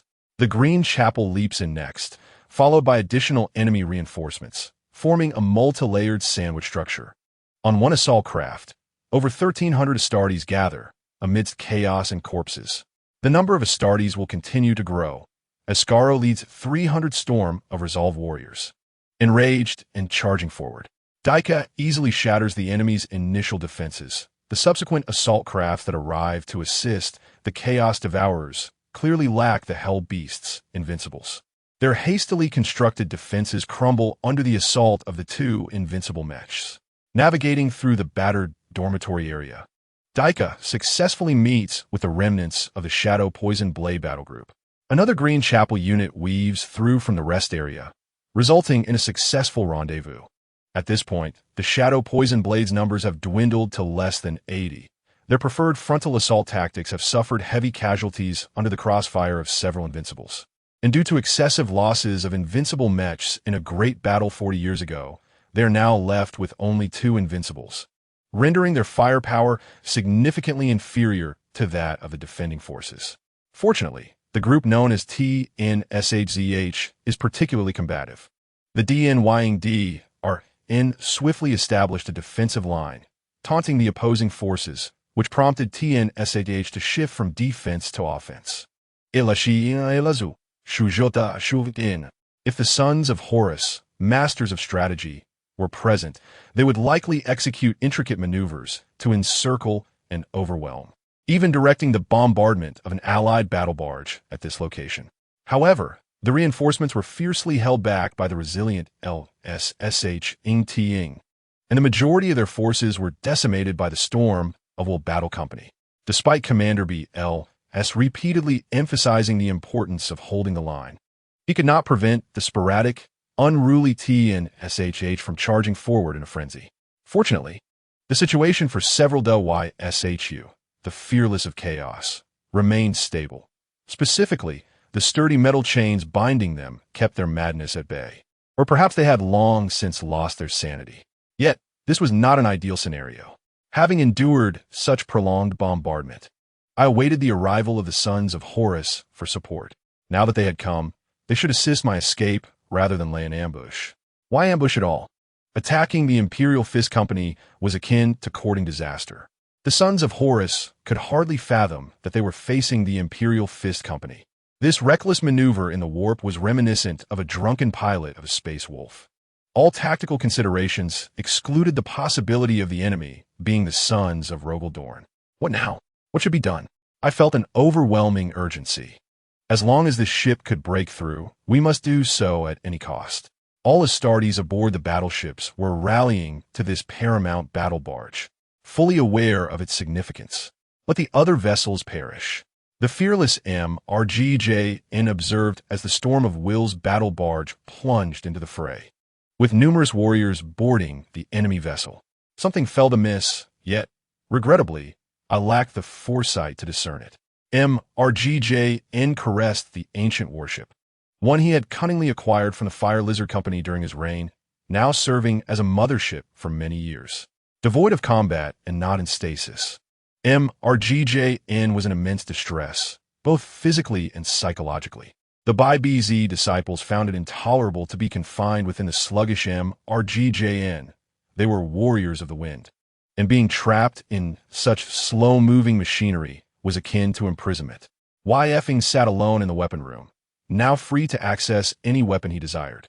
No longer was he ensnared by WILNM's incessant armoring with ammunition, nor did he contend with GG for the same chains word. Nor was he interrupted by KSHWIQ's testing of power swords. All were gone, vanished. YFing stood solitary before the weapon rack, securing explosive firearms to his waist, gathering every type of ammunition. Regardless of the enemy that lay ahead, he vowed to obliterate them all. He also strapped on a power sword and a thermite bomb, equipping himself with his most proficient arsenal. Though it may appear excessive to other Astartes, he was well prepared from WILNM's specialized training. He'd on a jetpack as well. Among the remnants of the weapon room, one solitary ion pistol remained, a green firearm WILNM had long forbidden them from using, said to be a gift from a former chapter master after his legendary exploits. YFing caressed the weapon. Do you know? WILNM has fallen. I am the last of the third group. We shall seek vengeance for them, shall we not? Devoid of holy oil, yet buoyed by the spirit of the machine. Victory was assured. All assembled before the assault pod, including the grievously wounded warrior who had finally awakened. They represented the last remaining forces on the battlefield, the Empire's final mobilizable strength. The Vengeance sword now had precisely one operational assault pod left, perfectly accommodating 9 warriors. The venerable Chapter Master MRGJN, unable to operate the massive warship, found solace in the proximity of the enemy. The apprentice tech marine stripped a battered fighter jet of its munitions, mounting the ancient warship upon it. The 2 surviving loyal pilots of the strike cruiser were tasked with this desperate mission. Once they launched the old warship onto the enemy's battle barge, they would have no route for return. Although the apprentice tech marine could not immediately equip the injured soldiers with mechanical prosthetics, he utilized an ancient wheelchair from the GTIL2 era. MRGJN's gaze swept over each warrior, their faces etched with fury and defiance. When his eyes fell upon YFing, they widened in shock. Was it truly fate? This green ion pistol had been passed down from MRGJN's chapter master to him, and after entering the MRGJN, it had been bequeathed to the next chapter master. Later, during a confrontation with the Necrons, he had been awakened from an ancient stasis. MRGJN witnessed the chapter master's brutal demise at the hands of the Necrons as the surrounding space marines, in despair, seized this very green ion pistol to open fire. Afterward, it vanished from sight until this very day. MRGJN regarded YFing with a complex expression, as if he were destined to become the next chapter master, yet also as if the green sanctuary would face annihilation, bereft of life. The real-time holographic battlefield map transmitted fragmented signals, revealing that the enemy's 2 battle barges had collided with our 3, while various foes piloted transports and assault pods toward the last operational hangar of our battle barge. The Emperor enjoys playing ruthlessly, does he not? Then no one shall leave. The order was given. Upon launching from the assault pod, acceleration mode must not be activated. Once the pod had entirely detached from the strike cruiser, the Vengeance sword would ram directly into the enemy hangar. Should one of the vessel's power cores or void shields be struck, the ensuing explosion would likely result in a catastrophic chain reaction, leading to mutual destruction.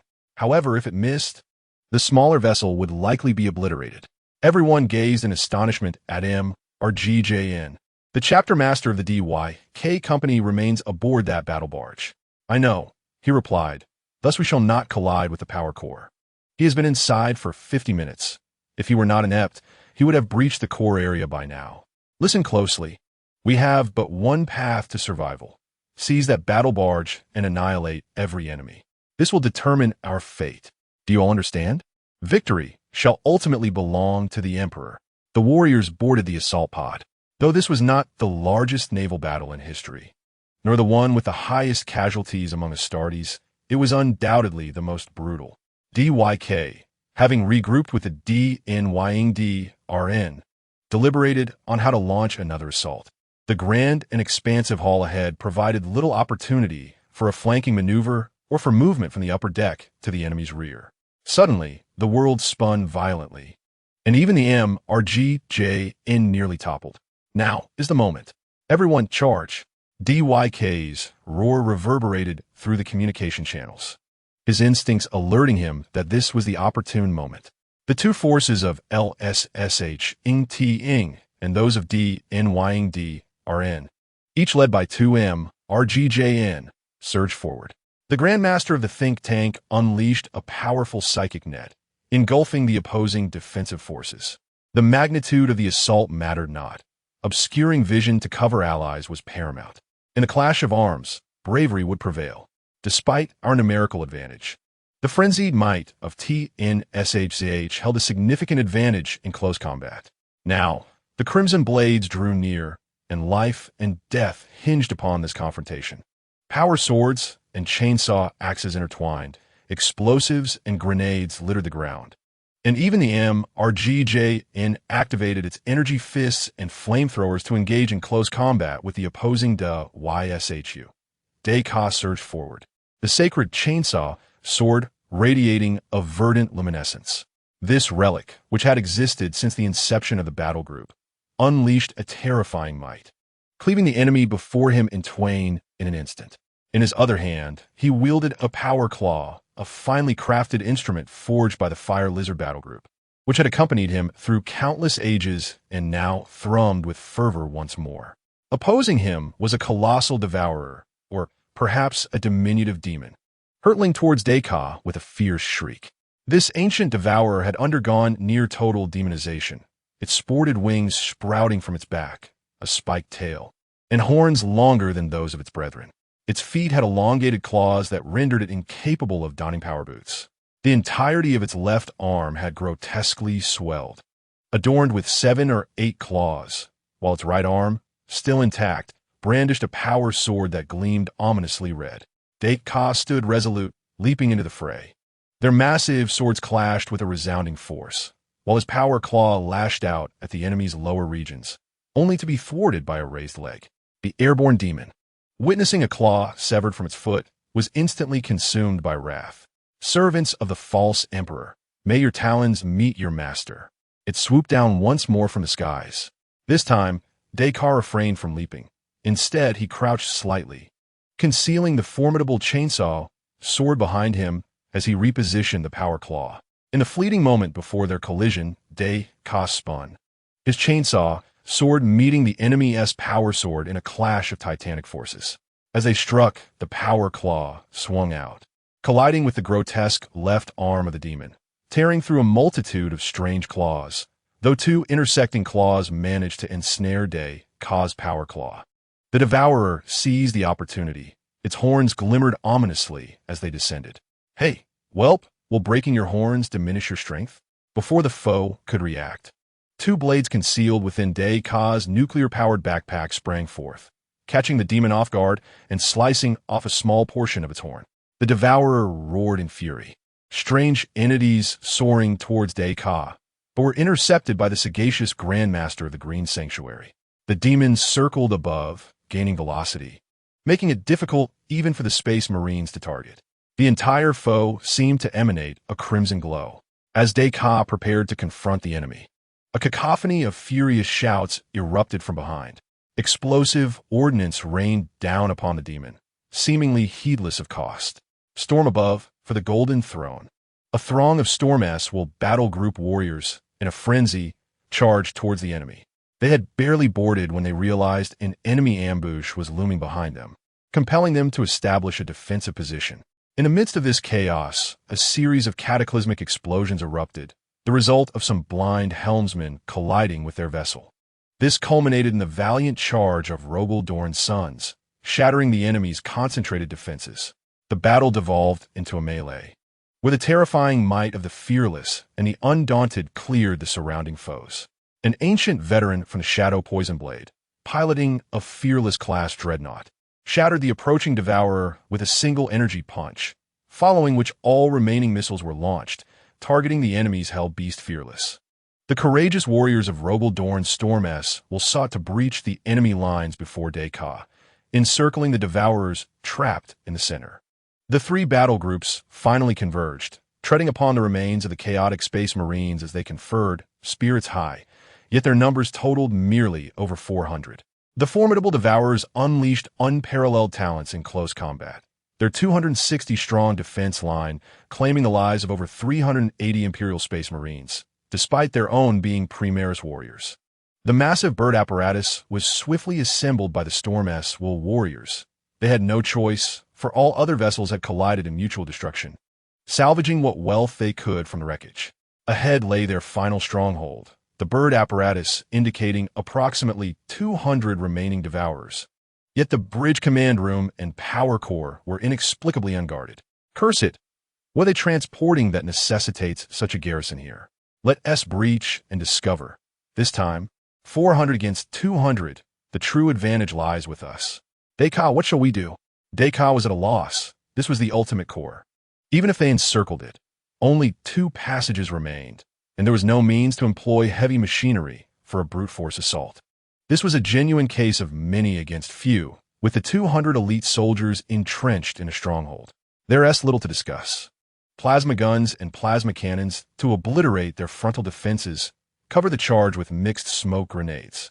The enemy was no soft fruit. Having concentrated the majority of their munitions here, they were not lacking in plasma cannons or meltaguns. The fiercest clash was about to commence. Yifeng and his 10 comrades arrived at the enemy ship's combat shuttle. Due to the overwhelming power of their own sword of vengeance, they were compelled to enter through the breach in the damaged bow storage area. They could have chosen to assault through the closer breach created by the macro cannon array, but this risked a direct hit from a melta on the piled macro cannons, leading to a catastrophic explosion, a truly obliterating fate. Emerging from the storage area, the 10 swiftly dispatched a number of unseen cultists. Yifeng propelled his wheelchair forward, with the warriors assisting him in wielding explosive ordnance and melta-bombs. A deep rumble echoed ahead, the scent of blood saturating the ship's interior. At last, Yifeng and his comrades could intermittently hear the commands of their battle leader, Deka, through the communications channel. However, an unsettling atmosphere began to pervade. The blood pooling on the ground began to boil, dismembered enemy limbs rotting away, even the hardened bones disintegrating. The stench of blood thickened in the air. Old leader Morjikin was the first to sense the disturbance. Deka, can you hear me? Quickly stop them. Hurry. The communication channel crackled again, interspersed with whispers from the warp. Damn it, they succeeded. 2 600 Astartes sacrificed, 8 combat shuttles, 5 strike cruisers, 2 battleships, and 12 heavy cruisers, along with countless lives on Taster 2, serving as additional offerings. A truly grand gesture. A powerful psychic wave swept over the combat shuttle, causing nearly every mortal's head to explode. The intense warp energy rendered all Space Marines exceedingly uncomfortable. Yifeng and Morjikin were the first to react. As the original Astartes of the Canticle of the Saints possessed formidable resistance to the warp, Morjikin quickly administered an emergency dose of medication from the Fearless class to maintain his lucidity. Boy, you brought psychic explosives, right? Switch them all out. Astartes, prepare to vanquish the demons. Chapter 20. Corcorum Yifeng and his group charged forward, with Morjikin leading the way, shattering 4 walls still ablaze with strange flames. Corcorum was elated, immensely so, ever since it was defeated by the great demon Cabana in ancient times, losing its magical horn. It had not experienced such a grand sacrificial tribute. The formidable demon, roaming beyond the Emperor's beacon, had caused immense slaughter in the Eastern Star Domain and cataclysmic disasters at the edges of the Mists of Stars. Now relished the taste of over 2,000 Astartes for the first time. He tore through the fabric of the subspace, descending upon the altar that summoned him, surrounded by numerous Astartes, adjacent to the planet Tarsis II, teeming with billions of life forms. It was insatiably hungry, yearning to drink deep of blood, to drain marrow, and to engulf this place once more in flames and death. Daika and Skaro gazed upon the towering figure before them, a nightmarish demon of towering height.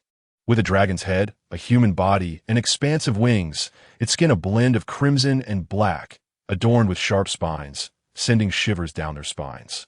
There were no Grey Knights here. We require expertise.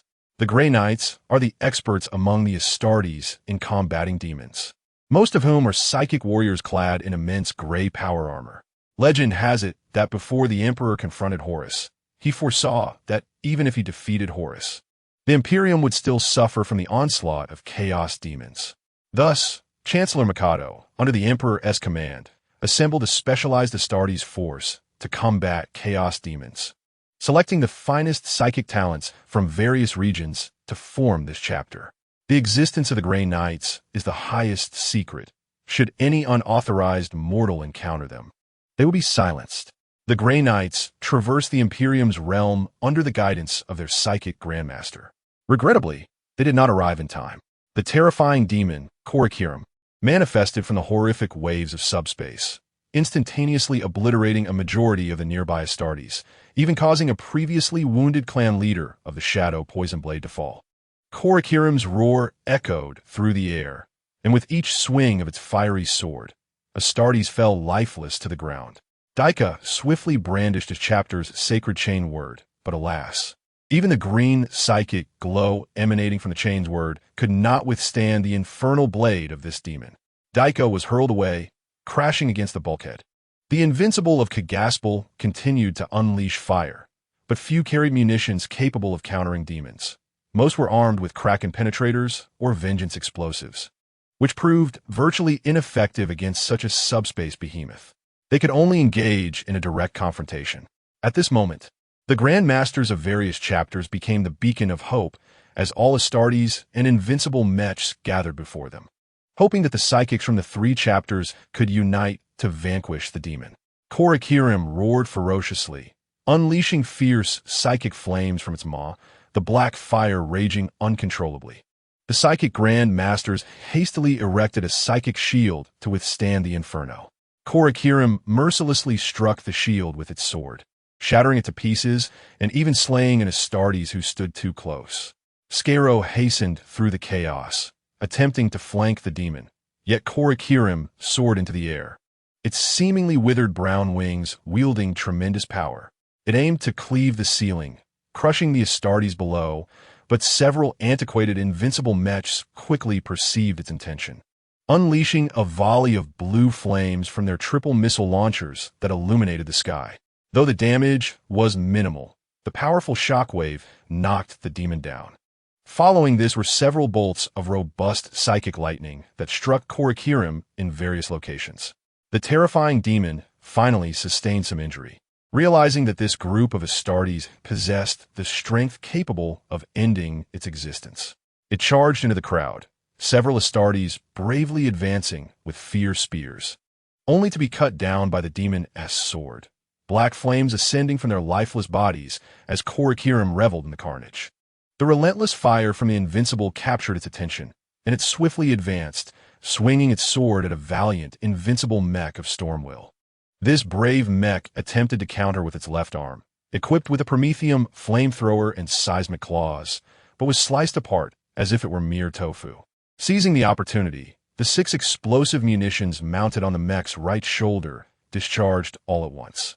While the Grandmaster of Stormwill took this chance to unleash a spherical bolt of psychic lightning upon the site of the explosion, Korakiram's agonizing howl resonated through the air, producing psychic ripples that obliterated the mind of the Stormwill Grandmaster, while its sharp, black tail sent Skaro, the Stormwill Chapter Master, flying, crashing against the same wall as Daika. A large gash was carved into Korakiram's left shoulder, the surrounding flesh scorched and charred. Flames spiraled around Korakiram as a tempest arose from nowhere, intertwining with dark flames to form a colossal fiery storm. This violent, expansive psychic assault was challenging even for the Space Marines clad in Terminator armor to withstand for long. Several elite Astartes, primarily those in ironclad Terminator armor, surged towards the nightmarish demon, invoking the Emperor's name and the Lord of Skulls. Korakiram interrupted their battle cries with an even louder roar. Several ancient relics struck Korakiram's thigh, unleashing torrents of psychic energy. The intense pain instinctively halted the demon's fiery storm. These relics, infused with the faith of the Astartes, manifested powerfully in subspace. The chilling flames ceased to linger in the air, yet the battle remained dire.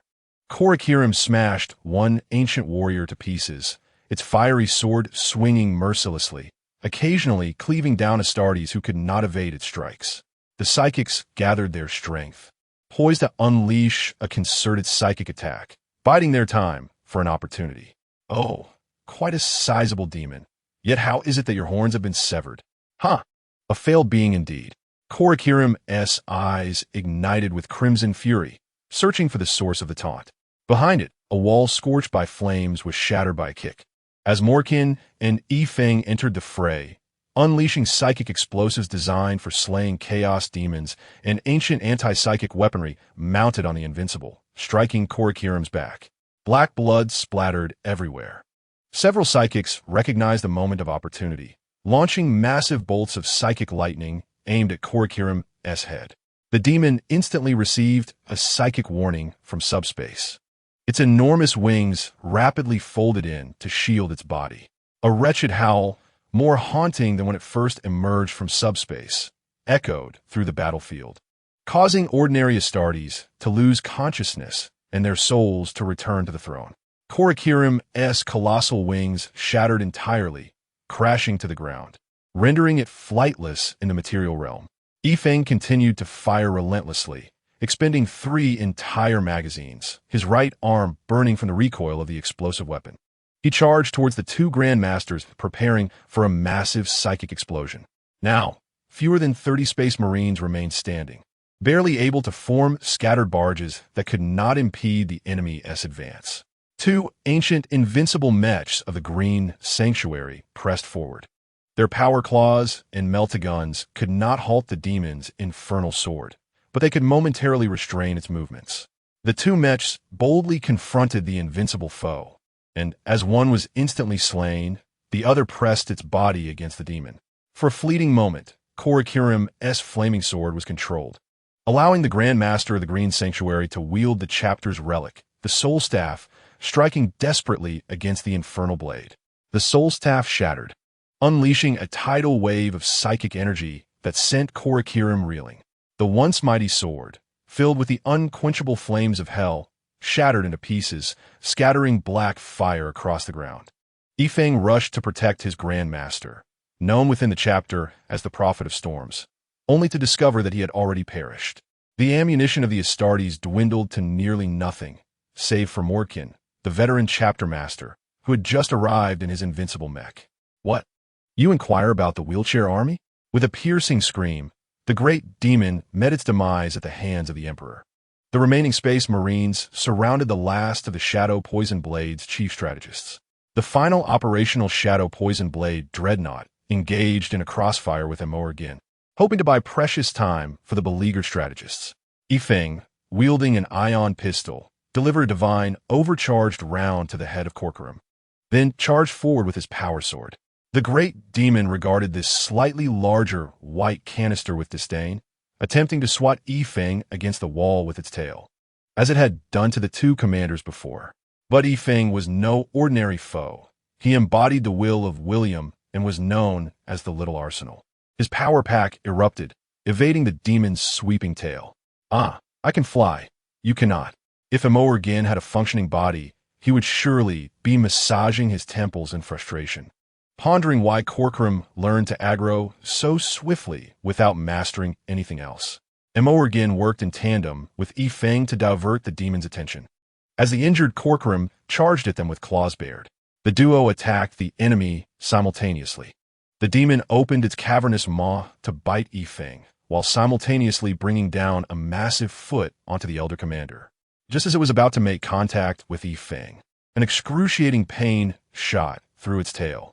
The steadfast companions, Daika and Skaro, finally awoke from their slumber on the hard cot, charging forward with their battle relic under the cover of Yifeng's taunts. Lacking jetpacks, the ordinary Astartes found it difficult to jump high in their heavy power armor. So the 2 commanders aimed to sever the demon's devastating tail first.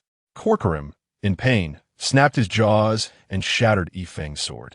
Unfazed, Yifeng retaliated with a kick to its face, using the rebound to create distance with his jetpack. Ultimately, Yifeng crashed into the bulkhead, his right arm straining against the wall, the powerful recoil igniting a burning sensation in his entire right arm. Below, Morkin sidestepped the demon's foot, thrusting his melee weapon toward the demon's thigh, but without psychic enhancement. The damage was minimal. The demon's tough black tail remained partially intact, yet its dark blood stained the floor. Yifeng landed, only to be tripped by a severed limb, tumbling unceremoniously. What tripped me? Ah, is that not an old friend? Now, let us summon Yifeng, one of the core components of the divine weapon. Yifeng picked up the golden power sword, scanning his surroundings, and found the other core component in the hands of a fallen clan leader of the Shadow Poison Blade, who had succumbed to his injuries shortly after the battle commenced. Yifeng hurried to the corpse, retrieving the dark golden chainsaw sword. Suddenly, an object flew from behind Yifeng, and upon bending down, he saw it crash into the wall before him. Commander! Daika's half-corpse had been smashed against the wall, still clutching the relic of their chapter, while the other half was nowhere to be found. With a thunderous crash, the great library of the Shadow Poison Blade unleashed another charged psychic lightning strike upon Corcoran, scorching the back of his head. In retaliation, the demon cast a dark fireball, engulfing the final library in flames. The green relic of the Green Chapel, the chainsaw sword glimmering with emerald light, hung at Yifeng's waist, while the other side bore a green ion pistol, wielding two old friends. Hee, the machine's spirit remains. This battle can be fought. Yifeng removed his helmet, finding it inconsequential in the face of this foe, as a single blow to the head would spell his end. Yifeng laughed, a visceral, guttural laugh, reminiscent of a demon from the depths of hell. On the battlefield, only 6 remained standing. Corcoran, Yifeng, Scarrow, the Dreadnought Morgan, a chief apothecary from the Stormwell chapter, and a technical sergeant from the Shadow Poison Blade. Human emotions can manifest projections in the warp. When many perceive a weapon as a relic, its machine spirit is similarly influenced, resulting in a unique state within the warp. A single relic may not suffice. So let there be 2. If 2 are inadequate, then 3. If 3 prove insufficient, then 4. Yifeng stood defiantly before the enemy, provocatively gazing at Corcoran. Both sides sprang into action, Corcoran extending his claws while Yifeng unfolded his twin swords. The Tai Chi swordplay proved ineffective here. The enemy's strength was overwhelming, and the principle of using light force to counter heavy was futile. The powerful claws descended, and Yifeng adopted a close-range strategy, targeting whatever part of the demon was near. He swiftly sidestepped the oncoming strike, his chainsaw sword cleaving into the demon's descending arm. The dark golden sword word, relentlessly biting into flesh. Corcoran lashed his injured tail which, despite nearing severance, retained its formidable power. Yifeng's jetpack ignited, propelling him toward Corcoran's face. "You shall not strike again." Corcoran screamed in agony. Scarrow's weapon, the relic of his chapter, cleaved into the demon's foot, disrupting its balance. As Yifeng's twin swords neared the demon's head, in a moment of desperation, the demon lowered its head, causing Yifeng's golden power sword and dark golden chainsaw sword to become lodged in the remnants of its horn. "Insect, you dare to humiliate me thus." Yifeng found himself unable to free his swords, releasing them and retreating, allowing them to remain stuck in the demon's horn. With pain radiating from his right leg, Corcoran prepared to sit down, but suddenly his right paw struck out with terrifying speed toward Commander Scarrow, ready to crush him as the demon fell. The Stormwell commander barely had time to react before being slammed to the ground. Cough, cough. Scarrow, gravely injured yet not dead. "What do you want?" Mourn beneath the brass throne. Corcoran seized Scarrow and hurled him toward him again. The dreadnought's slow movement hindered his evasion, and he was directly struck, followed by a black psychic fireball engulfing both, reducing them to molten iron. Yifeng, not one to spectate, had already reactivated his jetpack, brandishing the emerald-glowing chainsaw sword. A surge of mysterious energy erupted from the chainsaw sword, carving a wound from Corcoran's shoulder down to his waist. Ignoring the injury, Corcoran unleashed a torrent of black hellfire, isolating the technical sergeant and the apothecary from the battlefield. "Boy, it is now just you and me. As a reward for your bravery, I permit you to reveal your name. I am Yifeng, the savior of Astartes, the slayer of Mistamble, and the son of the Khan of the original body of the Chai Tai." This time, Yifeng vowed to the heavens, truly not boasting. "I am the one beneath the brass throne of the great demon. Yifeng raised his hand and fired an overcharged plasma bolt. Honor? What is that? Can it be eaten? Corcoran, struck and blinded, flailed his arms, only to discover that Yifeng had not moved when he ceased. What is wrong? Have you been stunned? I have discovered your weakness. Huh? The great demon, have slaughtered nearly all of you, and now you tell me I have a weakness? Why not say so earlier? Without further ado, Corcoran lashed out with his tail, shattering Yifeng's right shoulder guard and sending him flying. Weakness? Where is it? Do you not see? My right arm is unscathed. Before Corcoran could scrutinize Yifeng's right arm, Yifeng activated his jetpack and lunged at him, confirming a crucial realization. The Banner cloak was indeed effective. Although he suffered considerable kinetic impact, the demon's psychic enchantments and enhanced strength that covered its body had completely failed. Yifeng wielded the chainsaw sword in his right hand while using his left to remove the Banner cloak from his right shoulder, wrapping it around the demon's incoming claws. A sword struck true, the formidable chainsaw blade slicing through the left eye of the great demon, cleaving down to its mouth. In that moment, RM was genuinely frightened. It could not comprehend why Yifeng seemed impervious to its damage, despite its claws making contact. Yifeng appeared unaffected. You claim that the power of the K in NDM originates from war, blood, and death? Yet, with so many lives lost outside just moments ago, why has your strength not increased, nor have your wounds healed? Your power derives from the fear, resentment, and regret that accompany death. But alas, our warriors possess wills of iron, and our brothers disregard death. If there exists a force capable of countering your might, it must be the power that transcends the fear of death, which I prefer to call the spirit of indomitableness. This mantle embodies the collective resolve of the people, dedicated to vanquishing foes and liberating the galaxy, undeterred by hardship or death. This is the spirit of indomitableness. With the support of the people, what do you possess to combat me? At this moment, within the subspace, the little robe diligently obstructing KRM's power nearly rolled its eyes at Yifeng, wondering how he could be so utterly mistaken. Chapter 21. The final battle for treasure. The path of the people lies in inclusivity, in the continuity of life, in the understanding that water can both carry and overturn a boat. Death is but a part of the human experience, yet it is not the entirety. Any attempt to suppress the people through death is destined to fail. While Yifeng has yet to fully grasp this principle, he is already on the path.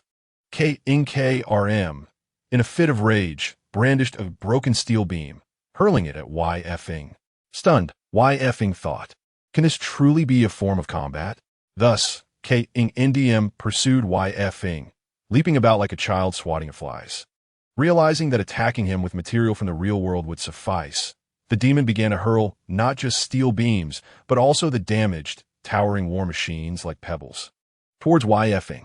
Yifeng barely evaded them, retreating to a wall, but KNDM unleashed a torrent of black flames, swiftly incinerating the foundation of the wall, which then collapsed upon Yifeng.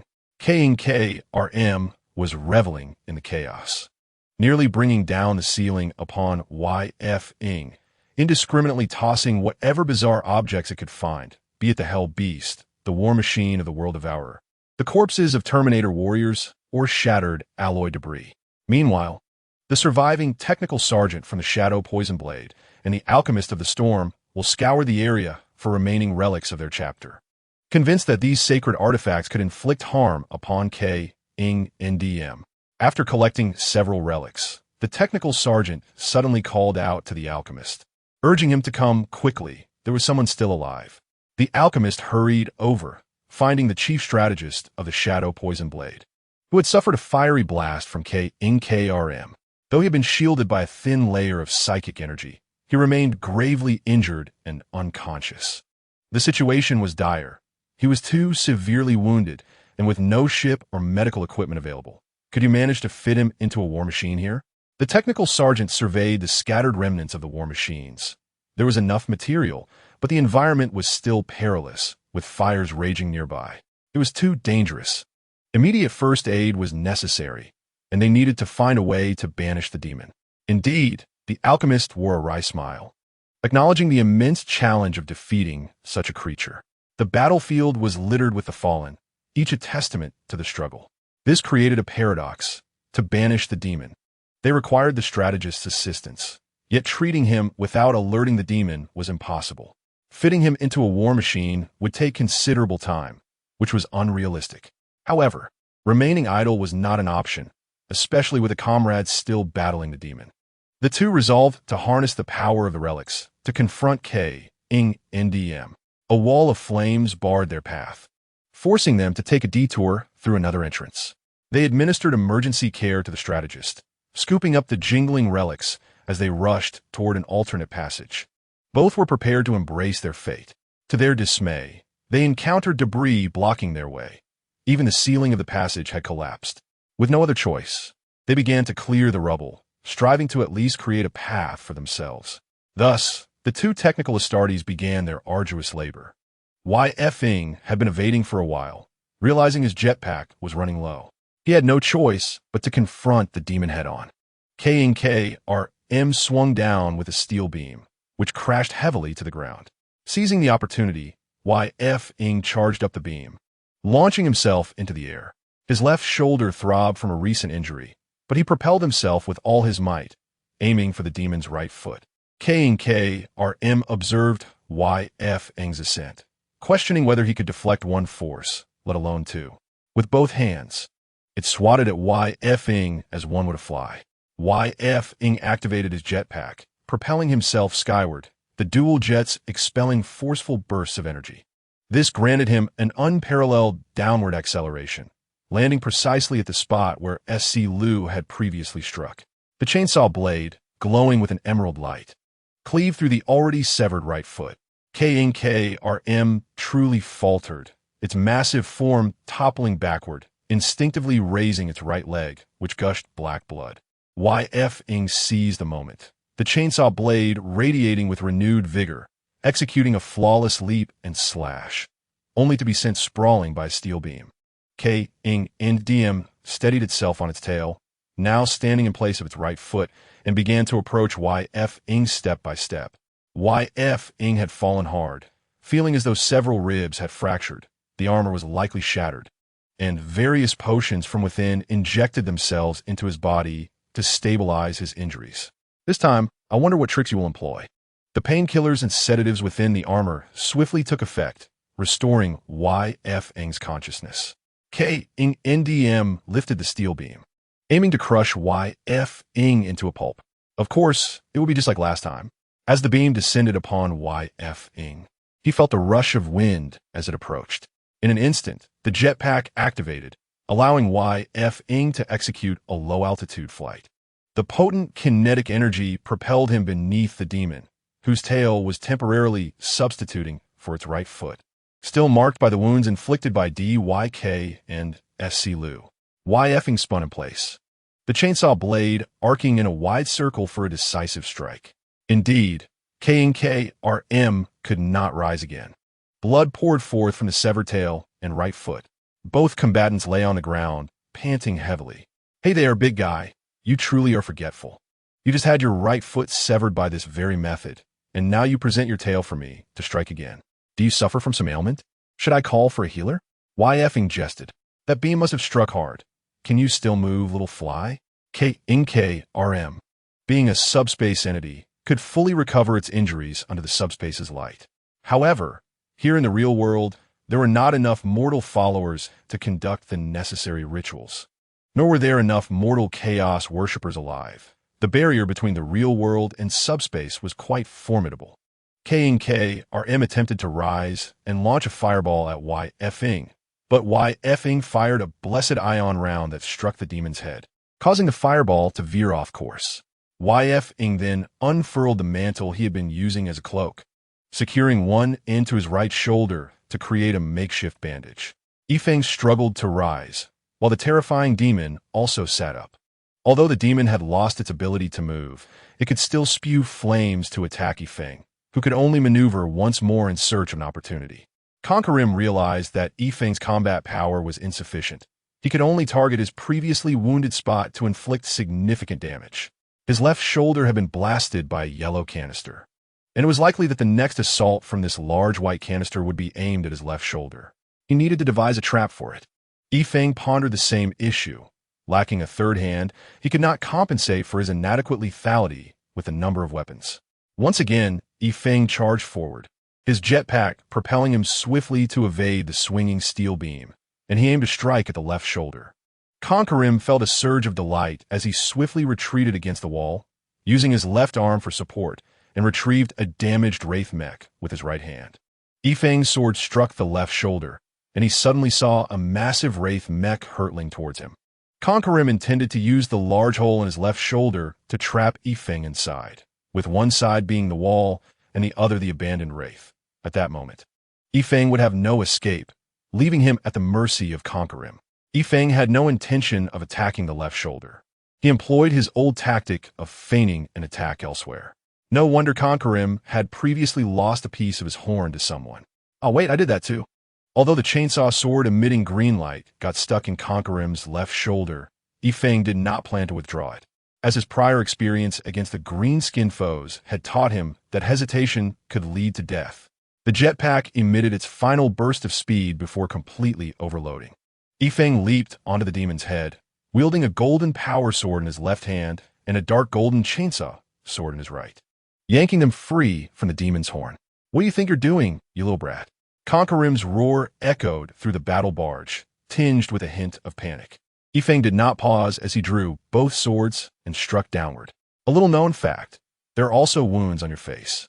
He slashed once more at the scar that ran from the demon's left eye to the corner of its mouth, amplifying the already considerable injury with the might of the powerful relics. Conquerim opened his mouth wide, intending to unleash flames to block Yifeng's escape. However, Yifeng discarded the golden sword and pulled out an ion pistol, aiming directly at its gaping maw and firing.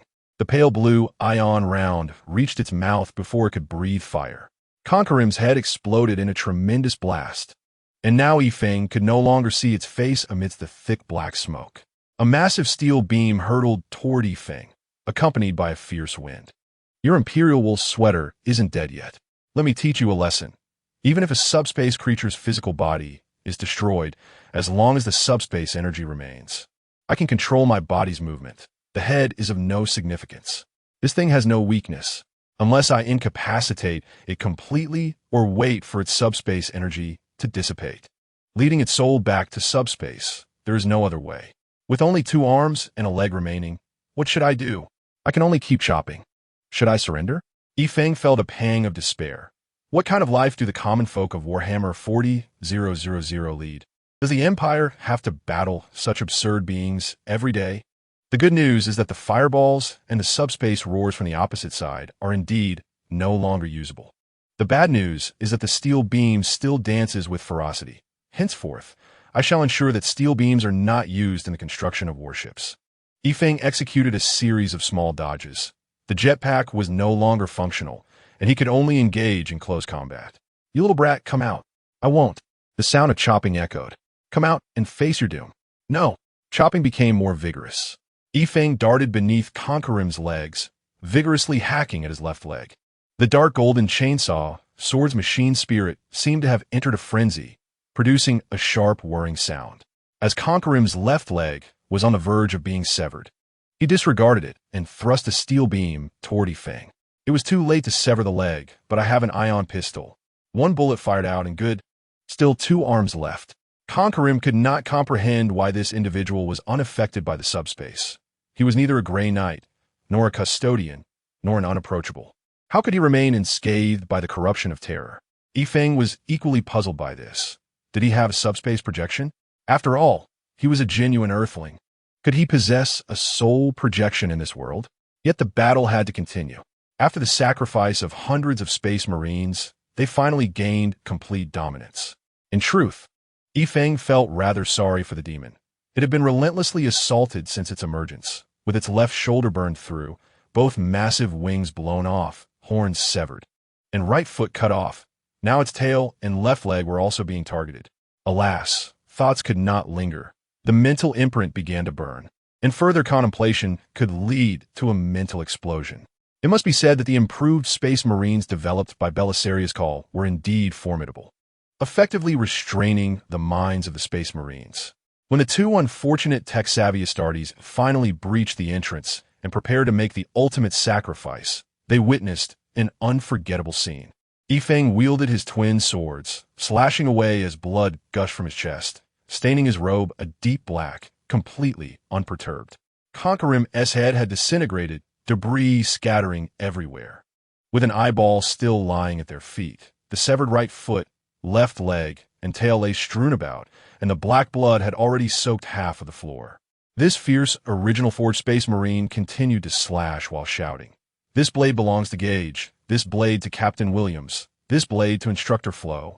This blade to Deputy Captain Kshevich. This blade to Commander Dika. This blade to Elder Morkin. As he continued to chop, the demon's left arm finally could not withstand the onslaught and broke off. Was a demon with only one arm still useful? Not all. I am a demon, created by terror itself. Why does the power of the brass throne not heal my wounds? The two warriors were not daunted. Anyone could take down a wounded beast. The apothecary of the storms will shouted, "Captain Scaro, I shall avenge you," and charged forward with a roar. The technical sergeant of Shadow's poison blade was not to be outdone, drawing forth a collection of 18 various weapons. No, rather, relics. They battled from day to night, and from night to day, with the wreckage of warships floating in space for over 30 hours before they finally ceased. By that time, the demon's torso and the previously severed tail had been reduced to mere pulp.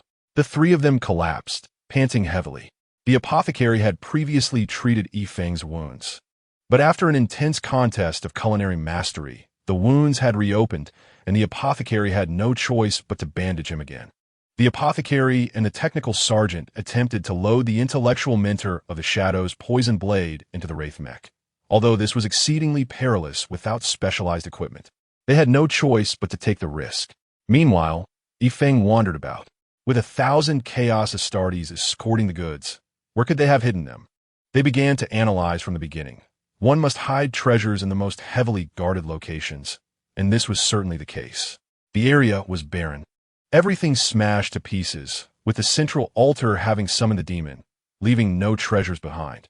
What characteristics would a treasure conceal? Think quickly. Treasures are precious and safeguarded.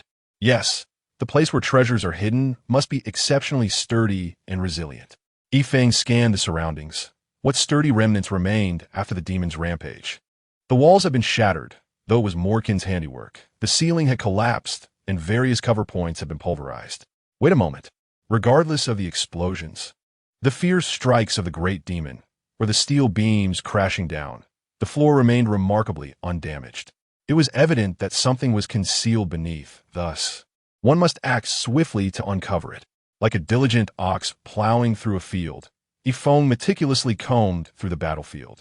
The Grand Apothecary and the Technical Sergeant watched in astonishment, realizing this young man was exceedingly industrious.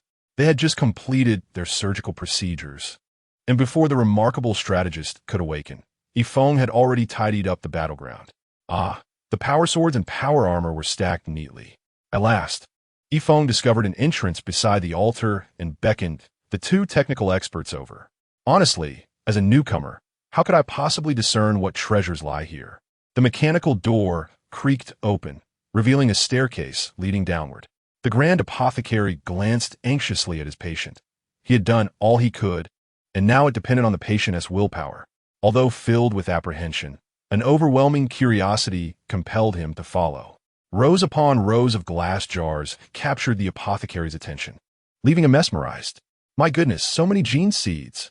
He darted around Yifeng, nearly leaving an afterimage as he performed a series of mesmerizing maneuvers.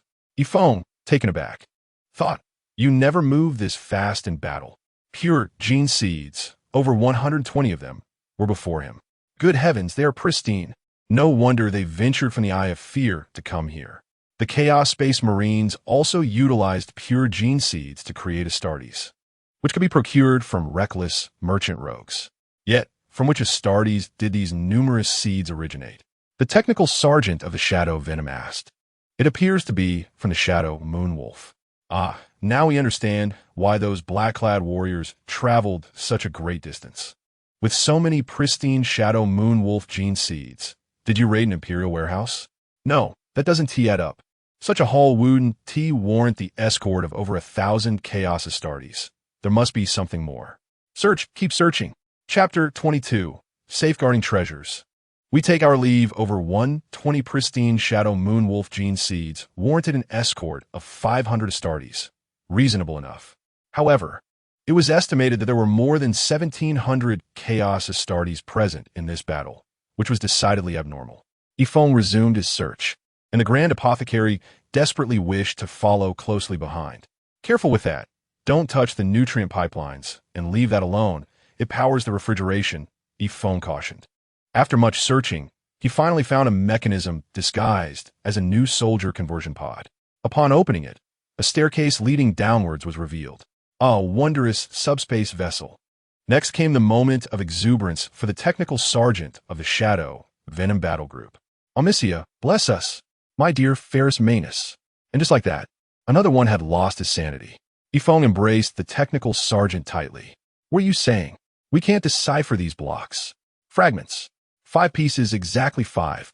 When the Shadow Venom's esteemed strategist finally awakened and activated the tactical vision of his invincible mech, he witnessed 3 Astartes fervently praying before an image of the Emperor. The strategist managed to remain composed, at least not praying to a dark god, which indicated he had yet to succumb to chaos. But what of the fearsome demon? The hastily crafted horn was hardly commendable, a mere electronic synthetic sound. The technical sergeant transferred battlefield footage from his tactical helmet into the invincible mech.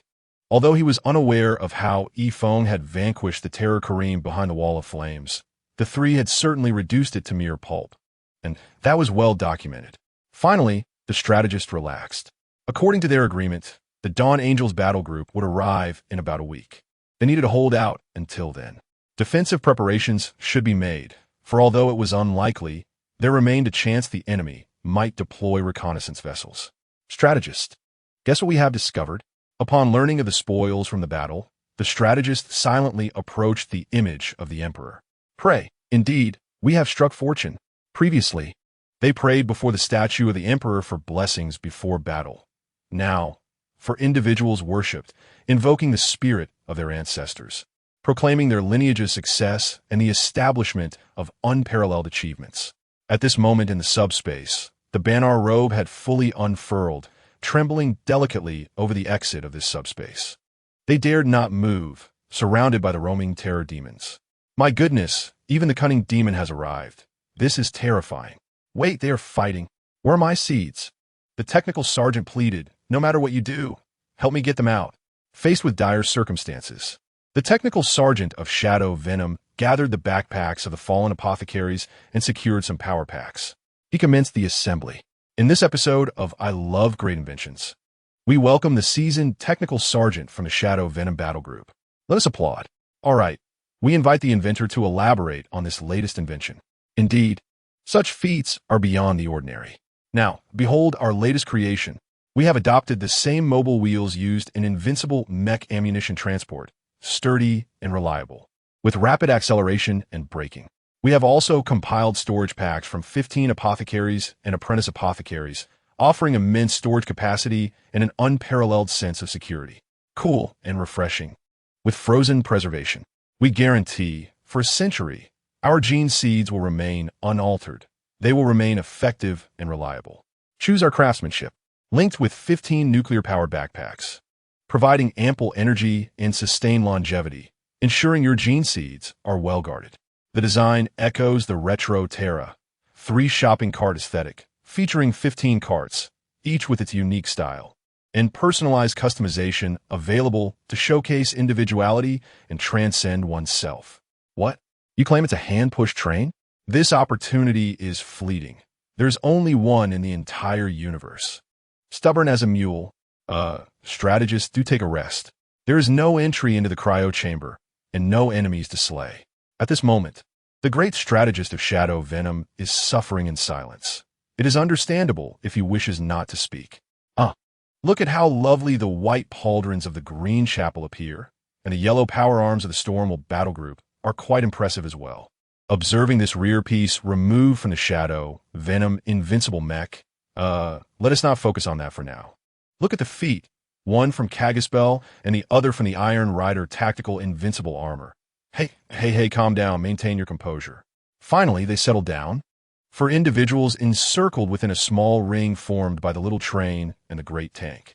The post-battle analysis was the first lesson Efone learned at the Green Chapel-S rookie camp, a lesson he would never forget. In summary, this battle resulted in the loss of 1,400 Astartes, with the total estimated casualties, including those from the rebellious Alliance's fleet, being around 1,700 Chaos Astartes. Among them, the Devourer could number over 1,300, or perhaps even more, while the Shadow Moon Wolves range from 400 to 500. Now, let us focus on the pressing matters at hand. The enemies approaching may well be the rescue fleet of the rebellious Alliance, originating from Planet Taster 3, or they could be the scouts from the Terror or Black Legion, or even others seeking to seize the gene seeds or fragments. In response to these threats, I propose a strategy focusing on guerrilla warfare. The technical sergeant and grand apothecary should safeguard their goods while Efone lures the enemy, allowing the grand strategist to eliminate them. The Dawn Angels are nearing. Efone, have you cleared the path? Yes, we must ensure a single route remains open to the outer space. Indeed, certain matters must remain undisclosed to the LMNTNSH. We can merely state that it pertains to our own genetic seeds. And this formidable iron box should be referred to as a relic of the warband, never to be revealed to others. With the substantial remuneration for transporting so many decommissioned warships to the Foundry world, are they truly entitled to additional fees? They ought to pay us instead.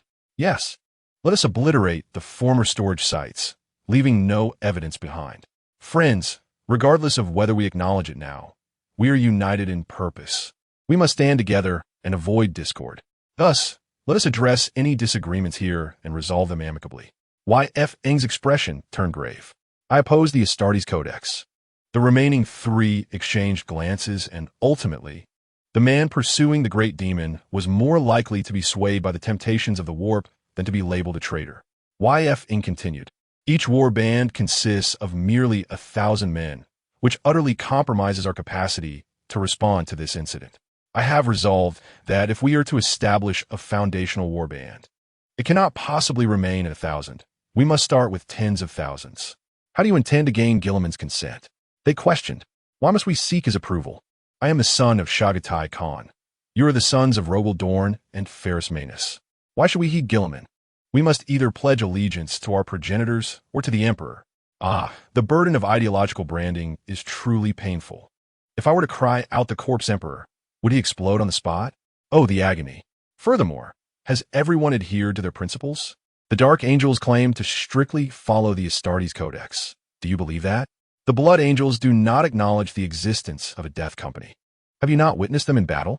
Your own Iron Hands chapter, including your Shadow Blade and other successor chapters, do they not also employ the clan system? Am I mistaken? Techmarine Anos? The Black Templars belong to your kin, apothecary style. How many warriors do they possess? Silence enveloped the room, a prolonged stillness. The Emperor proclaimed he is not a god.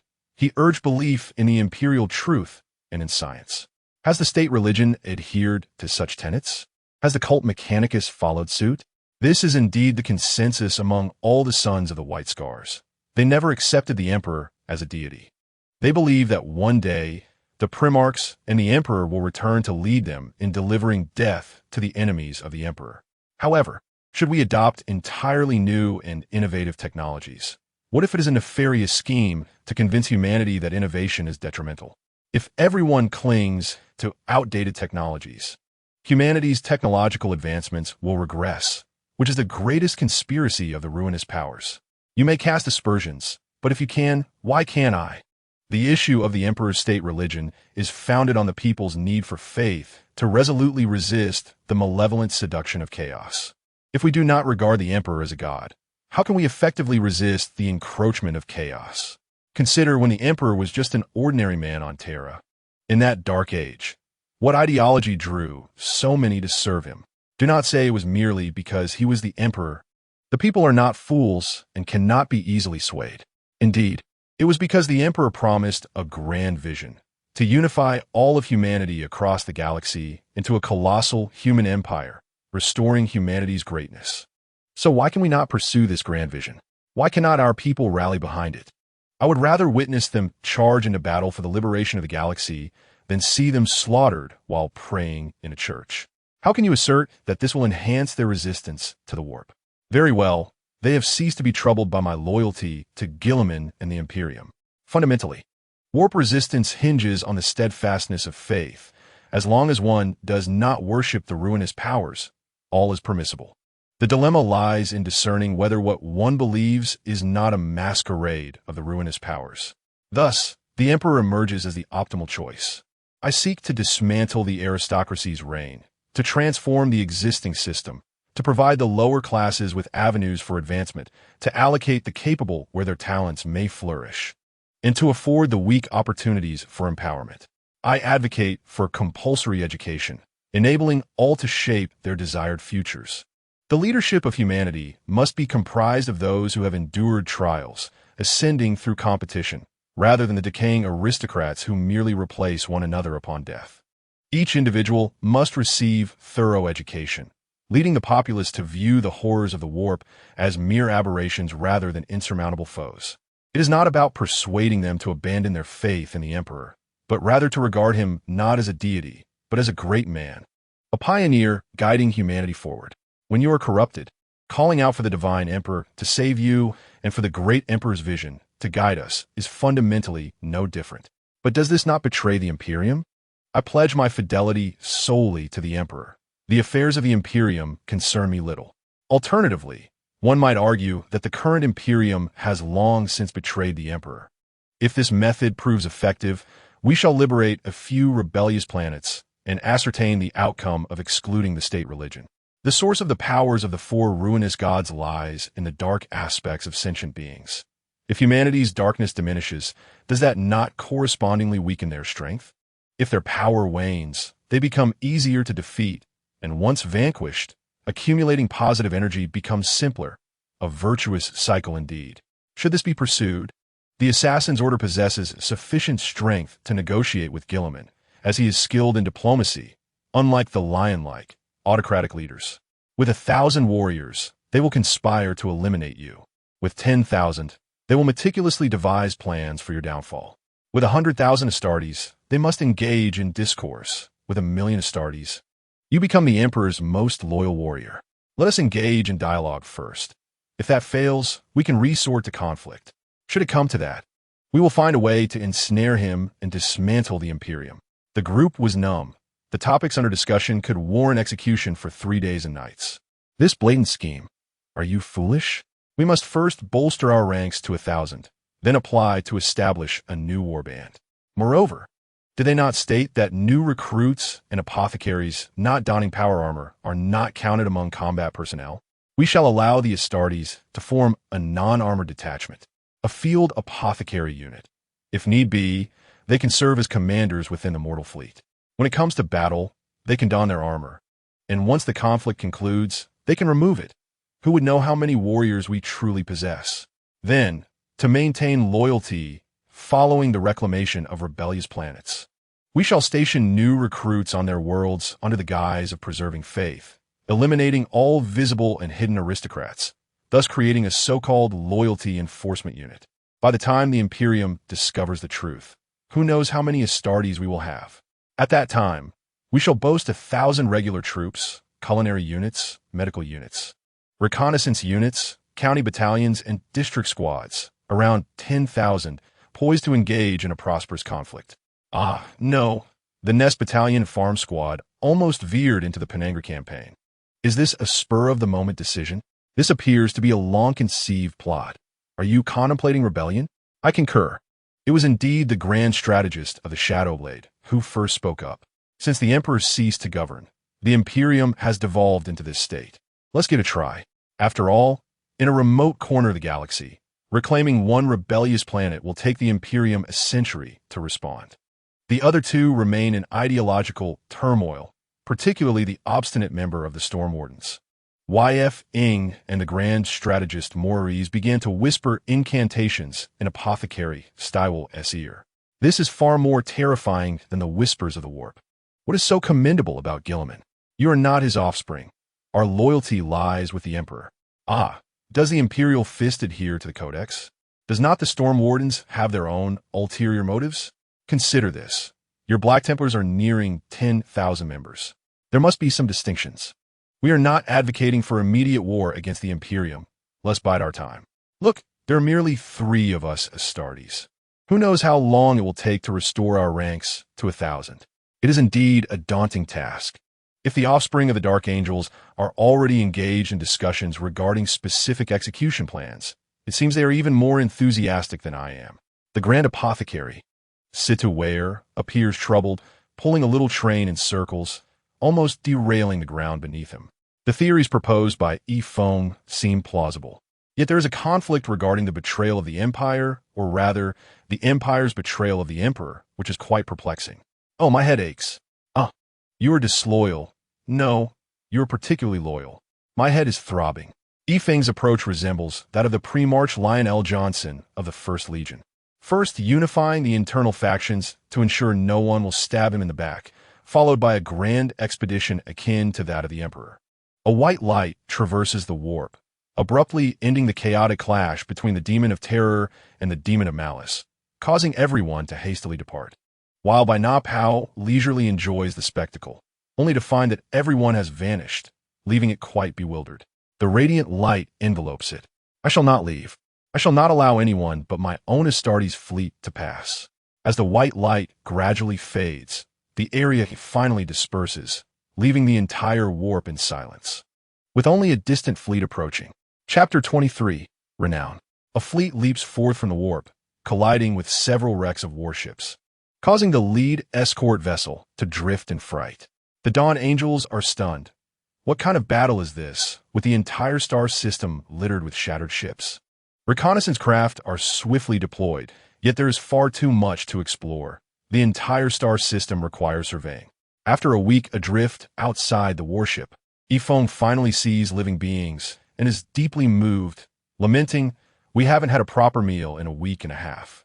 The grand strategist, the indomitable Mechanicus, swiftly approaches upon receiving a transmission, waiting for a reconnaissance aircraft to draw near, raising his hand to unleash a psychic explosion. A tremendous flash of lightning illuminates a vast area. Upon detecting an anomaly, a reconnaissance craft approaches. The unfortunate quartet is finally rescued. The genetic progenitor of the Dawn Angels is Saint Guilliman, whose original form perished valiantly during the Horus Heresy, suffering heavy losses that affected the genetic seeds of all sons of Guilliman. They crave blood. Consuming blood can restore and enhance certain functions, a phenomenon referred to by outsiders as bloodthirst. The Dawn Angels firmly believe that they are merely experiencing the darkness before dawn, and that dawn will inevitably arrive. With the Emperor returning, they stabilize their emotions by creating artistic works centered around the theme of the Emperor's return, which in turn allows them to better control themselves, resulting in relatively few casualties. This time, the Dawn Angels have dispatched a grand army for rescue, with the entire Death Company brought forth, and 3 assault boats have arrived, along with countless other vessels, nearly overwhelming their forces. It is uncertain whether the mists of the Star Domain are affluent or if the Stormal Legion and the Dawn Angels are merely drawn to one another. Welcome, the Empire's most valiant warriors. Please allow me to pay my respects. The commander of the Dawn Angels, Musi Rueda, expressed his highest regard to the 4. The final reconnaissance report from the Dawn Angels reveals at least 2 battleships, 8 assault boats, 12 heavy cruisers, 5 strike cruisers, and over 100 escort vessels among the wreckage. Consider the scale of this naval battle, not to mention that the Auspex indicates approximately 3,000 Astartes bodies floating here. Upon realizing this, the formerly least esteemed Tech Marines' admiration surged. All the Dawn Angels expressed their greatest respect to the quartet. The entire fleet of the Dawn Angels lingered here for a full month, collecting every valuable wreckage, sparing not even the remains of escort vessels, and subsequently constructing a makeshift Geller field, as it only needed to guard against the warp's corrosion of machinery, thus requiring only modest strength. Meanwhile, the Astartes, After purging the followers of the Demon of Terror on Taster 2 and rescuing several famished souls from Taster 3, finally set forth towards the Forge world of Stalav. In recent days, the grand strategist of the Shadow Poison Blades, the indomitable Mechanicus Mororis, had entered a state of stasis, falling into a semi-sleep. Although he strongly requested a replacement of his indomitable armor, safety considerations dictated that such procedures be conducted only upon reaching a secure location. The Grand Apothecary, Sid Aware, remained dazed at the entrance of the Gene Seed Vault, and despite the attempts of the Dawn Angels warriors to console him, their efforts proved fruitless. He sat on a small stool for several days. Tech Marine Annuos remained steadfast by the sacred relic of his own chapter. Yifeng, on the other hand, was incessantly consuming food in the mess hall, seemingly attempting to eat enough for the entire chapter. As the fleet of the Dawn Angels entered the warp, with everyone having little else to do, they decided to gather and watch a movie. Tech Marine Annuos of the Shadow Poison Blades shared his helmet's video recording with the Dawn Angels, of course omitting the treasure-hunting portions. Upon viewing it, Commander Musi Rue declared a collective learning session for the entire chapter, proclaiming them exemplary warriors. Thus, they all gathered to enjoy the film together. From that day forward, Yifeng indulged freely in the mess hall. Another order of Grox burgers and stew of ant cattle, please. Where are my two brothers? Send them a couple of servings as well. The order swiftly reached the kitchen, but the stock of ant cattle and Grox meat had been depleted by more than half. It remains uncertain whether the Forge world they are heading to can replenish such supplies, as it is rumored that the inhabitants there are quite eccentric, crafting machinery recklessly and subsisting on mere protein bars and starchy corpse rations. The logistics have become a source of concern, and the chapter's cooks are feeling the strain. The cooks have been overwhelmed these past few days, on call 24 hours a day. Two head chefs alternate to cater to Yifeng alone, nearly exhausting themselves in the process. In the words of Chef Phaline, have you adopted an Ogren? What speed you possess in consuming? Ogrens, colloquially referred to as simpletons, are subhumans resulting from the peculiar conditions of certain planets that render them large yet with low intelligence. In truth, Yifeng does not require such an abundance of energy. It is merely sorrow that drives him. Aside from these religious practices, the Astartes maintain their inner peace through various means unique to each chapter. As smoking and drinking are futile for Astartes due to their heightened metabolism, rendering them impervious to such indulgences.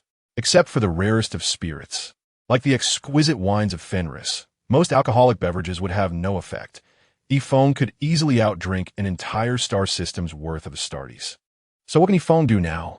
Eat, for food remains the sole solace amidst his sorrow, confusion, and sadness, transforming his grief into appetite. He calls for 2 more large bowls. After the grand cinematic experience, many Dawn Angels wish to spar with the valiant warrior who felled the Demon of Terror. Yet due to his constant feasting, not only could they not engage him in combat, but rumors began to circulate within their own chapter as well. Whispers of gluttony being a defect of the gene seed, claims that consuming food can rapidly heal wounds, and notions that food could confer immense power began to spread. Though who knows, perhaps trying a bit of cheese would be worth it, growing increasingly absurd. On the eve of their arrival at the Forge world of Stalav, Yifeng finally ceased his ravenous feasting and emerged from the dining hall. This news spread like wildfire throughout the chapter, and the Dawn Angels flocked to him, surrounding him as he was swept along the tide of humanity towards the training grounds. Brother in arms, we deeply admire your prowess in battle, and we hope for the opportunity to engage in friendly sparring.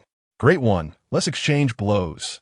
Esteemed warrior Yifeng, the commander of the 3rd Company of the Dawn Angels, Ferdinand, wishes to engage you. With fame comes scrutiny, and Yifeng felt helpless. I am but an ordinary Primera Space Marine, the slayer of Mistenpal, the bane of Khorne, the last Astartes of the Green Sanctuary. What combat prowess do I possess? I can merely wield a Tai Chi sword. How could I possibly contend with a company commander? If I can last against a squad leader for a while, that would be a triumph. Thus, a hapless leader faced off against Yifeng. The two engaged in a back-and-forth exchange, exhausting all their skills.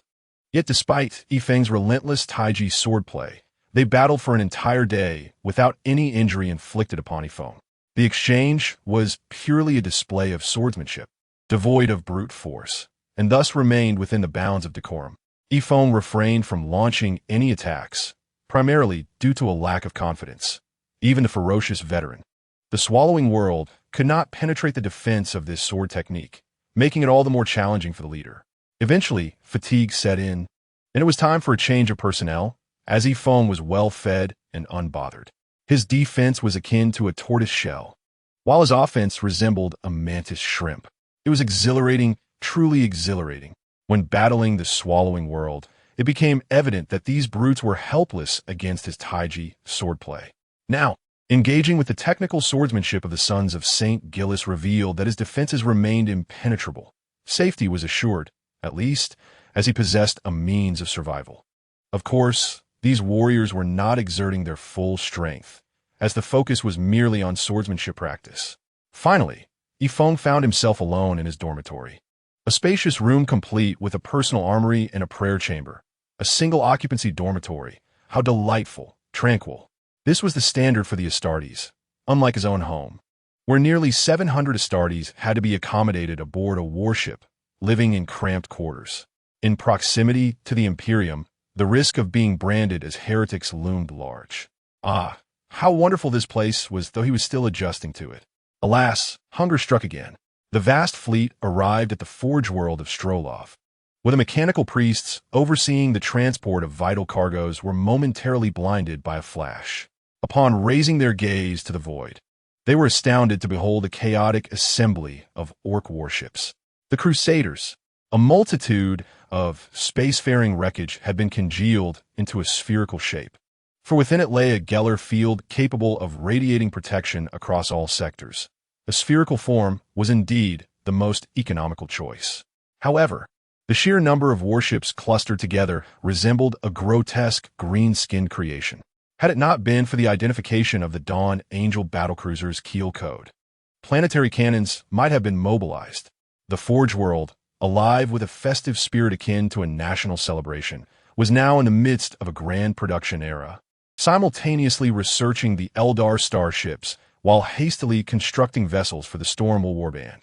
The colossal wreckage of warships visible even on the surface sent shivers down the spines of the oil-slicked workers. Should we expand our workforce? Mechanical Bishop Phineas pondered gravely. The past few years had seen a significant shortage of personnel, and the recent influx of orders was overwhelming. The Forge world alone was nearing its limit. Speaking of which, could we possibly cancel the supply order placed by the Stormwell's recent reinforcements? The Grand Apothecary, Sidawalia, was left speechless. Was that not the battle barge, Vigilant Vigilance, that had betrayed the Stormwell warband centuries ago, and now was being returned? How shameless! Wasn't it the Terminator armor stripped from nearly 3,000 Astartes? They were sending it back to us? What an audacity! The four of them declared their gratitude for the generous support of the Dawn Angel warband's leader, Musraider. They proclaimed, "Long live the Emperor! May the friendship between our factions endure through eternity." Yet inwardly, they lamented the shamelessness of the Dawn Angels. May you all perish in the warp, so we can seize the subsequent warships. They thought. Farewell, brother warband, they said, while their thoughts echoed with a desire for destruction. 8 battle barges. Even selling the keels for scrap would yield 4 battle barges, not to mention the wreckage of other strike cruisers and heavy cruisers. Battle barges differed from other warships. Their greatest challenge lay in the scarcity of keel materials and the stringent requirements of forging technology. It could be said that possessing a keel accounted for 80% of the construction process.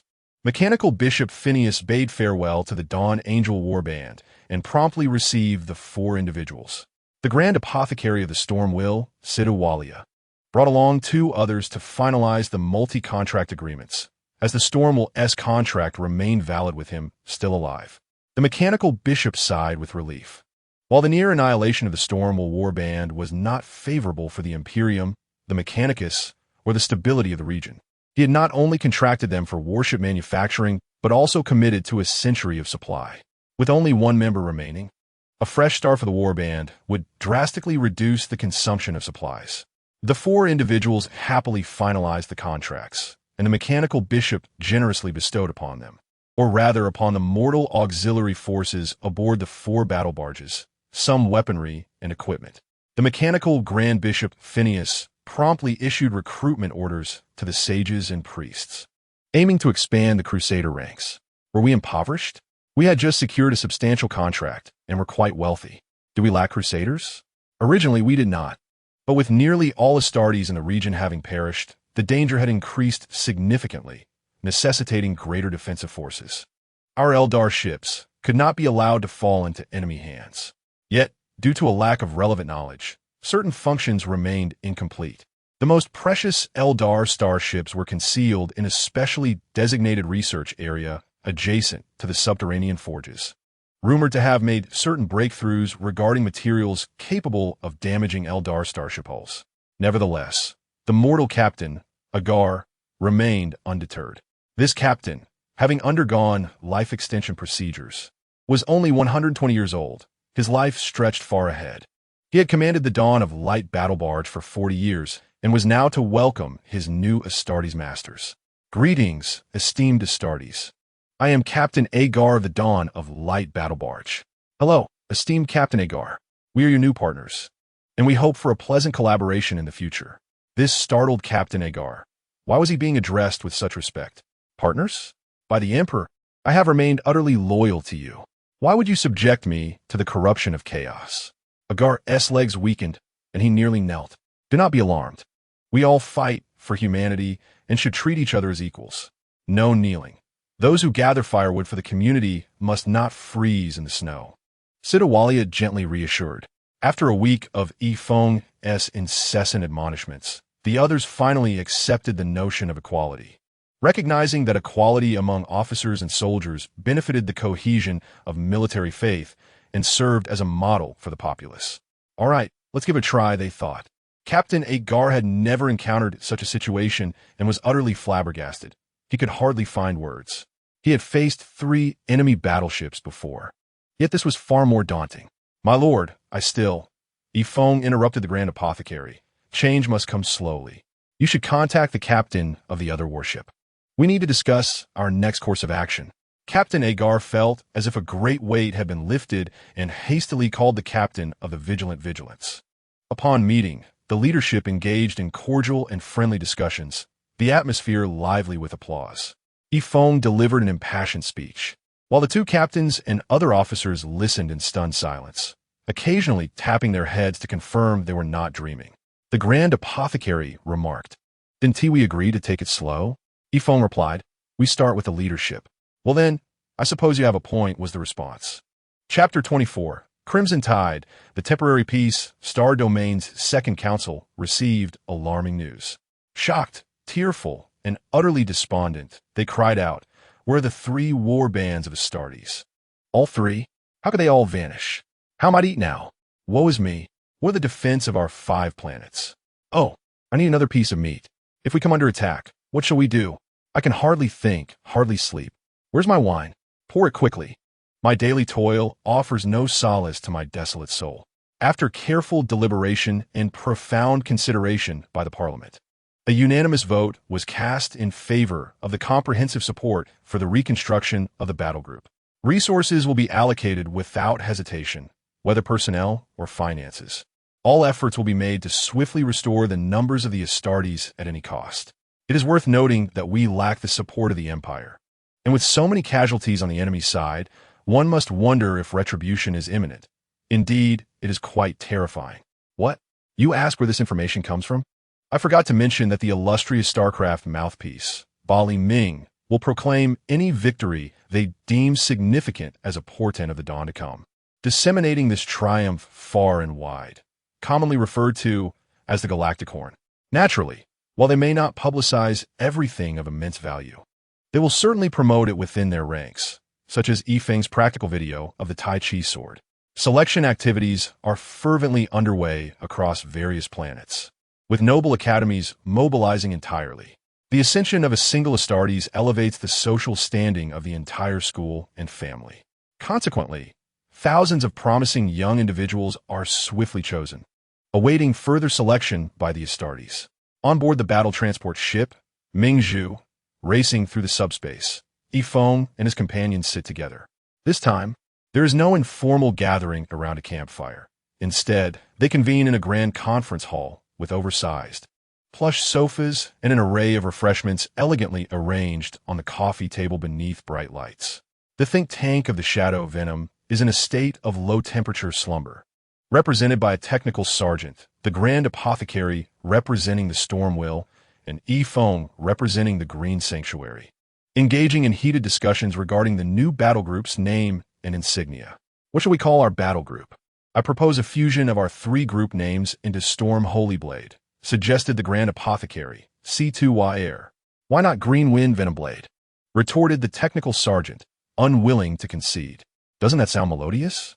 Storm Holy Blade resonates with the might of an emperor's army striking down the enemy like a tempest, thus living up to the name of the emperor's angel. Holy Blade? I thought you were going to suggest Saint. That would make it akin to the malevolent deities of subspace. Let us refrain from such wordplay. At the very least, we must choose a name that embodies justice. I fail to understand your persistent opposition to the Venom Blade. Is that truly the strength needed to vanquish our foes?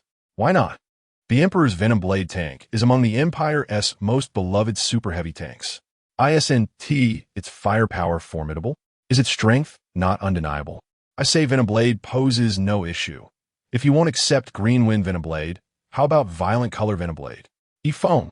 What do you think it should be called? Crimson Torrent. What? What did you say? Crimson Torrent. Are we not discussing Crimson Torrent? Crimson Torrent, Crimson Torrent, Crimson Torrent. Are you being unreasonable? How did it become Crimson Torrent? Hey, stop reciting spells. We are not here for exorcism. Speak up. The crux of the debate lies in ensuring others can hear. Otherwise, no matter how fiercely you argue, if they mute their microphones, what significance does it hold? Consider what we aim to achieve. Achieve what? Do you think the difficulty of our schemes compares to pilfering toilet paper from the Emperor's abode? Ponder it. We aspire to liberate the galaxy. How do we harness our strength? By uniting humanity's might. Blood and flames will undoubtedly engulf numerous worlds, and the vivid crimson will send tremors throughout the galaxy. We may even shed more blood than a certain malevolent deity of subspace. Yet, with each world we conquer, our power will incrementally grow. The impoverished souls residing in the lower tiers outnumber the white-collar workers and affluent citizens of the upper tiers. Their resolve for a better life rivals that of anyone else. We must provide them with a pathway to ascend, and they will support us unwaveringly.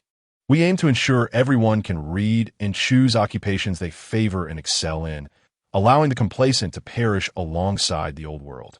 We shall undoubtedly garner the people's support. We will grow stronger with each victory, and ultimately, the collective strength of all will coalesce into an unstoppable torrent. Even the malevolent deity of subspace shall witness my wrath. Although E-Foam is a newcomer from another realm, he had heard outlines from his roommate prior to his arrival, granting him an edge over these bewildered warriors. Rounding it off, did I not just enable a cheat for the entire map? Regrettably, E-Foam did not hear the entire outline. Otherwise, his perspective might differ. If the malevolent deity of subspace embodies humanity's negative emotions, then could the indomitable will for liberation among the populace not generate a crimson tide that erodes the deity's domain? This subspace deities. Yes, just like that. Hurry.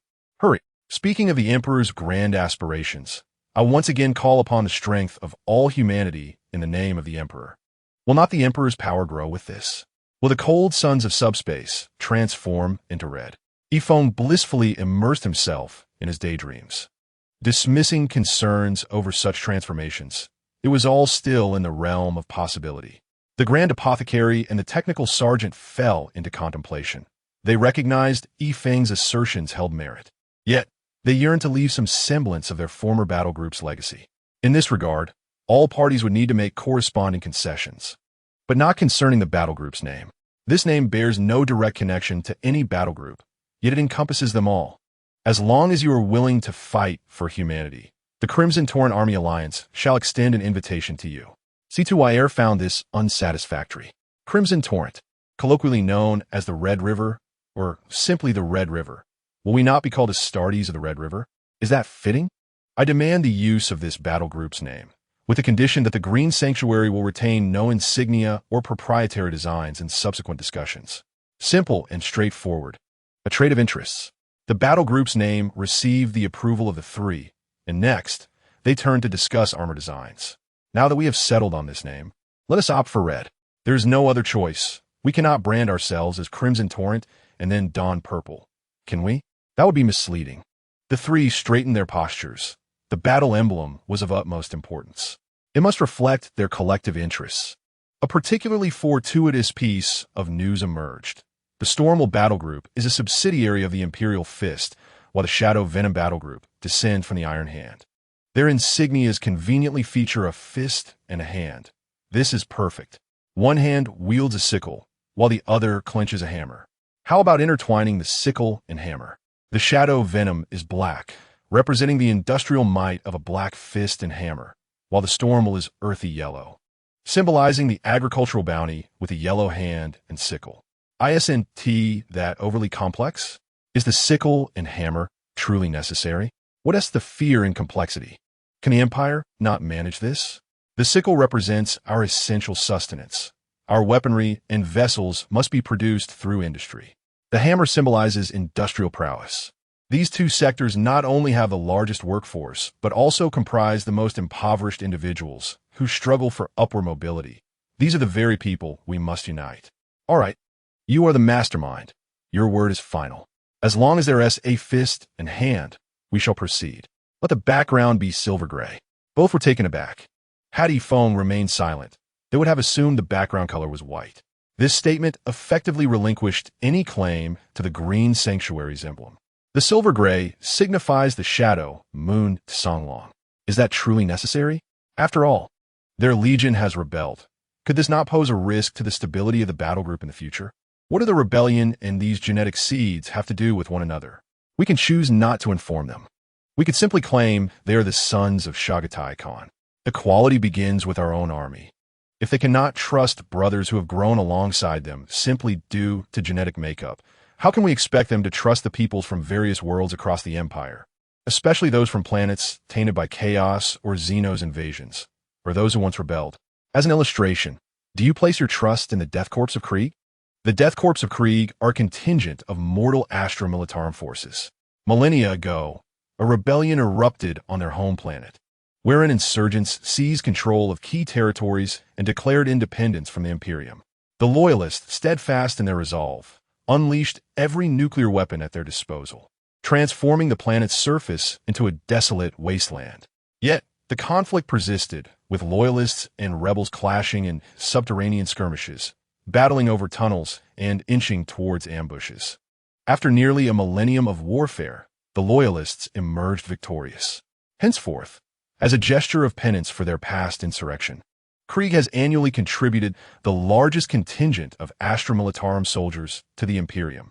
The members of the Death Corps perceive their demise, brought about through valiant endeavors, as a means of atoning for their planet's prior transgressions in the eyes of the Emperor. The morale of Krieg remains perpetually elevated, as they seldom utter a word. None can discern the countenance hidden beneath their gas masks and somber gray uniforms. However, insider whispers suggest an intense fervor for charging into battle, necessitating the presence of political officers to restrain their eagerness. Consequently, the Death Corps of Krieg stands as the most dreaded regiment within the Astra Militarum, for their appearance indicates one is entrenched in the most harrowing battleground across the Imperium. Since their inception, the Death Corps has endured countless wars, vanquishing the forces of chaos, engaging with Orks and Tyranids, and even besting the Necrons. They boast one of the finest artillery units in the world and possess audacious warriors willing to engage any foe with bayonet charges. Throughout the ages, not a single soldier has fled, nor has there been any betrayal against the Imperium. The briefest jest in the Imperium revolves around them: Chaos Krieg. Trust, absolute trust. I would even dare to entrust my back to them. So why would you hesitate to entrust your back to the Shadow Moon Fenrisian wolves you are about to train? We may keep this from the Imperium, yet our warriors must be aware of their identities. Unite all forces starting from within ourselves. Alas, as the mastermind, you hold the reins. I have resigned myself to fate. Who is the company commander? You're the highest authority, so you decide. Typically, technical sergeants and chief apothecaries do not assume the role of company commander. Otherwise, who would inquire of the commander? You cannot simply state that you are repairing the boiler in the back. The apothecary is even less suited, as a crucial surgery may take several days. And should the commander be needed, they cannot abscond. Thus, only Yifeng remains as a candidate. The two seasoned veterans exchanged wary glances at this soldier, uncertain of his experience. However, as a Primaris Astartes, his specialized augmentations undoubtedly enhanced his cognitive abilities beyond that of an ordinary Astartes. It is worth a try. Regarding the battle armor's paint scheme, under the insistence of both veterans, white patterns were added to the legs and helmet of the power armor. Two battle transports traversed the warp, approaching the location of the Second Council of the Temporary Peace Sector, the planet Scaria. The prominent figures of the Second Council awaited at the spaceport, having invited numerous journalists to witness the triumph of these Astartes, heralded as invincible warriors, protectors of the human Imperium and angels of the Emperor, all gathered before the grand screen to behold the hero's return. Upon the arrival of the two battle transports at the spaceport, close-ups captured the magnificence of the vessels, emblematic of the Imperium's undefeated might.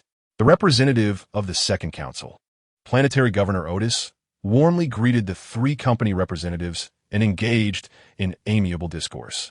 The two technical experts and a novice felt pity, for conversing with these seasoned political figures was quite taxing. They could only choose to remain silent when possible. Esteemed Angel, what do you propose we do next? Otis's round face, adorned with quivering little mustaches, betrayed his puzzlement as to how he could remain so corpulent in an era of advanced augmentation. We hope to reorganize into a new company. Given the current inability to contact the Ministry of Internal Affairs, should we submit our application to you first? Certainly, though the process need not be overly complex. Merely provide us with the relevant information regarding the new company, and we shall handle it from there. We fully support the establishment of your new company, and should you require anything, please do not hesitate to reach out. The pertinent information was stored in a slender device, which Otis promptly handed to his aide for delivery. So, you're the commander of the new company, Lord Yifeng? According to Otis's principles, the larger the figure, the greater the authority. One could surmise that this towering Astartes must indeed be the commander. I am temporarily acting in that capacity.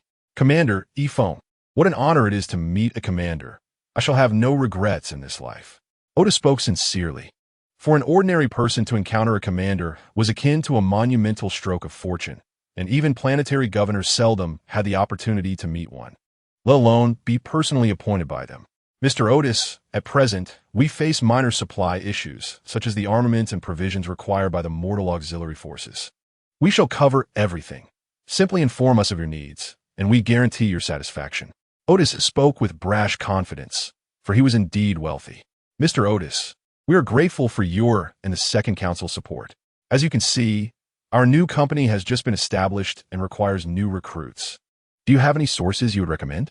This inquiry struck a chord with Otis, who had already gathered 3,000 elite noble youths, prepared for selection. These were not the frivolous scions of the aristocracy, but true elites forged by the best education and training. Esteemed Lord Yifeng, we have assembled 3,000 outstanding candidates of appropriate age. The specifics of the selection process will need to be determined by you. 3,000 seems a bit scant. Yifeng surveyed his two battle transports.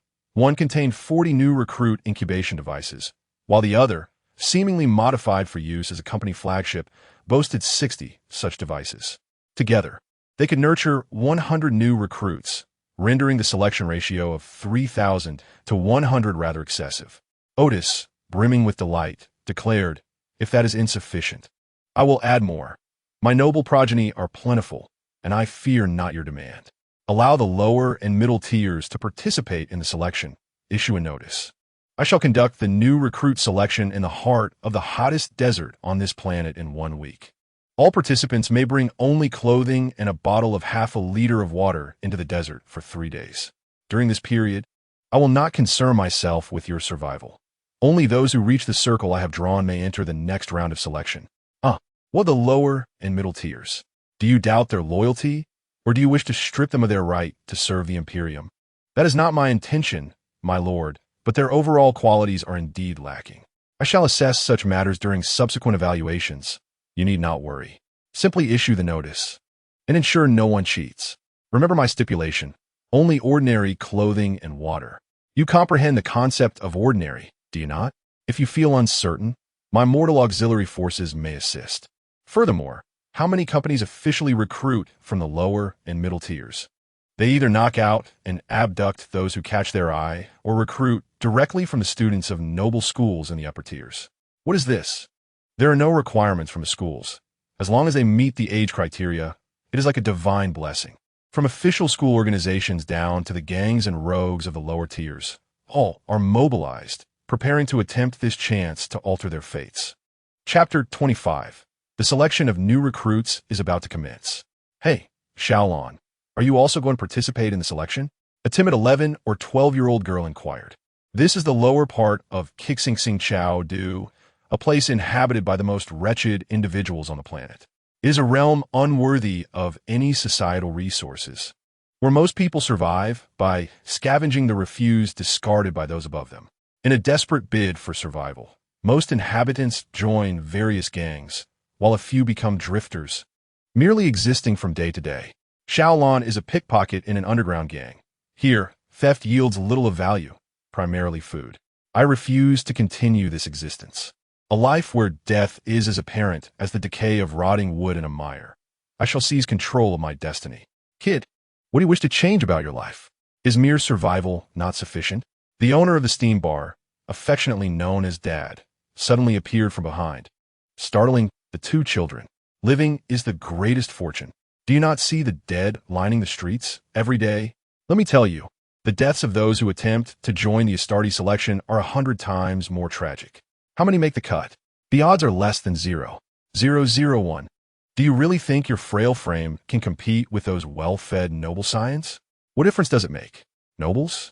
Have they ever faced the despair of near starvation? Have they ever experienced the primal instinct for survival? Have they rolled in the mud or begged for scraps? I have every single day, and I refuse to endure this any longer. The bar owner gazed at the destitute child, whose small body contained a formidable spirit. Once a legendary figure in the Star Realm army, he had been a force to be reckoned with. However, after witnessing the brutal deaths of his comrades, he was deeply affected and deemed psychologically unfit for service by the military doctors. Leaving the army, he chose to reside in the hometown of his fallen comrades, ultimately opening a bar here. As a former warrior, it was easy for him to command respect among the small gangs in this lower realm. Aside from a few troublesome sorcerers, most could not match his strength. He had seen many come to the bar to drown their sorrows, and some, in despair, spent their last savings before ending their lives. Yet, encountering a child with such a strong will to survive was a rarity. Are you truly unafraid of a painful death? Think of your friends, think of that little girl. No matter what the future holds, you will never see them again. Is my current life any different from being dead? After I leave, I can leave my saved food for them. Perhaps they will live a little longer. All right, I will speak with the Blood Moon gang. You just focus on your journey. You have 1 week to climb up and reach the desert's edge. If you wish to go, you must set off now. Xiaolon distributed the few remaining food rations he had salvaged to other equally unfortunate children who lacked even the courage to fight for survival. The bar owner gifted him a few protein bars as a blessing. With only a small amount of food and water collected, Xiaolon set off, having no other possessions. The legitimate paths leading up from the lower realm were either guarded by gangs or subjected to rigorous questioning and exploitation. Thus, Xiaolon opted for a faster and more extreme method. He crawled through the pipes to reach the outside world. In a typical school within the Middle Realm, students studied the imperial doctrines, and it was expected they would inherit their parents' professions, continuing the cycle of mundane office work, barely scraping by without starving, and eventually seeking marriage to perpetuate the next generation. Now, a turning point had arrived. The conscription for the Astartes had reached this place. Nearly all the boys were filled with fervor, envisioning themselves as interstellar warriors, delivering the Emperor's wrath upon the vile enemies of the Empire. The girls, on the other hand, lamented the lack of technology to transform them into Astartes, limiting their ability to express loyalty to the Empire. Everyone yearned to escape this monotonous existence. Except for one, a boy known as Calculator Anka. After conducting a complex analysis, he concluded that his chances of being selected as an Astartes were approximately 0. What is the point of going up there? Isn't that just courting death? His conclusion was not simply a matter of comparing the total number of applicants to the number of selections, but rather an intricate evaluation of the Astartes recruitment process against the rigorous training and curricula of other noble schools, assessing the overall quality and compliance rate of potential candidates, and estimating the probability of finding exceptional individuals among the middle and lower realms. Ultimately, he determined that even if the entire school participated, the likelihood of producing a single Astartes was less than 1%. Among the students, he was the only one genuinely focused on his studies, appearing utterly disinterested in the upcoming event. "Anka, let's go. The school is organizing free buses to take us, and they provide meals before the competition." His friend, Frosa, was urging him to join the selection. "That one team matter. I trust my data. I don't believe the school's efforts will significantly affect the odds. Have you factored in the unique characteristics of the battle groups and human psychology in your calculations? These aspects make your calculations flawed. Data never lies. As long as we rectify the biases, I will prove you wrong. Are you coming with me?" "Frosa, you know there's no chance of success. You know, Anka, some things cannot be quantified. We are not mere data. I want to gamble on my future." Eventually, Anka boarded the bus to the desert's edge, seeking to witness the unpredictable variables outside of his data. In the upper realm, within the opulent estate of Duke William, a young boy was pleading with a lavishly dressed noblewoman. "Mother, please allow me to participate. This is not a disgrace to the William family." "No. Do you not understand the high mortality rate of this election? You are my only child. Even if you do nothing, simply living well means your future is that of a duke. You can have anything you desire. Why would you want to participate in this election?"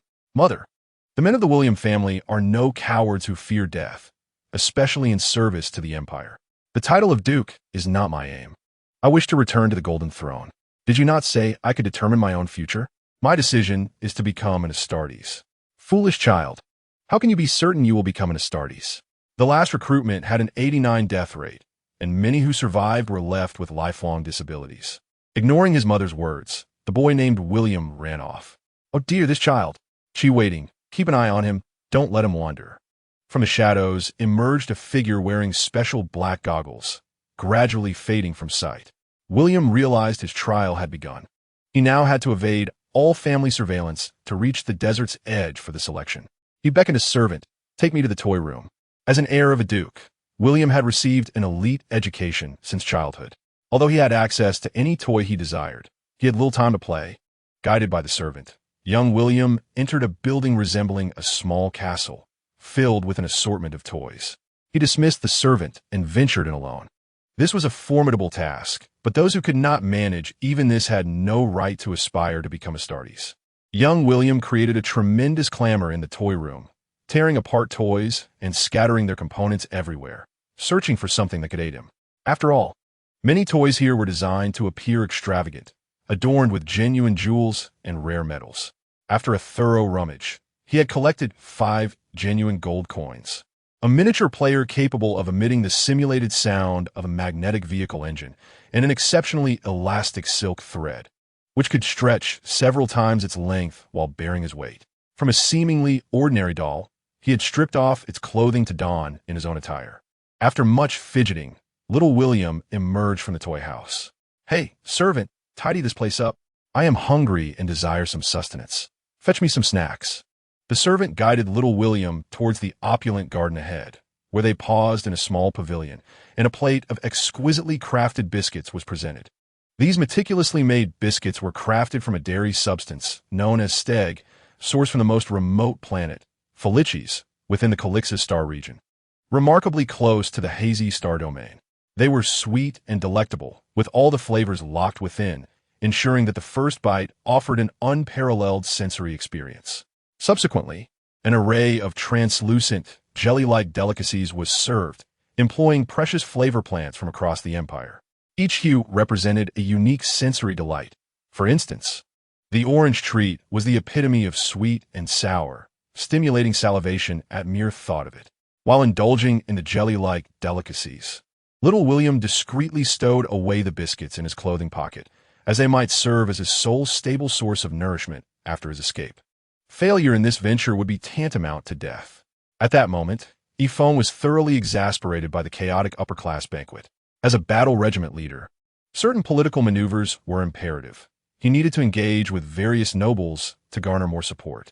Dining and conversing would lead to a steady influx of military supplies and profitable transactions. Greetings, Duke Conger. It is an honor to meet you. Oh, you oversee food supplies. How fortunate. May the Emperor's light shine upon you. What? My speech featured your agricultural products?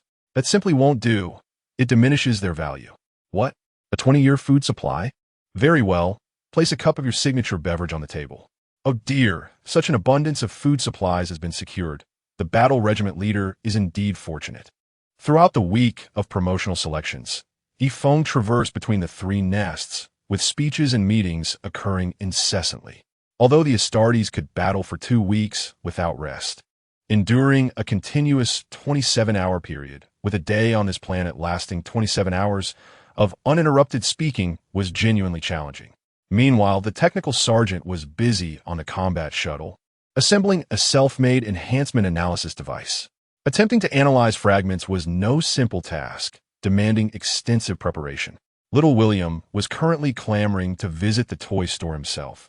As the toys in the toy room had become largely broken, he did not wish for custom-made toys from craftsmen. They offered no surprise. He was determined to see the toys at the store for himself. Despite the hassle this excursion posed, as stable nests typically lacked such rudimentary enterprises. Only the central nest possessed them, and at that moment, the streets were teeming with individuals heading to the desert. Nevertheless, the influence of Duke William swiftly cleared a street, which was entirely dedicated to toy shops. From figurines to Astartes models, every conceivable toy was available. Little William darted through the various toy shops, finding it exceedingly difficult to shake off the bothersome Grand Steward and his bodyguards. Eventually, after a thorough exploration, he discovered an exceptional toy store, directly connected to the wall of the neighboring street, which was a food stall street. Naturally, toy streets and food stall streets will be located in areas frequented by children, such as by school entrances. At that moment, the food stall street was packed with people. School buses formed a long line as students and parents bid farewell under the guidance of teachers. Nearby, vendors shouted their wares, offering items like Astartes-shaped ice cream, guaranteed meatballs, and lucky rice cake soup, transforming traditional snacks sold before annual examinations into Astartes-themed treats, which were sure to sell well. Little William entered the Astartes specialty store, preventing the bodyguards from following him. You lack the qualifications to appear before the great space marine, even if he is merely a model. The bodyguards were left speechless. It was merely a toy. The Grand Steward accompanied Little William inside, while the other bodyguards guarded the front and back entrances of the toy store. Meanwhile, Xiaolon finally emerged from the foul sewage pipes, filthy and weary. He walked upstream along the river for a while until he finally encountered what could barely be described as clean water, where he joyfully washed himself. After drying his clothes and consuming a bit of food, he prepared to continue his journey. While others began from the edge of the desert, he had already started from the lower nest. Ahead, he could no longer follow the river to reach the desert's edge. He needed to traverse the vast plain before him, which was no mere expanse, but a habitat for various ferocious beasts. While these posed no danger to humans ensconced in their sturdy mechanical constructs, they were indeed lethal to unarmed Xiaolon. He picked up a long stick and sharpened one end with a stone, fashioning it into both a walking staff and a spear. Anka was waiting for his friend Flosa to board the bus when he suddenly caught sight of someone on the roof across the street, suspended by silk threads, swinging like a pendulum into an alley. Who is this audacious individual? He wondered, based on the recent aerial maneuver and the resilience of the silk threads. My calculations suggested an 89 chance of falling, a 6 chance of landing awkwardly and twisting an ankle, and an 88 chance of landing elbow first and scraping the skin. Sure enough, within moments, a boy of approximately 12 or 13 emerged from the alley, sporting noticeable scrapes on his elbow. He scanned his surroundings as if searching for something. Do not linger. We must board the bus, Anka urged, as he and Flosa boarded just as the teacher was about to close the door. Little William darted through the opening like a flash. What are you? The teacher began, only for Little William to quickly press 2 gold coins into her hand. I'm terribly sorry. I'm late. I needed to persuade my great-grandfather. Oh, please find a seat. It was merely hitching a ride. What could possibly go awry? Little William, clad in the clothing he had taken from the doll, was indeed blending into the central nest. He settled into the rear of the school bus, where a high deck made it difficult for street cameras to capture him, ultimately sitting with Anka and Flosa. "Hello, I'm Weefer. Come join me for a ride." The two children looked at him with interest, and before long, they were engaged in a casual conversation. Xiaolan was now facing the most perilous crisis of his life. "I can't eat anymore. Woe is me. I thought this wilderness was fraught with danger, yet upon stepping outside, I encountered a colossal, peculiar creature with a large horn on its head, appearing quite fearsome, its body seemingly encased in a block-like exoskeleton. Their gazes locked, and Xiaolan's hair stood on end. This was utterly terrifying. He instinctively gripped his spear, having learned through years of scrabbling in the lower nest that he must never show fear, for it could plunge him into extreme danger. Then, he noticed the creature's exoskeleton was as fragile as paper. A little knowledge. The pseudo-rhinoceros, while its horn is quite sturdy, possesses an exoskeleton merely for intimidation, classifying it as a camouflaged herbivore. Chapter 26. The Desert Map. Yifeng now stood in the heart of the vast desert, feeling quite bored. Surrounding him were several mortal auxiliary troops, equipped with water, food, and emergency medical provisions.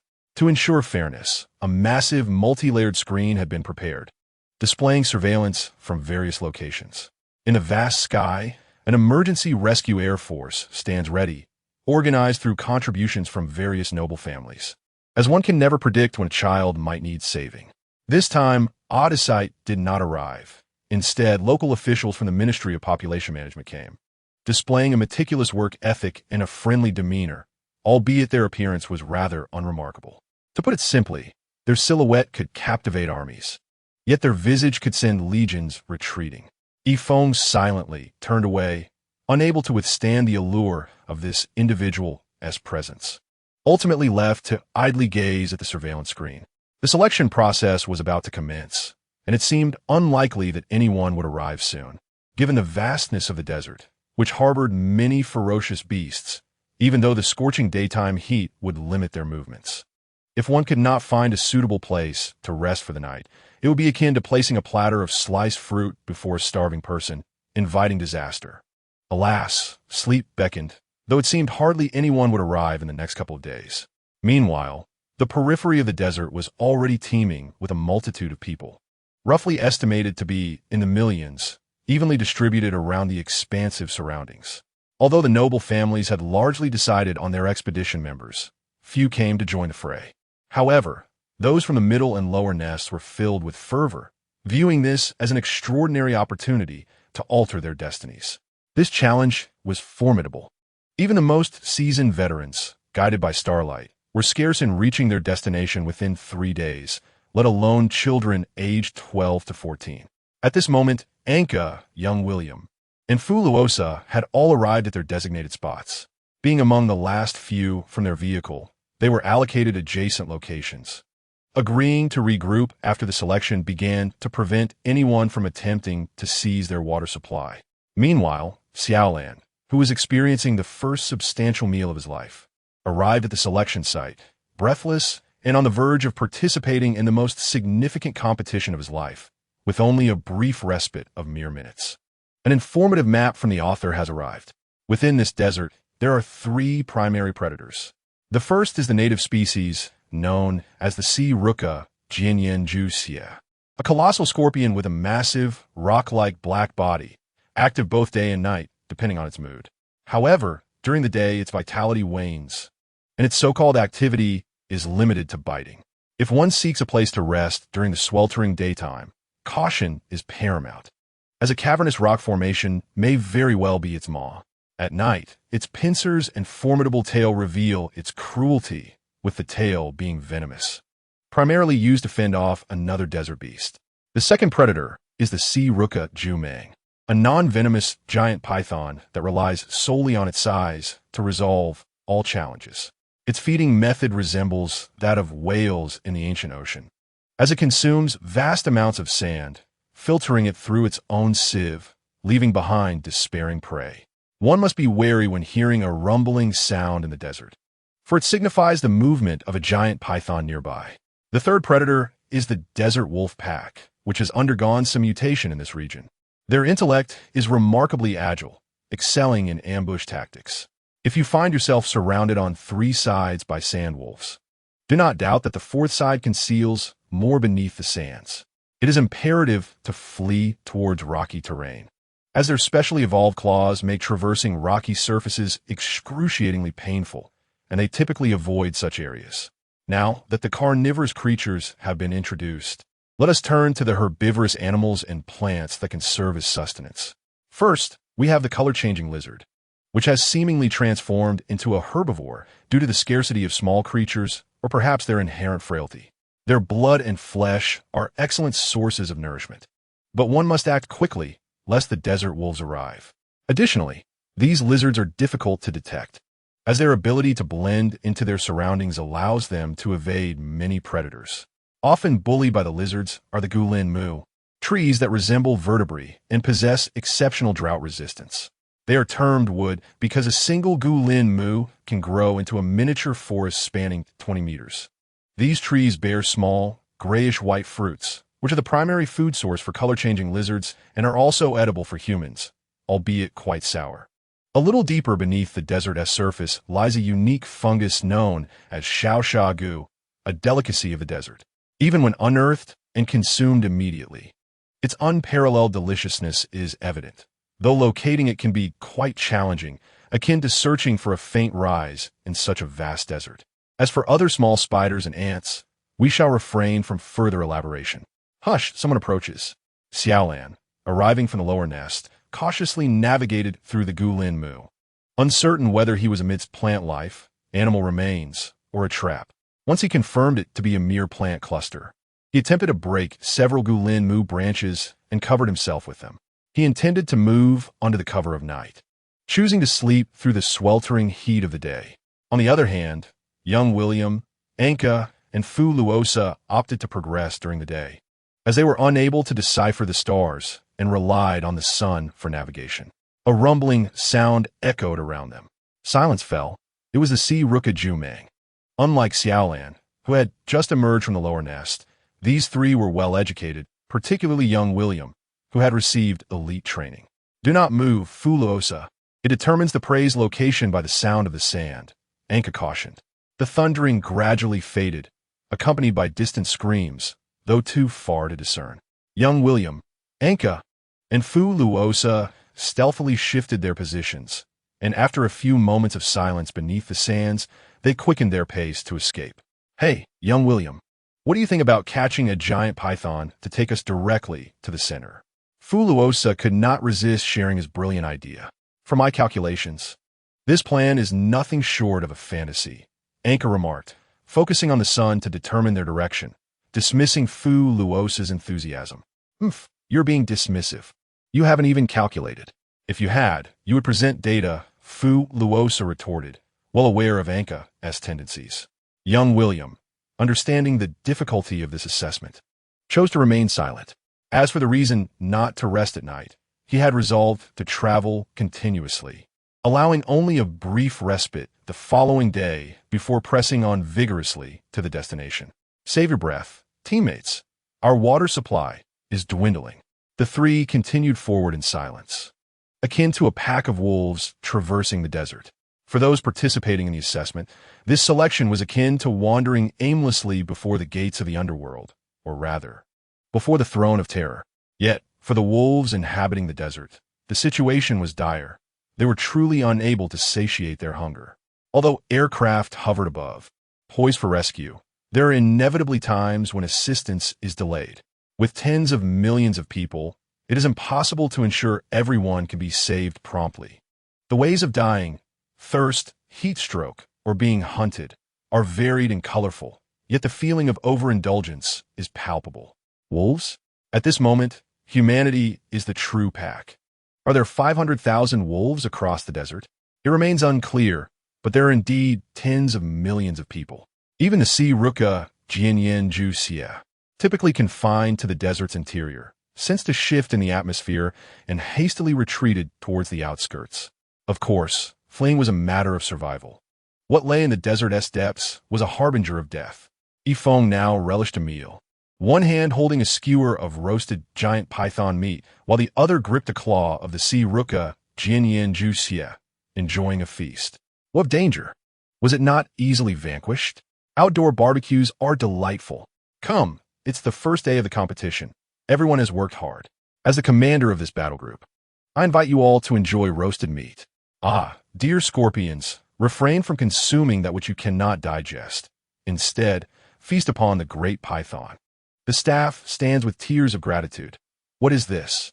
A commander of the Astartes personally preparing a feast for us? Surely, this is a privilege reserved for the gene progenitors. I am filled with trepidation. Oh my, how delectable! Thank you for your generous gift, esteemed Astartes.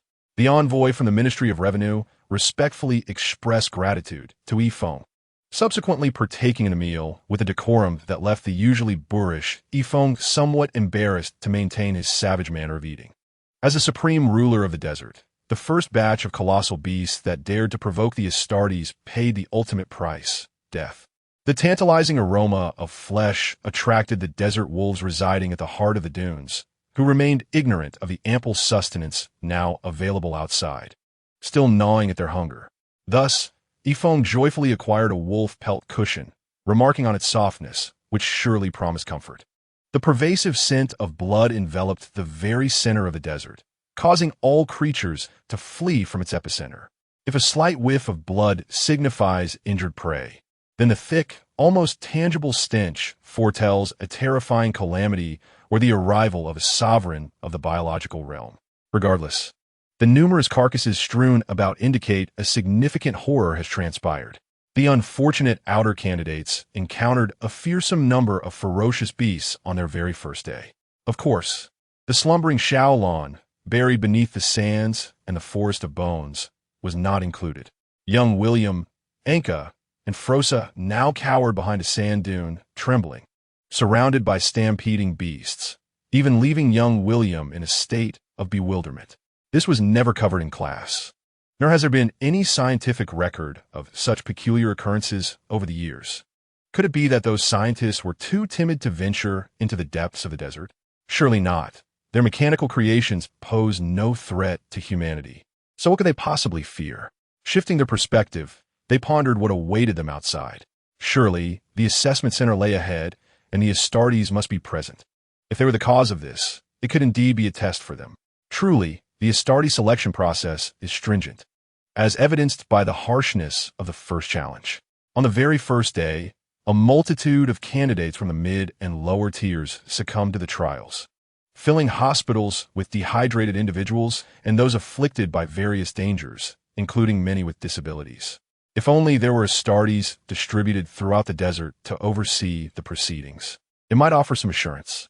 Alas, only Yifeng remained, truly a case of having the will but lacking the means. As Yifeng feasted upon the roasted meat, his gaze fell upon the screen when suddenly a fleeting shadow captured his attention. How intriguing! A mouse has entered. With a casual gesture, a transport ship of the Astartes swiftly descended. Let us greet this little mouse. However, the vastness of the desert posed a challenge in locating it. Perhaps it would be wise to lie in wait around the desert center. Chi Ding had a fair understanding that all candidates transported from the vicinity of young William's disappearance generally entered from this direction. Hence, heading towards the center of the desert would significantly increase the chances of locating young William, with proximity to the center enhancing those odds even further. With this thought, Chi Ding accelerated forward, treating the dunes and the forest of bones as mere trifles, charging directly towards the center. Shaolon, nestled comfortably in her slumber, was abruptly roused by a footfall, groggily rising to see a figure in black racing past. Thank goodness for the ample cover provided by the forest of bones. Otherwise, I might have met my demise at your feet. But glancing up, the sky was darkening, signaling it was time to set forth. Yifeng surveyed the desert from the transport ship, spotting numerous candidates, yet failing to find the elusive shadow. How audacious! Striding through the desert as if it were a stroll in the park, a missile was promptly launched, enveloping Chi Ding in a powerful surge of heat, startling him into evasive action. By the Emperor's false teeth, what manner of projectile is this, soaring through the air? Suddenly, a fierce wind howled overhead, prompting Qi Weiding to roll aside. A colossal white metal figure descended with a crash. The commander of Yifeng has made a striking entrance. How bold of you to storm into the Astartes election. Yifeng raised his explosive firearm, declaring that unless this figure in black provided a satisfactory explanation, they would find themselves strung up on the communication poles outside the desert. Qi Weiding gazed at Yifeng with bitterness. Alas, these Astartes are not known for their amiable disposition. Participation in this election was his own choice, and having already entered into this trial, no one outside the desert could interfere. My lord, he is the heir of a noble house, Qi Weiding hastily countered, brandishing a tactical knife towards Yifeng. Enhanced by special modifications, his physique allowed him to withstand extraordinary loads, enabling him to unleash a burst of remarkable speed. Simultaneously, several small smoke bombs ejected from his waist, utilizing a red and black swirling smoke. With no pause in his actions, Qi Weiding wielded the knife in one hand while launching a flurry of small darts towards Yifeng. Foolish bravado! To what end do you dare challenge me? In the dunes behind him, for figures in black rows, seemingly affiliated with the one now sprawled on the ground. You ought to know that crossing us means you will receive no ammunition resupply, one of them retorted, countered by 4 explosive firearms in response. I know not who stands behind you or the heights of your station, but it surely does not surpass mine. Yifeng maintained his habit of securing victory before engaging in idle chatter. What a farce! Who do you presume to threaten? Across the Empire, there may be 1,000 Astartes commanders. How many of you exist on this planet? Conservatively estimating, there are perhaps 1 million. I need not concern myself with slaying a mere guard. Eliminating 100 noble houses would hardly impact the Empire. Hang these corpses beneath the sign prohibiting cheating outside the desert, and affix a wooden board that reads, I have but 3 tenets in this place: fairness, fairness, and the fairness of the Emperor's latrine. The common soldiers swiftly set to work, disposing of the bodies. Ah, to follow a great leader is indeed a pleasure. The labor may be arduous, yet it is truly satisfying. Xiaolon pressed onward, encountering numerous remnants along the way, yet he himself faced no peril, leaving him perplexed. Could it be that the ferocious beasts only emerge by day? Regardless, the desert's nights are frigid, and Xiaolon must keep moving to avoid succumbing to the bone-chilling winds. Meanwhile, young William remained oblivious to the massacre of his family S-guards at the hands of Yifeng. He continued on with 2 companions through the desert, unable to discern their direction through celestial signs. However, during the day, they fortuitously discovered that the breaks in the Forest of Bones could guide their path. Thus, they continued to break off pieces of the Forest of Bones to ascertain their direction, progressing towards the next cluster of bones. Despite their erratic trail, they were still drawing closer to the center. Young William, I am out of water. In this environment, the absence of water is a dire predicament, signaling imminent death. Fortunately, William had the foresight to collect the remaining water from a corpse encountered along their journey. By my calculations, this approach gives us a 67% probability of surviving to the desert center. Yet the likelihood of arriving within the allotted time is only 4% suffices. We must gamble on this slender chance. Chapter 27. The heart of the desert, the sun rose once more, only to descend again. Recently awakened from their slumber in the desert, young William, Anka, and Frosa emerged from their pile of wood, having adopted a strategy akin to Xiaolan's, resting within the heap formed by the severed Forest of Bones. Now, they found themselves in a state of profound hunger. Even after partaking of a few small desert mushrooms unearthed during their digging, the issue remained unresolved. We must replenish our food supply. These bones may be fashioned into hunting weapons. However, wielding weapons would deplete our energy further. Anka, calculate the success rate. There is hardly any chance. Formidable beasts cannot be dealt with merely by wielding a bone forest club. We do not require such weapons to hunt the feeble creatures, like the chameleon lizard Fuluosa, currently at your feet. Startled, Fuluosa observed a lizard the size of a palm darting away into a tangle of debris, its colors shifting continuously between the sandy yellow and the pale white of the bone forest. With a swift strike, little William sent it to the great beyond. You are fortunate, yet luck is not everlasting, is it? The pitiful lizard has now become a meal, yet the trio of hunters remains hesitant to act. Do we truly intend to consume it? We lack even a fire. Shall we eat it raw? Just as we would enjoy the raw delicacies we have had before, such as Filexi B sashimi. Anka and Fuluosa exchanged glances, having never encountered such unconventional fare. Can raw meat be eaten? Meanwhile, little William had already torn off a leg of the lizard, attempting to peel away its tough skin. Blood dripped onto the sand, vanishing without a trace, as if a bloodthirsty demon lurked invisibly. These past few days, the vast desert has indulged in a feast of blood. When one person eats, the psychological burden on others diminishes considerably. The two children from the Zhongqiao touched the mangled lizard carcass, the slick blood unsettling their senses and even inducing nausea. But their empty stomachs offered no means of expulsion. Imitating little William, they awkwardly tore at the skin, placing the raw flesh into their mouths. The taste was overwhelmingly fishy, accompanied by an exceedingly peculiar texture. The meat was tough, resisting every bite, and the more they chewed, the stronger the urge to vomit became. Resolutely, they swallowed the meat whole. Not frequently, but the Filexi B sashimi I mentioned was a gift brought by a business partner from Phylixis during a visit to my family, though the quantity was substantial enough for us to savor for a long time.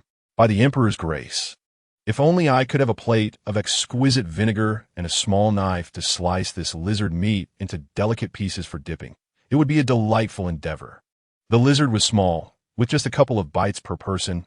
Little remained, and the three must search for additional sustenance. The Astartes do not require cowards who shy away from blood and slaughter.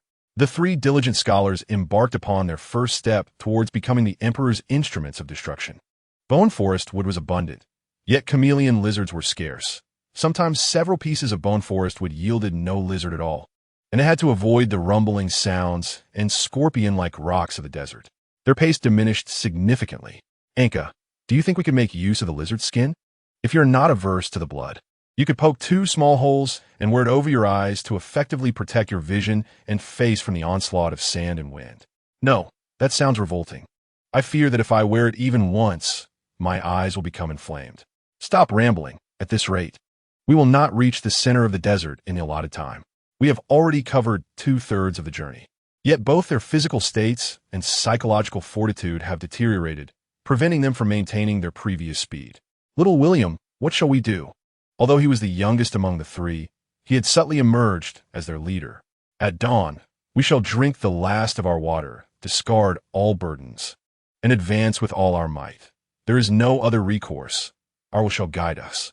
In a fleeting moment, little William envisioned his grandfather, the formidable old William. Ancestors above, please bestow upon me the Emperor's favor.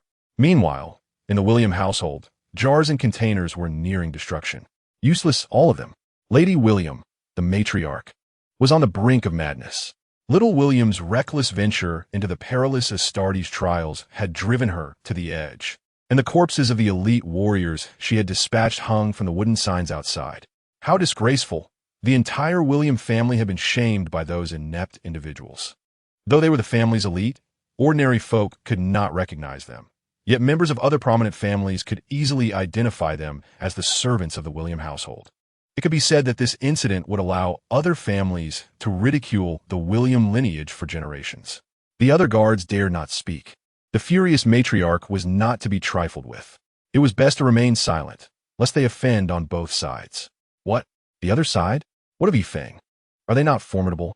They are indeed elite, but who stands before them? The Astartes, comprising perhaps 1,000 warriors. Even if we sent 5, our entire family would likely fall short against them. The matriarch's fury remained unabated, yet an eerie whisper resonated within her mind. When has the great William family endured such humiliation? Revenge must be exacted. Indeed, they must pay the price. The face of the William family had been trampled into the earth, and their disgrace hung from wooden poles for all to see. It was utterly intolerable. The whispers of demonic forces grew increasingly rampant, subtly stirring ripples in the air. This cannot be left unaddressed. We must make them recognize our authority and issue a warning. We shall shatter their vessels. Is that truly feasible? Does the William family lack merchant ships? It merely requires taking them by surprise. As the merchant vessels approach, we shall disguise our intentions as if preparing to dock in that area. Then, the matriarch awakened, observing the shattered white jade strewn across the ground, a cold sweat breaking over her. Others may be unaware, but she knew all too well. This was a precious gift bestowed by the great psychic upon the William ancestors, earned through their glorious deeds. This piece of jade, imbued with abundant psychic energy, had grown smoother over generations of prayers to the Emperor, yet now lay shattered like raindrops upon an umbrella. The chaotic demons nearly invaded her realm. With this thought, she disregarded the shattered jade and knelt upon it, reciting the Emperor's blessings. The guards around her dared not move, hastily contacting others. At that moment, the true head of the family, Duke William, received the news. His demeanor akin to that of an enraged lion, prompting other nobles to excuse themselves. This foolish woman should have been cast into the endless abyss of subspace along with that wretched ship. Had she not promised to pray for the Emperor day after day? What's she doing now? Interfering with the Emperor's angelic conscription. How dare she? Did Franklin's pie fall upon her head? Duke William lingered alone in the empty reception hall. Pacing restlessly, he could not unleash his claws to tear apart the enemy, for before that figure, he felt as insignificant as a lapdog. He must pay the price, at all costs, to restore their relationship. He composed himself and exited the conference room. Ah, Duke William, you have emerged. What transpired earlier? Your expression resembles that of someone who has tasted my wife's pie. Enough of that, Duke Franklin. You may enjoy your wife's delicacies. I have just received word that my son, disregarding all warnings, has ventured to participate in the Astartes election. The men of the William family shall never stand in the shadow of others. Duke Franklin shot him a glance. Enough of that. Your earlier expression raises doubts. If we had delayed even a moment longer, would this enraged lion have devoured us whole? As a longtime neighbor, Duke Franklin understood him well. To provoke him to such a degree must have cost at least 10 ships' worth of cargo. What? Duke William is willing to provide me with 10 ships' worth of mortal auxiliary munitions? Yifeng received this news with a face full of questions. Normally, people seeking to curry favor would offer exquisite art pieces or a couple of ship supplies. Who would dare to offer 10 ships of munitions? Munitions. That clever lad. The 5 individuals hanging outside are yours, aren't they? Yifeng discreetly glanced at the officials of the Ministry of Revenue in the distance, ensuring she had not aroused any suspicion. Having paid the necessary fees, we should be allowed to leave, even if it is merely the remains. Alas, a group of rugged men gathered together, indulging in food and drink, behaving boisterously without concern, yet the sudden arrival of a refined female officer rendered them momentarily bashful. Were she an unparalleled beauty, these seasoned gentlemen would impose self-restraint, not wishing to lose composure before her. However, her presence created an uncomfortable tension. Meanwhile, the ministry's appointed official meticulously documented the information of the arrivals. Although it was merely the 3rd morning, several remarkably qualified candidates had already reached this point. Among them was a hunter's son who had survived in the desert, specializing in catching the rare silica rock scorpion to sell as precious materials to arms dealers, and occasionally foraging for sand mushrooms to trade at the nest. He had been surviving in the desert with his father since the tender age of 7. Another was a gifted noble from the upper nest, possessing physical capabilities far exceeding those of his peers since childhood. He had consumed all his water at the outset, discarding all burdens, and had persistently walked without rest to arrive here. The records of these individuals would be meticulously kept, even if they did not ascend to Astartes. A successful return would guarantee them a promising future and immense prestige in society. The institution of the recently arrived noble would likely become the most sought-after aristocratic school by the following year. At noon, the scorching sun began to sear the ground, and Xiaolan had reached his limit. His body, ravaged by the hardships of life in the lower nest, could no longer endure the intense exertion. That night, Xiaolan unexpectedly discovered shed scales of the Saluka python near a rock. He picked up the thinnest scales and tore his clothing into strips to bind them to his feet. The scales were exquisitely suited for traversing the desert, and with them secured, Xiaolan's feet no longer sank into the deep sand, allowing him to glide forward. This would significantly enhance his speed across the desert. Yet, hunger and thirst once again plagued him. Only his indomitable will sustain his progress. But what of it? Have I not always been this way? Without parents, without support, without possessions, without food, without water sources, I have nothing left to lose. Thus, I shall strive with all my might. I, Xiaolan, have been running since birth, pursued by vicious dogs, chased by those who stole my food, hunted down by the rogues and gangs. My life, though brief, has never been devoid of motion. Now I must fight for my future, employing the very means I excel at. Although I have traversed 4/5 of the journey and am among the swiftest of the competitors, the remaining distance will rely solely on my willpower. Fortunately, will is my greatest abundance. Occasionally, other competitors would appear, indicating that those scattered across the vast desert had begun to converge toward the center. No one had the inclination to concern themselves with others. Exhaustion had claimed them all, and supplies were scarce. To Xiaolan's left, atop a distant sand dune, William and his 2 companions were nearing their limits. Lying on the dune, sliding down, William, Anka, and Frosa had repeatedly resorted to this tactic for brief moments of rest. Their clothes bore numerous abrasions from the sand, using the fabric of their pant legs as makeshift cushions beneath them. As all approached the desert's center, the perilous beasts had been thoroughly deterred by Yifeng's formidable presence, allowing the contestants to disregard the threat of attacks. Yet they also found no means of sustenance from those creatures. The sun relentlessly exerted its power, testing the limits of human will. The boundless desert, coupled with searing heat and the uncertainty of distance, incessantly tormented the competitors' spirits. Many collapsed, some within a mere 3 kilometers of the circle drawn by Yifeng. Most of those who arrived were utterly exhausted, requiring urgent medical attention. The number of participants in this selection process remained unknown, but as the sun set, only 1,300 had made it thus far. With 2 hours remaining until midnight, the sound of rescue aircraft echoed from above. As time passed, more succumbed to exhaustion. William seldom spoke. Each word consumed precious energy. By now, the sun had long set, and an anxious urgency overwhelmed William. "We are almost there, look," exclaimed he. "William, where?" came the response. "Can you not smell the aroma of roasted meat? It is just ahead, forward." Though the night was shrouded in darkness, both companions observed William sprinting ahead. Yes, sprinting. An unexpected surge of energy invigorated them, prompting them to follow. After a desperate struggle over a sand dune, William indeed beheld a glimmer of light ahead. Victory is within grasp. Anka, Frosa, do you see it? The Emperor and our ancestors are watching over us. The 3 of them scrambled toward the final destination. A colossal skeleton, that of the silica python, encircled the endpoint, with sizzling roasted meat and ample fresh water awaiting them. Within William's heart, ancient war drums seemed to echo, as if the crimson river of history surged forth. And the ancestors of the William lineage observed him, their unwavering spirit and fearless courage inherited through generations erupting at this moment. William surged forward, as if accompanied by legions behind him. Anka and Frosa genuinely caught a whiff of the tantalizing aroma of roasted meat wafting through the air. Despite having traversed the desert for several days and suffering from severe dehydration, their mouths miraculously produced saliva. At that moment, the flickering flames behind the massive skeletal remains appeared not merely as the finish line of a competition, but as the golden throne of a great emperor, beckoning the loyal subjects to prostrate themselves before it at any cost.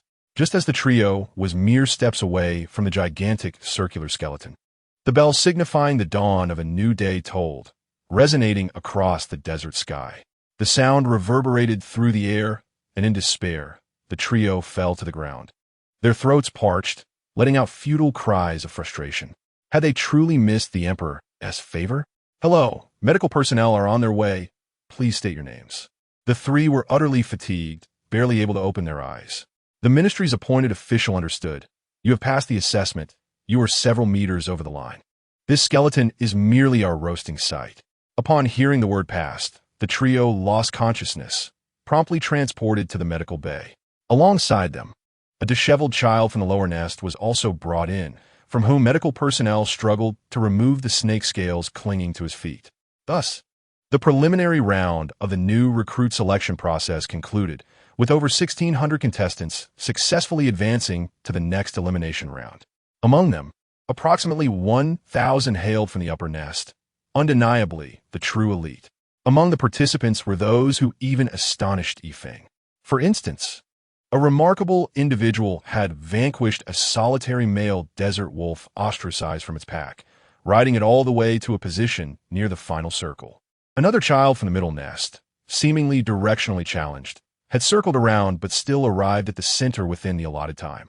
There were also unremarkable contestants who, upon nearing Yifeng, offered several sand mushrooms. Quite commendable. Chapter 28. Absolute closure. The facilities surrounding the desert began to be dismantled, including the bodies and wooden signs. All entrances were officially rendered obsolete, save for the medical area, which continued to receive aircraft.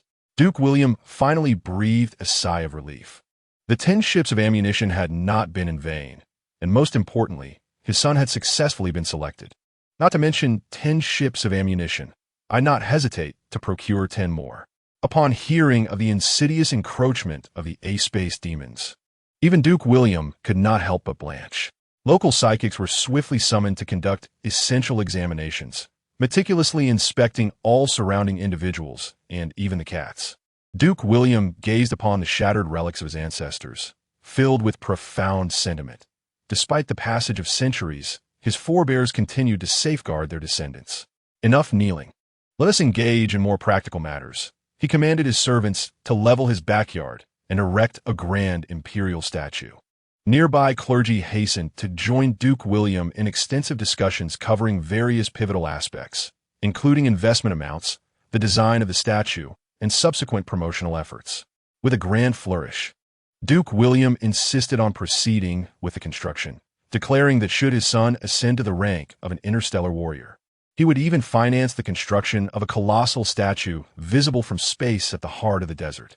Had it not been for the previous unpleasant occurrences, Duke William would have readily borne some costs to convey a message to his son, urging him to withdraw from the ongoing selection process. After all, the achievements from this desert selection would suffice for a lifetime of boasting. Yet now, he dared not take action. Instead, he sought various means to bolster the mortal auxiliary forces, hoping they would be more vigilant and respond promptly in times of crisis.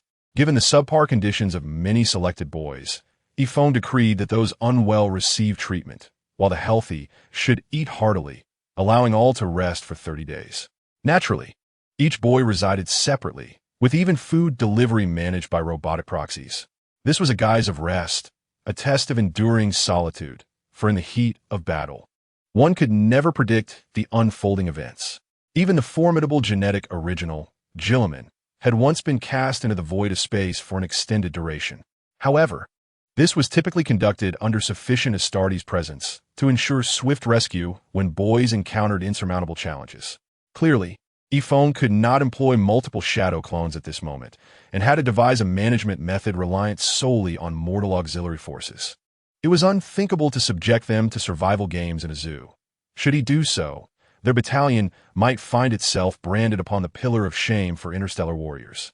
Candidates who had endured the desert selection possessed robust willpower and physical strength, save for one boy.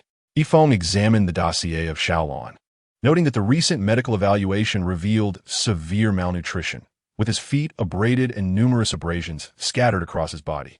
Judging by his blood loss alone, it seemed impossible for him to reach the finish line. How peculiar. Yifeng set aside the file and continued contemplating the forthcoming assessments.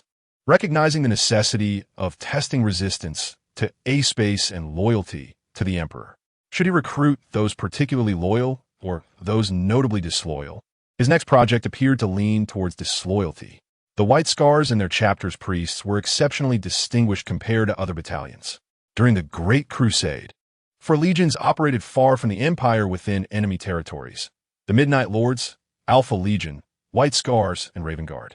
The first two legions specialized in assassination, sowing chaos, and instilling panic, and both had since defected to chaos, with the Midnight Lord's betrayal confirmed.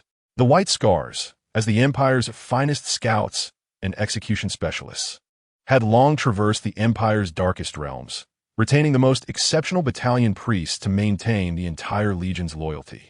In the spirit of the son of Chagatai Khan, a motorcycle racing event might be in order, though now there were various genetic seeds to consider for comprehensive development.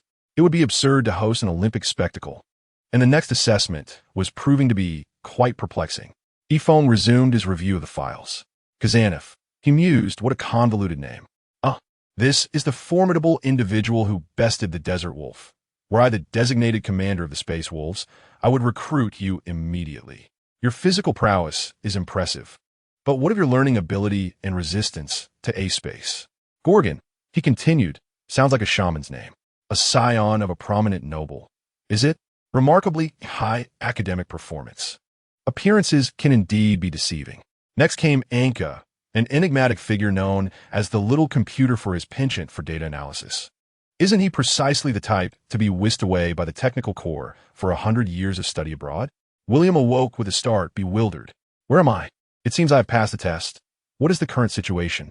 His eyes adjusted to the confines of a small, completely sealed room, furnished only with a bed, a table, and a toilet. No chair, forcing him to sit upon the bed. An electronic screen adorned the wall, detailing his current circumstances. I passed the test. Little William exclaimed, barely finishing the first line before excitement overwhelmed him.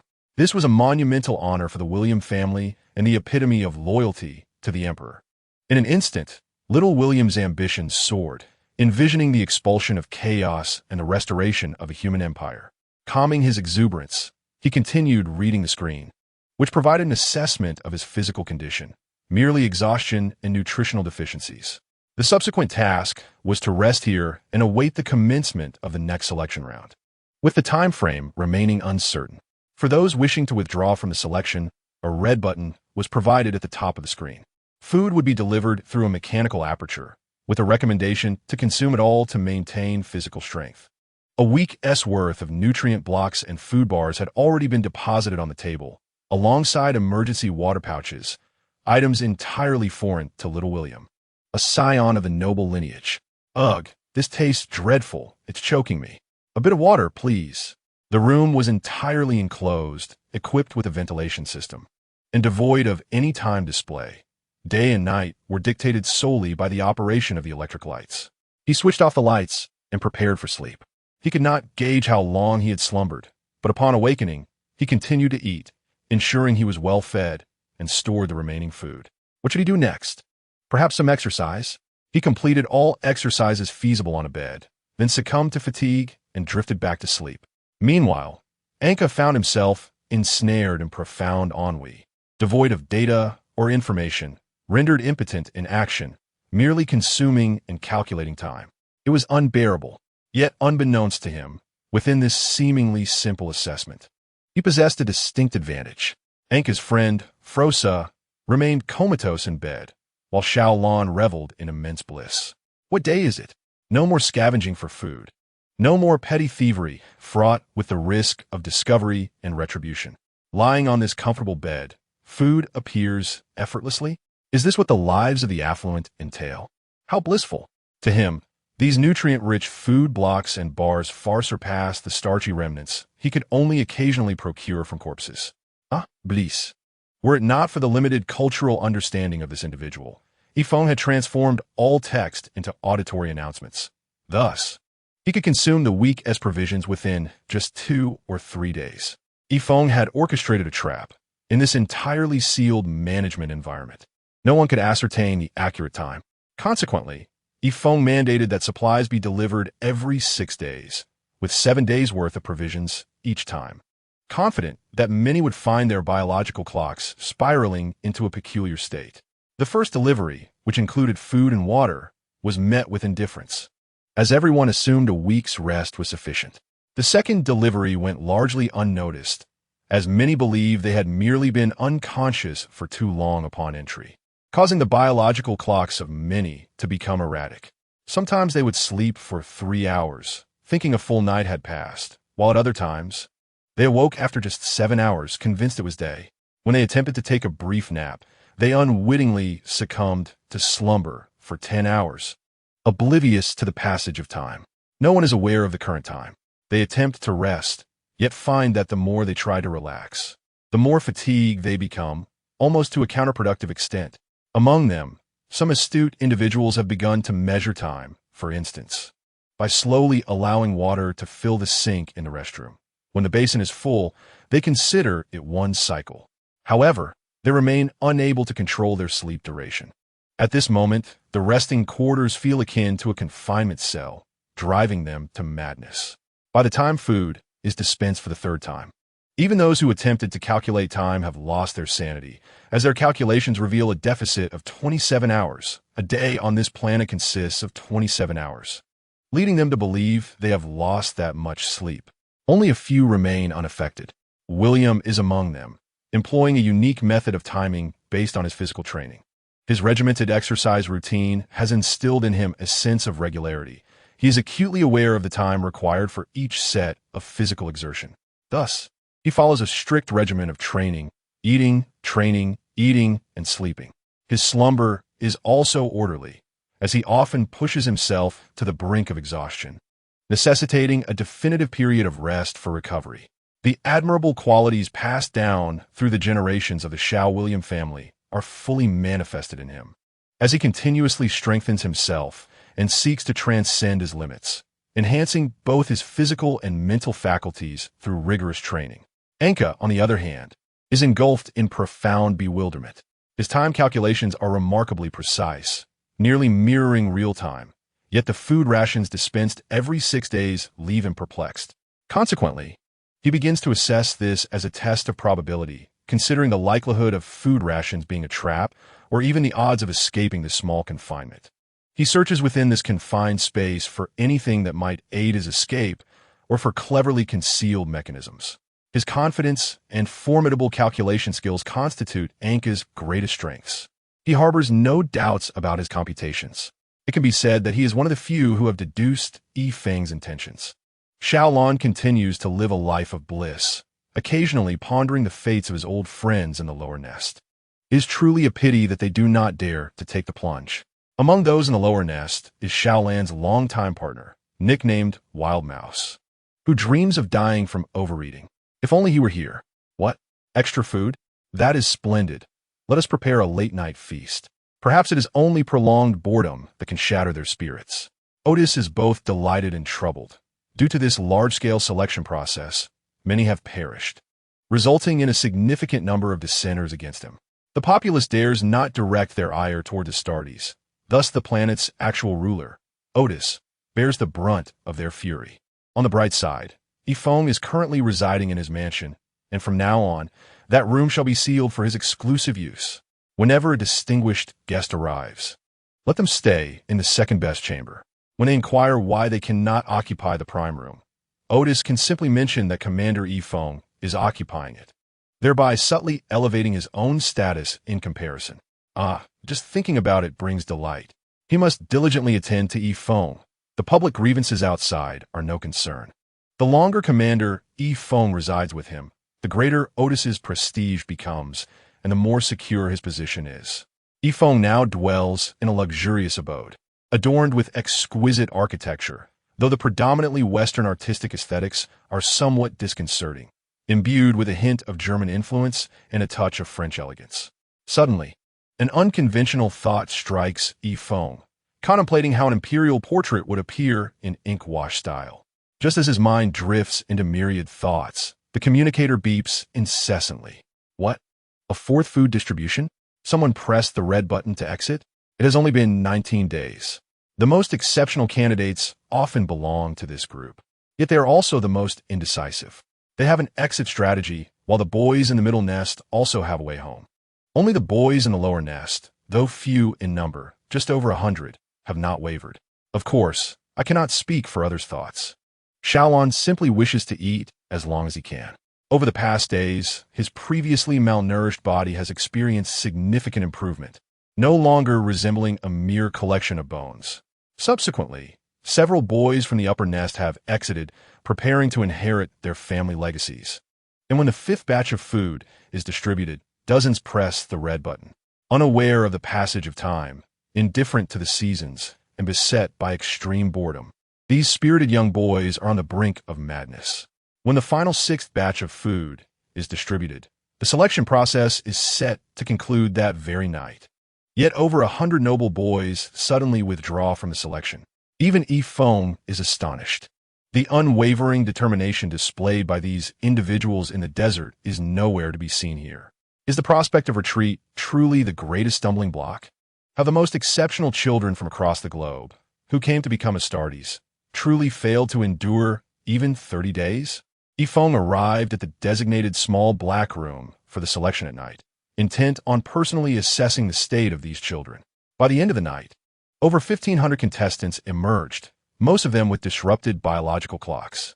Only a select few, including Anka, maintained a stable physical condition, while the majority exhibited significant physical and psychological distress. Congratulations, you have passed the second round of selection. I believe you have acquired the ability to endure the nocturnal isolation of space. Next, we shall conduct a test of your psychic abilities, examining your loyalty to the Emperor and your resistance to the subspace. A squad of soldiers guides the contestants to the designated area. Rest? Haven't they just finished resting? Numerous psychics have been invited to this event.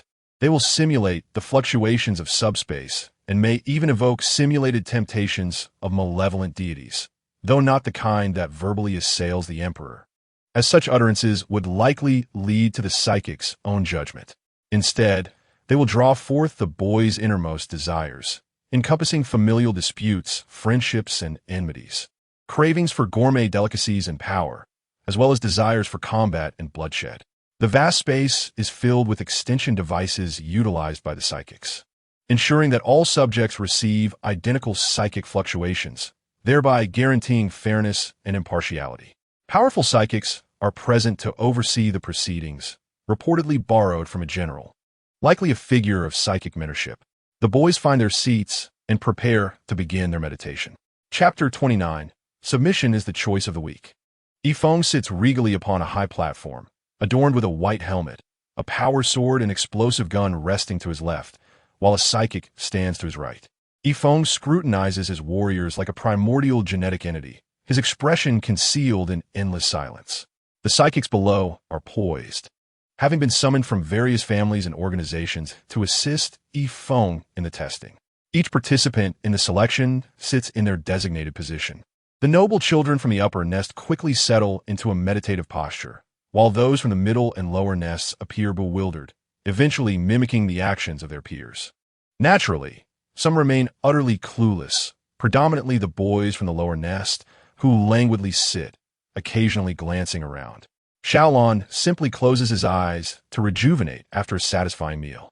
During the previous round of rest, he was enjoying lunch, and upon the opening of the iron door, he swiftly realized that his days of uninterrupted sleep and plentiful meals were drawing to a close. Consequently, he hastily devoured nearly half of the week's food ration that had just been delivered that morning, now with a belly full to bursting and leftovers stashed in his pocket. As the resounding chime of the great bell echoed once more, each of the psychics simultaneously unleashed their power, transmitting a surge of spiritual energy through the extension devices into the minds of the test subjects.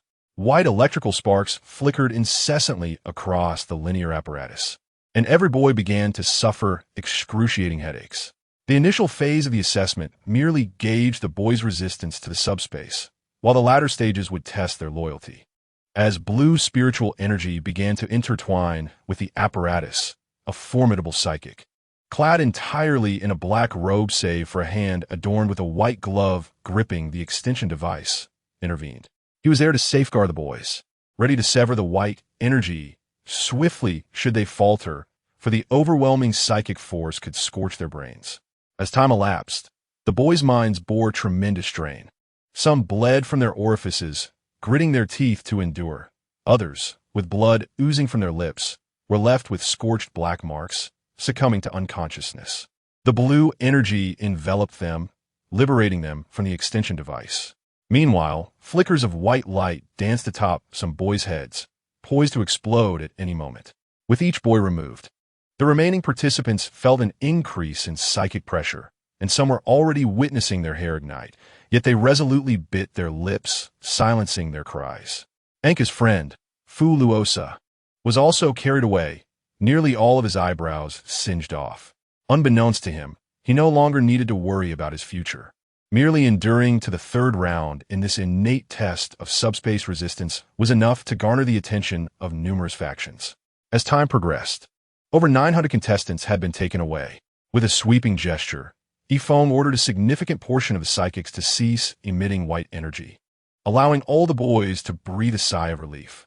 However, the psychics then began to seek their targets, initiating a strange whispering.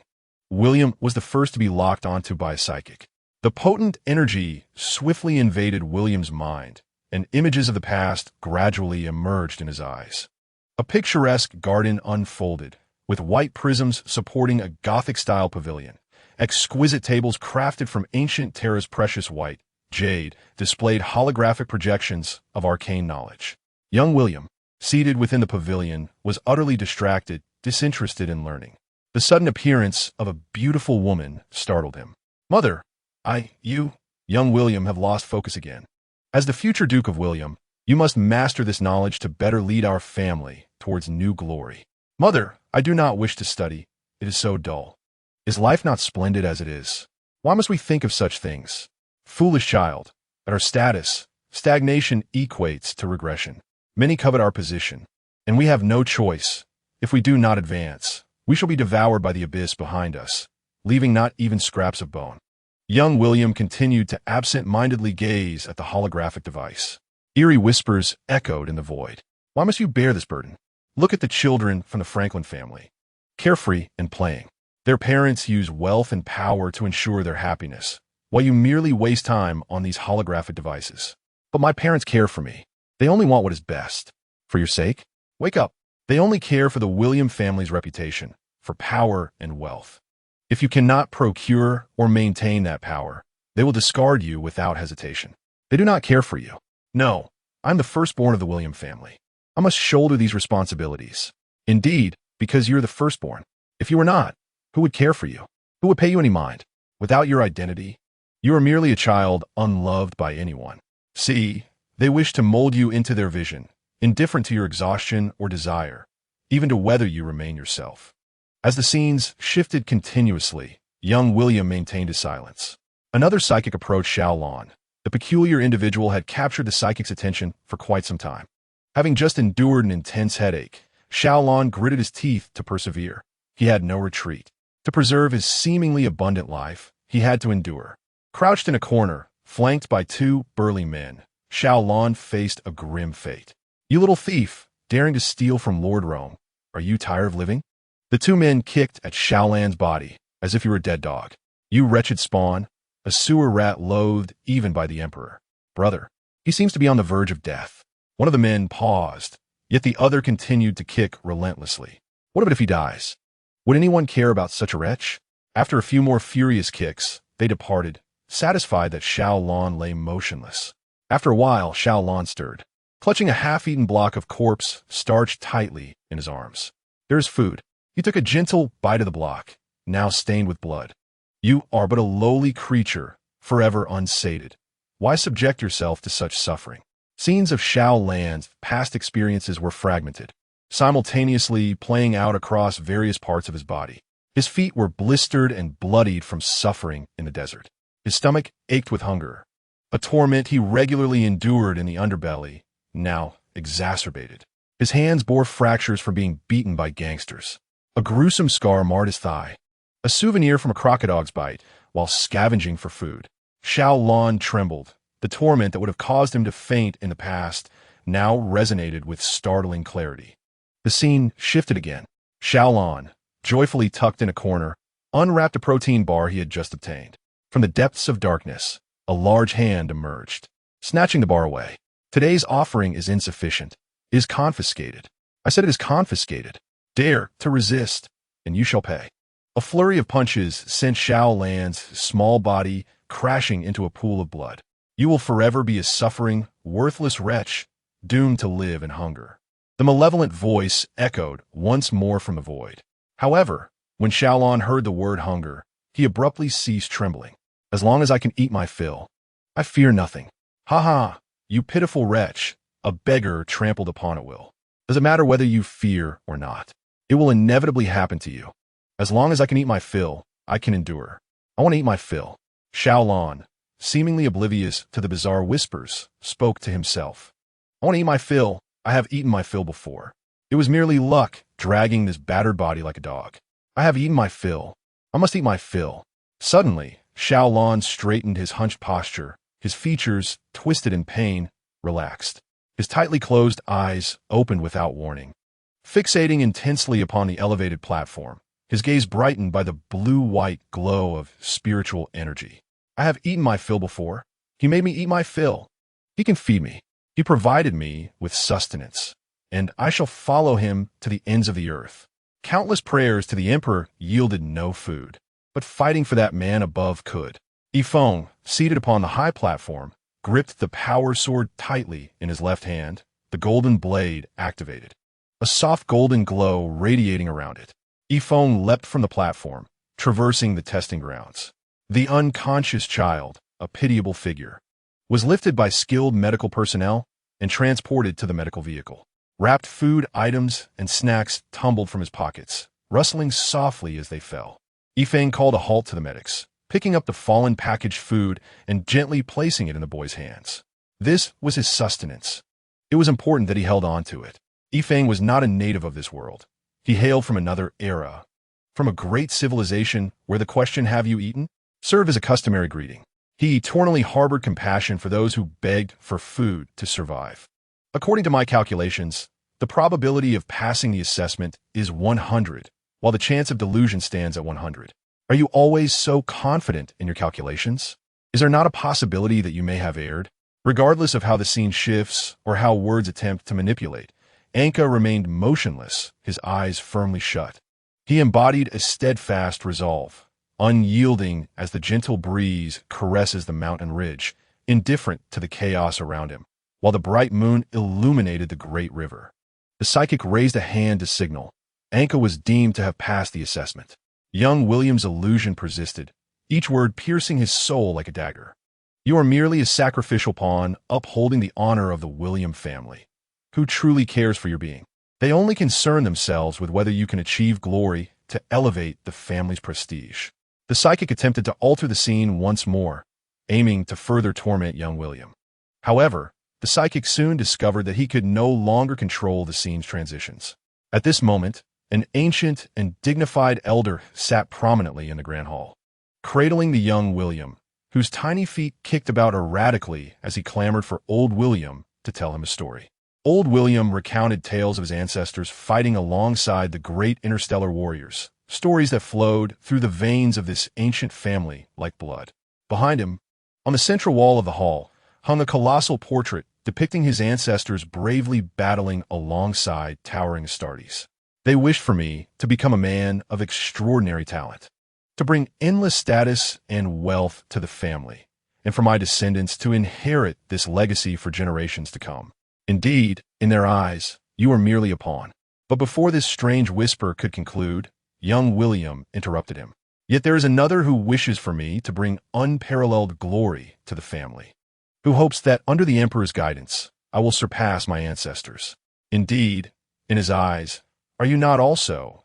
The strange voice grew irritated, constantly interrupted. Coincidentally, I share that sentiment. No, you are merely a boy reluctant to learn. No, I am no longer a boy. I am a man of the William family. Throughout the millennia, the William family has produced politicians, merchants, soldiers, and even criminals, but never cowards. I am a man of the William family, a man of the Empire, a man of courage for the Emperor. Blood coursed through young William. No, now William, as urgent coagulants were swiftly administered. William slightly opened his eyes to see the towering Astartes commander nodding subtly at him. Numerous candidates were carried away by medical personnel, some passing while others fell. Perhaps other psychics could rectify these impacts, yet they would undoubtedly leave behind aftereffects. At this moment, few remained in the selection hall. Some seemed indecisive, leaving the psychics puzzled as to whether to declare the enduring candidates as passed. Before Yifeng sat the desert hunter's son, the first to arrive at the desert selection. His faith in the Emperor appeared somewhat insincere, as he also worshipped the deities they referred to as the god of the desert and the god of hunting, Nizeruo. Next to him was a boy who had delivered some sand mushrooms to Yifeng after reaching the finish line in the desert selection. This child seemed to be the son of a merchant, struggling to choose amidst the temptations of wealth. As time ticked away, the last candidate finally succumbed. It could be said he was nearly successful in the assessment. Nearly.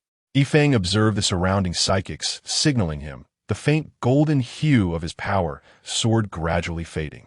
The previous chaos of whispers within the William estate had heightened Yifeng's vigilance.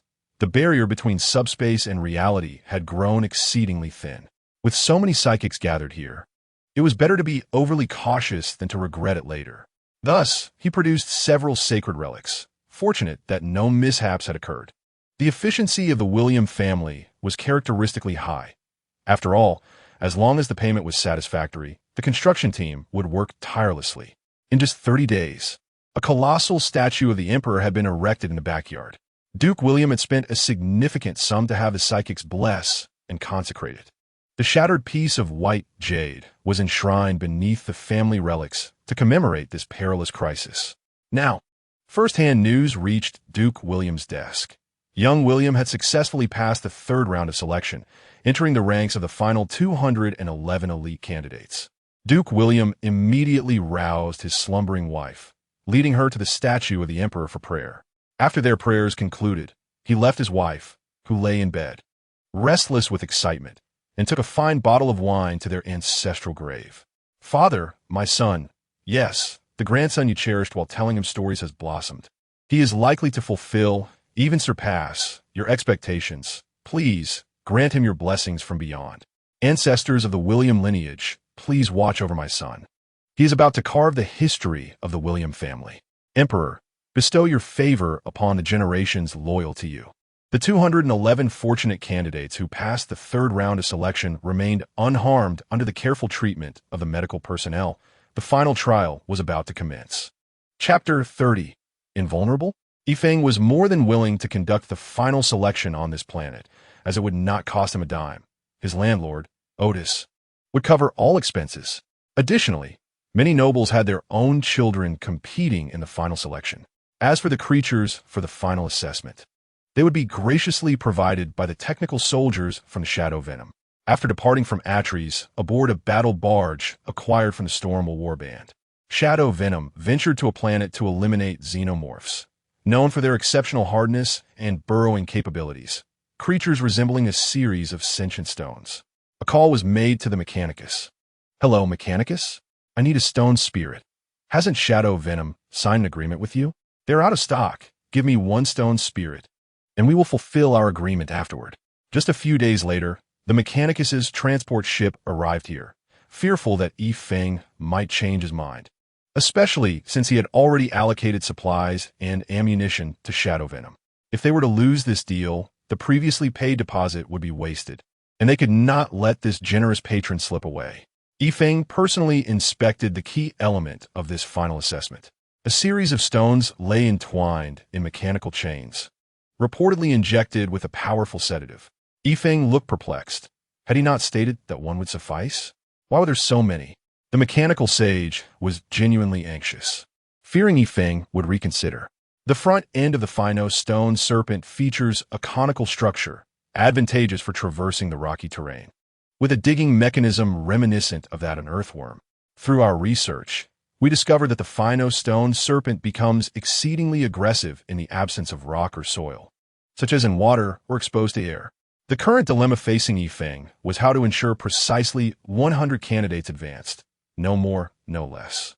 Of course, there was also the possibility of being entirely unable to defeat the Phino stone serpent, in which case it would be a matter of survival of the fittest, determining who would emerge as the final 100. This might be the most perilous selection process yet. However, there was no alternative. Astartes must not only conquer formidable foes, but also survive the battlefield. Do not question why. Over 1,000 souls in the heavens are watching. The competitors were oblivious to the brutal combat that awaited them. However, the firearms training organized under the command of Yifeng instilled a sense of anxiety among the participants. The results of this training would not factor into the final selection, as many of the elite from the upper tiers had already mastered the fundamentals of weaponry. This training was primarily designed for the younger children from the middle and lower tiers who had never handled a firearm before. With a plethora of weapon types available, contestants were free to select their preferred firearms for practice, with no restrictions whatsoever. Embracing the notion that bigger is better, the diminutive Xiao Lan gravitated towards the formidable ion pistol. For the interstellar warriors, the commonly used new model ion pistol was merely a minor weapon. Yet, for a 12-year-old boy, it was excessively heavy and unwieldy. But what of it? The more one eats, the more one works. I, Xiao Lan, shall consume the most sustenance and become the mightiest Astartes. Amidst the bemusement of the instructors, Xiao Lan approached his studies with utmost seriousness. For this was the first time in his life that he had a teacher genuinely intent on imparting knowledge. On the other hand, young Master William, though differing in perspective from Xiao Lan, also opted for a large weapon he had never encountered before, the heavy-duty fusion gun. His choice was not born from a desire for new knowledge, but rather from a sense of foreboding.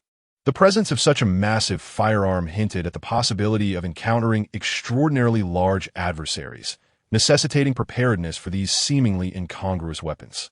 The extreme fusion gun was considerably weighty, and even with ample nutrition and a robust physique, William struggled to wield it. Generally, only the most valiant warriors within the Star Realm army would employ such weaponry. Another formidable contender who opted for the fusion gun was Anka, the participant who had passed the assessment while riding the Desert Wolf. Anka's reasoning was clear. With his lack of athletic prowess, wielding a small handgun while donning thick body armor seemed the more prudent course of action. He quietly picked up the Mark IV Penitent laser pistol, a classic piece of armament from the Kalix sector. Alas, if only Filoso were present. Anka felt a twinge of insecurity. His initial intention had merely been to observe the unexpected outside of the data. He never imagined he would become an Astartes. Yet, as each round of selection progressed, he became increasingly fervent, now compelled to prepare for training with a firearm in hand. The 211 boys were distinctly divided. 129 hailed from the upper tier, 70 from the middle tier, 10 from the lower tier, and 2 from outside the nest, each in their respective zones, avoiding interaction with one another. Were it not for this election, they would have never encountered individuals from other layers of the nest. The firearms instruction, though neither overly brief nor excessively lengthy, was sufficient for the children to grasp the basic operation of the weapons, though precision was another matter entirely. A massive steel arena was constructed, filled with various metallic obstacles, predominantly towering pillars, alongside a few hemispherical metal fortifications for emergency protection. Though only 3 fortresses existed, each capable of accommodating a maximum of 20 individuals. Considering the likelihood of engaging in a defensive battle against external foes while evading the Phino stone serpent, the fortifications were thoughtfully designed with shooting ports. The metallic crate containing the Phino stone serpent was placed in the center of the arena. The contestants retrieved their preferred firearms and gathered in the arena center, encircling the peculiar black metal box. Whispers filled the air as they speculated about the monstrous entity contained within. The rumbling sounds emanating from the box heightened their unease. William, what do you think it is? Could it be an orc? I heard the angels just battled orcs. Unlikely. There are no wars. The aristocrats of this ancient imperial world possessed knowledge far beyond that of the rebellion's denizens. Then what do you believe it to be? I cannot fathom it. Such size and strength must be rare among aliens. Could it possibly be a war machine rather than a living being? It would not continuously strike that black metal box. A war machine would likely employ a strategy of unleashing overwhelming firepower the moment the box's door opened. Several upper-tier aristocrats engaged in lively debate. Anka stood with a few boys from the middle tier, his thick body armor and laser pistol becoming the subject of mockery. Unfazed, Anka dismissed the taunts from the middle-tier boys, believing they stood little chance of passing the selection. Instead, he found himself intrigued by a boy from the lower tier, who was chewing on a food bar. The animosity between the lower-tier children and the hunter's son was palpable, their harsh upbringing fostering deep-seated distrust of others. They stood apart, maintaining significant distance from one another, each clutching their weapons and eyeing the others warily. Xiao Lan, cradling his ion pistol, sat on the ground. Despite days of ample nourishment and professional instruction, he could only manage to shoot the ion pistol while prone. No one could predict what would happen if he attempted to fire while standing. Xiaolon began to stealthily retreat to the back of the crowd. His weapon was too heavy, and he needed to secure a position in advance. There was no way he could wait for Yifeng's command to move swiftly once the selection commenced. Enka's gaze lingered on the lower-tier boy, silently moving backward as he grasped the child's intentions. This strategy resonated with Enka. A tremendous roar echoed through the sky as Yifeng, the battle group leader, leaped from the aircraft, landing firmly atop the colossal metal crate in the center of the arena. All right, future of the Empire, the final round of selection is about to begin. Prepare yourselves. Instinctively, everyone tightened their grip on their weapons. The presence of an Astartes battle group leader and the relentless pounding from the massive metal crate created an invisible pressure permeating the space. Now for the rules of the competition. You have two ways to achieve victory. First, eliminate the monster within the crate. It contains 100 eagle emblems, symbolizing 100 slots. Acquire one and reach the exit to advance. Second, if you cannot defeat it, the last 100 survivors will be deemed victors. Should the eagle emblems be destroyed, the one holding the largest fragment will gain qualification. If the emblems are obliterated beyond recognition, run. The first to reach the exit without an eagle emblem will secure their place. Enka quickly calculated the most advantageous scenario for himself. Observing the fusion guns in the hands of a few individuals and the ion weapon wielded by the lower-tier boy, he surmised that the likelihood of the eagle emblems being shattered was high, with a significant chance of complete annihilation. He could potentially exit the selection right from the start, gambling on becoming the first without an eagle emblem. However, there was the concern that if they indeed could not defeat it, the remaining 100 would be considered qualified participants, while he would be deemed as having withdrawn. To gamble or not to gamble? You have 2 minutes to find your positions. Now the countdown begins. Yifeng leaped onto a towering metal pillar, prepared to intervene should the situation necessitate. Let's hope such a moment does not arise. After considerable deliberation, Enka resolved to stay, moving towards a gently sloping metallic hillock to observe the unfolding conflict and gather data. Wasn't he here to explore choices beyond the data? Young William swiftly sought a combat position, along with other aristocrats, who dispersed to find advantageous locations for both offense and defense. In the midst of chaos, many boys from the Zhongqiao lacked awareness of the impending danger. Some dashed recklessly towards the perilous zone, for instance, a narrow path leading to a metal pillar. Once their retreat was blocked, they would find themselves in a predicament akin to Ma Su at Jieting. The children who had descended from their perches reacted swiftly, driven by a singular instinct, to flee and observe the situation from a safe distance. A colossal black metal box collapsed instantaneously, prompting Yifeng to quietly pull out some sunflower seeds. The Phanos stone serpents surged forth, heading towards the area with the highest concentration of people. This formidable creature primarily relied on vibrations to detect its foes, with its sensory organs encased within a tough exoskeleton. If it had a weakness, it might be its mouth, which opened when it fed, rendering it relatively vulnerable. In an instant, a barrage of firepower engulfed the center of the arena, as boys from all directions opened fire simultaneously. The laser guns left merely superficial marks on the Phanos stone serpent, while the pitiful kinetic projectiles failed to inflict any damage on the colossal serpent. The heat ray guns could not be fired due to the excessive distance, and the only ion gun was being carried uphill by Xiaolon. The Phanos stone serpent swiftly broke through the barrage of fire and charged into the crowd. The boys scattered rapidly. Some took refuge within the fortress, continuing to shoot, while others ascended the metal pillars to attempt long-range sniping, and a few fled in all directions, dispersing into the chaos.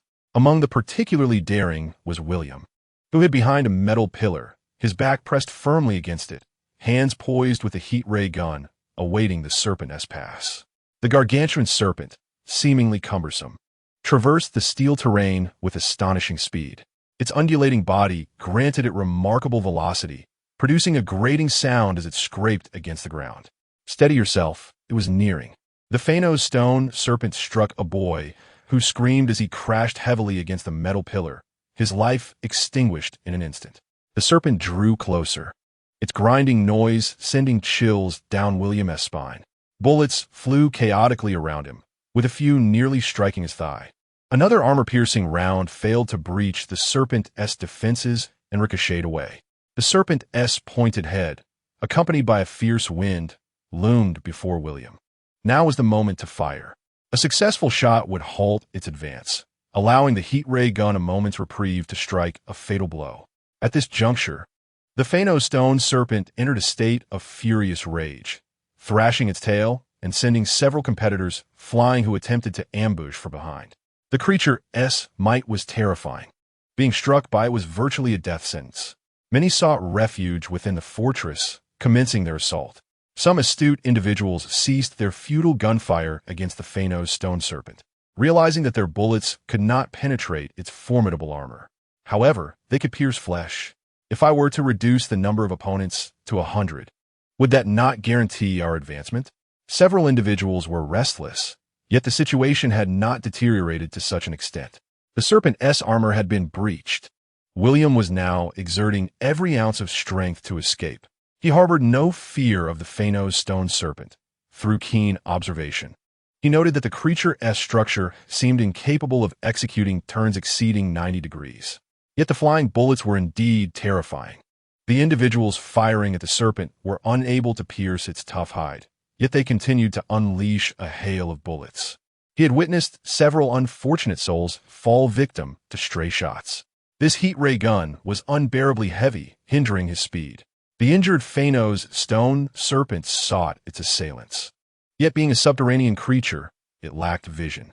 With violent vibrations surrounding it, and the cacophony of human movement and gunfire echoing around, it appeared somewhat disoriented. With enemies all around, it mattered not where it unleashed its fury. The Phano stone serpent charged with full force towards the area with the most gunfire.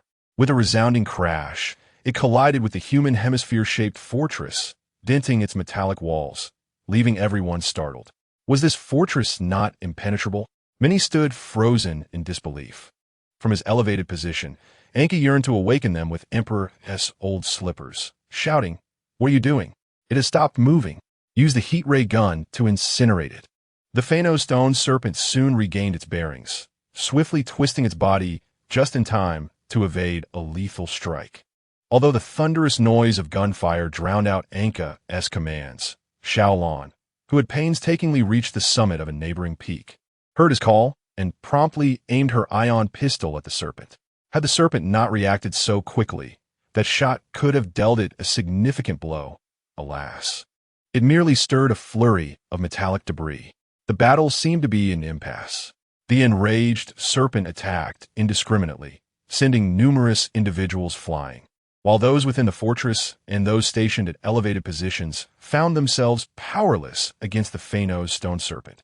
Must we truly await our numbers to dwindle to a mere 100? It was unacceptable. Could over 200 candidates for the Astartes truly be unable to subdue this beast?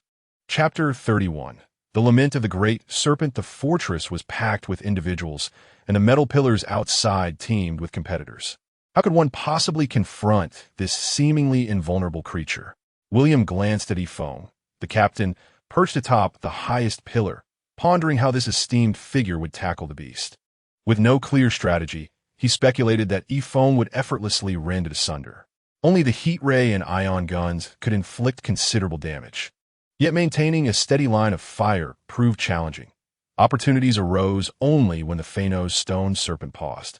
However, the serpent was becoming increasingly familiar with its surroundings, making it unlikely to repeat its earlier blunder.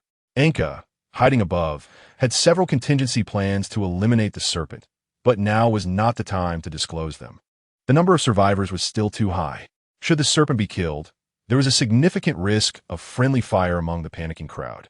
Such a scenario would be detrimental for someone like Anka, armed only with a small laser pistol. Anka had resolved that if he could ensure his method of elimination would destroy several Aquila emblems, he would race toward the finish line. The Phano's stone serpent darted about, its immense physique and rapid speed allowing it to dispatch foes merely by colliding with them. Under normal circumstances, the subterranean serpent would consume its prey and depart once satiated. Yet in this metallic environment, it raged uncontrollably, yearning to shred every adversary in sight. Everything that made a sound was perceived as an enemy, including Yifeng, who was quietly snacking on sunflower seeds. As the ground erupted in conflict, significant matters were unfolding above. In truth, long before Yifeng and his companions departed the Forge world of Strolov, the Grand Apothecary and the Tech Priest had already begun discussions with the Mechanicus about the transformation of new recruits. This monumental endeavor could not be the sole responsibility of the Grand Apothecary. The technological sages of the Mechanicus, particularly the bioscribes, would need to expend considerable effort and valuable resources in collaboration with the Grand Apothecary to accomplish such a vast undertaking. The subsequent transformation of 100 new recruits would be immensely challenging under the current circumstances. While the desire to transform a large number of recruits in one go was palpable, the Forge world was not specialized in Astartes transformation techniques. Their alliance with Stywell could only accommodate the transformation of 100 individuals at a time. Previously, the Stormable Battle Group had indeed ordered the restoration of personnel, so some stockpiles existed in Strolov. However, the Archmagister of the Mechanicus remained tight-lipped, knowing this was a crucial bargaining chip in negotiations. Indeed, we can provide the necessary materials within the stipulated time frame, but the cost was evidently a shocking condition that left everyone astounded. If the Forge world were to receive comprehensive support, it would necessitate the complete reallocation of resources towards all matters pertaining to the Astartes. For the Imperium, a truly grand military mobilization would require approximately 250 years of preparation. The designated Forge worlds would commence the production of all necessary military supplies for the formation of a new chapter, including battle barges, according to standard. A complete Astartes chapter possesses 3 battle barges or their alternatives, varying quantities of strike cruisers, various transport vessels, frigates, and other warships. Additionally, recruitment of mortal troops and the manufacturing of their armaments would be essential. This endeavor would consolidate the might of the entire Imperium. Even the strength of a single star system would be insufficient to support a comprehensive military campaign. However, it is evident that the current circumstances do not warrant the construction of an entirely new chapter. Existing battle barges suitable for the Astartes are already available, and mortal auxiliary forces and equipment have been graciously provided by the Dawn Angels. What is urgently required now, aside from the gene seeds, are the materials necessary for other transformation procedures. Even power armor may be temporarily set aside. The priority is to produce sufficient recruits. The rest can follow in due course. Upon hearing of significant casualties within the Astartes chapter, the Strolov world hastened the production of these biological constructs. However, due to ongoing negotiations regarding costs, full-scale manufacturing has yet to commence. After all, the armaments for the newly recruited Adeptus Ministorum would also demand substantial resources. Transforming an Astartes requires a minimum of 4 years and a maximum of 8 years. Depending on the individual constitution of the boys, the first transformation procedure begins at the age of 10, with subsequent surgeries occurring at ages 16 to 18. To transform into a pre-March Astartes, a longer duration is necessary, involving 3 additional procedures. The good news is that a pre-March Astartes can be derived from standard Astartes. This means that Yifeng need not rush. He can first be transformed into a standard Space Marine and continue with further procedures when the conditions are met. The aim is to amass enough personnel to restore the chapter to a sufficient number.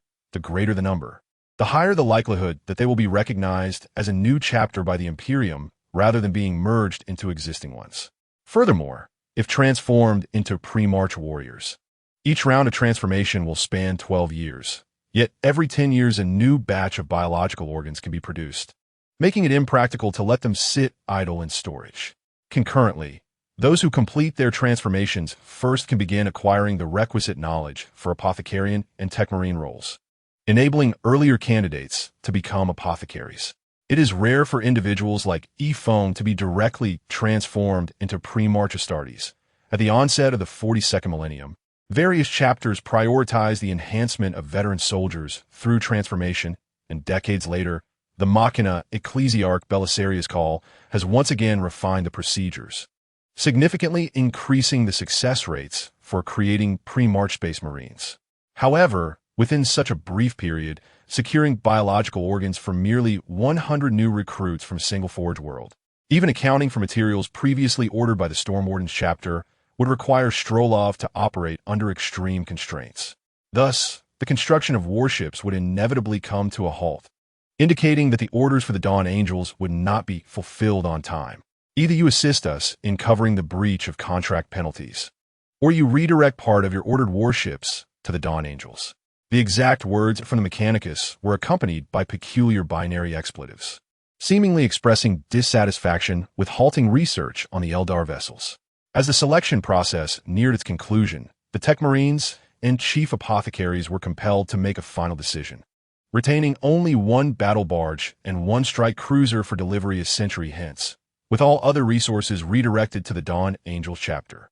Upon hearing this, the High Muggos of the Mechanicus laughed so hard that oil spilled from the machinery.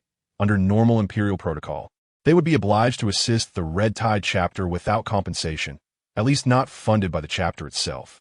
Yet, given the current situation, it was akin to exchanging a battle barge and a strike cruiser for a priceless Eldar treasure.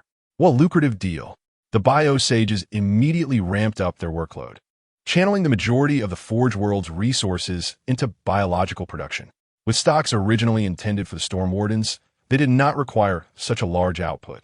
However, did the Red Tide truly need 100 Astartes? No, they required nearly 1,000, accounting for transformation failures, necessitating close to 2,000 biological organ sets. Would you not seek our assistance in the future? The Mechanicus saw a long-term source of funding secured. According to Imperial law, aiding unknown Astartes is a grave sin, likely indicative of a chaos conspiracy, thus resembling a black market transaction. Ephone was eagerly observing the selection process, while he felt sorrow for the losses of the boys. He was equally curious about the methods they would ultimately employ to secure victory. William, contemplating strategies while watching Ephone, suddenly turned his gaze toward the tallest metallic peak, column, beneath Ephang's feet and the melta-gun in his hand, struck by inspiration. Lord Ephone, may I suggest we move to another peak? William shouted with all his might. Ordinarily, a mortal daring to address a chapter master in such a manner would have been executed within 5 minutes. However, given the battlefield context, Ephone gracefully leapt onto another metallic column. William then called out to those within the fortress, "I have a plan to defeat it." Everyone listened. Despite the cacophony of the battlefield, many heard his words. "What are you talking about? You can deal with such a monster? I am the son of William. Listen to me." The response was much more favorable. "We lure the great serpent to the foot of the metallic column, then use the melta-gun to sever the column and crush it, ultimately incinerating it with the melta." The crowd gazed at the towering metallic column. With coordinated fire from several melta-guns, it just might be achievable. What gives you the confidence that it will strike? I need intense fire to divert its attention.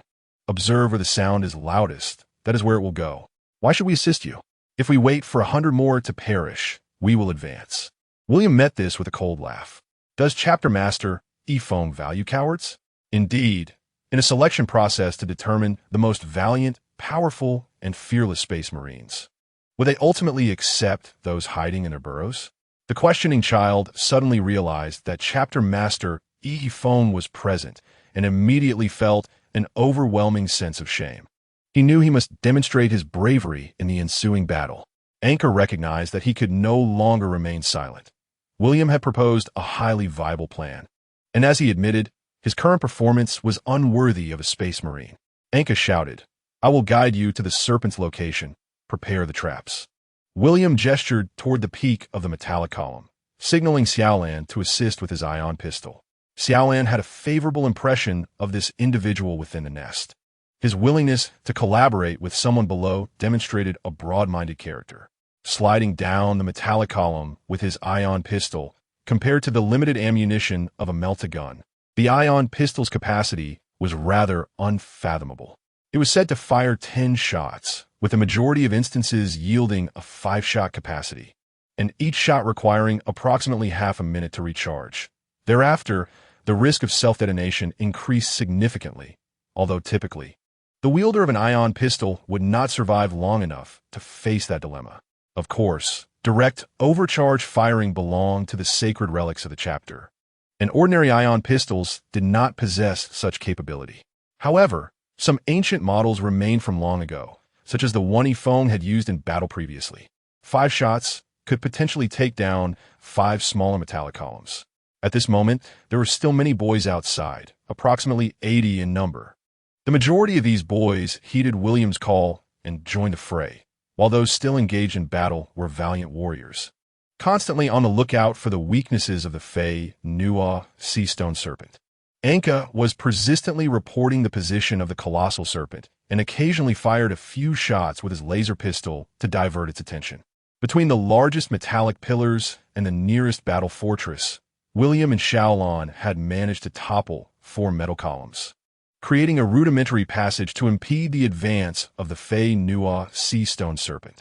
Once the giant serpent entered this area, it would have only one path to traverse, leading directly to the metal fortress that it had previously collided with, leaving it in a predicament. The solution was simple: sever the largest metallic peak to bring it crashing down.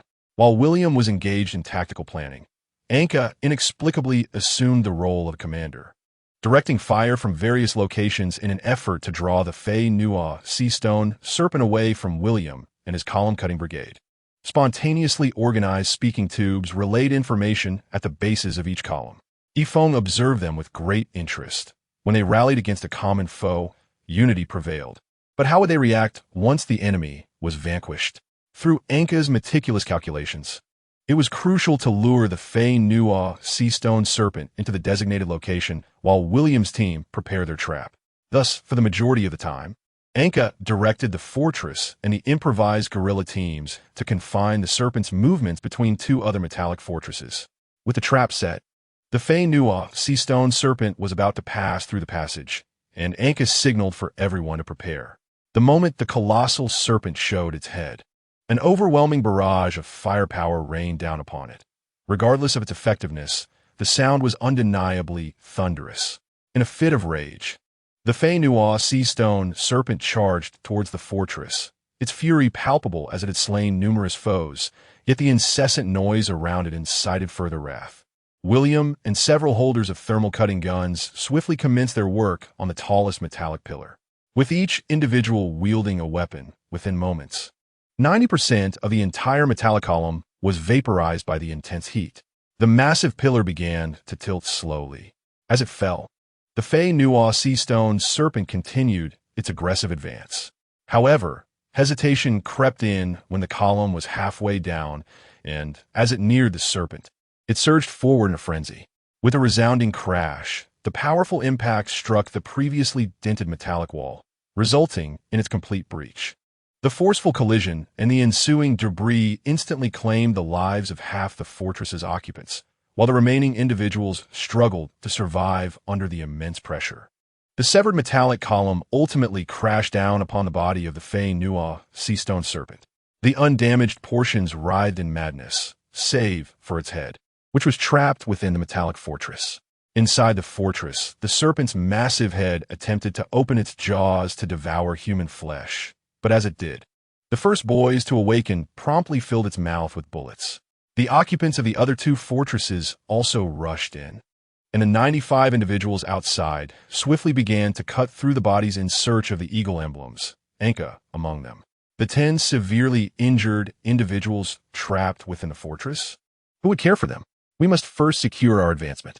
With only 4 eagle emblems remaining and the 10 gravely wounded inside, the situation seemed dire. Judging by the condition of those inside, they would likely perish without being able to dislodge the serpent's head. Yifeng had already prepared to intervene on their behalf, thinking that if necessary, they could simply hold another trial once they had healed. A shot from an ion pistol shattered the outer wall of the metallic fortress, and Xiaolon gazed at the gaping hole created by a shot, the edges still glowing a bright red from the extreme heat. Several contestants, enduring the scorching temperature, leaped forth, and the children with major injuries not affecting their legs swiftly vaulted over the metallic columns to retrieve the remaining eagle emblems for their final escape. Interestingly, the boy who had originally ranked 100, upon searching futilely for an eagle emblem, sat down and wept in despair. However, a clever injured contestant, seeing Yifeng still present, decided to take a gamble, dragging his injured body toward the exit in hopes of claiming the final spot. The ensuing events were predictable. medical personnel rushed in to treat the wounded. This election process was far more brutal than previous ones, with half of the contestants having perished. Yet, in light of these casualties, the surviving individuals exhibited little sorrow. My son fought valiantly under the gaze of the Astartes commander, upholding the dignity of an imperial man. The parents and relatives of the fallen were met with immense respect from those around them, a noble deed worthy of being inscribed in the family lineage. Each family held elaborate funerals to commemorate these children. Conversely, the successful candidates rejoiced exuberantly. Typically, those new recruits who suffered failed augmentations would not inform their families. To the people of this world, the final list of 100 was all that mattered. The nobles of the upper nest hosted grand feasts. Such events could be boasted about for generations, a substantial capital ensuring their positions remained secure. For instance, the Duke William's family allocated funds overnight to construct a colossal statue of the emperor in the heart of the desert. The current head of the William family beamed for several consecutive days, celebrating with feasts of the finest delicacies for 20 days straight. Please keep this a secret from Shaolin. Upon learning that their children had passed the final selection for the Astartes, many parents in the middle nest fainted from excitement. In the days to come, they would gain immense respect and potential promotions, and with proper maneuvering, could ascend to the ranks of the upper nest populace. Anka's friend, Fu Luosa, had already caught the eye of the Star Realm army and was about to enter the officer academy, with a promising future ahead. The children in the lower nest, typically orphaned, found only the proprietor of the Steam Tavern suddenly becoming exceedingly generous, offering free drinks for an entire day. Chapter 32. I am Iron Loyal, the Great Apothecary. C2 Air was in a whirlwind of activity. Despite having enlisted numerous eminent figures from the mechanized church's biological field, managing 100 new recruits was still a formidable challenge. The technical sergeants provided constant technical support, ever vigilant at their posts. As for Yifeng, he was akin to a pastor, or perhaps more fittingly, a political officer. The two often exchanged exasperated glances at him, questioning why he wasn't out procuring funds, given the resource-intensive nature of the new recruit augmentations, especially with training yet to follow. They were running low on powered armor, chainsaw swords, and energy blades. The priest from the mechanized church attempted to mutter some profanities in binary code, but was swiftly interrupted when Yifeng yanked a data line from him. Frightened and disoriented, the mechanical priest hurriedly relinquished the materials from the Fey Nua Sea Stone Serpent to Yifeng before fleeing. Sighing, Yifeng began preparing the new recruit training plan. Although they were merely headed to the planet of the Fey Nua Sea Stone Serpent to assist in capturing exotic beasts, it was still essential to hone the recruits' varying abilities. After all, it was impractical to keep them on a single planet until the completion of their training. Moreover, beyond Taisai, there remain 7 rebellious planets and 2 insubordinate forge worlds yet to be reclaimed. To be frank, Yifeng believes it may be prudent to engage in dialogue with these 2 forge worlds, as their rebellion stems from a conviction in the imperial truth. Additionally, there are several alien worlds nearby that have been deemed lacking in space capabilities, and preliminary scans by the Niaopu have revealed no precious minerals, thus categorizing them as low-priority targets for assault. They could serve as suitable venues for new recruits training. However, these are merely plans. What to do now? Perhaps it is time to unify thoughts while ensuring confidentiality. The genetic seeds of the Yingyu Tsanglang will undoubtedly incite certain complications, so a strategy must be devised to influence perceptions. It would be unreasonable to approach them with force, as that would be exceedingly unfair. The notion of a redemption squad is intriguing. Akin to the death company of the sanguinary angels, perhaps I could establish a redemption squad. In the future, when Astartes air, they could be dispatched there to valiantly confront the enemy, numbered as the 13th Company. Regarding the various Astartes born from distinct genetic seeds, their combat proficiencies are bound to differ. Should they be formed into diverse companies or unified into one, each tasked with distinct responsibilities? Frankly, the collaboration between the Sons of the White Scars and the Sons of the Yingyu Tsanglang feels reminiscent of the Grand Expeditions, marked by rapid maneuvers and decisive strikes against foes. Coupled with the defensive prowess of the Sons of the Imperial Fists and the adaptable strength of the Sons of the Iron Hands, it seems I am destined for martial leadership. though perhaps it is unwise to dwell on such notions. Yifeng's method of rounding figures has reached an extraordinary level. From equating the power sword and electricity to the joy of the machine spirit, to successfully ambushing several enemies resulting in a championship for the company. Nothing is beyond reach. Drawing from the teachings of the Orks, I contemplate my potential for victory. Although my notion of a company championship does not imply my sole survival amidst the fallen comrades. Life appears to have regained its course. 6 years later, Yifeng officially embraced the role of a full-time caretaker. No, a new recruit instructor. Though the technical sergeants remain apprehensive about their presence. This new recruit transformation achieved a success rate of 46, with 13 sons of the White Scars, 12 sons of the Imperial Fists, 10 sons of the Yingyu Songlang, and 11 sons of the Iron Hands. Under Yifeng's seemingly whispering guidance reminiscent of the subspace, all who were privy to the genetic seed of the Horus sons fell silent. All is well. Equality among officers and soldiers is paramount, uniting all forces.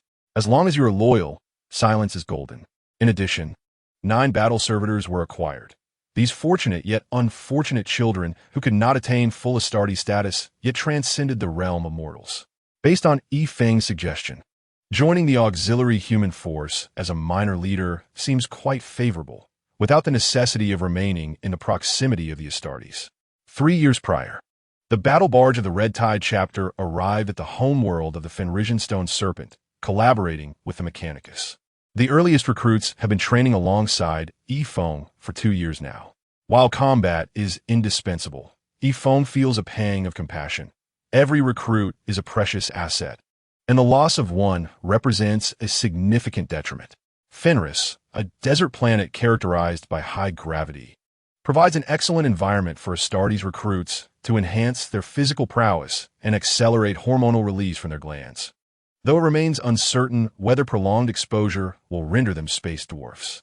The Fenrisian Stone Serpent possesses a strong territorial instinct. Typically, a single Mechanicus tremor machine can lure out only one, though occasionally, a particularly unfortunate couple might emerge together. The Mechanicus continues to excavate and construct within a designated area, attempting to establish a high-gravity alloy foundry and a material processing center for the Fenrisian Stone Serpent. The underground metallic walls mimicking rock can leave the Fenrisian Stone Serpent questioning its very existence.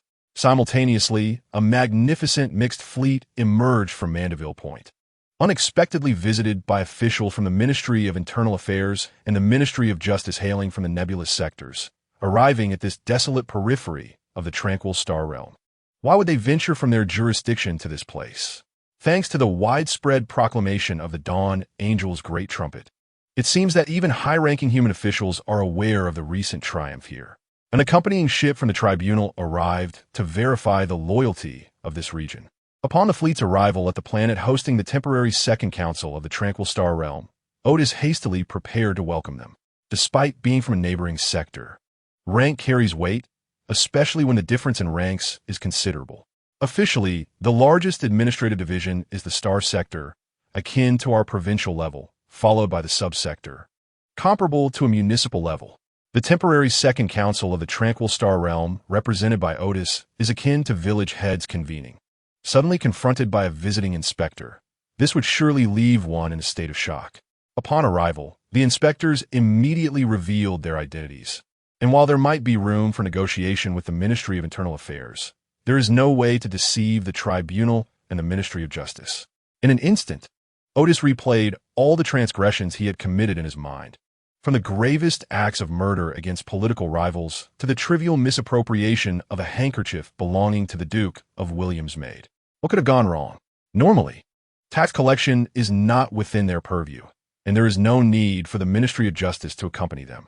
As he stepped outside, the notorious Abaddon stirred trouble once again, isolating him from the fray, due to the Emperor's obliteration of Horus on a subspace level. The subsequent cloning of Horus resulted in a soulless husk devoid of consciousness. The numerous rebels, predominantly comprised of the sons of Horus, dubbed the Black Legion, launched numerous expeditions against the Empire, all of which have thus far ended in failure. Abaddon, likewise, received significant aid from the forces of chaos. At the onset of this expedition, the malevolent subspace deities unleashed a tempest within the subspace, cleaving the Empire asunder. Upon realizing the severance of contact with Terra, the Ministry of Internal Affairs, represented by Wei Qing, resolved to head towards the capital of the Nebulous Sector, a scenario not foreign to the Empire's lengthy history.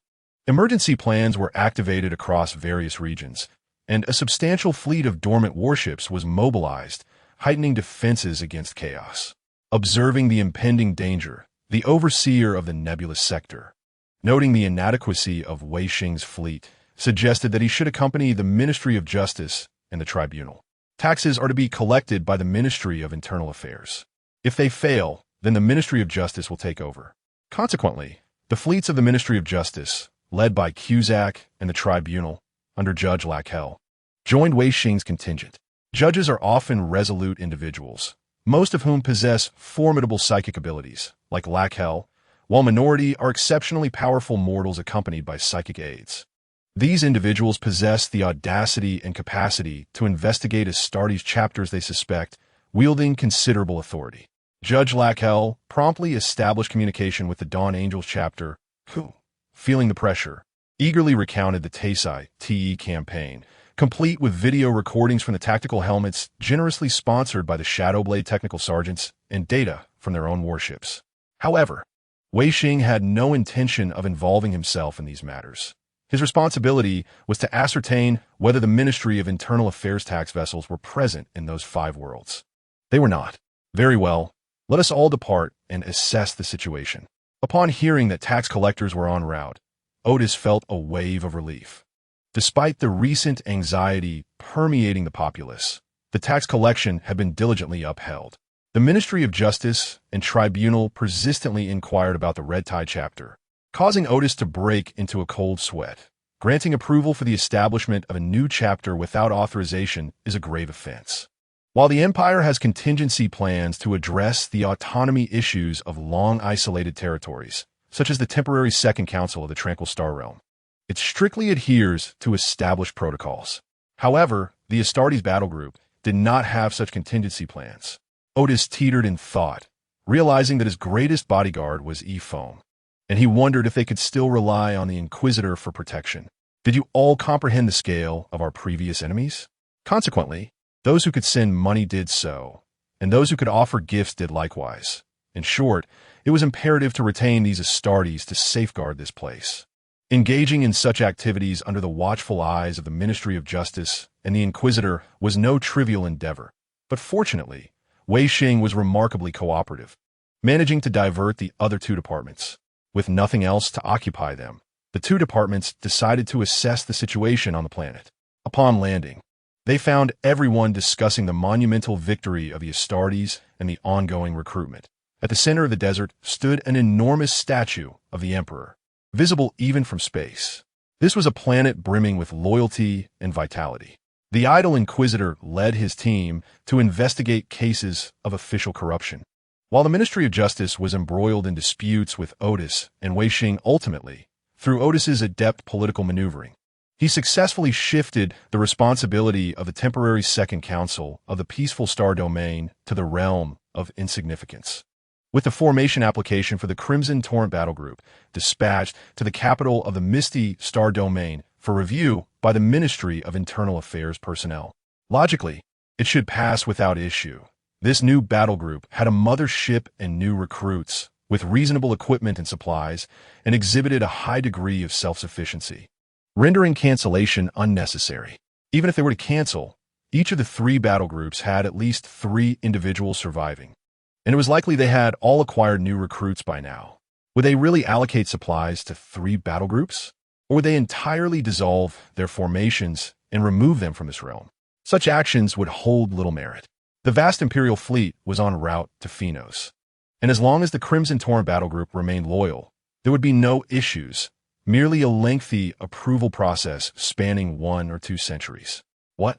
The Ministry of Internal Affairs is here? Accompanied by the fleets of the Ministry of Justice and the Inquisitor, Ephome was momentarily taken aback. His plans had yet to commence, and they had already arrived. Well, let them come. He had not even begun, and there was no evidence to present. Yifeng instructed everyone to maintain secrecy, ensuring that the Grand Apothecary safeguarded the genetic seeds, before personally receiving the esteemed officials of the Empire. Welcome, esteemed elites of the Empire from afar. This was a typical opening line, yet Inquisitor Rachel scoffed. The likelihood of a Primaris Space Marine's betrayal was exceedingly low. The recently implanted procedures within their bodies had introduced the hymn of the mother, also known as the canticle pituitary, a region that not only enhanced the Astartes' physical stature and cognitive agility, but also imposed certain mental restrictions. After all, if the Grand Apothecary Situ Ware and Technical Sergeant Aenos were to greet them, they could simply negotiate at the entrance since all the key players would be present. Following the customary exchanges, they proceeded to the Grand Conference Hall aboard the combat shuttle to meet with the two technical party members. The significant figures took their seats. And at that moment, the real proceedings commenced. Wei Qing from the Ministry of Internal Affairs initiated the warm-up. Greetings, esteemed Astartes warriors. I apologize for not addressing you as the battle group leader, for the establishment of this battle group does not adhere to protocol. I have submitted an application to the highest responsible officials of the Empire that I could contact. If there are other procedural issues, we can discuss them in detail. Resubmit the application or revert to the original status of the three battle groups. Utilizing some equipment from the other battle groups to modify new recruits should not violate regulations. Correct? Not only did it not violate regulations, but such occurrences were also rare, and there were supporters backing it. Ultimately, as long as they remained loyal to the Emperor, humanity had no authority over the Astartes repairs.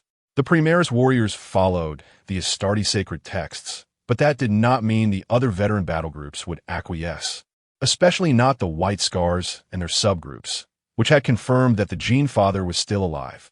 Wei Qing rambled on for quite a while, essentially conveying that their battle group was practically established. However, Imperial approval would take many years, during which they would not receive any official military supplies. The dissolution of the three battle groups would occur swiftly, while the establishment of a new battle group would take considerable time, ultimately saving a significant amount of military resources. Yifeng was pleased with this outcome. It was better for these individuals to visit less frequently, but he still aimed to secure reasonable benefits. On the spot, the Ministry of Internal Affairs issued a directive for the Forge World Strolov to assist the Crimson Torrent Battle Group in replenishing their numbers at no cost. One could foresee the displeasure of the Mechanicus Muggos Finus. However, they had not suffered any loss. This was merely their duty. Subsequently, Inquisitor Rachel proposed an investigation into potential chaos corruption, to which Yifeng surprisingly agreed. Although Rachel's formidable psychic abilities could forcibly probe the memories of mortals, attempting the same on Primaris Space Marines was a stretch, leading to a symbolic investigation of the personnel instead. The mortals were all brought along by the Dawn Angels battle group, rendering the investigation entirely futile. They then discussed the origins of these warships, which aligned perfectly with the Dawn Angels narrative, leaving little room for suspicion. Ultimately, Wei Qing suggested they review the records of that brutal conflict. The Ministry of Justice's Cusack and Inquisitor Rachel straightened in their seats. This was indeed the primary focus of their visit. The harrowing battle was projected in holographic display, followed by a still frame. When the scene resumed motion, the battle had already concluded. The valiant and heroic warriors would forever be remembered by the Empire. However, I have some rather impolite questions, which I hope to have answered. Why did this still frame materialize, and what were you doing during that time? Yifeng's expression remained unchanged, and even the Inquisitor detected no anomalies. At that time, helmets were merely cumbersome. If possible, he would have preferred to remove all powered armor for swifter reactions. It was only after vanquishing the Greater Demon that they had time to reorganize the battlefield. Yifeng explained to Sid Aware what transpired during the still frame incident.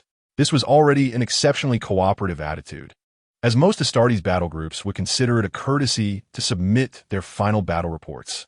The Inquisitor continued to inquire. Your report mentioned the enemies were suspected of protecting something. Did you ultimately discover what it was? The atmosphere grew tense. The Inquisitor's eyes gleamed, while Sid Aware and Aenos remained silent, awaiting Yifeng's response. Ah, so this is what you were after. Chapter 33, The Ill-Fated Verdant Planet. Of course not. Neither we nor the Dawn Angels battle group, who arrived later, found anything. It likely perished amidst the overwhelming artillery fire and violent explosions. Or we simply misjudged the situation. They were merely there to collect supplies and offer tributes to that one before heading to the main battlefield. On the warship that had previously slain the Greater Demon, the hold containing genetic seeds and templates was obliterated to the point that even the ship's designer could not recognize it, let alone mechanical conduits. Even the walls had been destroyed. Who could tell what remained? The metal boxes storing template fragments were even more elusive, embedded within metal pillars with no trace left. Xenos silently screamed with frustration. Come and find it. If you do, I shall gift you my warship.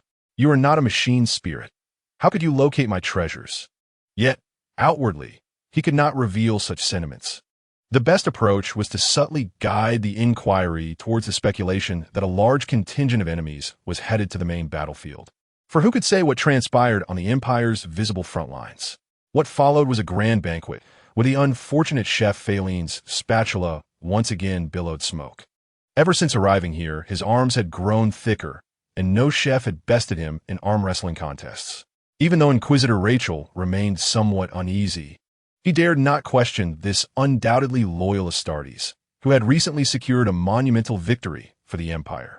Under Yi Feng's guidance, they toured the combat shuttle, and afterward, they exchanged greetings with the Mechanicus personnel stationed there before taking their leave. After confirming that everything was in order, the fleet of Imperial officials set sail for the planet Atrus, a recently reclaimed world slated for a series of enduring transformations, approvals, and the establishment of faith.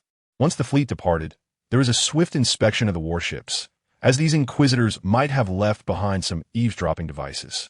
With no such devices discovered, everyone finally breathed a sigh of relief. Having just undergone one round of scrutiny, it was unlikely that another would commence immediately. Thankfully, the loyalty test was directed towards allegiance to the Emperor. Had it been regarding loyalty to the Imperium of Man, one could only speculate the chaos that might ensue. For now, it was prudent to bide time and develop, ensuring that the numbers increased before embarking on further endeavors. It was indeed troubling to hear that the miasma sector was rife with chaos and green-skinned creatures, a clear indication of idleness here. The tech priest Phineas felt a throbbing headache. He was not a subordinate of the Imperium, after all. What happened to the promised partnership? Nevertheless, considering the psychic assault looming over him and the Imperial supplies at stake, it was not such a loss to procure some provisions from the Imperium. Yet, when you represent the Ministry of Internal Affairs, a mere note would suffice. Who is unaware of the inefficiency of the Imperium? If I receive any shipments within this century, it would be a miracle akin to Omnicia casting a glance in my direction. At this moment, Yi Feng unfurled the grand map, deciding to temporarily refrain from troubling the rebellious planets, but the xenos worlds warranted exploration. Several planets lacking space capabilities and precious resources required thorough contemplation. It was imperative to engage the warriors against agile foes. Thus, the decision was made. The planet of Zhongxing would be the target. This world was not abundant in ecology, primarily inhabited by a species of flying lizards exhibiting a social structure akin to that of ants. These flying lizards could reach lengths of 4 meters, boasting dark brown wings and sharp claws on all 4 limbs. Their faces resembled that of turtles with beaks, sharp enough to shatter any bone and devour their prey entirely, including the marrow.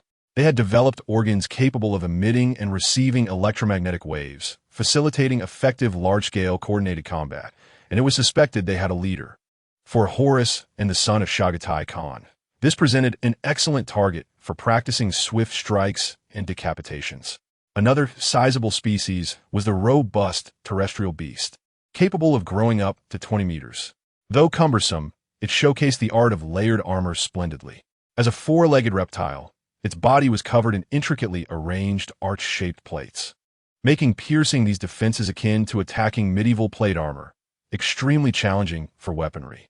Its lethal appendage was its tail, resembling a massive hammer, adorned with thick, giant bone spines on either side. Should prey be struck by this, it would experience a chilling demise in the physical sense. For now, we shall refer to this species as Zhongxing Armor Beast, as no thorough exploration or formal nomenclature had been established. This, too, was a social species, with a typical group size ranging from 30 to 80 individuals, making it an ideal candidate for simulating siege warfare, presenting a formidable challenge for Rogel Dorn and the Sons of Phineas. The flora consisted of towering, peculiar trees and a vibrant array of moss-like plants on the ground, alongside low-growing vegetation, mostly covered in sharp thorns. This training session featured the technical Sergeant Aenos in a guest role, primarily because Yifeng's grasp of mechanized assault tactics was lacking. 46 recruits and 2 instructors descended upon the planetary surface. The previous training had seemed overly simplistic, with no losses incurred. This was the true test of combat. The first objective was to mount an offensive against a group of Zhongxing armor beasts. Refraining from attacking the flying lizards initially, as the warriors needed to learn what mechanized combat entailed, Yifeng swiftly led the recruits to disperse and commence reconnaissance. Before long, the scattered recruits uncovered a herd of 41 Zhongxing armor beasts, maintaining a low profile as they encircled the group. All detection instruments began to operate, analyzing the species ahead. Under the guidance of the technical sergeant, the recruits divided into 2 factions, with those in the rear preparing shoulder-mounted missiles to practice a barrage cover for the infantry's assault. The soldiers at the forefront were equipped with standard explosive guns and power swords, as these primitive creatures were not as resilient as the Pheno serpent. And energy weapons alongside explosive rounds would suffice to neutralize them. The distance between both parties steadily diminished, gradually closing within a range of 150 meters. One of the outermost Zhongxing armor beasts sensed something amiss and curiously glanced sideways. Just as it turned its head, several missiles shot towards it. The outermost beast was instantly subjected to a barrage of firepower. Although, in a sense, the Space Marines need not charge, training was still essential. Unfamiliar with such an onslaught, the Zhongxing armor beasts quickly resorted to their most familiar strategy, encircling the vulnerable and elderly members of their group. All adult beasts positioned their hindquarters outward, their formidable tails thrashing menacingly. The entire herd resembled a colossal flywheel with serrated edges, leaving even the Astartes recruits clad in reconnaissance armor unable to find a tactical breakthrough. Naturally, their armor could not withstand the explosive gunfire, rendering their defenses futile. 5 minutes later, the recruits gathered around a pile of carcasses for post-combat analysis. Technical Sergeant Aenos was visibly irate, chastising the infantry that had charged ahead, insisting they trust their comrades and not slow their advance due to the explosive barrage. Yifeng then provided insights into reconnaissance and assault strategies, noting that being discovered at 150 meters was still too far. The recruits should have been capable of closing the distance more effectively. Subsequently, the surrounding Zhongxing armor beast tribe faced dire consequences, as a battalion of colossal cans emerged suddenly from a close proximity, accompanied by bursts of flames and violent explosions. The overwhelming scent of blood rapidly attracted numerous flying lizards. The recruits wished they could dig a hole and bury themselves. Xiaolon swiftly found a concealed position to hide, while Anka, having undergone enhancement through Astartes transformation, adeptly calculated the best spot to avoid detection. He observed Yifeng, the squad leader, crouching down. Well, he would settle for the second-best option of Aenos. Eventually, everyone concealed themselves well as the flying lizard herd approached from a distance, hovering briefly before landing and commencing their feast. Each recruit promptly began gathering intelligence on their adversaries. After a while, the largest flying lizard landed, and all the others made way for it, heading straight for the carcass of the largest prey. Clearly, this one was their leader. Yifeng quickly issued commands through the tactical communication channel. Injure the largest flying lizard's wing, then capture it alive and hold until reinforcements arrive. A nearby recruit swiftly called for support from the transport ship. The recruits responsible for fire support had already shouldered their weapons. This situation exemplified the disparity in the choice of concealed positions. Some had chosen truly hidden spots that facilitated observation yet made assault challenging, Xiaolon being a prime example. Before him lay a dense thicket of hard, spiky shrubs. The fire support swiftly transitioned to precision strikes, and the powerful firepower tore through the feeding quadrupedal lizards. with the largest attempting to flee but sustaining damage to one of its wings from an explosive round. The recruits swiftly advanced towards the largest one, with half continuing to eliminate the remaining foes while the other half established a defensive position. Due to the absence of powered armor and nuclear-powered backpacks, the recruits could not be classified as conducting mechanized assaults in the strictest sense. Their ammunition supply was limited, yet training progressed incrementally from simple to complex. The enemy numbers were substantial, and with ammunition dwindling, many recruits resorted to using power swords to slay foes, resulting in several sustaining minor injuries. Though the claws inflicted several scratches and the peculiar beak caused a few pecks, they did not result in any grave injuries. A brief respite would suffice for recovery. However, it was quite embarrassing with everyone present. William commanded several Astartes to form a combat squad, providing mutual cover, which yielded commendable results. Typically, a combat squad consists of 3 Astartes, as their formidable combat prowess suffices, and most Imperial drop pods are designed for 3. Nonetheless, the White Scars and the Sons of the Iron Hands are unique chapters, often operating in 10-member combat groups, primarily for line or assault spearhead formations. Yifeng observed William, noting the young man's inherent leadership qualities. If he survived the upcoming battles, he would undoubtedly rise to the rank of squad leader. There are also new recruits, wielding power swords with such fervor that the flying lizards could not approach, reminiscent of that lad who once rode a desert wolf across the dunes, named Kosni. While the others recorded enemy data, Yifeng continuously assessed the new recruits. The silhouette of the transport aircraft became discernible in the sky, and the dark swarm of flying lizards appeared in the tactical scopes. However, the transport aircraft acted independently, launching a barrage of firepower to intimidate the 2 enemy groups, causing them to flee in terror. Yifeng shrugged, acknowledging a tactical oversight. The apothecary, Sidawal, conducted an autopsy on one of the flying lizards to better understand their biological mechanisms, while several members of the Mechanicum expressed interest in the chitinous armor of the clustered beasts, speculating it could be utilized to create similar shields. Although of little significance for the Astartes, it could enhance the combat effectiveness of the planetary defense forces. Yifeng convened all the new recruits to devise a strategy to decapitate the leader of the largest group of flying lizards. Which one is the largest? Scan for it. Where the creatures congregate is invariably their stronghold.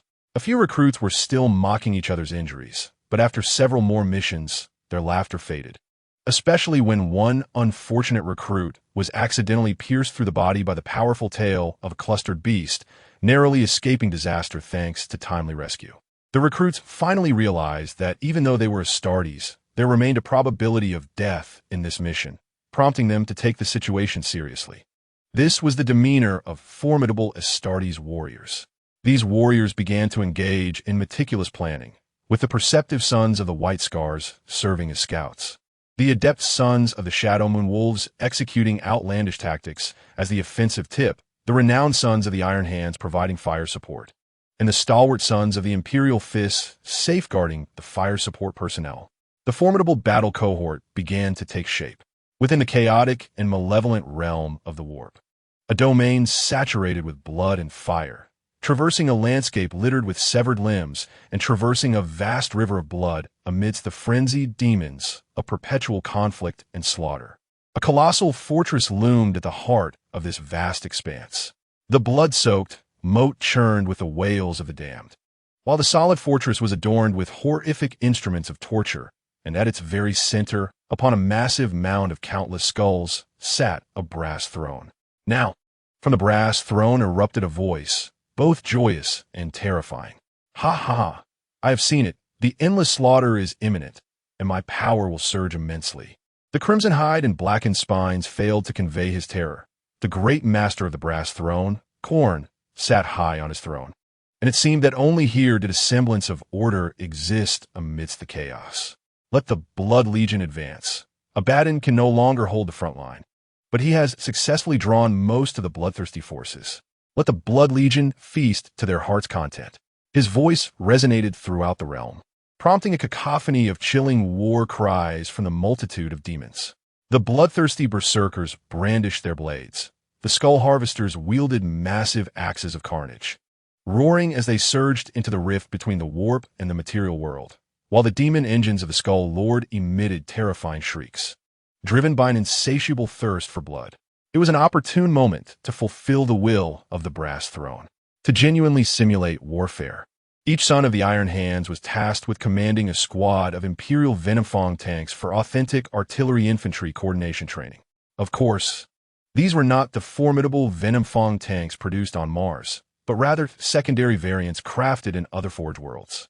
Due to incomplete technology, these Imperial Venomfang tanks had undergone significant modifications based on local capabilities. For instance, the main weapons manufacturing technology was lacking, leading to the installation of massive plasma cannons. Unlike traditional plasma weapons that require cooling, these plasma cannons could be rapidly replaced after firing, allowing the spent plasma assembly to cool and return to the ammunition bay for subsequent attacks. This resulted in a slower rate of fire and a larger turret. Yet the power remained formidable. As for the risk of being struck and detonating, any attack capable of penetrating the Venomfang's armor to damage its plasma components would yield the same catastrophic outcome, regardless of whether it ignited. The secondary machine gun turrets were also modified due to technological constraints, transforming from turret style to spherical mounts used on bombers, equipped with twin-linked laser cannons. This design notably enhanced the tank's anti-air capabilities, albeit at the cost of reduced fire density against ground targets. The sole consistent source of firepower was the forward-facing explosive cannon and the four-barreled short cannon of the secondary armament. This fire density was sufficient to obliterate any foe daring to charge the Venomfang head-on. However, if the enemy were Titans, the efficacy of the main cannon would be paramount. As for why they were simulating artillery-infantry coordination rather than infantry-tank cooperation, it appeared that the soldiers charging ahead were more ferocious than the tanks. Under the might of overwhelming artillery fire, any four-legged lizards daring to obstruct were instantly reduced to ash, while the few lucky enough to reach the tank's vicinity were shattered by the furious power swords of the sons of Rogaldorn. The perceptive sons of the Khan swiftly identified three vulnerabilities in the enemy's defenses, and the Shadow Moon Wolves launched a rapid assault. Tearing through the enemy lines and penetrating the cave, blood rapidly stained the surrounding terrain crimson, and soon the lizards scattered in panic. William emerged from a cave, bearing the corpse of the massive Lizard King, while the mad warrior Kosni raised the severed head of the enemy in triumph, both walking side by side. For the new recruits, the use of heavy artillery support rendered this trial seemingly too simple. Yifeng, however, held a different perspective. The Astartes also needed to master the command of tank units in combat. After all, in Yifeng's later plans, Astartes embedded within mortal forces would serve as a crucial means of evading imperial scrutiny, akin to political officers. The Empire has long grappled with a historical issue where most vessels remain dormant until wartime, resulting in the hasty recruitment of soldiers of questionable quality. With numerous instances of chaos corruption or gene stealers infiltrating, these political officers would effectively mitigate such occurrences. Chapter 34.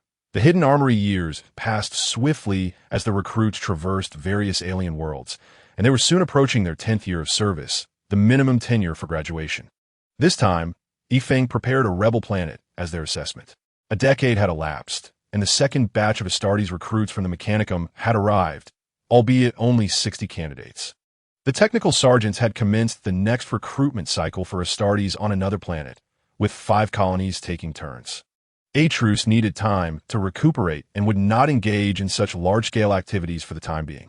Thus begins the tragic tale of TST, a wretched colony ravaged by terror and subsequently besieged by the Dawn Angels. Although the Dawn Angels unleashed their fury upon TST, they departed without notifying any ecclesiastical authority to take charge. This unfortunate rebellious planet, once home to hundreds of millions, is now left to ponder whether it still boasts even a mere 100 million souls. Naturally, the tasks assigned to the recruits cannot be so straightforward. It is anticipated that upon sighting the Astartes, the opposing forces would pledge their allegiance to the Empire. Yifeng has tasked them with transforming the local regime and re-establishing a well-structured Red Society.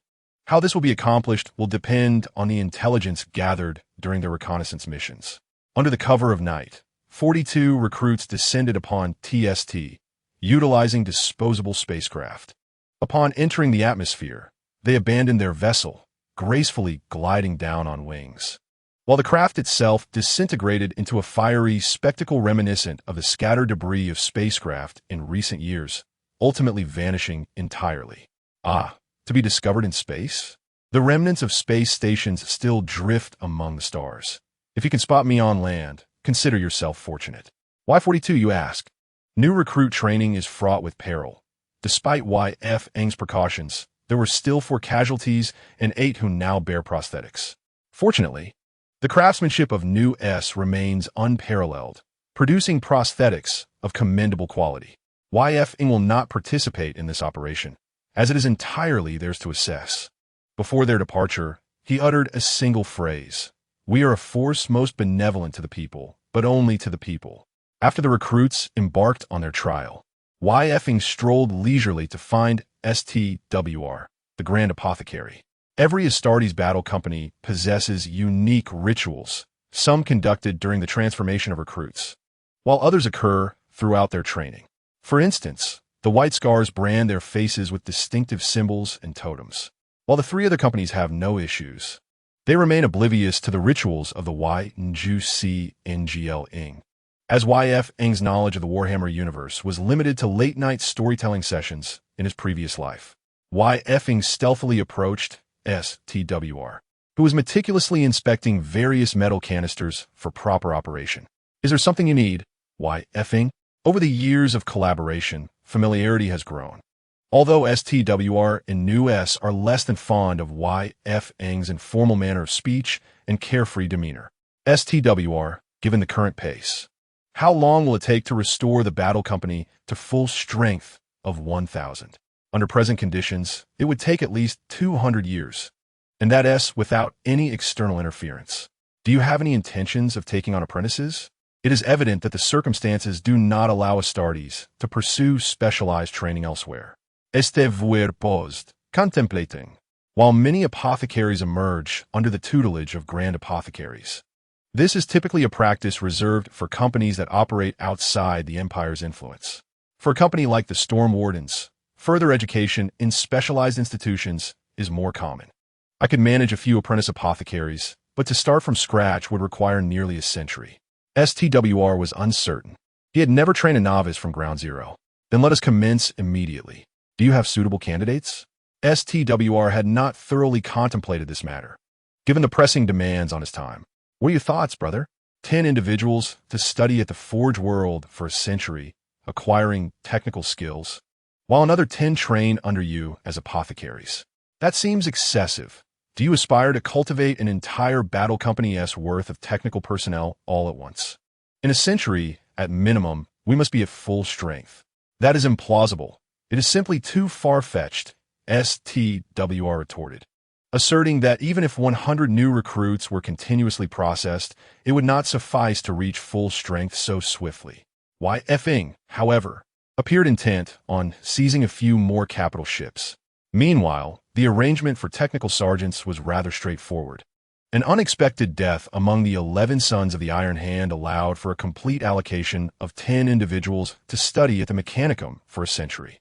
However, after Y.F. Eng's staunch opposition, it was decided that each gene seed would send 2 individuals, while 4 from the Sons of the Iron Hand would participate. The remaining 6 would be led by the technical Sergeant New S, even if it meant merely assisting. The other pressing issue was that the think tank still lay dormant in outdated, makeshift power armor, necessitating a new solution. The technical sergeant set aside all matters to begin instructing Y.F. Ing. Admittedly, it is somewhat embarrassing for a battle company commander to have never donned a Terminator armor. This is not the crude, hastily constructed Mark VIII power armor that merely offers enhanced protection, but rather the venerable ironclad Terminator armor that has served the Empire for countless ages. Such specialized battle armor requires extensive training for the Astartes to master fully, even for those who were originally forged. Beneath TST's tranquil night sky lurks a palpable sense of dread. Humanity has long since lost any semblance of a central stronghold, obliterated in the wars of yesteryear, reduced to ruins. Now, The remnants have formed makeshift settlements, erecting primitive walls for protection. The towering forests and winding rivers conceal fearsome beasts, and only the most resilient and valiant warriors dare to hunt in these times of diminished firepower. Those skilled in machinery have not all perished, although factories were prime targets. A few subterranean facilities survived. All resources have been diverted towards military production, and without strongholds and organized armies, they find themselves in desperate need of greater firepower to subdue the terrifying predators lurking in the jungles. Utilizing the concealed warehouses and factories hidden beneath the foliage, the survivors have constructed rudimentary fortifications and begun to incorporate refugees from various regions, plunging TST into a high-tech tribal societal structure. Do not underestimate these so-called underground factories. In this era, there are large-scale operations requiring hundreds of thousands of workers for their operation. Now, the leaders of the various tribes convene for summit. After capturing a hunter from the wilderness, the recruits learned of this gathering and swiftly made their way to the tribal assembly point. The elite guards of each tribe are scattered throughout the forest, now silently succumbing to the recruits' cunning assaults, where tiny wounds conceal the lifelessness of their brains. Meanwhile, the tribal leaders and their loyal guards remain locked in a fierce standoff. What is the intention of your Forest Wolves tribe? We agreed to collaborate in exploring the ruins, yet you fled mid-operation. Do you comprehend the extent of the losses we have endured? Can you truly place the blame upon us? When we discovered the TST spiked mammoth, did you still wish to fight? Why did your commander, whose mind was clearly muddled, insist that the god of blood would protect him, only to charge forth with blade drawn? The leader of the Blood Gem tribe expressed his frustration. When that individual first arrived, he was on the brink of death. After the tribe expended great effort to revive him, they found him remarkably capable in hunting. Thus, they appointed him as the leader of their hunting party. It was not until the recent failed expedition that the tribe discovered his allegiance to the terror and the contamination he had wrought upon many of their kin, prompting the tribal chief to conduct a painful purge. However, this was not the reason for your retreat. Our people had a method of addressing the situation, but without your support, it became exceedingly difficult to execute. Though it was indeed a lapse on their part, they could not afford to lose face. Even a dying duck may quack defiantly. What more of a living TST man? I, a man of TST, am resolute in my strength. All right. We did not come here to bicker. We are here to discuss the path forward, at the very least to determine whether we shall merge. If not, let us clarify our respective territories. Soon, someone will emerge to mediate the situation. It is rather laughable. Everyone is exceedingly busy. Who has the time to witness your squabbles? Among the 30 or so leaders present, claiming to represent tribes, who among them does not command 100,000 followers? The organizer of this meeting possesses formidable strength, commanding nearly 10 million under his banner, having secured a portion of the Shattered Nest. This is certainly his due, for in the face of the despair wrought by the marauding invaders, he alone has continuously rallied the people for a counteroffensive. The spirit of the Tse people is remarkably fierce. Had they not been at a significant disadvantage in terms of equipment, they could have matched the casualties inflicted by the marauding mortals. This esteemed leader, Pukini, aspires to reunite all of humanity across the globe to collaboratively rebuild their homeland. At this moment, he takes the initiative to speak. Ladies and gentlemen, our planet has endured unprecedented calamities. Now, we must unite our efforts to reconstruct our world, confining the beasts to the jungles, recommencing the production of factories and supplies, and re-establishing our space stations. Our time is limited. We must promptly organize a formidable army capable of resisting them before the other planets regain their strength, lest we become mere meat on the chopping block. Undoubtedly, this is our shared objective, but who shall lead us? Or rather, what qualifies any individual to command the respect of the assembly? Doubts will inevitably arise. This grand reshuffle presents an opportune moment for the ambitious to stake their claim. Pukini, you are aware that although your power is formidable, once we unite, we could easily crush you. Yet, do you have a better candidate for leadership? Do you truly believe that establishing a parliamentary system is of any value? Just as we are now, debating for a year would yield no results. Shall we then descend into chaos? What significance would our gathering hold in that case? The representative from the tribe speaks without restraint, for he is merely an envoy, and not all leaders possess the audacity to convene in such a manner. Indeed, perhaps it is prudent to consider my perspective. A moment ago, the crowd was embroiled in heated discussion. The next, there was an abrupt silence. Astartes, greetings. I am the representative from the Empire. You may call me William. There's no need to look around. Rest assured, my brethren are diligently ensuring our safety. A few Astartes appeared to corroborate William's presence. Puccini mustered his courage to respond, understanding that all present were in dire straits. What proposals does the Empire offer? Puccini's demeanor suggested that he was inviting the Empire to contribute, prompting several leaders to glare at him in indignation. We come to assist you in achieving unity. We are here to aid in your reconstruction, and we aim to help you address the threats from other planets, or perhaps even join forces. William inquired, and what would be the cost of such assistance? Puccini repressed his fury, bracing for unreasonable demands. William merely elaborated upon the core tenets set forth by Yizhi Qing, dispelling all doubts on a physical level. The core system includes enabling the populace to attain limitless advancement through competency assessments, which, of course, also implies that those in higher echelons face the prospect of significant decline. Representatives of the people will convene to articulate their demands, with violent enforcement mechanisms ensuring adherence to regulations. In terms of enforcement, what could be more effective than the Astartes? This embodies the second principle of concealing power within the populace, with county battalions and district teams. No, grassroots governance. The Astartes will establish direct guard units and ideological training bases, with members graduating into elite roles within the grassroots military as political commissars. As long as military authority is maintained, others will only vie for administrative power. The aristocracy will be abolished, although temporary administrative roles will still be filled by the existing personnel. However, 5 years hence, all will undergo the same assessments, and positions will be allocated based on merit. Anyone who attempts to disrupt this order will find that the Astartes can train a formidable army within 5 years. Puccini's mustache quivered in indignation, and the veins on his arms bulged, revealing his extreme anger. These conditions do not threaten my life. They jeopardize the lives of the entire aristocracy. Yet, does he have a choice? Opposition is already brewing among the other leaders. But in terms of numbers, do you possess more at the grassroots or the elite level? And in terms of conflict, do you intend to confront the Astartes? While many had reservations, the number of Astartes present was indeed limited. A decisive strike from our own forces could potentially eliminate most of the Astartes present. William raised a finger, gesturing skyward. Allow me to present 2 grand treasures. The assembly looked up to see 2 battle barges clearly visible even in the void of space. Very well, your word is law. Several Astartes proceeded to the territories of the most influential leaders. The ensuing period was fraught with difficulties. Even new Astartes recruits faced numerous perilous assassination attempts, and the practicalities of governance were rife with challenges. After the new recruits successfully gained control over most key officials, an official decree was issued. When the skeptical populace beheld the emergence of the Astartes, an uproar ensued.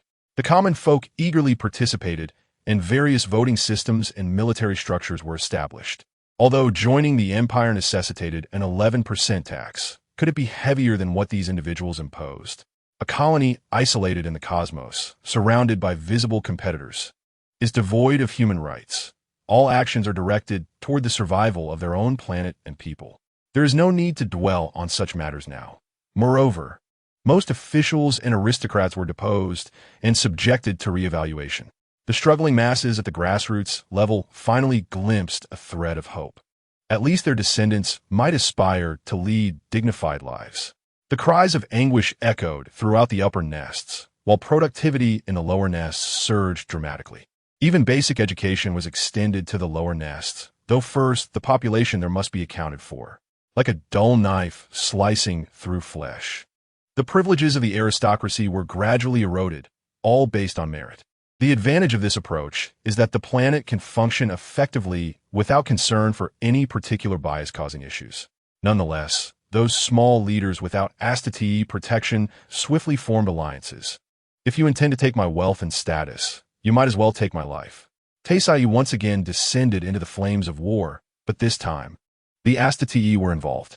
It is implausible to expect new recruits to charge into battle and claim enemy heads. Lacking the power armor bestowal ceremony, they merely donned reconnaissance gear. Yet for the Astartes, a shot to the head from thousands of meters away is hardly a challenge.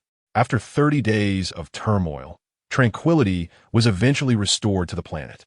While Astartes casualties were incurred, one battle brother joined the ranks of the prosthetic army. Given the current absence of technical military personnel, only standard mechanical arms could be utilized. Official records indicate that ultimately, only 33 new recruits passed the Astartes assessments, with the remainder perishing in the brutal evaluations. A grand Astartes armor bestowal ceremony took place aboard the battle barge, as the freshly forged power armor was donned by the new recruits. These recruits had now transformed into standard Astartes warriors. Despite enduring battles arduous enough for novices, they still lacked experience against the Empire's primary foes, such as the diminutive Greens and Reds. Moreover, 10 were sent to learn from the apothecaries, another 10 to study in the forges of the world. While 10 concealed themselves on the Taisai planet, they possessed power armor and accompanying weaponry, yet their locations remained undisclosed. It was known only that they emerged in groups of 3, with one always missing. The number of Astartes available to Yifeng has dwindled to a mere 12. They shall now form a temporary second company. Among them, 6 Astartes are still assisting the technical sergeants, who are currently aboard another warship, thus pausing this educational endeavor. Once they acquire sufficient experience and accolades, they will be promoted to the first company, and all are filled with determination to become the first soldiers of the first company. After more than a decade of solitary command, Yifeng finally has troops at his disposal. It has not been an easy journey. This marks his inaugural experience as a genuine officer. Everything seems to be progressing positively, does it not? Chapter 35. A growing appetite, the planet Alay. One of the rebel worlds is primarily an agricultural production planet. However, following the rebellion, in response to the demand for enhanced combat capabilities, mining and casting centers were established on its satellites. An agricultural planet holds significant importance, as the food it produces can supply almost an entire star sector. The early rebellion of this planet has shaken many surrounding worlds. Interestingly, another agricultural planet, recently established deeper within the Empire, has led the Empire to redirect supplies from the loyal planets to this new agricultural haven. Through the Empire's efforts over the years, the long-neglected agricultural planet Ulay has autonomously initiated trade with the surrounding rebel worlds. However, the term agricultural planet bears little relation to its ecological makeup. In fact, once a planet is designated as agricultural, all its ecosystems are consumed by subsequent lethal viruses, followed by the flattening of the land, with oceans excluded, leading to the construction of ground-based weather controllers. Vast expanses of plains are then filled with crops, and enormous multi-layered agricultural processing factories are established. Such production centers, composed of layers of large mechanical constructs, require considerable manpower to operate. As customary, every 60 years, after the final batch of crops is processed into starch blocks, the entire processing facility undergoes mechanical maintenance. Upon completion of repairs, the officials responsible, alongside numerous laborers, conduct a ritual in honor of the bountiful harvest. 7,777 mortals kneel in reverence. With the finest genetic wheat from the previous cycle and a complete specimen of the last harvested genetic wheat displayed atop the altar. Yet, this time, an unnoticed anomaly occurred. A decayed leaf was inadvertently blown onto the sacrificial platform by the wind. A minuscule subspace rift opened, from which a small, rotund, gray-green creature laboriously emerged. Unbeknownst to anyone, this creature's emergence triggered an unusual event, with strange fluids dripping from its form before the subspace rift closed. None noticed the irregularity. Everyone resumed their tasks, save for the occasional employee sneezing. The dawn of light combat transport, equipped with 60 new recruit conversion slots, was commanded by the chief apothecary and technical sergeants en route to the recruitment site. Yifeng and his 12 Astartes boarded another combat transport bound for the rebel foundry world. Trust in the Empire's truth is a topic worth discussing. It is said that when Kilimanjaro first awoke, he nearly succumbed to the urge to obliterate the surrounding clergy, declaring they had sullied their sacred future. These two foundry worlds are merely in rebellion. They do not strictly qualify as adherents of the Dark Mechanicum. The combat transport navigated through subspace, with the 12 Astartes residing in their respective quarters. Yifeng could not help but reflect. He must not allow them to endure the hardships he once faced. Regrettably, the supplies for his warband are severely lacking, indeed, woefully insufficient. The entire group possesses just over 100 power swords and a mere handful of chain words, with only around 100 explosive firearms.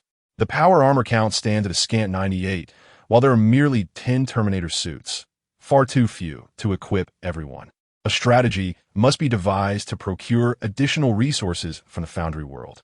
The technical sergeant has already deciphered the smallest fragment of a template, revealing a form of semi-technology. One half pertains to a complete small energy core, likely intended for use as a power unit in tanks, while the other half describes a method for forging ultradense alloys. With this fragment's technology at their disposal, could they not exploit the Mechanicum? Technical Sergeant Aenos concurred, suggesting a rough price. This small fragment could be exchanged for approximately 20 cruisers, given its diminutive size. The target location is said to encompass 2 rebel foundry worlds, which, in truth, reside within the same star system. The Mavrelek foundry planets exist within the Mavrelek star system, containing a total of 13 planets. Rather than merely referring to them as Mavrelek foundry planets, it would be more accurate to call it the Mavrelek foundry system. The outermost planets, the 13th, 12th, and 11th, serve as the system's defensive bases, while the innermost first planet, a molten world, acts as a powerful forging center. The 2nd and 8th planets function as mining centers. The 3rd planet serves little purpose and has been designated as a reformation center for the Adeptus Mini-Storm, and the 4th and 5th planets are habitable, providing a welfare haven for high-ranking members of the Mechanicum. The 6th and 9th planets are gas giants, rich in usable gases, serving as important alternative energy hubs, while the 7th and 10th planets are genuine foundry centers, featuring both gargantuan integrated shipyards and space stations in the outer belt, as well as forging centers on the planets themselves.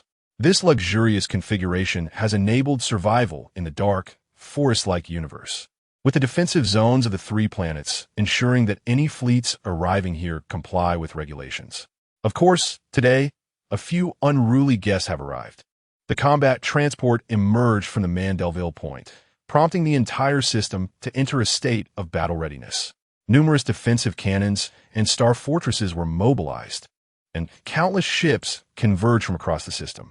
A barrage of binary greetings was transmitted, but Yifeng instructed the warship to remain still, disregarding the cacophony.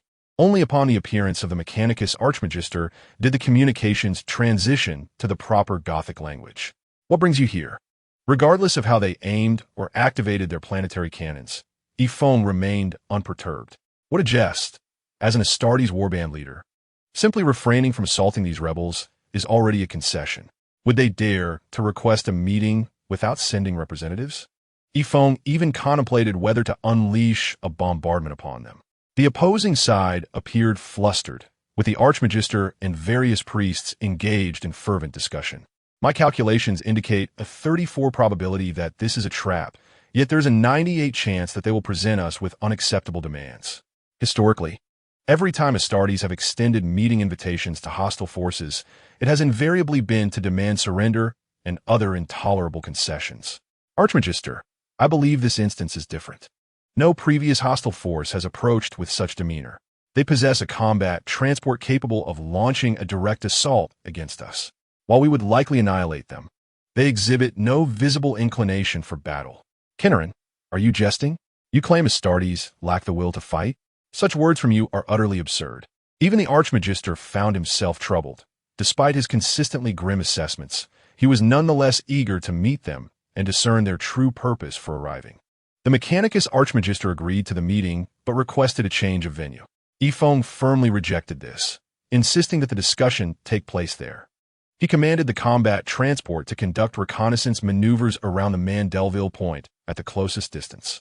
This maneuver, typically employed by the Green Chapel's reconnaissance craft, was now executed by the massive combat transport, evoking an air of ostentation. It truly was a taxing endeavor. They should have approached this sooner.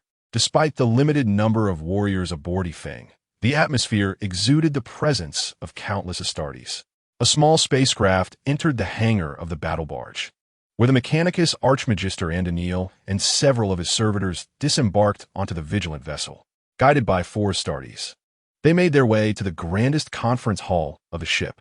Yifeng, clad in ironclad Terminator armor, sat at the head of the conference table, observing the Archmagister with keen interest. Like most members of the Mechanicus, this Archmagister had undergone extensive mechanical augmentation, rendering even his face almost entirely robotic, leaving one to wonder if any of his skin was genuine. Beneath his voluminous red robes lay countless mechanical contrivances, and his broad form resembled a mechanized Tyranid.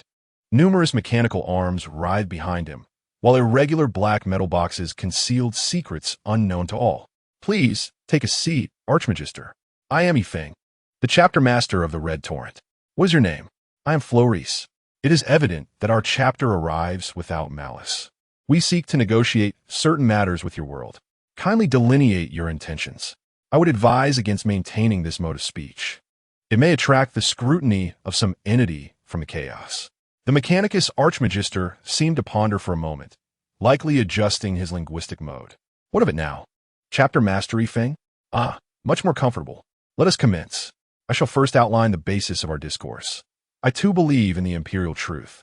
The Archmagister's mechanical eye scrutinized Yifeng, the rumbling of machinery indicating his astonishment as he swiftly calculated the veracity and implications of Yifeng's statement. Clearly, he found no answer. "Truly remarkable, Chapter Master Yifeng. Are you aware of the significance of your words? It signifies that I am not akin to those charlatans of the oily ilk. In ancient tomes, humanity once thrived during a golden age. According to ancient scriptures, the Golden Ones, presumably humans, crafted stone men to aid them. In their pursuit of efficiency, the stone men created iron men, presumably sentient constructs. As the iron men grew in power and intellect, they deemed humanity's existence meaningless, instigating the Iron Men Rebellion.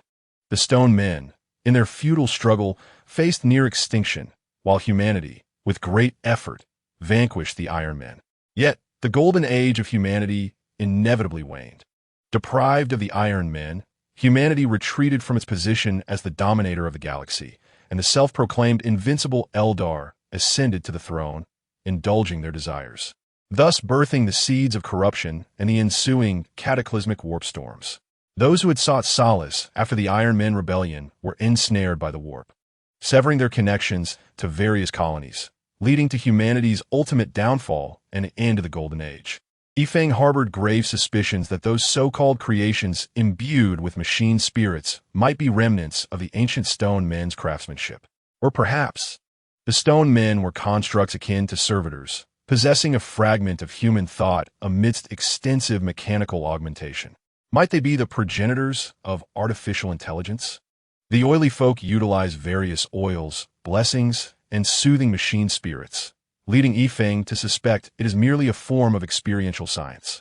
Much like how one knows that adding salt enhances the flavor of a dish without understanding the underlying chemical reactions, they teach their apprentices that this method yields favorable results, without delving into the reasons behind it, having tested their approach countless times.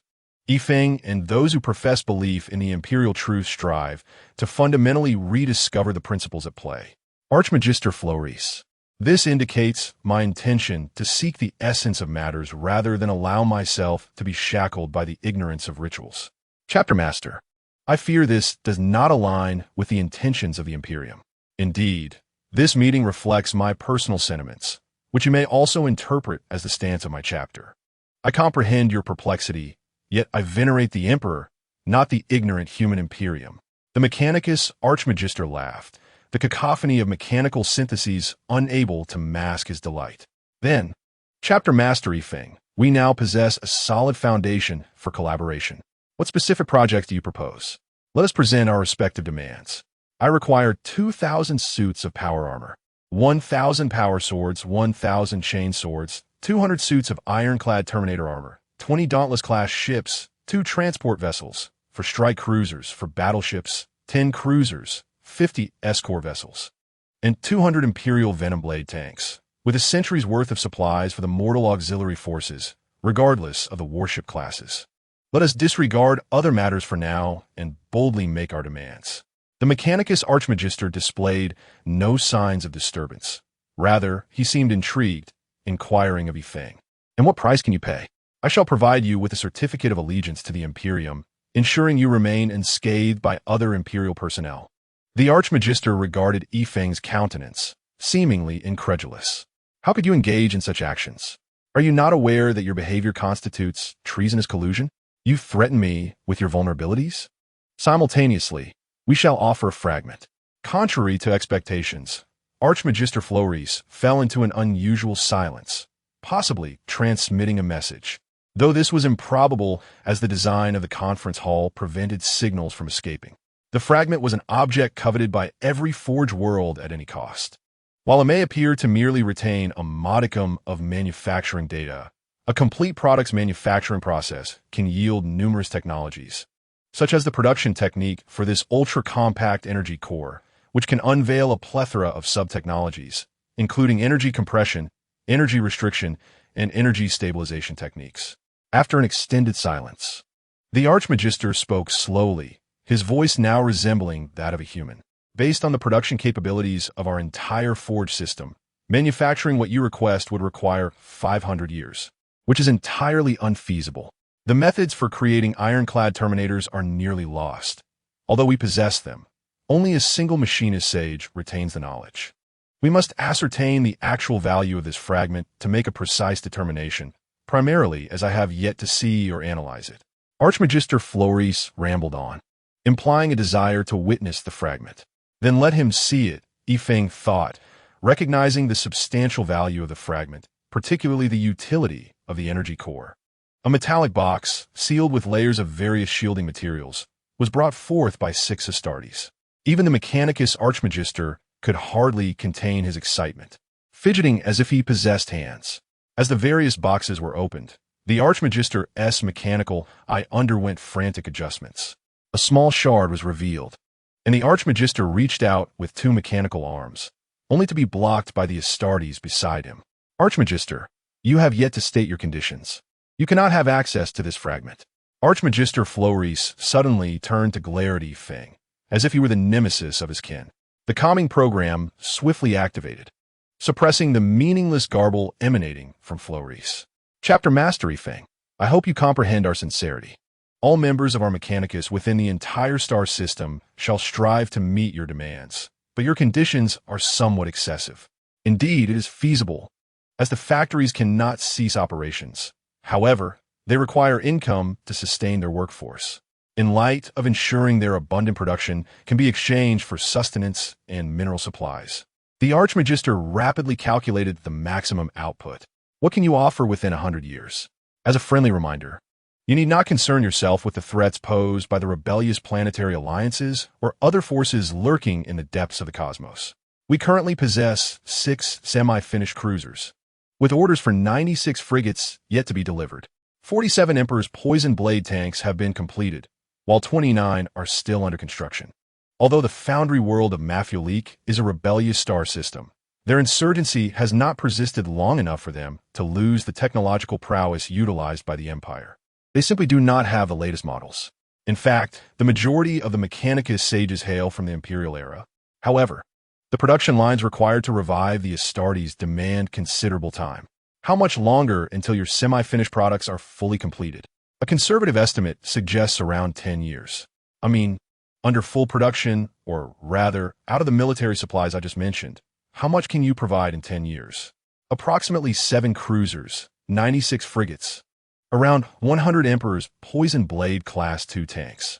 If the remaining forces are entirely converted to Astartes equipment manufacturing, it is plausible to produce 100 power armors, 100 power swords, 100 explosive guns, and 10 ironclad-type terminators.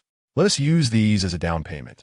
10 years hence, I shall reclaim these items and provide you with fragments, while you must also furnish me with guarantees.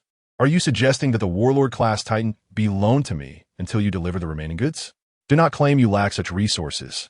Your rebellion has not endured for so long. One can demand a high price, yet still maintain the ability to repay.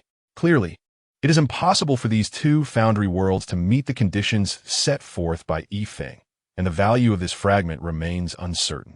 Both parties engaged in a protracted negotiation over price.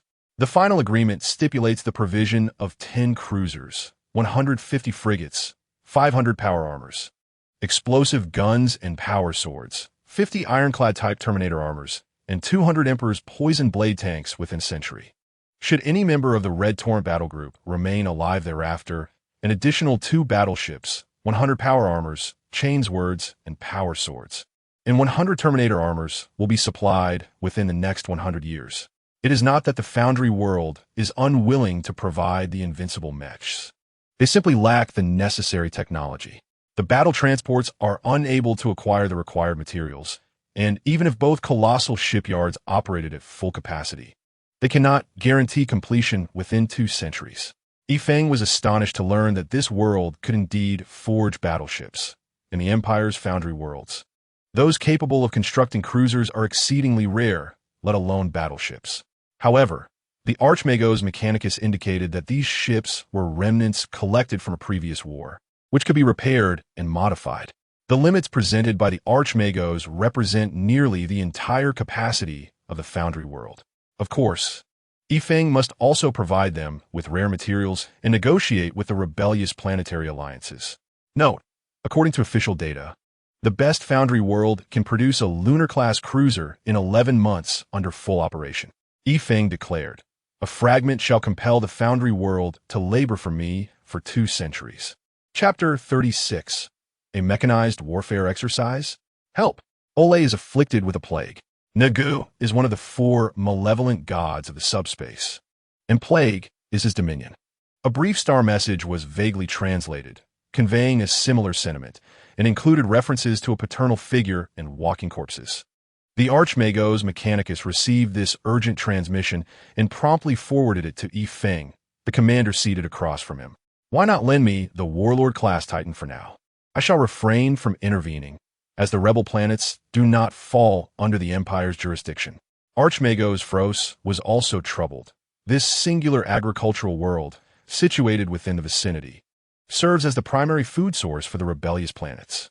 Should it fall, it could lead to starvation for all. People are like iron, and food is like steel. Despite the mechanized nature of the Mechanicus, there remain individuals who require sustenance. Yifeng was still contemplating how to appropriately maintain his combat strength when the Archmagos suddenly stated, "I shall lend you 3 Warbringer-class Titans and 5 Reaver-class Titans, but no more." The Reaver class is the smallest combat Titan. The Warhound is a reconnaissance model. Due to its rear-placed energy system, it is difficult to destroy in direct combat. However, it seems that the number of Reaver-class Titans is diminishing due to the loss of manufacturing techniques. The Warbringer class lies between the Warlord class and Reaver class Titans. Renowned for its massive earthquake cannon mounted on its back and its aggressive machine spirit, which makes it relatively common within the Empire. Yifeng had not anticipated the acceptance of the Titan lending agreement. What are we waiting for? Load them up and transport them. The enormous transport ship accompanying the battle transport immediately set off to retrieve the Titans. Once they are in my possession, who knows if I will repay after 2 centuries. Once the agreement was signed and subsequent matters arranged, the transport ship conveniently brought along some supplies. Off we go. Oh wait, we need to gather personnel. There are no battle groups left around, so we can only summon the Astral Guard. Postscript: bring plenty of meltoplasma and fully enclosed military uniforms. The Atrus Astral Guard promptly responded to the Red Torrent battle group's request for assistance. With all hands preparing to embark, the local Astral Guard stationed at the temporary Second Parliament of the Taiping Star Domain was slow to act. Despite being their only naval force, the battle transport swiftly jumped into subspace. Yifeng began instructing his Astartes in subspace, although he had only dealt with a plague planet during his own rookie days. This time, along with Yifeng, 13 Astartes would not engage in any surprise or decapitation strikes, as these held no significance for the followers of Nagu. Moreover, we possess Titans, 8 Titans, with each Astartes commanding one. while the remaining 5 would lead their respective tank formations. The Sicaran tanks, due to their ancient lineage, have seen their production methods gradually lost, making resupply nearly impossible. The worlds capable of producing Leman Russ tanks have also dwindled. Now, under the firm demands of the Grand Sage Call and Guilliman, various foundry worlds have acquired the production technology for heavy tanks. The output of Leman Russ tanks has barely recovered, while the supply of Emperor's Poison Blade tanks remains relatively adequate. From Yifeng's perspective, the Mechanicus individuals are also on the list of those destined for demise. They cling tightly to their technological secrets, and a sudden misstep could lead to the irrevocable loss of crucial knowledge. Once he possesses sufficient power, he shall find a way to procure these technologies from those oily mechanics, subsequently proceeding to official production under state control with multiple backups. No, one cannot call it theft, for in the realm of scholars, this is merely mutual reference. A fully manned battle transport accommodates 150,000 mortals, generally supported by several 100,000 auxiliary troops. According to the Astral Guard standards, approximately 1,000 to 2,000 personnel would be assigned to a heavy tank. Thus, this auxiliary force should ideally comprise 400 Emperor's Poison Blade tanks. However, only 193 are currently available. To avert the risk of inadvertently sending troops to the enemy, Yifeng ordered a doubling of firepower density for the attack. Only 100,000 auxiliary troops were prepared to be deployed. Nagu, a deity of life and the embodiment of decay and plague, represents biological corruption, akin to scavengers and the rebirth of bacteria. His followers are often found with their bodies marked by a sickly green hue, adorned with sores and blisters, sometimes exhibiting broken limbs that reveal or drop decayed, disease-ridden innards. Nonetheless, these devotees genuinely revere him as the bestower of eternal life, affectionately referring to him as paternal father. The unfortunate mortals infected by Nagu's plague are slowly tormented by the virus, ultimately transforming into Nagu's walking corpses. The longer they endure the agony, the more powerful these Nagu's corpses become. These wretched beings wield rusted iron swords, coated with virulent pathogens acquired from unknown sources. Even the Astartes cannot resist the insidious encroachment of this virus, for it transcends mere biological threat. It is a subspace energy virus. Even the mighty pre-March Horus succumbed to its effects, marking a pivotal moment in his fall to chaos. The Aeldari currently stands in desperate resistance, not due to unmatched combat prowess or unwavering resolve, but simply because they lack a central stronghold. The human settlements are scattered across the planet, resembling colossal food processing factories, thereby impeding the rapid spread of the virus. In a curious twist of fate, in the eyes of the Nagu, all biological entities are equal, leading to the infection of flora, which withers and decays, transforming into either a mire of muck or a distorted prairie teeming with bizarre creatures. The once verdant agricultural world has morphed into a dismal, plague-ridden realm.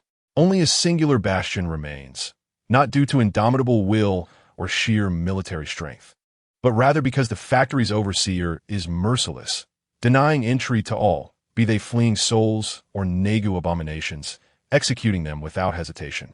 Agricultural machinery is repurposed as formidable war machines. When the vigilant warship arrived at Aeldari, the conflict had descended into a frenzy, with countless Nagu abominations encircling the last stronghold. The forces in space could only bombard with their limited atmospheric vessels, achieving little against the endless tide of enemies. As the battle barge drew closer, troops aboard the space station and satellites surrendered en masse. Their warships had been decimated in the Taster massacre, and the newly ordered vessels had yet to arrive, rendering resistance futile. They could simply shift the blame for the rebellion onto those lost souls below. Upon observing that the space station remained uncontaminated, Yifeng felt a measure of relief. This plague thrived on the cosmic spread via starships. The situation was dire, with a multitude of adversaries surrounding the last bastion. What more needed to be said? With enemies amassed, orbital bombardment was inevitable. What of those within the fortress? They were not Imperial citizens, and the rebel forces, alongside the Nagu abominations, would be reduced to ashes.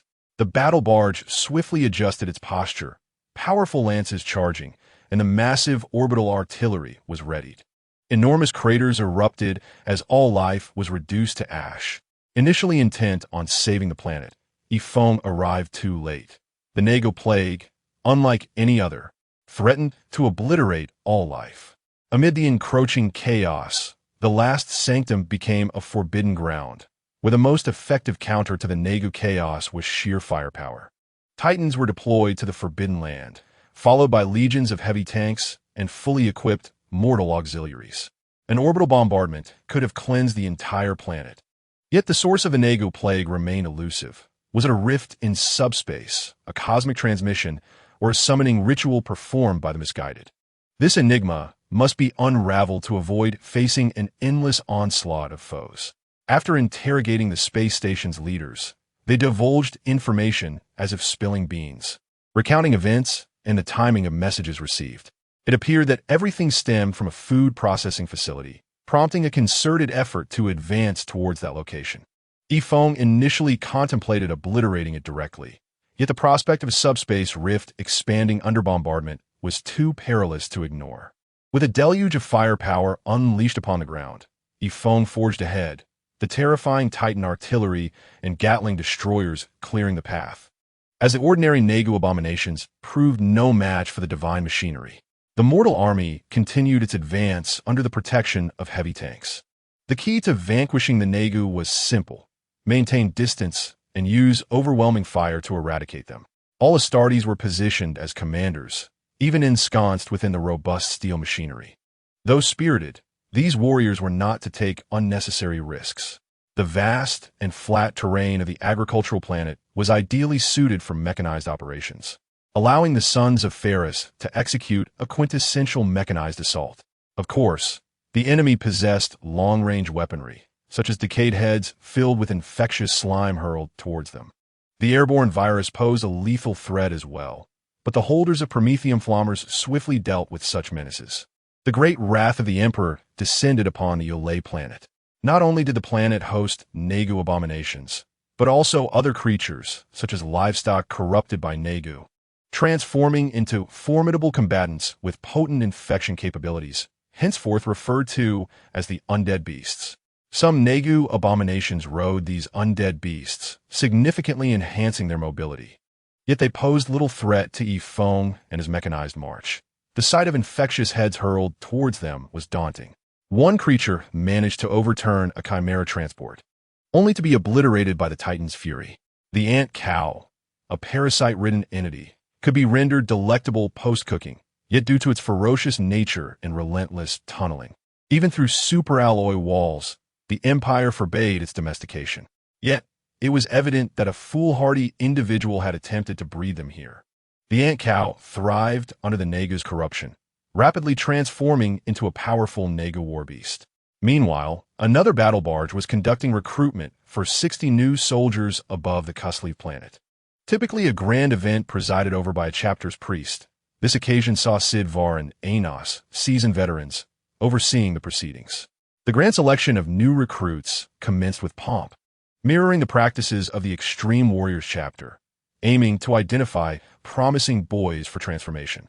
The impetus for this recruitment lay in the Cusleave colony, which, following the previous Astartes enlistment, calculated that the time was ripe for another round. Over the years, they had tirelessly established training camps, hoping to capitalize on the 1 in 4 chance of satisfying the Astartes' expectations. This time, the pool of candidates was far more extravagant than the previous 3,000 noble elites. 10,000 exceptionally talented boys stood ready to undergo trials. The Grand Apothecary Sid Var welcomed this development, nonchalantly offering support to the technical sergeant Aenos, who discreetly observed several candidates from the shadows of the trial grounds. Aenos reasoned that, based on past selection standards, physically robust and mentally resilient candidates would likely have a higher success rate. Thus, he initiated a willpower test, aiming to reduce the initial 10,000 to 500. Eschewing elaborate methods, he opted for a simple endurance challenge on the icy plains, allowing only the last few to advance. Ultimately, 466 frostbitten children progressed to the next selection, and after a subspace talent and loyalty test, only 84 remained. Aenos faced a dilemma. The selection process seemed unregulated, and he pondered how to narrow it down from 84 to 60. In the end, Aenos chose a method akin to Yizhi, utilizing 60 representative items for the armed candidates to seize. It was evident that he had not effectively managed the casualty rate during the competition, resulting in only 58 advancing, while the rest either perished or sustained injuries too severe for transformation. The Grand Apothecary Sidvar took a leisurely stroll around the nesting area, securing 2 promising yet unfortunate candidates. The blessings of Nagwa will bestow upon its people unparalleled vitality and resilience. Ordinary Nagwa zombies can continue their relentless pursuit even when struck by blades, bullets, or pierced by laser weapons, wielding the sword of virus against those who dare to defy the grace of Nagwa. Yet, the so-called followers of Nagwa are now reduced to ashes by the might of thermite and plasma cannons, a fate far grimmer than that faced by the Greenskins. The population on this planet is far too sparse. Even if transformed entirely into Nagwa creations, they would still be unable to withstand the wrath of divine machinery. Orbital bombardments occasionally rain down, claiming countless enemy lives, if they can still be deemed alive. The mortal auxiliary forces, stationed in Chimera transport vehicles, incessantly unleash their firepower, with lasers flashing incessantly. While there are occasional casualties, the scalding earth, ravaged by powerful thermal weapons, often burns the unfortunate mortals who venture forth for ammunition supplies. Overall, however, the situation remains favorable. The combat prowess of this contingent, trained by the Dawn Angels battle group, is exceptional. Yifeng even suspects that some possess greater experience in confronting Nagwa creations than he does. The formation advances rapidly, yet the consequences of insufficient manpower are becoming increasingly evident. The current troop numbers may fail to adequately defend the cleared territories. Yifeng issues a direct command, regardless of the areas previously traversed. All must maintain formation and continue their advance. The enormous food processing plants are now ensnared by vines and slime, their metallic structures exuding an air of rust and imminent collapse. Layer upon layer of these facilities have transformed into playgrounds for Nagwa spirits, the true culprits of this plague. These diminutive Nagwa spirits, crafted in the image of Nagwa, bear rotund green bodies and gaping maws, their forms marred by oozing wounds and exposed decaying innards, teeming with lethal diseases amidst their incessant cackling as they spread the love of the Father across the world. Some Nagwa spirits lack antlers, a detail that sets them apart from Nagwa, yet who would concern themselves with such trivialities? Numerous small rituals have been conducted here to express gratitude to the Father, often accompanied by Nagwa spirits and corrupted flies bearing deadly viruses, traversing through rifts in subspace into reality. Now, the children of Nagwa sense a looming threat. The world that once encouraged one another has vanished.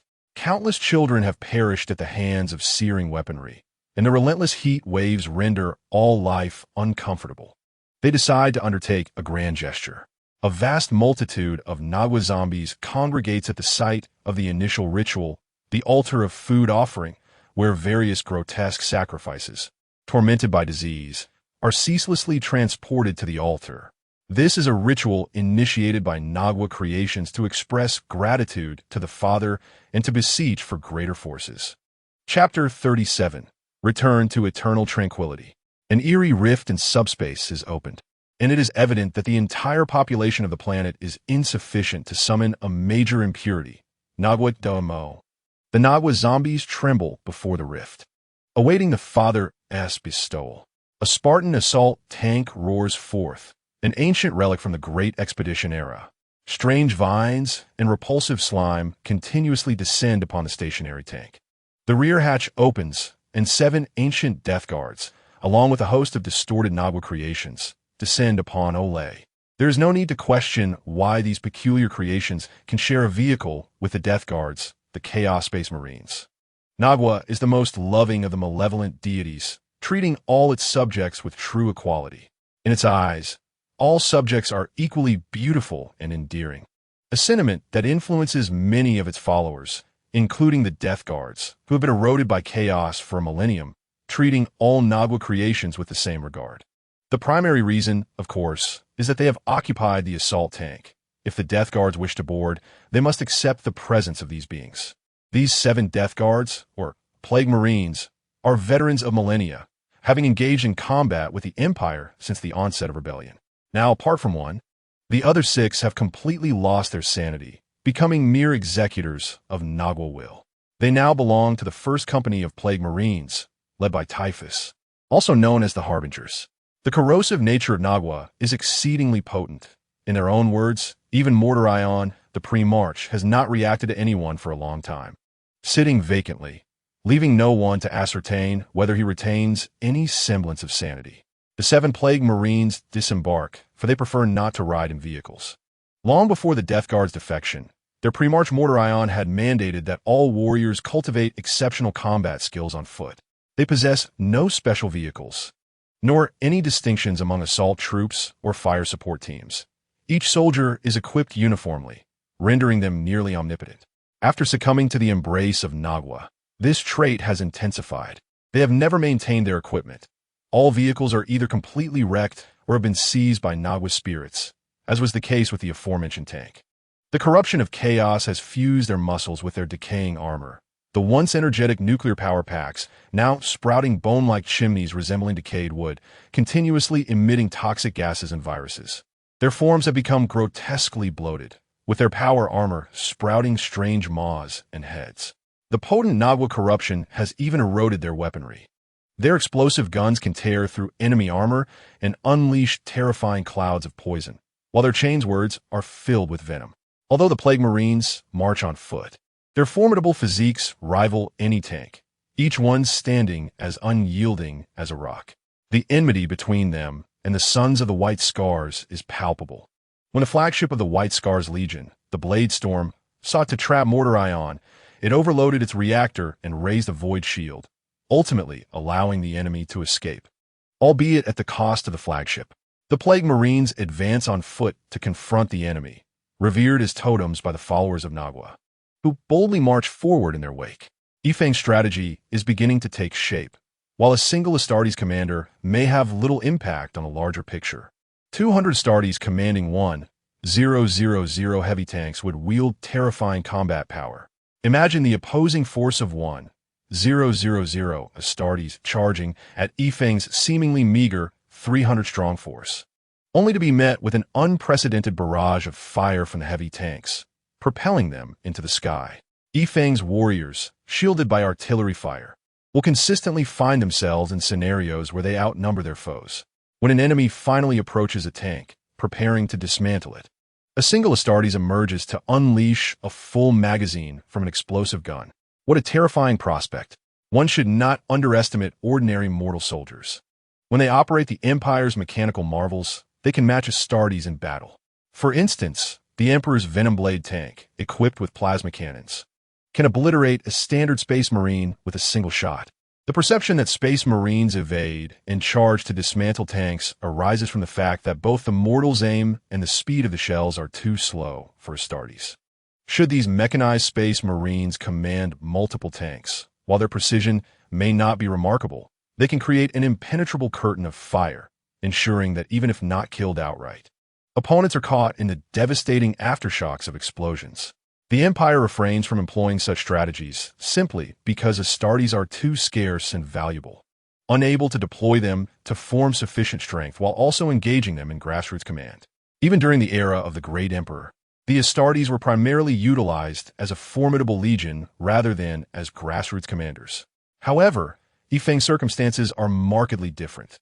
The numbers within his battle group can gradually increase. Yet acquiring Astartes equipment remains a formidable challenge, primarily due to the sluggish production rates of the Loyal and the 2 traitorous Forge worlds responsible for manufacturing Space Marine gear. Additionally, the limited territory here cannot sustain such a vast Astartes legion. If the rift in the warp does not close soon, they will have no choice but to venture into the darker reaches of the universe. For now, the pressing issue is to address the plague. Yifeng remains relatively composed. The current situation appears to be merely a minor-scale Nurgle infestation. The population of his planet is likely under 100 million, as it lacks a hive world and exists solely as an agricultural planet. As dusk falls, the sun struggles to pierce through the thick clouds, inevitably shrouding the sky in darkness. The endless expanse of flat farmland and swampy terrain is occasionally interrupted by large mechanical factories, which are soon obliterated by orbital bombardment. Suddenly, Yifeng's tactical visor detects something unusual. A dense plume of smoke rises in the distance, and even the visor struggles to penetrate its veil. No, it is not just ahead. There are sources of smoke to the left and right as well. Are they surrounded? A massive tide of corpses surges towards the entrenched military position, moving faster and more resiliently than ever before. Whether they are indeed stronger remains uncertain, as none have yet approached for close combat. Yifeng swiftly issues orders. All mechanical lights are set to maximum intensity, rendering the lone shining point on the planet visible even from space. Orbital bombardment, strike along this beacon. Ridiculous, where are the munitions? Merely mortal supplies? Reimbursed by the Forge World Stroloff. Bombard, unleash a torrent of destruction. Today, I shall fight as fiercely as the Stormlord battle group. As the smoke begins to dissipate, the strange refraction of twilight casts an eerie glow across the battlefield. Suddenly, a rotund creature bursts forth from the smoke, a peculiar tube trailing behind it, emitting green fumes. They charge swiftly. The outermost Emperor's poison blade tanks react promptly, unleashing both main and secondary fire. The bizarre entity evades the main cannon's fire, but completely disregards a shot potent enough to grievously injure a Space Marine, barreling straight towards the tank, wielding a strange, viscous steel rod that punctures the tank's armor. The ensuing wails echo across the communication channel. From the surrounding smoke, several similar creatures emerge. 1, 2, 3. Yifeng is incensed, furiously so. 7 Death Guard dare to encircle my 8 Titans and nearly 200 Emperor's Poison Blade tanks? You have overstepped your bounds. Prepare to be annihilated. The colossal Titan-class war machine, the Judgment Bringer, fires its seismic cannon, obliterating the wailing Emperor's Poison Blade tank and one of the Plague Warriors. The combat prowess of the crew, commanded by the Astartes, begins to manifest. Even if they cannot assist every tank, issuing commands to 3 to 5 remains feasible. The interwoven cannon fire quickly engulfs multiple Plague Warriors, who are astonished to see the deadly shells converge in formation as they soar towards them, no matter how they evade. A shell always finds its mark nearby.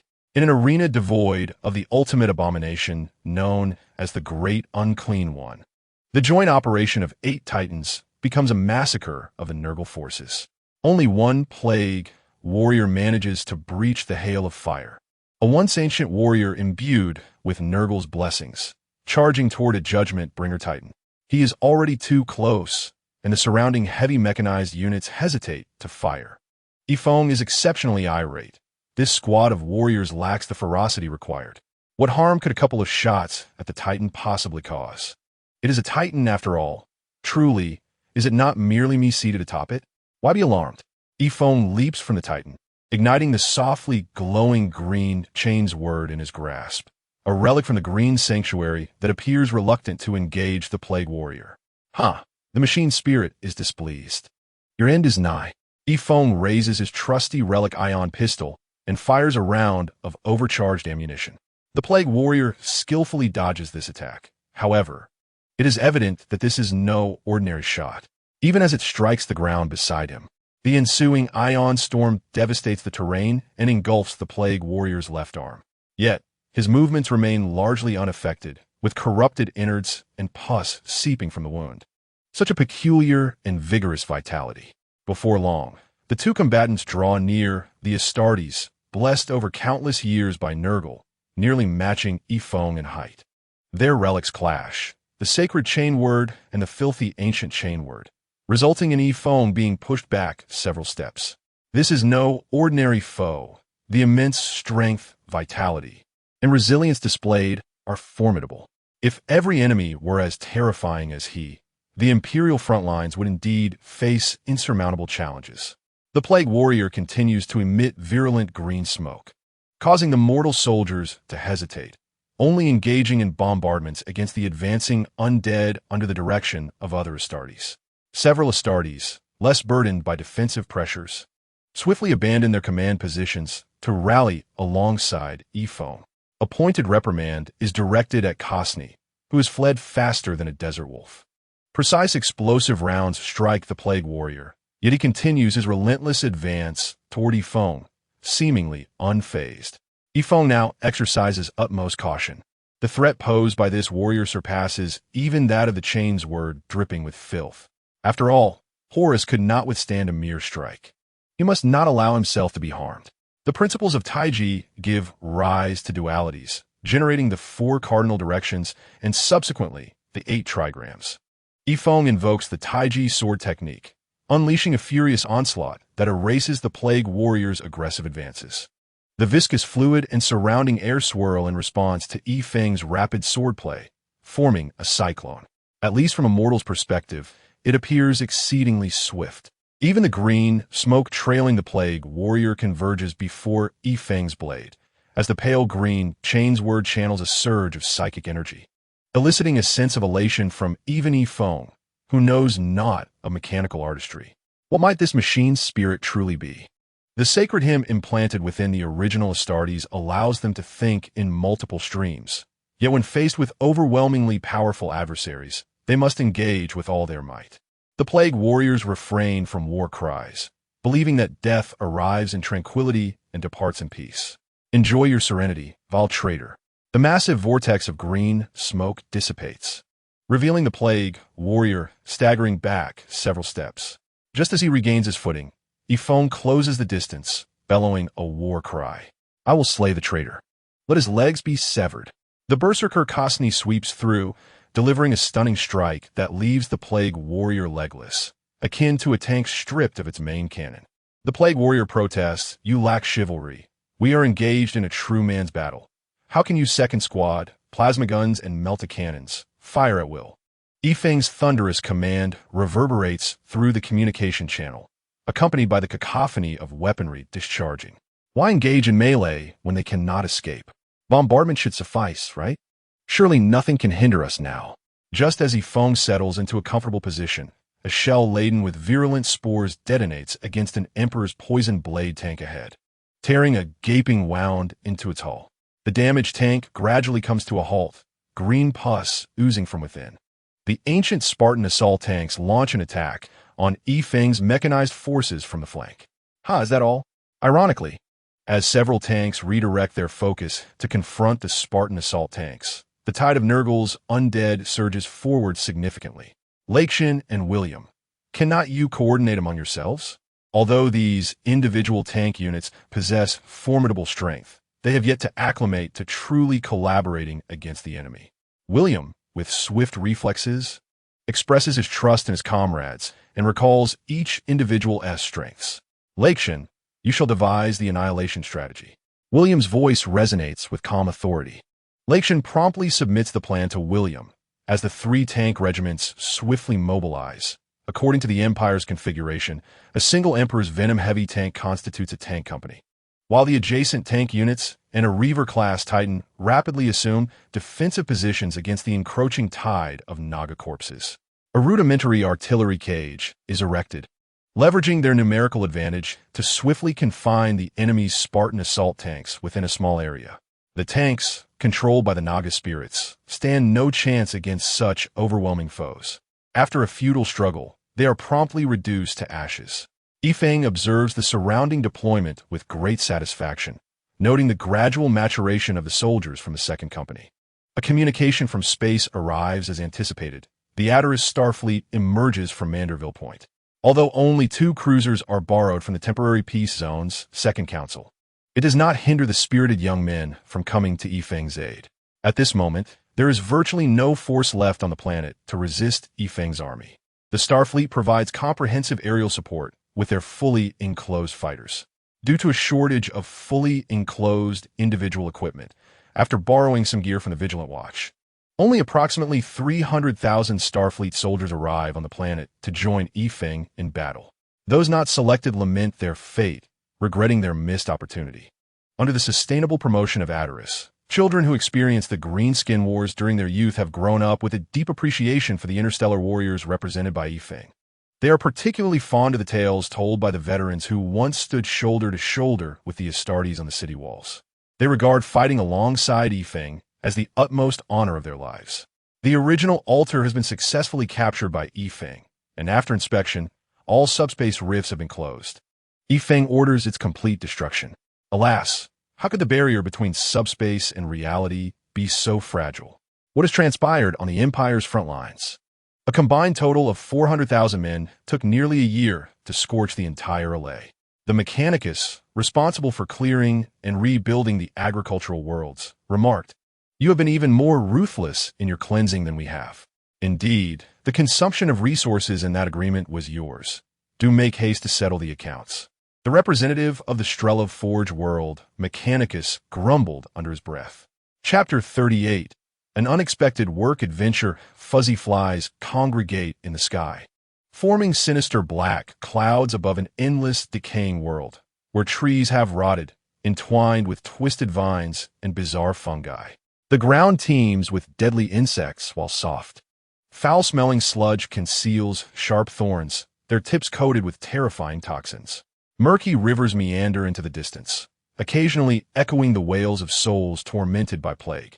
In the heart of this decayed and pestilential realm stands a dilapidated villa, erected upon a massive, decayed trunk. Its glass is shattered, barely clinging to life amidst the endless vines and grotesque lichens. The decaying foyer hardly seems fit for receiving guests, and beneath the rotten floorboards lurk voracious carnivorous molds, unleashing debilitating plagues that devour the flesh of any visitors. Should a hapless soul inadvertently wander in, they would find the villa increasingly expansive, only to ultimately realize they are left with but the upper half of their body, and if they happen upon a virus that displeases the host, they would be horrified to discover the floor consuming them, rendering them powerless, with their throat already rotting away. Navigating through a kitchen laden with all manner of toxins, and an attic filled with grotesque specimens of various diseased organs, should luck be on your side, you might encounter a large, green figure adorned with massive antlers. Naga, the oldest of the four chaos gods, no longer stirs the cauldron capable of holding the oceans of the world. Instead, he gazes into the distance with curiosity. Is the great extinction upon us? The encroaching darkness looms, yet why are there strange omens? He ceases creating those lethal poisons, slowly making his way towards the death marshes of a Naga garden, eager to listen to the tales of travelers. The rebellious Forge World Marvlek looks bewildered, exclaiming, "Hey, I requested your assistance in quelling the Naga, yet you end up handing it over to the Empire's Mechanicus? You've reclaimed the agricultural world, but what shall we do now?" Although most rebellious worlds have their own food production bases, the agricultural world Ulay has been largely abandoned, and restarting it would require considerable effort. At this moment, Yifeng commands the Vigilant Watch's transport ship to swiftly head towards the remaining 3 worlds that have yet to draft new soldiers. The 40 new recruit slots are not to be left vacant. He must quickly enlist fresh blood and then find the Grand Apothecary for a meeting. Previous members of the Strelov Mechanicus, who had ventured to Lay, were perplexed. Many scorched areas on this planet seemed inconsistent with the destruction wrought by an Emperor's venom tank, resembling more the firepower of Titan. However, upon inquiry, Yifeng firmly attributed the scars to his orbital bombardment, casually mentioning an astonishing expenditure of ammunition, leading the Mechanicus representative to fall silent. "You may dispute with the Archmagister. I shall not involve myself." The Archmagister Finus felt like a patsy. Had he simply signed for more ammunition at the outset, it would have been far simpler than signing a century-long supply contract. With merely one Forge world, he is tasked with fulfilling orders for the Red Tide Warband, as well as the Dawn Angels warships, while also managing supplies and expanding research on the Aeldari warships. Yifeng inquired, "Shall you lend your assistance?" The Archmagister Finus was taken aback. Previously, during new recruit modifications, 2 transport ships would dock to establish a temporary passage. While the Grand Apothecary and the Tech Priests bustled about, Yifeng would leisurely write. Now, however, the situation has changed. Both of them are busy with new recruit modifications, while he finds himself with soldiers at his command. Out of the 42, 10 are sent to study in the Forge world, 10 to learn from the Grand Apothecary, 10 are hidden in Tars, and 6 are apprenticed to the Tech Priest. Consequently, 7 individuals have slipped away to find work in the Forge world Strelov. If the Archmagister still has any semblance of dignity, his face would surely be a picture of dismay. This battalion shows no shame, having just taken a substantial supply of military resources, only to inform him they are here to seek employment. It is akin to using a 30,000 yuan convenience store gift card to purchase everything in the store, leaving the establishment with no income and contemplating how to procure more goods, while one appears and announces they spend it all and wish to work. Thus, Yifeng and his 7 companions set out aboard the Mechanicus's exploration vessel, under the command of the Archmagister, who insisted, "This time you have Astartes' escort. Venture far and wide. The farther, the better." Logically, this price is quite steep, given that Yifeng and his group only sent 7 individuals. The exploration ship sails towards the nebulous sector, not to enter it, but rather to reach the boundary between the peaceful sector and the nebulous sector. The Empire's delineation of star sectors is not based on the density of planets, but rather the number of human colonies. Along this line, there are virtually no human colonies, thus marking the boundary of the star sector. In truth, this is the juncture of the advancing routes of various primary legions during the Great Expedition, a place not yet reclaimed. Thus it remains uncertain whether it is known to the realm of humanity. After all, the Ministry of Internal Affairs tax vessels must consider their navigation routes. Exploration ships venture into these desolate regions, which, contrary to being sparsely populated, contain numerous items of considerable value to the mechanical cult.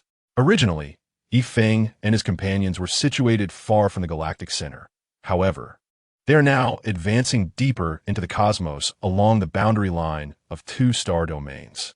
Should they choose to press inward, they would likely encounter a space Necron dynasty, which could obliterate them with ease.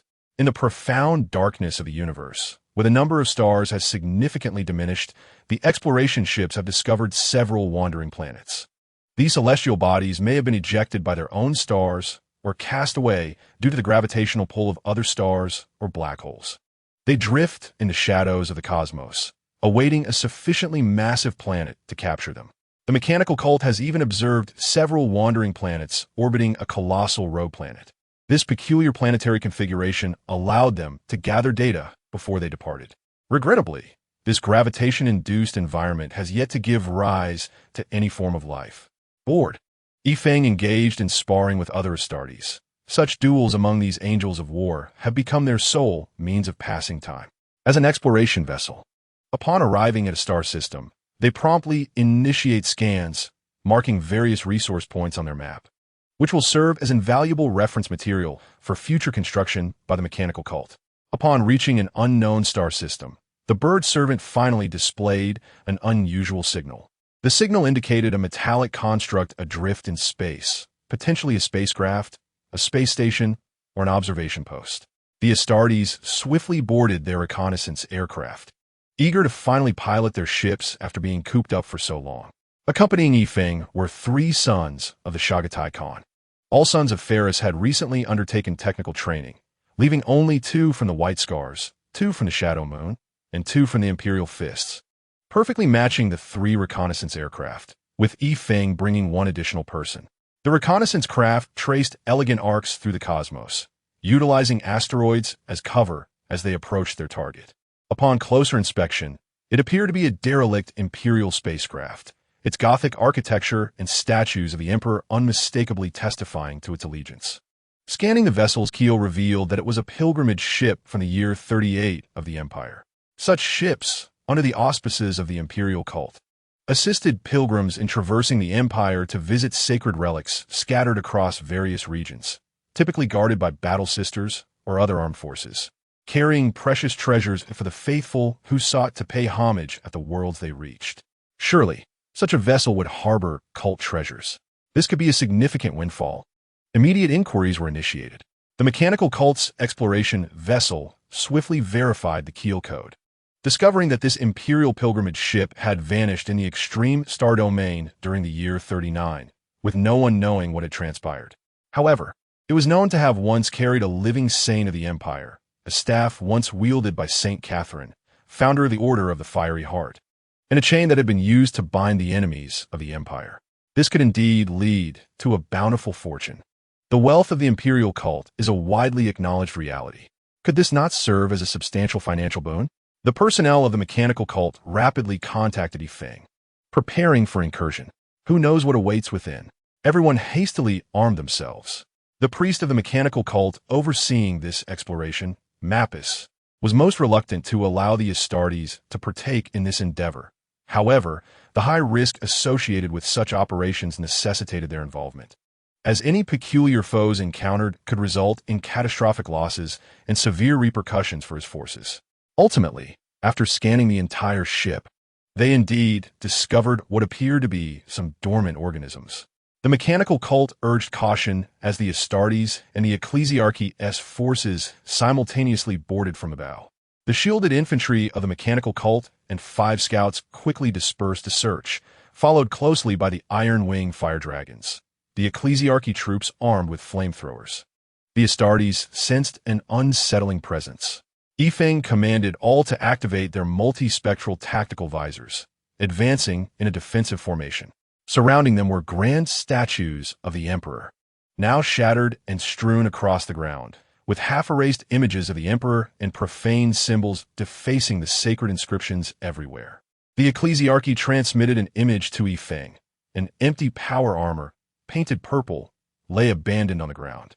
It belonged to the Emperor's children, seemingly a noise marine, those who had succumbed to the temptations of chaos. This group, originally from the 3rd Legion, had been led by the once idealistic Fulgrim, who sought perfection in all things as the Empire's flawless blade. Following the Horus heresy, they committed unspeakable atrocities. After retreating into the Eye of Terror, this legion seized the most strategically advantageous planets for launching assaults against the Empire.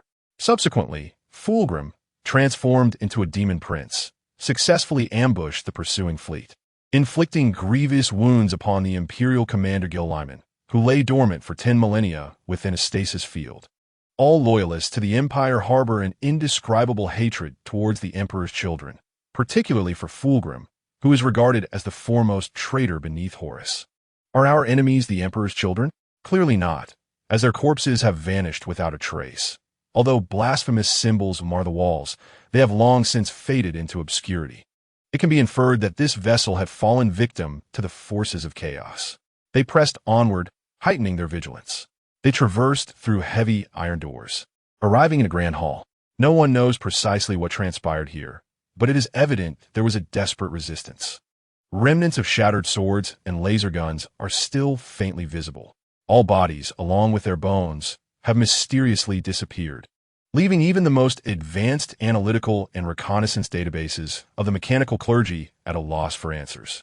The ground appears etched with unfinished sacred inscriptions, as if the last prayers of the dying. These makeshift defenses seem to bear only minor damage, having evidently not been subjected to artillery fire. Just as they prepared to advance, the mechanical clergy ordered them to halt, and Yifeng's acute senses detected a series of intense vibrations. They are coming in great numbers. A swarm of enemies emerged from the entrance of the passageway. They possessed 4 arms adorned with long, sharp claws, elongated heads with rounded foreheads, and long tongues that were, in fact, reproductive organs capable of projecting parasitic seeds. Their mouths resembled those of insects, filled with countless sharp, serrated teeth, and their exoskeletons were exceedingly resilient.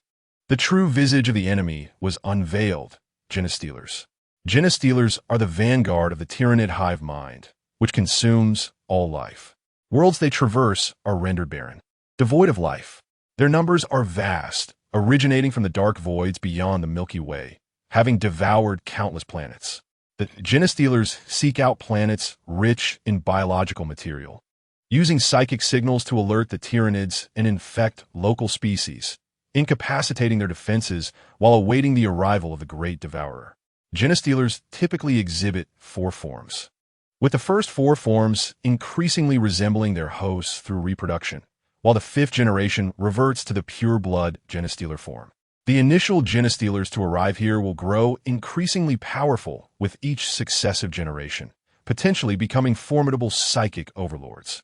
They can parasitically inhabit various species, giving rise to different subspecies. Yet compared to the Orks, Chaos, and Aeldari, races either endowed with formidable psychic abilities or advanced technological prowess, humanity undoubtedly stands as the most suitable host in the galaxy. The vessel likely encountered difficulties at the Yizhi position in the subspace, subsequently succumbing to an invasion by the forces of Senya. Though the ultimate outcome remains uncertain, it undoubtedly plunged into the realm of reality, only to confront the gene thieves. It is evident that the ship's engine has sustained damage. Even the gene thieves find themselves powerless against it, leaving it to drift aimlessly through the cosmic expanse. Currently, they are ravenous and utterly feeble after an extended period without sustenance.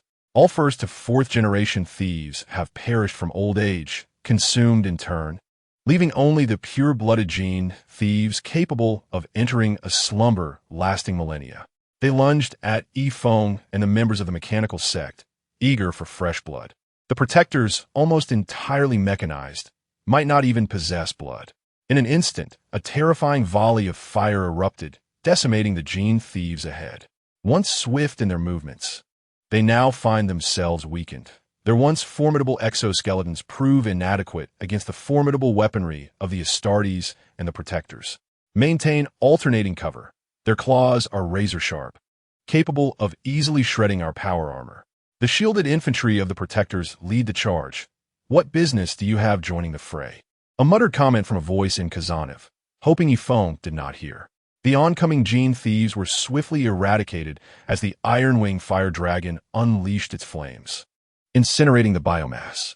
The more gene thieves there are, the stronger their leaders' psionic abilities become.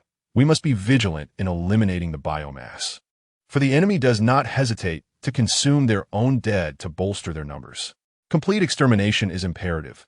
Not a single one must escape. Amidst the fierce exchange of fire, gene thieves emerge from an unexpected passage, launching a surprise attack from behind. The nearest shielded infantry of the mechanical sect was swiftly torn apart by their sharp claws. Yifeng drew his power sword to confront the gene thief from the rear, swiftly dispatching the foremost foes, and a single overloaded ion round temporarily cleared the passage behind. The mechanical sect reacted swiftly, deploying a multitude of reconnaissance devices to navigate the various corridors, ensuring that their retreat remained secure.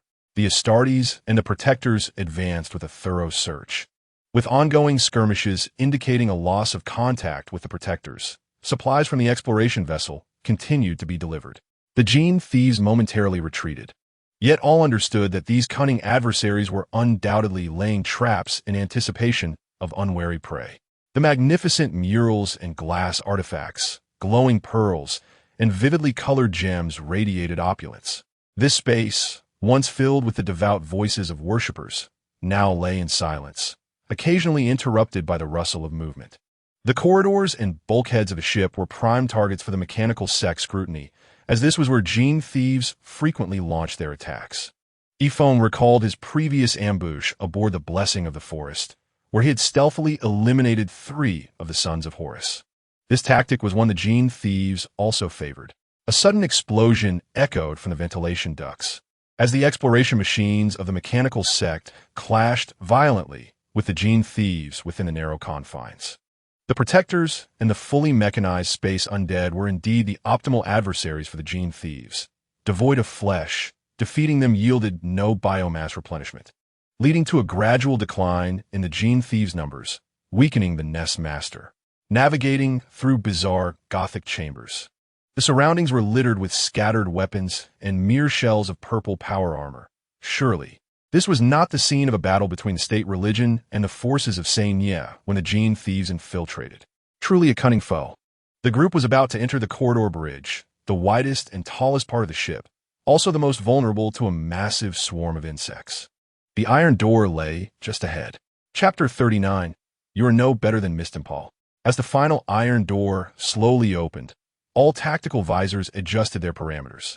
At a glance, Yifeng beheld a colossal, desecrated statue of the Emperor, grotesquely adorned with 2 additional arms by the blasphemers, an unsettling sight.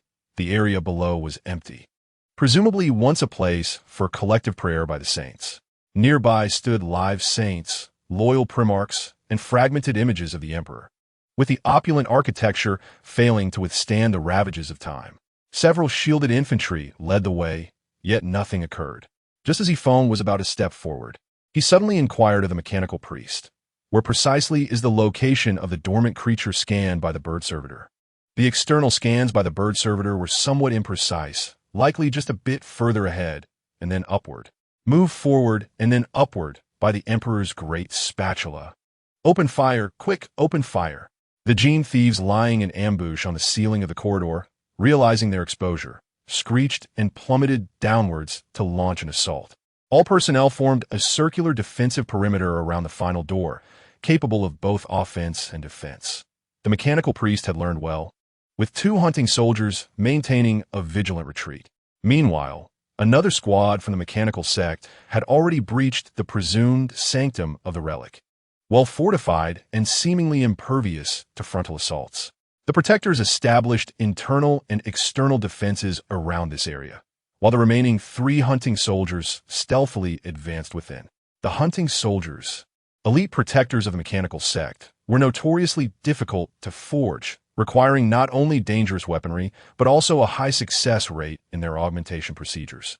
As one hunting soldier cautiously emerged from concealment to peek inside, a massive psionic round struck, obliterating both him and his cover.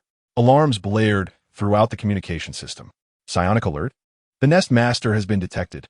The enemies before Yifeng, like a surging tide, surged toward the preserved flesh and blood within metallic canisters, yearning for a taste of delicacies long forsaken.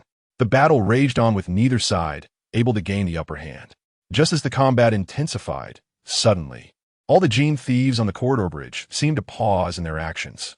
Those gene thieves, previously mounting a fierce assault, began to retreat, employing alternating cover. Even faced with towering walls, their powerful claws allowed them to ascend, disappearing into ventilation-like openings, leaving a pile of corpses behind. The once majestic imperial imagery on the towering walls lay in shambles, many defaced with unspeakable blasphemous designs. Yet Yifeng remained indifferent, focusing on the bodies of the fallen gene thieves. These gene thieves were pure blood, indicating they had not encountered other beings for an extended period. Judging by their speed, their combat effectiveness was likely less than half of their former capacity. Yifeng advanced, severing a gene thief's corpse in 2. The strangely colored blood that flowed was minimal, and their bones and exoskeletons were notably fragile. In summary, fortune favored them, a particularly weakened cohort of gene thieves. There was no time to ponder the runes etched upon the surrounding walls. All hastened toward the location of the discovered Nest Master. The mechanical priest, anxious, remained behind, while signals from another squad of protectors continuously vanished. Even the expensive hunting soldiers were losing contact. Yifeng led his team into swift action, moving at a pace that even the personnel of the mechanical sect could scarcely match. Suddenly, the adjacent wall crumbled, and 2 gene thieves emerged, one claw nearly severing William's shoulder armor. Yifeng swiftly cleaved the nearest enemy in half with his sword.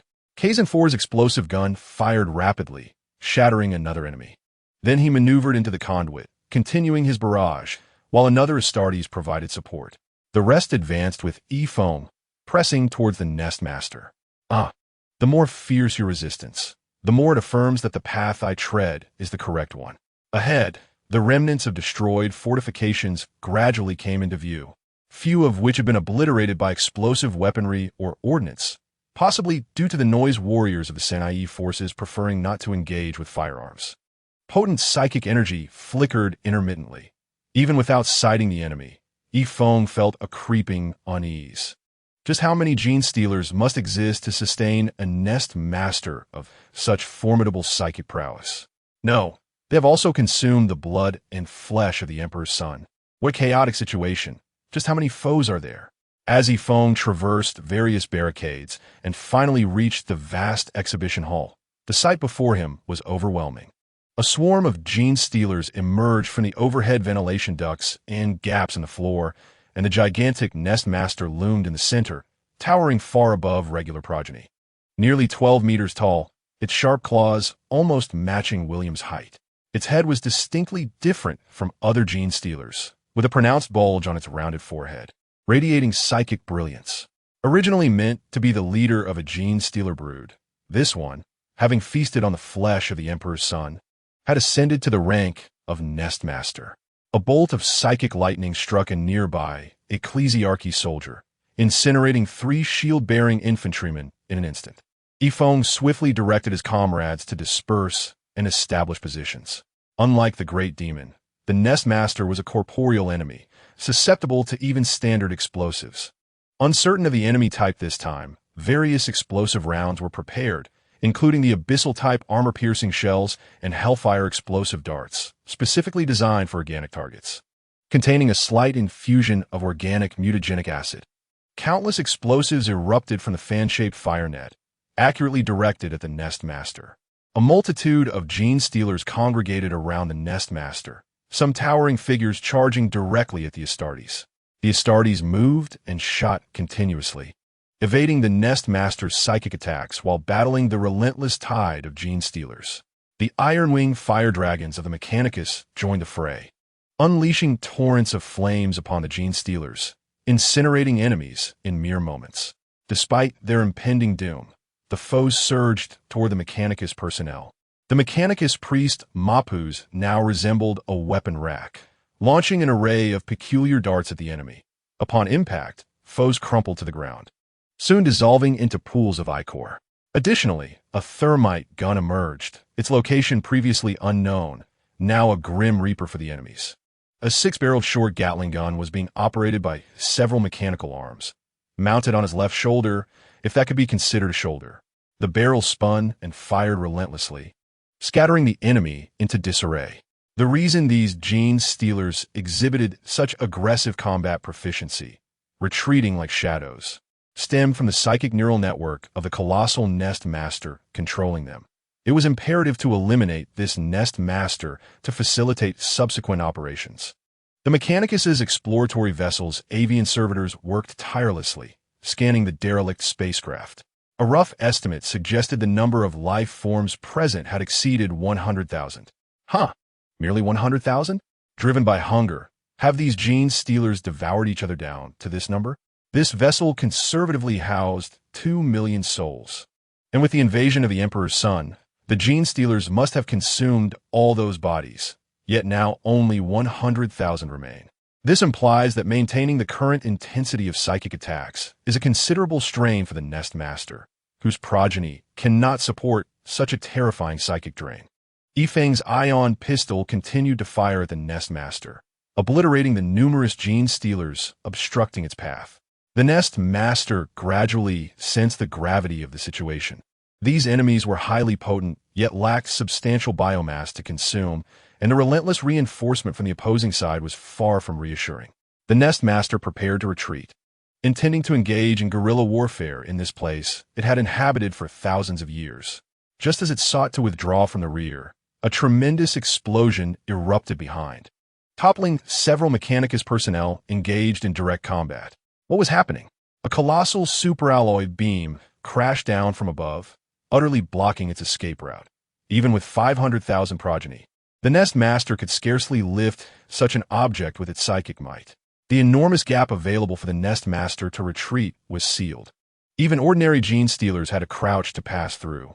2 Astartes burst through the opening, unleashing a terrifying barrage from their explosive guns. Yifeng felt an urge to support his forehead. He should never have allowed Kazan IV to implant the genetic seed of the Shadow Moon Frostwolf. Such absurd tactics had emerged, executed remarkably well. Yet could he not have informed me beforehand? Yifeng and the other 2 Astartes quickly converged towards Kazan IV. This time, the Nestmaster was truly caught in a pincer attack, with no retreat possible. The Nestmaster let out a piercing scream, and the gene stealers hidden throughout the ship frantically converged towards it. The massive form of the Nestmaster could not escape through the conduits, but its other progeny could reach this location to assist. A death squad, led by a towering gene stealer, infiltrated the Mechanicus support troops, severing the supply lines, bringing ammunition, and isolating the battlefield. In no time, both sides found themselves in a predicament.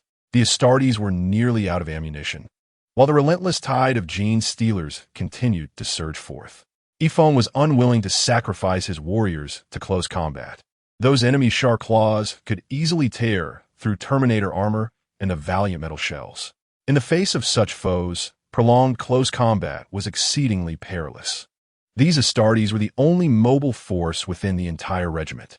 Even the loss of one could prompt the chief apothecary to pursue Yifeng with a scalpel from bow to stern.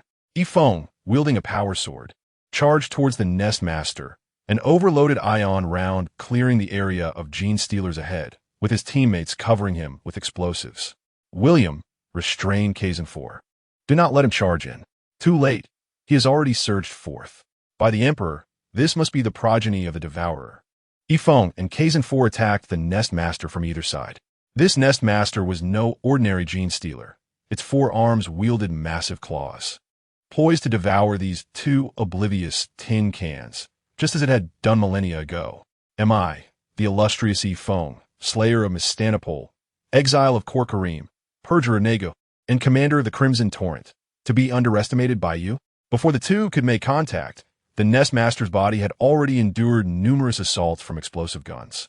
Its psychic barrier was insufficient to fully withstand the barrage of various strange explosives.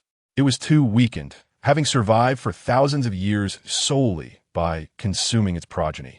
Just as the two drew near, the surrounding Gene Stealers prostrated themselves, and the thick, resilient tail of the Nest Master lashed out with incredible speed, sending both warriors flying. The closer its progeny drew to it, the stronger its control over them became. It was akin to standing next to a signal tower while using a mobile phone. The signal was undoubtedly strong. The two quickly regained their footing, even daring to taunt. What's the matter? Have you lost your strength after so many years without a meal? Mo Gujin remarked on how your skills have become increasingly refined. In the shadows, both individuals were gravely injured, yet such strikes often resulted in internal damage that was not easily discernible externally. The various potions within the powered armor rapidly coursed through their systems, revealing that 4 ribs had been fractured. Shinfu, cover us and blast a path. Shinfu summoned a plethora of explosives, and the violent detonations eradicated the Gene Stealers between Yifeng and the Nest Master, allowing the two to charge forward once more. Yifeng swung his powered sword, deflecting the opponent's claws, and raised his blade to block another attack, while the immense downward force pinned another claw beneath his sword tip. Kashan and I Fu, now more frenzied, unleashed a powerful strike that cleaved a massive gap in the attacking claws, and with a swift punch, he forced the claw back, both combatants momentarily retreating. Are you all right? Did your arm fracture? Although Kashan and I Fu had distanced himself, Yifeng remained engaged, grappling with 2 claws while another pair approached menacingly. Kashan and I Fu, kick me. A strong kick propelled Yifeng, causing him to slide beneath the enemy's legs. The golden-powered sword glimmered fiercely, as if the fervent machine's spirit craved the enemy's blood. The Nest Master, startled, thought if he slides past, I might end up disemboweled. He leaped with all his might to evade Yifeng's strike, but in that fleeting moment, Kashan and I Fu executed a leaping slash that severed one of the Nest Master's feet. The agonizing and piercing scream incited the Gene Stealer horde into a frenzy, surging toward the two with reckless abandon. Yifeng had slid a considerable distance, and, upon rising, executed a horizontal strike that dispatched 3 Gene Stealers in front of him. Yet the overwhelming tide of enemies sent a shiver down his spine. Only a few remnants of the initial mechanized church forces provided some fire support, rendering it impossible to clear such a multitude of foes swiftly. The Nest Master, having lost a foot, faltered and fell to the ground, precariously attempting to use a claw to support its weight. Sensing imminent danger, the Nest Master made a violent movement that caused Yifeng to lose his balance. As he aimed his powered sword at the enemy's heart, it skewed, becoming lodged in the creature's lower back. Gravely wounded, the Nest Master gathered psychic energy in its skull, preparing to unleash a blast at Yifeng, while simultaneously attempting to extract the embedded sword from its body. In an instant, various strategies flashed through Yifeng's mind. His right shoulder concealed a Bainapao, a miraculous cloak capable of resisting the psychic energy of the Kyrim, though its efficacy against the Nest Master's attack remained uncertain. The lesser option would be to abandon the powered sword and gamble on his loyalty with an ion pistol, firing simultaneously as the Nest Master unleashed its psychic energy, resulting in a catastrophic explosion that would annihilate the creature. Theoretically, this was the superior option. Ultimately, Yifeng, confident in his disloyalty, relinquished the golden-powered sword. He charged toward the Nest Master's head, despite the gathering psychic energy above it. The Nest Master, engulfed in panic, realized that such a potent explosion at such close proximity could obliterate its own head. Hesitating for a moment, it refrained from immediately unleashing its psychic blast as he foamed. In his rush, had not wielded any weapon. In that fleeting moment, the tides of battle shifted, and the battlefield morphed in an instant. Yifeng raised his right hand in a slashing motion, devoid of a weapon, as he reached the apex of his charge. His foot planted firmly on the Nest Master's shoulder, facing its head. Yet he miscalculated, missing the neck entirely, and instead, his foot slipped, causing him to tumble downward. The Nest Master's eyes followed Yifeng's descent, and when he stumbled, even it could not suppress a flicker of amusement. It had anticipated a reckless adversary, seeking mutual destruction, only to discover a coward masquerading as a brave soul. It prepared to widen its gaping maw, intending to consume Yifeng, who was now within reach. However, a surge of psychic intuition warned of impending doom. The Nest Master, perplexed, tapped into its psychic network to observe its progeny as perspective. The whirring chainsaw sword descended from above, the ominous buzzing heralding the approach of death. Through the eyes of its offspring, the Nest Master witnessed Ka, Shan, and I Fu, having not yet completed the motion of swinging his sword, launching the spinning chainsaw sword directly toward Yifeng. The Nest Master's psychic energy coalesced around the embedded powered sword, unable to shift its focus to the chainsaw sword in time. Yifeng, steadying himself, caught the incoming chainsaw sword with his raised hand, despite his body plummeting. The perfect opportunity for a decisive strike lay before him. He would seize the head of his foe. With a single sword stroke, he would claim victory. Chapter 40. An unexpected intruder, the massive head fell, showering blood as the Gene Stealers froze momentarily before scattering in terror.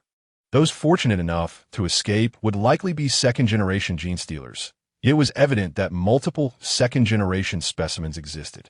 Among them, a few larger ones could ascend to become the leaders of their new tribes. Yet for the Astartes and the mechanized church, the fragmented Gene Stealers posed little threat. The Grand Exhibition Hall lay barren after the Iron Wing Fire Dragon, mechanized church flamethrower soldiers, had swept through. Both the mechanized church and the Astartes breathed sighs of relief. Establishing a defensive line. Esteemed Lord Yifeng, I extend the utmost gratitude on behalf of the Forged World, Storlov. No need for formality. It is only right to be compensated for services rendered. The mechanized priest, Mapuz, felt exasperated. This individual's demeanor was anything but noble, and even his speech lacked grandeur. Yifeng felt equally frustrated, pondering why communication had to be so arduous. A matter that could be expressed in a few words turned into an elaborate discourse. And in a battle, one could easily be rendered into a mere smear before the command was fully articulated. Of course, let's split the spoils. Our most pressing concern should be to seek those vital relics. Without further ado, the search party commenced their hunt. Yifeng resolved that, regardless of the circumstances, any precious national relic discovered would belong to the mechanized church, while he would only take military supplies. Should he acquire any national relics, he would inevitably entangle himself with them, and at this moment, he wished to maintain as much distance as possible from the national church. Isn't the national church wealthy? Aren't they brazen? Let them deal with the oil barons. Even the emperor dared only to declare a cooperative relationship with the mechanized church. What could the national church do against them? Word had it that the relics of a living saint were hidden here, but where could they possibly be? Surely, they wouldn't have been taken by the emperor's progeny. The mechanized church and Yifeng began a thorough dismantling of the exhibition hall, drawing from Yifeng's experience with the Shadow Moon Wolf gene seeds to target specific areas beneath the floor where items might be concealed. Meanwhile, the mechanized priest developed a fondness for the walls. 3 minutes later, both parties arrived simultaneously at the precious relic storage area. The mechanized church, displaying remarkable expertise, discovered a hidden passage concealed within the wall's layers. While they had yet to locate a switch, they melted through the wall to gain entry. Yifeng wandered about, scrutinizing for the thickest and most resilient sections. Here it is, the thermal lance go. A large opening was melted away, and as Yifeng jumped through, he serendipitously encountered the mechanized priest descending the adjacent staircase. What a coincidence! The mechanized personnel hurriedly scanned various valuable artifacts while Yifeng continued his exploration. Based on his experience in locating fragments, he was certain there was something of value hidden underground. This time, Yifeng made an error among these artifacts. One is a holographic projection. Behind that counterfeit display case lies the true repository of the sacred relics. Conservatively estimated, these items could be exchanged for several battleships, contingent upon the negotiation skills of the Mechanicus. The term sacred relic may be described as priceless in a flattering manner, yet in a harsher light, it is nearly inconsequential. Just look at how long Catherine's scepter has been missing, and life continues as usual. The Archmagister of the Mechanicus, Phineas, is troubled, theoretically. This time the Mechanicus stands to gain significantly, but they truly lack the additional manpower and resources to compensate Yifeng. You suggest ordering 2 more battleships. Yet I simply do not have the time to construct them. Yifeng and Phineas sat across from each other at the table, exchanging bewildered glances. I toil away and you refuse to pay my wages, you heartless employer. It is simply impossible to disburse any funds. How about you take some ancient relics instead? Oh, the unscrupulous employer. How can you offer such meager compensation? Why don't you provide the workers constructing the battleships with some alloy plates as wages? I'll order 1 more assault barge and 1 strike cruiser, with delivery scheduled for 200 years hence. All the expanded areas will be dedicated to manufacturing biological organs for you, if that pleases you. Originally, producing 100 sets of new soldier transformation genes required 12 years, with the transformation of new soldiers taking a maximum of 8 years. Thus, the new soldier transformation tanks still have idle time. Now, following the expansion, the timeline has accelerated to 10 years. That seems reasonable. The transformation tanks can undergo maintenance for 2 years before commencing the next cycle. The profits gained can only be attributed to good fortune. Upon returning to his twin battle barges, the chief apothecary had completed his tasks and was diligently instructing 10 apprentice apothecaries. The technical sergeant was also busy, as the analysis of template fragments was exceedingly time-consuming. I have a bold thought, dear Grand Library. Can this be inserted into the Titan? Omnisia, no offense intended. Most of the new recruits had never met Yifeng before and were currently gathered in the hall, awaiting his appearance. Due to the quality of the new recruits, selected from 2 worlds, the success rate had reached 48. The Shadow Moon Fenris had only 10 members, and it remained unclear whether they had undergone any special rituals.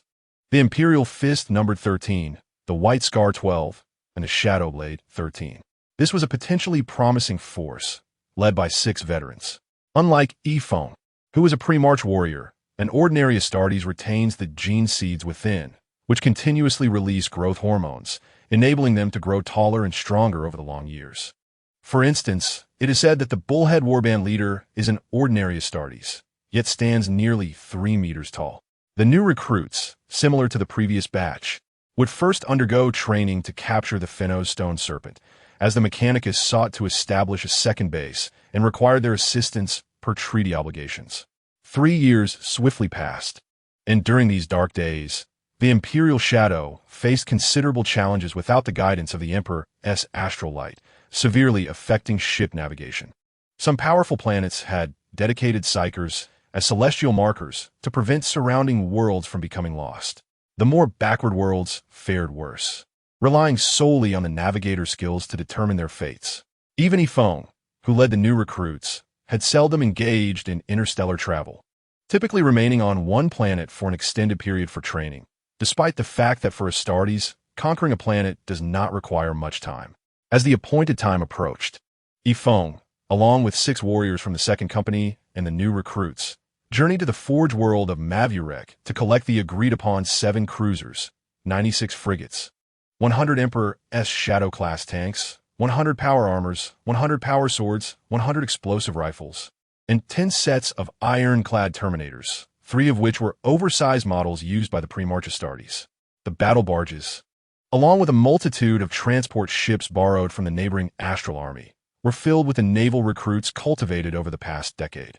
Archbishop Fros was infuriated, chastising Yifeng for handing the agricultural world over to the Empire, although it too required complete reconstruction. Yifeng retorted that you had not clarified. Arriving late was not my fault. The two sides could not come to a resolution, exchanging fragments for resources. A sword-class frigate typically has a crew of about 26,000, while a moon-class frigate accommodates roughly 100,000 at a minimum. These personnel were recruited from Astartes, which, after barely 30 years of recovery, was still reeling from the strain. The assembled fleets constituted a formidable armed force not to be underestimated by the Imperial Navy.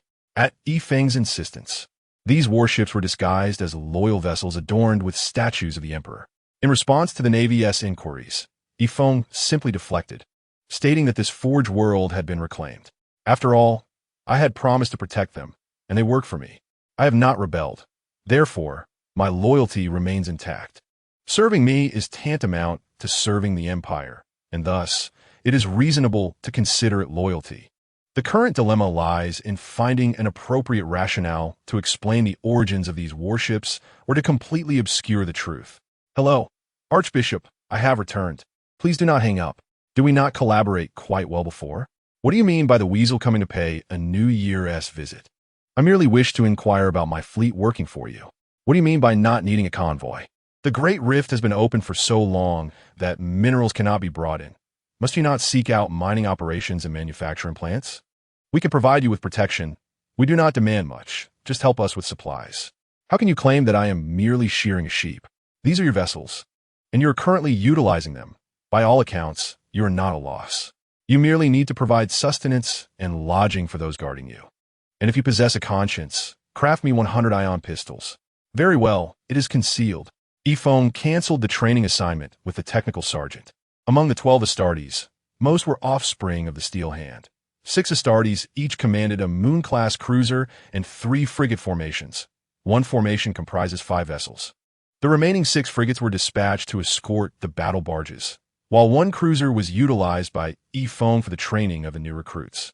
The barrier between the subspace and reality was growing increasingly fragile, allowing some Chaos Space Marines to infiltrate, including those who do not adhere to a singular dark god, the Midnight Lords, who disdain absolute belief in chaos. The Midnight Lords were warriors of the former 8th Legion, adept in assassination and sowing discord, excelling in combat under the cover of night. Currently, they spread death and fear throughout the remote world strongholds. The temporary peace zone of Scaria, the site of the Second Council, has recently been plagued by hauntings, with noble aristocrats brutally murdered and displayed in an elegant manner upon lampposts. The nest also faces issues, with frequent discoveries of brutally slain bodies and dismembered remains found in seldom-used public containers, such as ancient air circulation units. In the lower nest, no statistics are kept. The atrocities there occur daily. Otis is turning gray from worry. Every guard unit, elite regiment, and planetary defense force has been deployed, yet no answers have emerged. In desperation, he turned to Yifeng for assistance, simultaneously praying to the Emperor for survival until the arrival of the Emperor's angels. Initially, Yifeng had not considered the Alpha or the Midnight Lords, suspecting instead that some powerful bioengineered beings had turned into serial killers. This would provide an excellent opportunity for the new recruits to hone their skills. All aboard the ship, we set forth. Each of the 6 deputy instructors led 8 new recruits in orderly formation aboard the Vigilant Sentinels.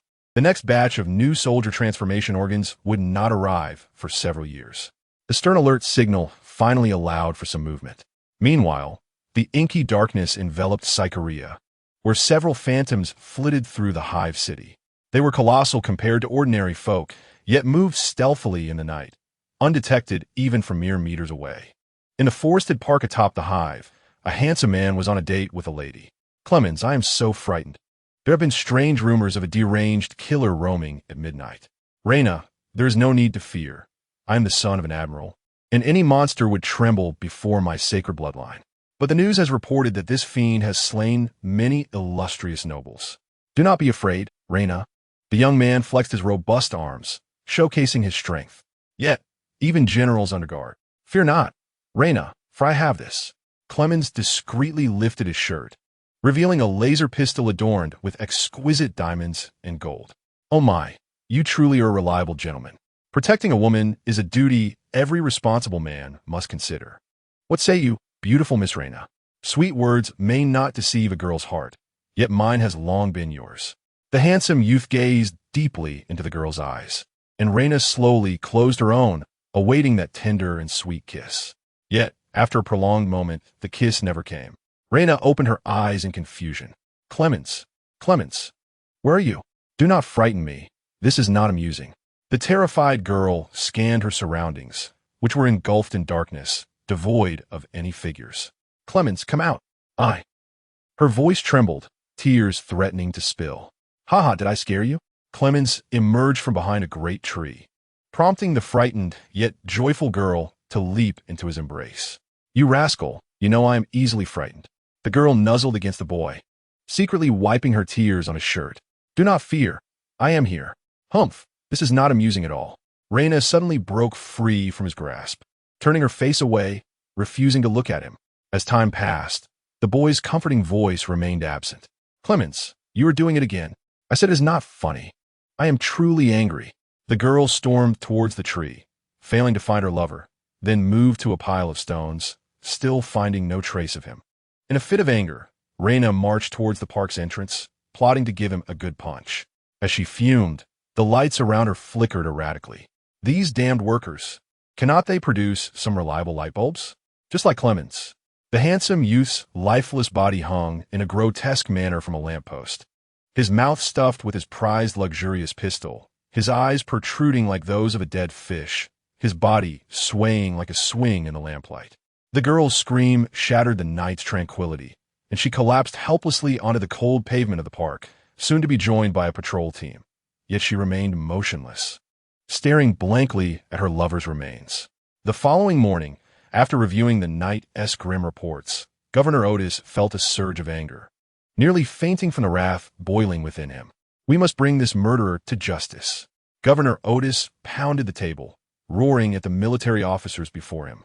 What I demand is not a stringent lockdown or rapid troop response time, but the capture of the killer. The senior officers remained silent, their efforts having failed to alleviate the fears of their citizens. If you cannot handle this, then let the Astartes come. Let these angels of the Emperor witness your incompetence. As an entire planet's military fails to apprehend a murderer, you have brought shame upon my face. Governor Otis, I believe the situation has not yet reached such a critical point. We still hold the reins, and fear is merely temporary. I fear you may no longer be capable of managing this incident, my old friend. Yifeng entered the room, his Terminator armor creaking as he walked. Governor Otis, the methods of these murders bear a striking resemblance to those of our old adversaries. Otis suddenly looked up at the towering Yifeng, as if gazing upon a deity. My advice is to reach the space station swiftly, then halt all interactions with the station until we ascertain that it is safe below. After all, the Midnight Lords can vanish without a trace. Upon hearing the mention of the Midnight Lords, Otis slumped back into his chair, devoid of spirit. Chapter 41. Bring it on.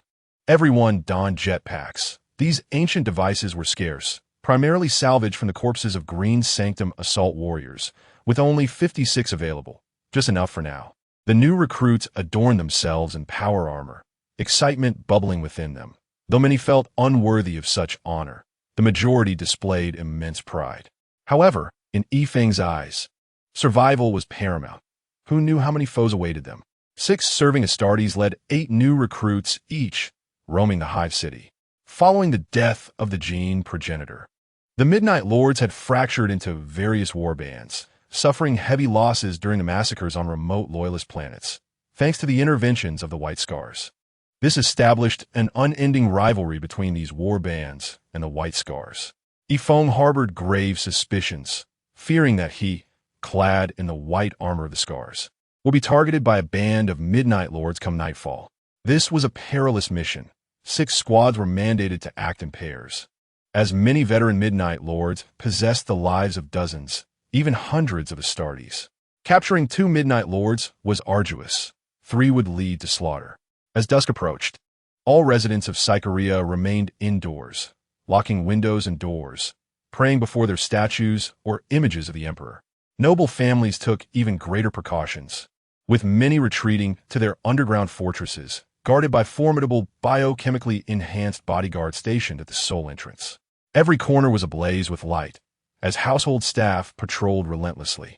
Fully armed soldiers patrolled the streets, with reports of an entire squad of guards having gone missing the previous day. Everyone remained vigilant. Those patrolling were organized into groups of 30, each required to report periodically. Today was different. 3 fully armed squads of crimson-armored Astartes patrolled the streets. Their vivid red paint made concealment in the night nearly impossible, especially as the upper hive was devoid of shadows. Those peering out their windows caught sight of the red tide warband, and tears filled their eyes as they knelt in reverence. The great emperor has sent his angels to protect us. Initially scattered prayers transformed into a chorus of supplications as the Astartes passed.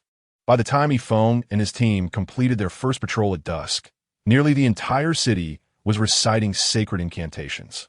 Even those in the middle hive could hear the great hymns rising from above.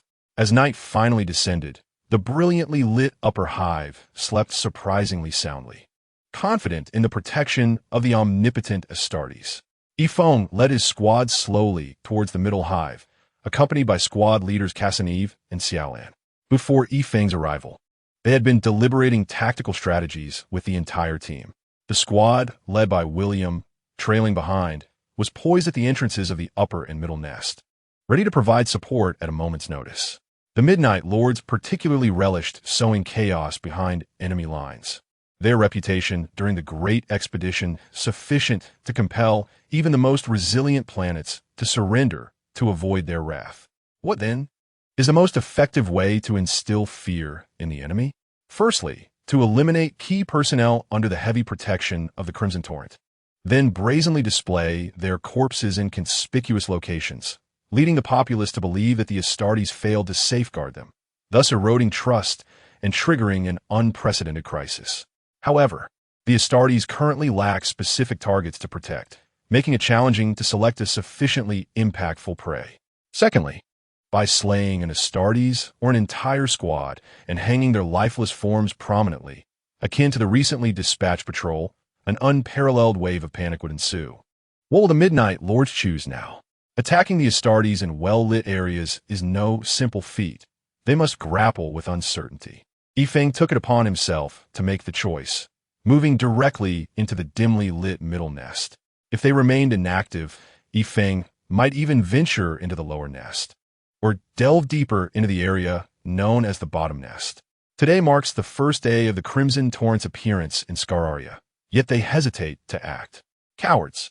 The warriors clad in crimson armor marched in unison into a shadowy district, the silent night pierced by the occasional darting silhouette of dark blue bats.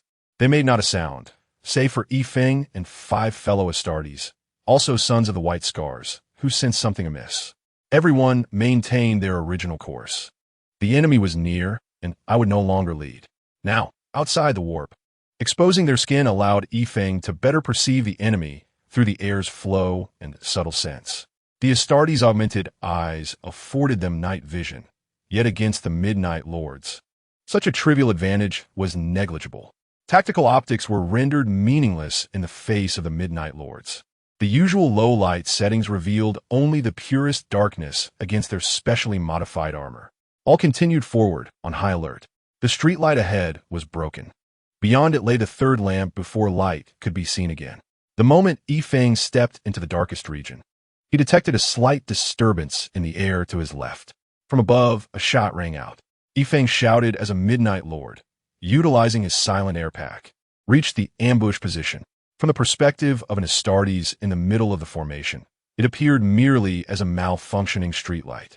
Even other Astartes glancing that way might doubt their own eyes, confused by the armor blending into the night.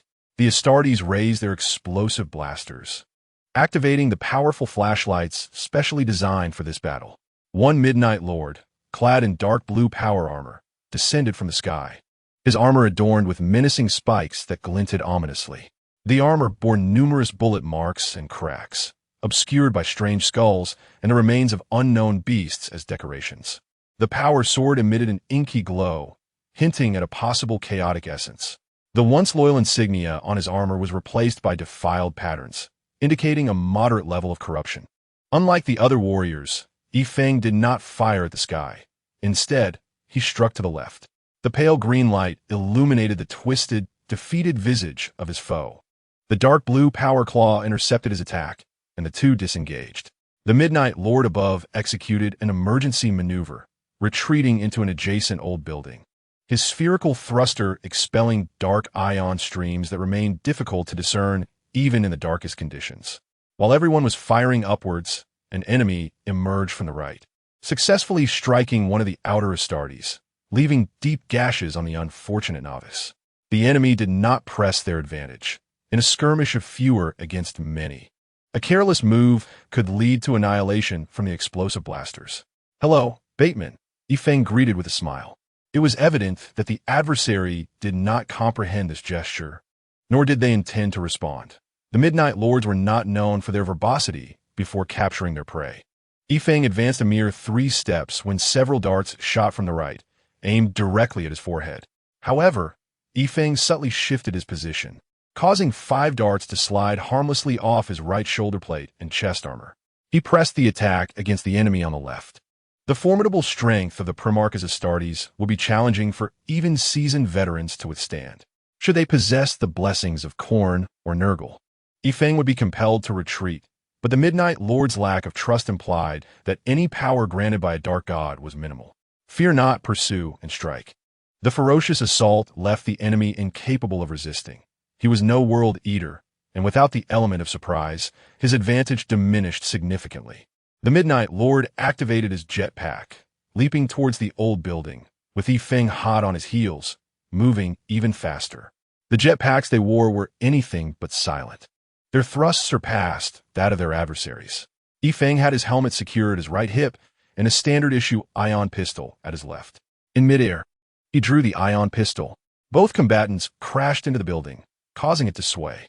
Upon entering, Yifeng fired an overloaded round from his ion pistol, obliterating a hidden Midnight Lord.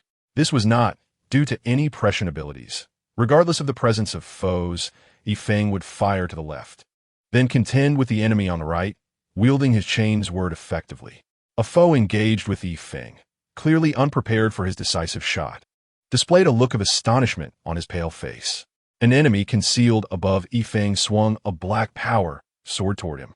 The distance was too close, leaving no room for hesitation. Yifeng countered with his chain word. In essence, the path before him lay wide open. An enemy in front bent down to retrieve a prepared explosive blaster, aiming for Yifeng's unprotected head. Strictly speaking, this was the most perilous predicament Yifeng found himself in. Unfortunately for the enemy, this was not a 1-on-3 encounter, but rather a 19-on-3 scenario. The Berserker Kasaniv executed an exceedingly perilous overcharged jetpack leap, a common tactic for assault troops to breach enemy-protected targets, albeit at the cost of rendering the pack unusable until it cools down. Typically, such a leap would suffice to traverse an entire block, yet Kasaniv barreled directly through the hole Yifeng had created. He did not land, but instead surged forward at high speed, colliding with the Midnight Lord veteran. As the enemy bent to pick up the explosive blaster, he looked up to see a crimson metallic figure crashing into him. Both were left dazed from the impact. Kasaniv's condition was decidedly superior to that of his adversary. He thrust his left shoulder forward, delivering a powerful blow to the enemy's frontal armor, just as the foe attempted to raise his power claw to strike at Kasaniv's midsection. Kasaniv's right hand wielding the power sword pierced through the enemy's chest with ease, shattering its twin hearts into oblivion. The situation for Yifeng was far from optimistic. He faced a rare specialist in close combat, armed with a power sword in his right hand and a power gauntlet in his left. Each time their swords clashed, Yifeng had to be exceedingly cautious of his opponent's left hand, for a single blow from that gauntlet could inflict severe damage, even against his Terminator armor. Upon witnessing Kasaniv dispatch his opponent, the enemy decided against lingering in battle. Seizing a fleeting opportunity, he feigned an attack and then delivered a powerful punch that shattered a nearby wall, propelling himself away. The battle below was even graver. Under the command of a warrior clad in Terminator armor, 6 Midnight Lords launched an assault on 17 Astartes. They were hunters seeking live prey rather than lifeless corpses blown apart by explosive rounds. The Terminator armor withstood the explosive attacks as it charged into the throng, instantly slaying a new recruit. Fueled by anger, Yifeng activated his jetpack, executing an overload-style collision. Unlike Cassanive, who was encased in Terminator armor, Yifeng was a force to be reckoned with. The leader of the Midnight Lords cleaved the left arm of an approaching recruit with a swift stroke, only to hear the terrifying sound of something slicing through the air. Truly a veteran of countless battles, even as a mere Astartes, he reacted swiftly, activating his jetpack to leap away. Yifeng crashed to the ground like a beast, the air filled with shards of metal and debris. Yet the conflict was far from over. Yifeng launched into a rapid charge, heading directly toward the leader. The specially designed jetpacks of the Midnight Lords could not remain airborne for long. They would inevitably descend. In a frenzy, Yifeng barreled through every obstacle in his path, crashing through 3 walls in succession. The enemy's predicted landing points shifted continuously, unable to escape the onslaught of this frenzied beast. Eventually, the Midnight Lord's Terminator armor hit the ground, enduring a savage blow. As a side note, while Yifeng frequently employed Taiji sword techniques, it did not imply that he was limited to such. The knife training for new recruits in the Green Sanctuary was the most rigorous among all Astartes chapters, for it was said that the original Khan of the Chahar possessed the finest knife skills among all gene seed variants. The ferocious knife techniques were unleashed for the first time by Yifeng, interspersed with the powerful strikes of Taiji swordplay. Live up to the name of my father. Yifeng's battle cry resonated even in the adjacent district. The unique muscle coils of the original Forged Space Marines played a significant role, allowing Yifeng to perform movements typically achievable only by the original gene seed. His tempestuous assault was met with the enemy's power claws and swords. But it was evident that these claws were far from the sacred artifact that was the light green chainsaw sword in Yifeng's hands. They had sustained considerable damage. The enemy was incensed. His millennia of experience enabled him to remain calm. He discerned that his opponent's swordsmanship was not particularly refined. Yet the overwhelming strength caused his hands to tingle. Attempting to counterattack with his own exquisite swordplay, he found that this madman habitually used his shoulder armor to block his strikes, aiming to exchange injury for a killing blow. This blood-red armor, would it not cause the Angel of Blood to succumb to a thirst for crimson? No, it could not be, for did the Angel of Blood recruit those of the yellow race? On the other side, the 6 Midnight Lords, bereft of their Terminator leader, found themselves in a desperate struggle. They too were puzzled, not knowing who these soldiers were. Once an armored soldier was injured, they would cling tightly to their enemy, sacrificing their own limbs to ensure that the subsequent warriors would reduce the foe to pulp. After witnessing 5 of his battle brothers turn to mush, the last Midnight Lord activated his jetpack repeatedly, fleeing into the distance. The Devourer was merely unafraid of pain, engaging in a reckless exchange of blows. Yet how twisted was it to expend one's own life to achieve glory for a comrade? The Midnight Lord vanished swiftly into the night, eluding pursuit after a few leaps. As the attacking warriors halted at the command of Xiaolan, with a dislocated left arm, Cassanive, accompanied by several new recruits, sought to assist Commander Yifeng. At that moment, Commander Yifeng was locked in a fierce struggle with the enemy, who attempted to retreat but found himself relentlessly pursued by Yifeng, who clung to him like a stubborn leech amidst the terrified screams of the surrounding civilians. This veteran sought to activate his jetpack once more to escape. Yet Yifeng disregarded his own safety, launching a dart that struck the veteran down in a single leap. Despite being riddled with darts and marked by fresh claw wounds, Yifeng's onslaught showed no signs of abating. The built-in painkillers and sedatives of the Terminator armor continuously flowed into his body. Yifeng knew well that to break this stalemate, only one opportunity remained. The enemy, driven to desperation, calculated the odds of shattering Yifeng's already damaged armor with a single strike. The two combatants momentarily disengaged. Yifeng, panting yet still fiercely determined, faced an adversary whose supply of darts had been exhausted and whose weaponry was in dire condition. Blood trickled from Yifeng's brow, narrowly escaping a fatal blow from the enemy's power claw. Both sides locked eyes, and suddenly, Yifeng removed his helmet, intending to don it. The enemy veteran was momentarily bewildered, questioning Yifeng's intentions, as if he held him in contempt. The ebony power sword swung through the air, but Yifeng deftly blocked it with a chainsaw sword, then crouched low, tilting his head to don the helmet at the cost of several new claw marks on his shoulder armor. It was a humiliation, a blatant act of disrespect. To adjust his gear before his foe, and what was worse, he had succeeded. Yifeng's helmet was still set to external sound, and he spoke up. "How is it? Little bat, have you had enough? Come at me with a couple more strikes." Both combatants heard the distant sound of footsteps. The Midnight Lord's Terminator realized that waiting was no longer an option and took the initiative to attack. Yifeng did not engage as he had before, employing Taiji sword techniques while waiting for his comrade's assistance. Others may not understand the nature of his warriors, but did Yifeng himself not grasp it? Their presence would only serve to cause confusion. In terms of strength, the enemy could not match Yifeng, for he wielded swords in both hands, while the enemy's advantage lay in being able to block with one weapon and strike with another. However, contrary to expectations, a single weapon could not fully defend against Yifeng's dual-wielding assault, nor could it swiftly eliminate the Astartes clad in Terminator armor, resulting in a deadlock. "For you, we have come." Throughout the battle, the Midnight Lord Terminator finally let out his first battle cry. The obsidian power sword sliced down from the upper left, but Yifeng, with swords in both hands, matched the enemy's strike, pinning their weapon firmly to the ground. The hissing power claws executed a move akin to a black tiger pouncing on its prey, and Yifeng skillfully utilized the smooth exterior of his armor, crouching slightly to allow the claws to carve deep grooves into his armor. With just two, at most two, scratches, he could shatter the enemy's shoulder armor completely. The Midnight Lord continuously assessed the enemy's condition during the fight. Yet Yifeng's assault showed no signs of ceasing. The light green chainsaw sword, pressing down on the opponent's weapon, traced a beautiful arc, aiming directly for the enemy's head. Even the veteran did not foresee this maneuver, hastily leaning back, then rolling away to create distance. Mistambul would also have to clear this hurdle. The enemy adeptly trapped the power sword at his feet, executing a sideways flip in response to Yifeng's horizontal slash, the clash of their swords producing a painfully grating sound. 3.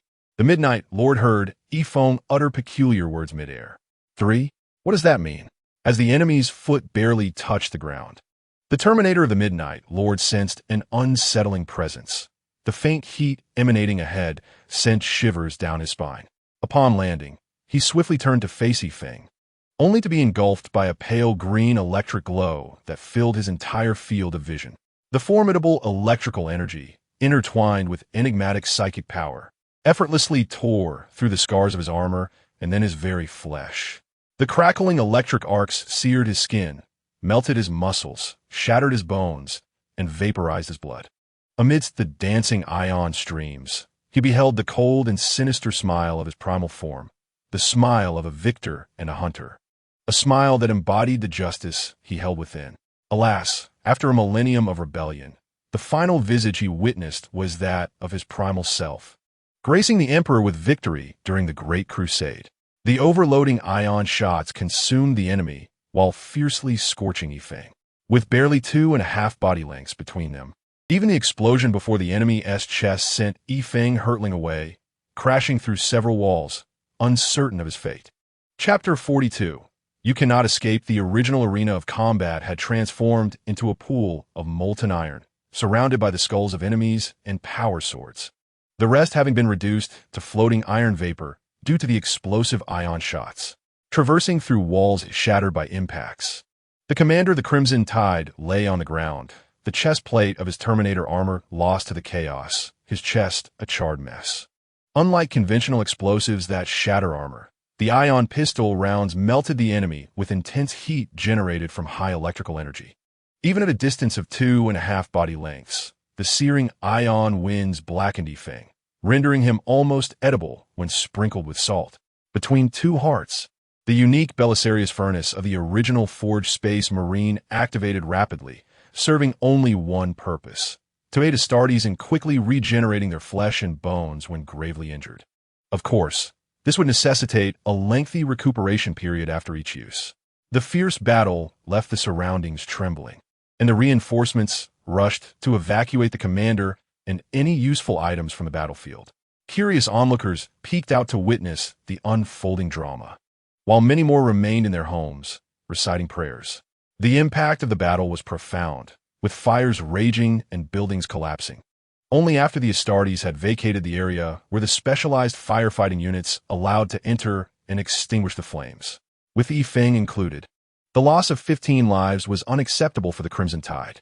There was no need to extract gene seeds, as the seeds within the new recruits had yet to mature. The enemy's casualties stood at 8, appearing commendable on the data panel. It was crucial to remember that merely 6 enemy assaults had led to 14 casualties. After this battle, despair loomed over all. In the presence of veterans who had fought for millennia, even overwhelming numbers could not mitigate the painful losses endured. The aftermath of the battlefield was to be managed by another squad led by William, who aimed to move with caution, avoiding panic among the citizens. Yifeng hastily bandaged his wounds and donned a new set of standard Mark X power armor. Terminator armor was not commonplace, especially not one of Yifeng's larger variants. The chief apothecary and technical sergeant were directing the arrival of the dawn of light and vigilant guard assault transports. Yifeng could already foresee the furious expressions of those two. During a training session for new recruits, 48 had been reduced to 40, with 6 suffering amputations. If such training continued, Yifeng would no longer be the commander of the Crimson Tide, but rather the leader of the disabled. However, the situation in Scaria was not one to be ignored. The Midnight Lords were terrifying in their ability to assassinate high-ranking officials with ease, inciting panic and revolt among the populace. No one knew how many Midnight Lords remained, with 3 confirmed to have escaped the previous night. Governor Otis, upon learning of Yifeng's injuries, nearly fainted in the space station. "My great commander, you cannot falter. You are my sole hope," he fretted, pacing anxiously. Yifeng and Governor Otis held a video conference, during which the governor eagerly granted temporary command of the military forces. "Anything you need, just ask. You must take care of yourself." All troops were deployed like a net, tasked with locating the Midnight Lord's landing craft. It was absurd to claim one was a sacrifice arriving through a subspace rift. The existence of Midnight Lord cultists was already far-fetched, let alone summoning numerous Midnight Lords, which would require a sacrificial offering in the tens of millions. The local star systems and planets were stable, and even the mightiest warships could only emerge from Mandeville points. Even now, with subspace weakened, a direct appearance on the planet would necessitate the collaboration of multiple powerful sorcerers or the personal blessing of a dark god. There must be a craft belonging to the Midnight Lords that had landed here. Locating it would provide insight into the enemy's numbers. Search diligently, leaving no stone unturned.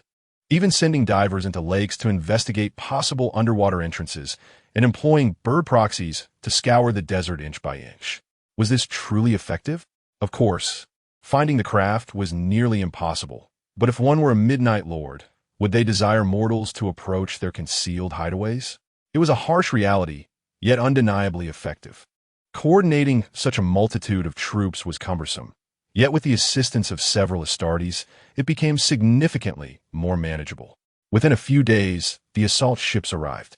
The mortal auxiliary forces also descended to assist in the search. Unexpectedly, the technical sergeant and chief apothecary hurried to Yifeng's side, standing silently and staring at him, their gaze unsettling enough to make him uneasy. Gentlemen, I assure you such a situation will not occur again. I swear on the Emperor's name.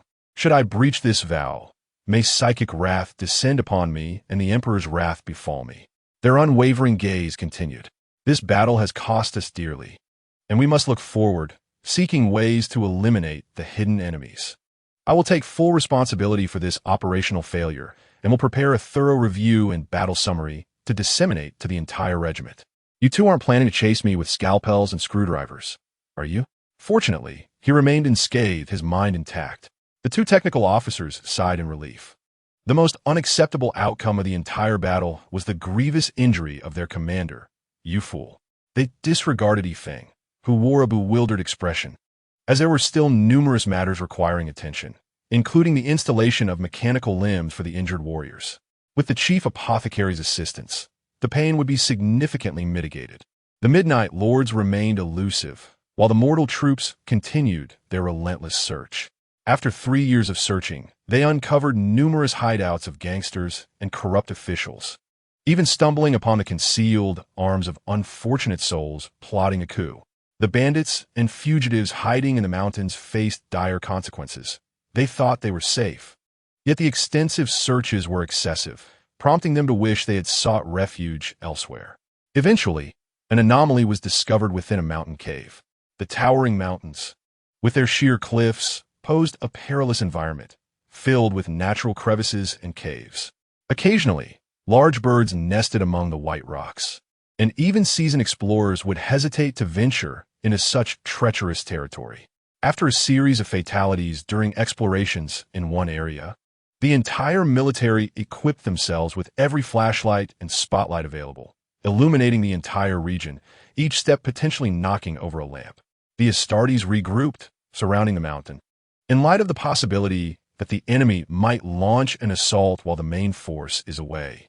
The technical sergeant led a contingent of troops to lie in ambush at Chao. The group cautiously approached the cave, continuously tossing in powerful light sources. Ultimately, the two Midnight Lords hiding deep within the cavern found themselves with no choice but to fight to the death. For reasons unknown, they did not opt to flee in their aircraft, perhaps understanding that such an escape would equate to abandoning their comrades. They endeavored to defeat the encircling foes. However, Yifeng denied them any opportunity. All troops were poised with explosive firearms and ion pistols aimed at the cave's interior. A volley of fire nearly collapsed the cave, leaving no trace of the enemy.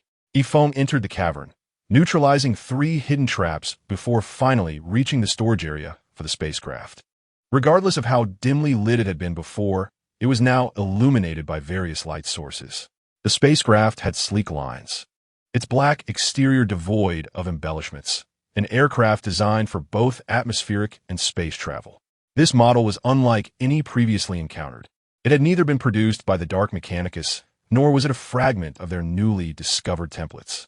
The corroded machine's spirit attempted to hinder Yifeng's entrance, but was forcefully kicked aside as he breached the door.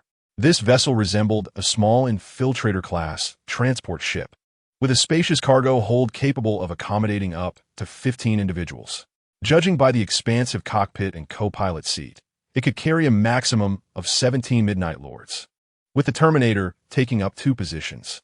Thus, there remained space for only 6 ordinary Midnight Lords, or 4 plus 1 Terminator warrior. It was no trivial task.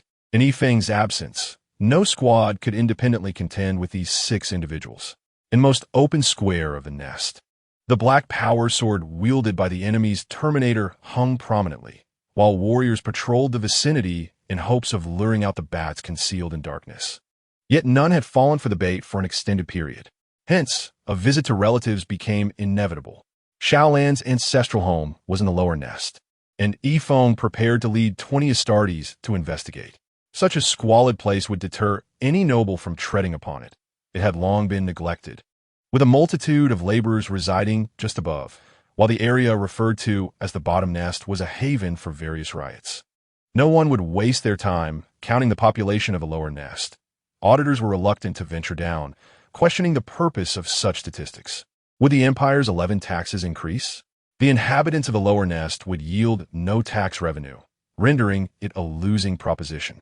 21 angels of the Emperor boldly entered this realm, causing even the most dazed of passers-by to hastily step aside. The paths were narrow and low, necessitating sideways passage or a crouched gate in many areas. Few decent dwellings existed. A piece of tattered cloth hanging from a rusted metal pole sufficed as a residence. Occasionally, a more presentable establishment could be found, surrounded by intimidating figures. Naturally, even in the face of Astartes, one would muster a menacing grin. Xiaolan possessed no memories prior to the trials, yet Yifeng had reviewed basic information and navigated towards the Steam Tavern using a map. Inside the dimly lit tavern, several unfortunate souls lay in a stupor, having been relieved of their valuables, while a few old patrons remained engaged in boisterous discussions, soon interrupted by the proprietor's order to vacate. The owner, known as Papa Hartmann, leisurely polished a metal goblet, for here, fragile glassware was an alien concept. The sturdier, the better. The tavern's most valuable possession was perhaps the clock affixed to the wall, with several iron nails, ticking away the time for those pitiful souls who had never seen daylight. Behind the counter, various spirits were displayed, some genuine contraband, others illicitly obtained from factories, and a few special brews crafted by the owner himself, the ingredients known only to the street urchins who scavenged for him. No one could discern which liquor was good or bad, yet if one were to accidentally shatter a bottle, it would undoubtedly be the finest and most expensive. As the tavern neared closing time, most patrons had departed, and several youths rushed in to inform the proprietor of an approaching battalion of Astartes. The rowdy children jostled each other as they left in search of a girl who had once been close to Shaolon. Just then, a massive figure clad in red armor stooped to enter the tavern. Is the establishment still open? The sight sent Hartmann into a panic. Was it truly for him? Had his memory faltered? A few Astartes streamed in. All 20 warriors could not fit, lest the interior become overcrowded. The soldiers outside formed a disciplined formation for observation and counterfire. None removed their helmets, as the air was thick with the stench of metal and excrement, leaving Hartmann unable to gauge their expressions. He immediately emerged from behind the bar and knelt. In an instant, Hartmann's mind raced through his worth. Unable to fathom why Astartes would seek him out, surely it was not for Shaolon. Esteemed Astartes, I was just preparing to close.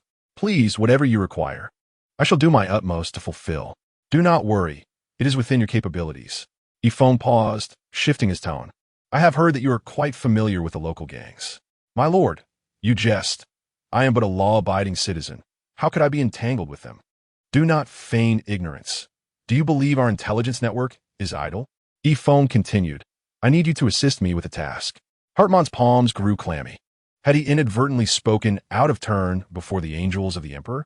Regret washed over him as he chastised himself for his foolishness. Surely, these dignitaries had not come merely to drink. At that moment, he longed to slap himself. My lord, you need only say the word. I will even kick the green-skinned ruffians for you. This was no exaggeration. This veteran had indeed engaged in combat with the greenskins. Every area is under gang control, correct? I need you to contact the surrounding gangs and inquire if any have abruptly vanished or exhibited unusually erratic behavior. My lord, what do you mean by unusual behavior? For instance, purchasing large quantities of fresh blood food, capturing slaves, dispersing personnel from core areas, or completely barring entry. Inform the gang leaders that I have 100 slots available for entry into the middle nest, for those with clean backgrounds and legitimate employment. Even Hartmann was taken aback. This was the lifelong aspiration of many gang leaders. At their level,